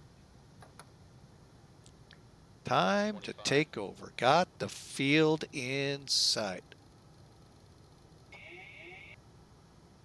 Auto throttle off. You've not been very helpful at all.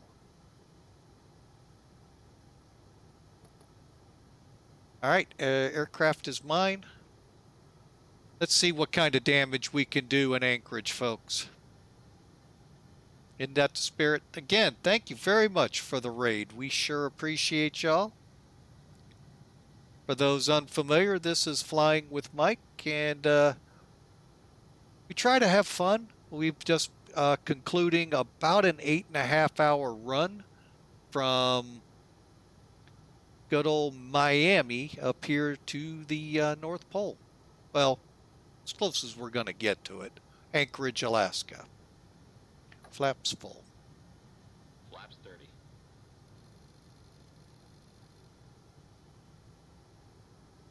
Anchorage traffic, FedEx 811 heavy. Approximately 7-mile final, runway 7 right, full stop.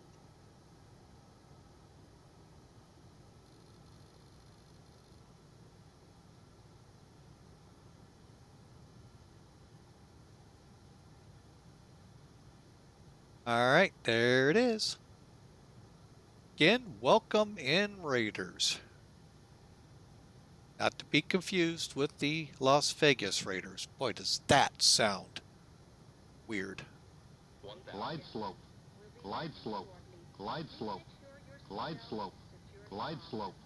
Here I am just visualizing it and not even watching my glide slope. Great time. Yes, sir. Diggy, welcome back. I wasn't even watching the glide slope. Glide slope. Glide slope. Glide slope. Glide slope. Glide slope. Glide slope. Glide slope. Glide slope. Glide slope. Glide slope. Glide slope. Glide Yeah, slope. Betty, we know. Yeah, we're finally here, Downwind. Welcome. Haven't seen you in a while. Or you were here earlier. I take that back. My bad. Been a long trip.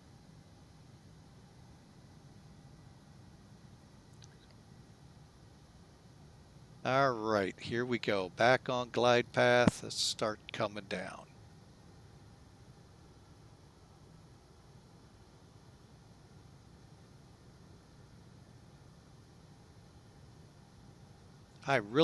This runway is this is like Vegas throwing me off.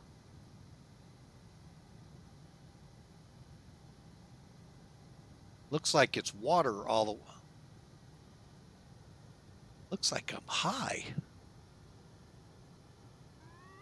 Approaching minimums. Oh my gosh, is there a drop?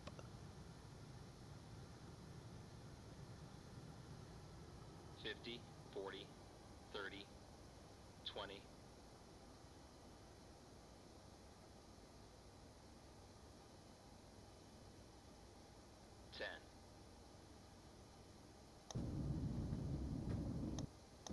Check reverse.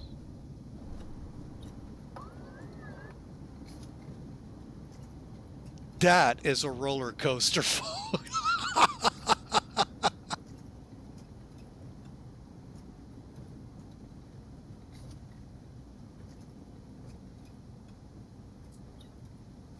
Out, off, reverse. Now that, thank you. Wow. Sorry, folks. That one kind of caught me off guard.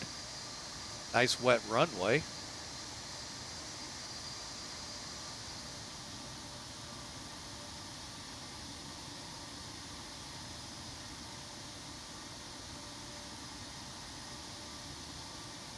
We'll go ahead and take the high speed, even though we're at low speed.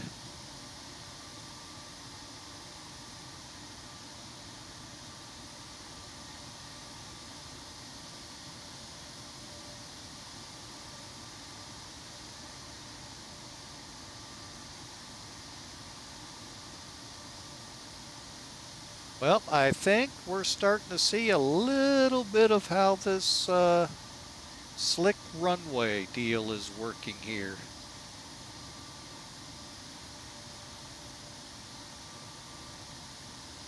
Wow.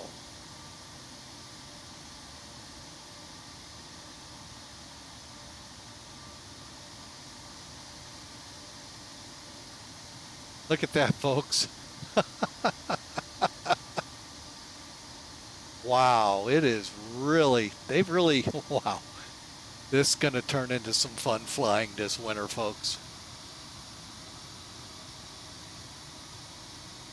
Braking was, well, it's problematic like getting turned here.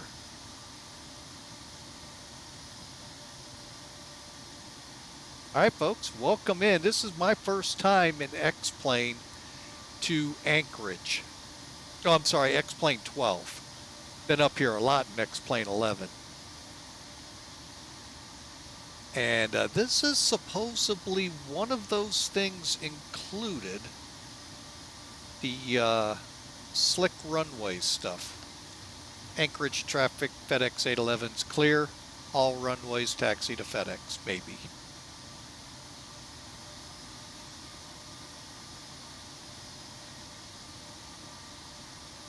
See if that gets anyone on the chat.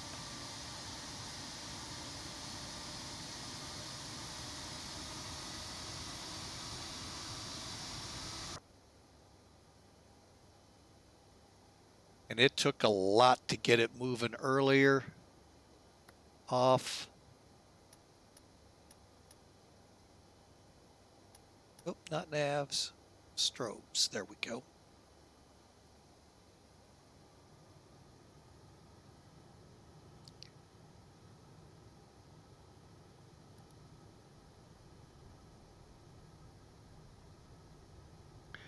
So that's one of the new features with X-Plane 12. Besides the clouds, is braking action could be challenging at best, as we've just saw.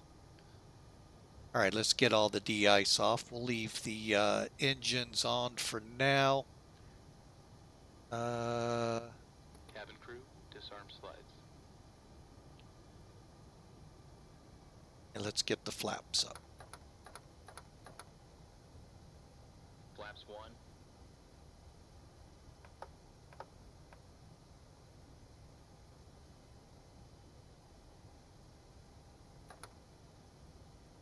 Flaps up. All right, so wow. This is a trip.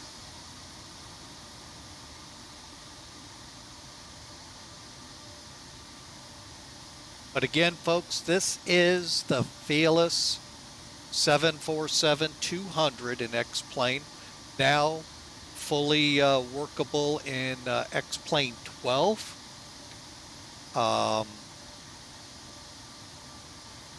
The last time I took this plane out was about a week ago into Phoenix, just a short 3-hour hop, and it crashed to desktop on right over the numbers. Pretty much like Steven there, right as I was about ready to touch down.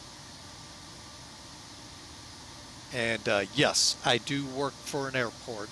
Mid-America Airport is co-located with Scott Air Force Base. And we do the friction checks. So this is pretty intense. It's a shame Hawker wasn't around to see the icing of the runway that happened. But again, Melvin Leroy and all Raiders, thank you so much for coming aboard. If you like what you see, we would sure love for you to click follow and join us on our next adventure.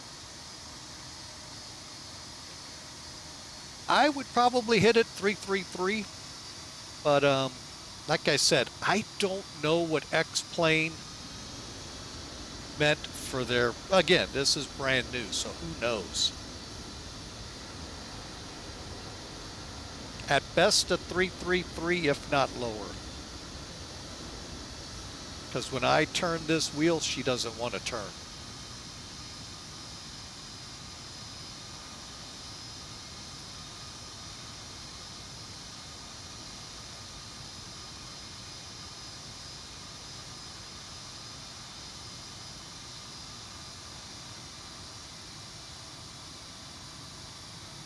It's getting a little better now, the traction.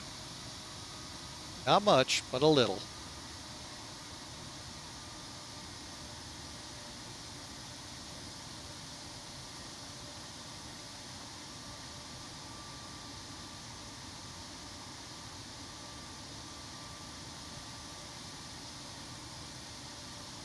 Now, I would love to hear from Musfuss users how cold ops really is when you have a wet runway in the cold. Because, well, let alone, let's just put aside the roller coaster landing that the airfield had. That was hilarious. The effects on the runway were pretty good, folks. Yeah, you go back and watch, look at the sloping of that runway. Oh, by the way, Steve, I don't think your 0.00% on the slope is correct. Holy mackerel, what a runway. Kind of reminded me of X-Plane 11. Charleston, West Virginia, and there was an island I went into in the South Pacific. And I mean, it was almost straight up you had to land on. So, oh well. Complete Freedom, thank you for the follow. We sure appreciate you.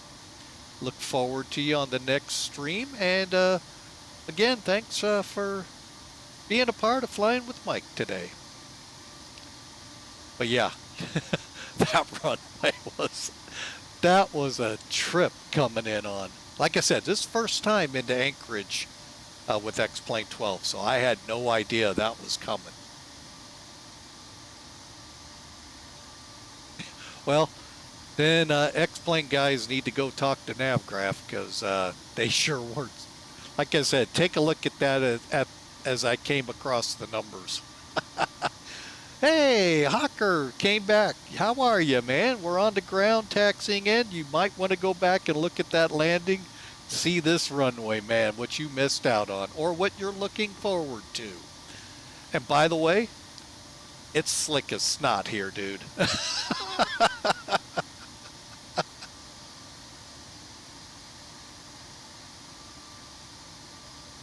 I would give it best 3.333, maybe 2s. So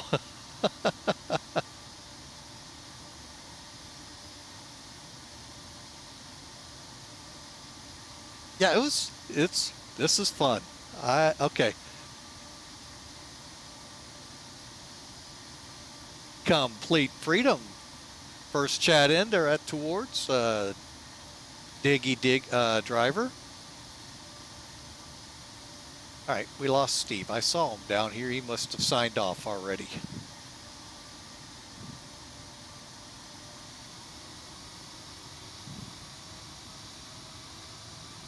Actually, traction's getting a little better back here.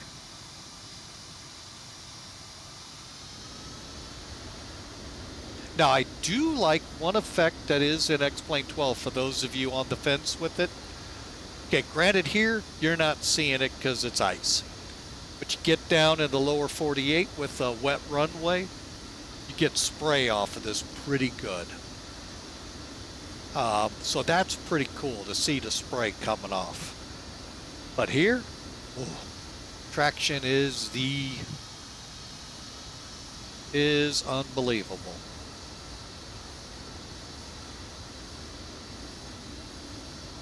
Try it again.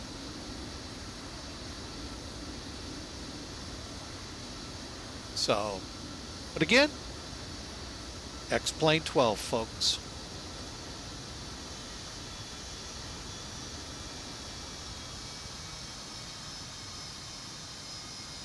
Very well done. I would like to really be riding side by side with the guys doing the friction checks here to see how they got 5x5. No, I know how they got it. This is a simulator. It's not the real world. Okay, slow her down to make the turn.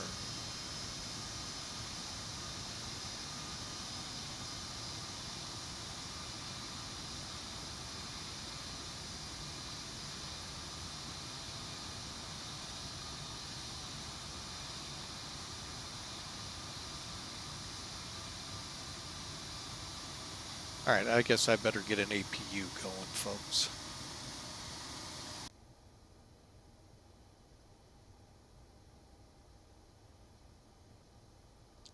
Oh, look at this little hump. Hang on, let's get through this first. Holy mac. Very similar to what we just came across, folks, on the landing.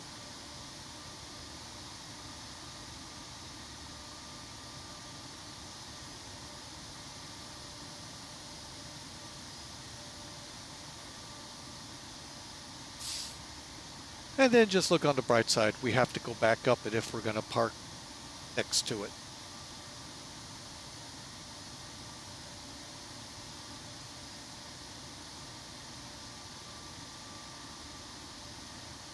Yeah, they got a little texturing issue to do here.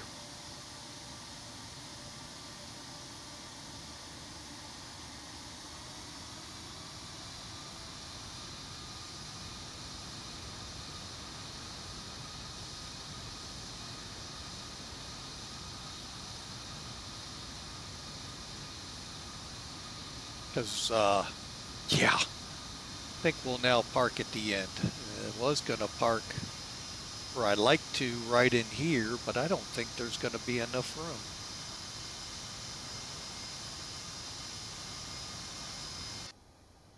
APU?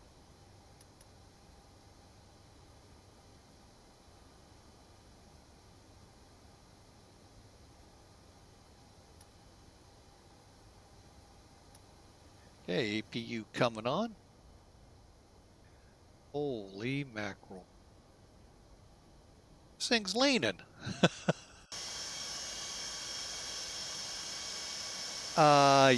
Yeah. Holy mackerel.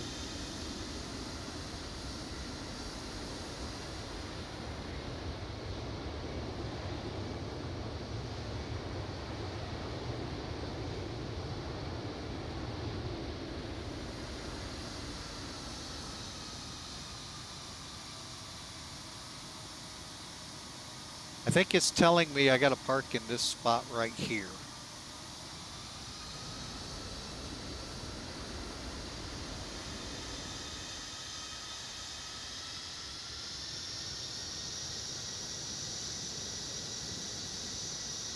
I don't even think it's going to let me turn up the hill.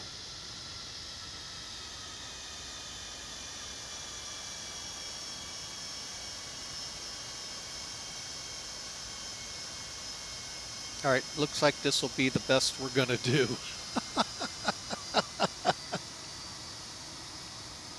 Yeah, I think it's just a tad messed up.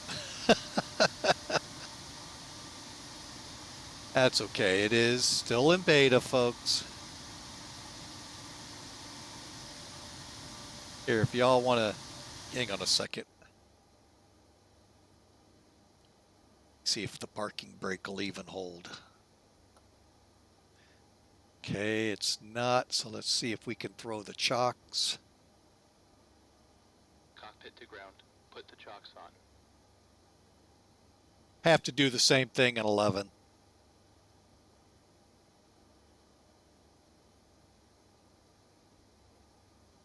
Well, thank you there, Diggy. I appreciate it. That was fantastic, I will say. All right, we got brakes on. Let's see. I'm going to go ahead and log this just in case something bad happens.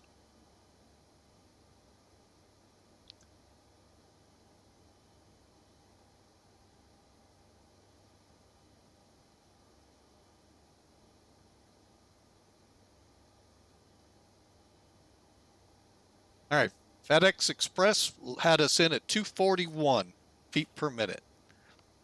All right, I wanted to do that very importantly because if this thing is still sliding, I don't want to take a chance of losing 8 hours of flight. All right, so let's get her shut down, folks, shall we?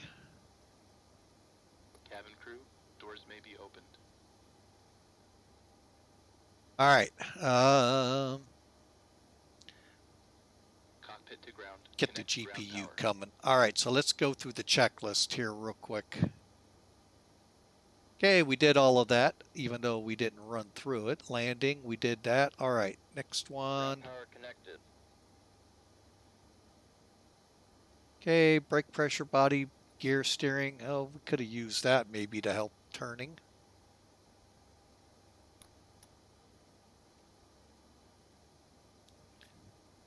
Ignition, flaps, spoilers are up, 7 units, okay.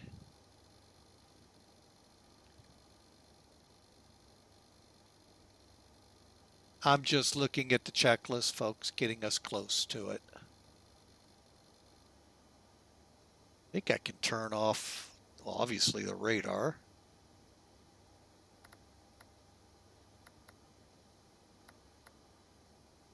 Okay.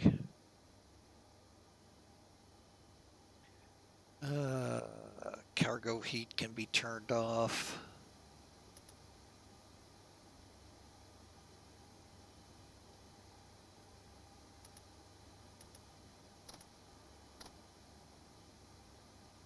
Okay, bleed air on.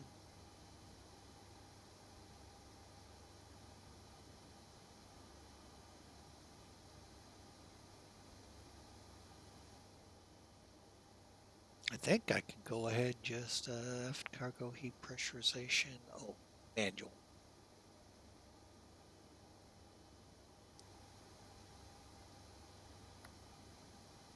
Okay.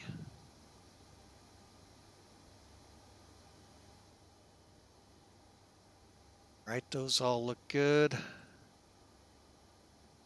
All right, engines off.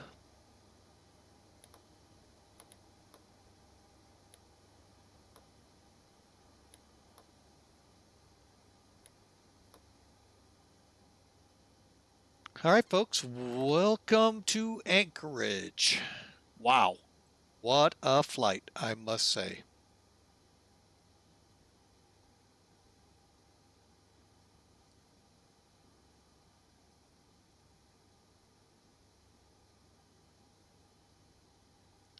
Hang on just a second. Let me take care of that real quick. And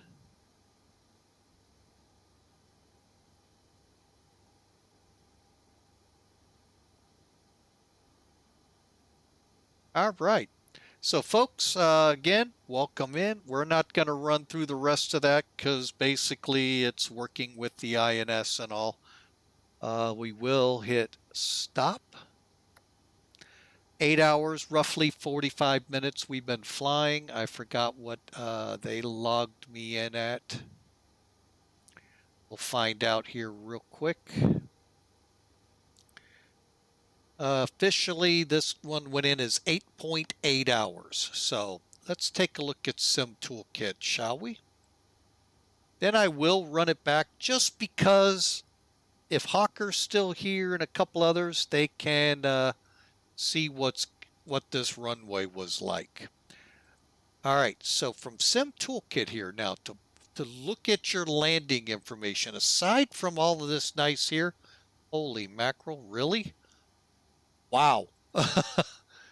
Okay, go to the flight, click View Details. It's going to give you a little more. Wow. And then go up here, and you're going to see that that's not us. Where we actually, okay, this is really ambiguous here, folks, because this was not usable runway on there, okay, just to let you know. So, and it is set up for 7 left. So the numbers up here aren't going to help us much either. But you can see where we touched down pretty much in the center. Back it out a little. And just outside the touchdown zone, landing zone, which is this hash mark back to this white line. 37 feet a minute. I'm surprised I got that. 139 knots. That's a really good landing. So let's see if it will let us rewind, and if so, you all can see this roller coaster runway, aptly put by Downwind Sim.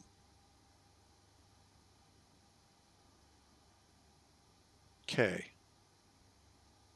And nope, it's not going to let us. It's going to crash to desktop. But anyway, folks, what a great flight. Yeah, it's crashing to desktop. All right, so let's just put this up for now. Folks, this has been a magnificent trip. I'm just waiting for it to crash to desktop. It'll do that eventually. But I want to thank you all for being a part. I want to thank the Raiders from Melvin Leroy catching us right at the right time as we were about to land. Thank you, Complete Freedom, Carb Heat, Pilot in Young,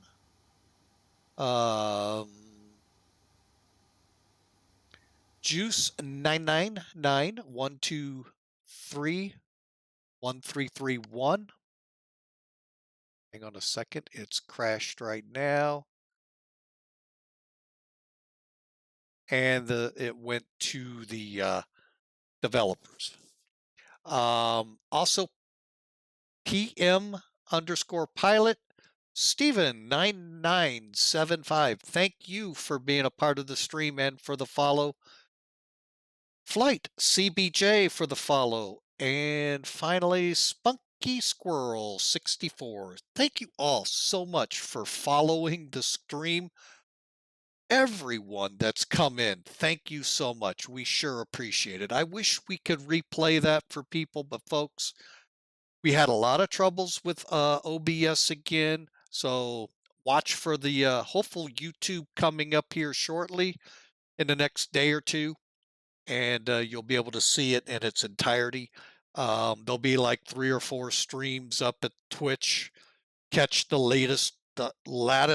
last one in the line, and that should be the one to show you the landing.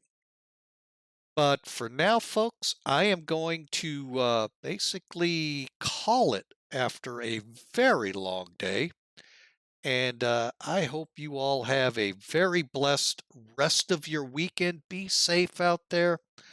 We look forward, if we're able to fly Tuesday, to see each and every one of you back here. God bless you all, and I hope you have a great day.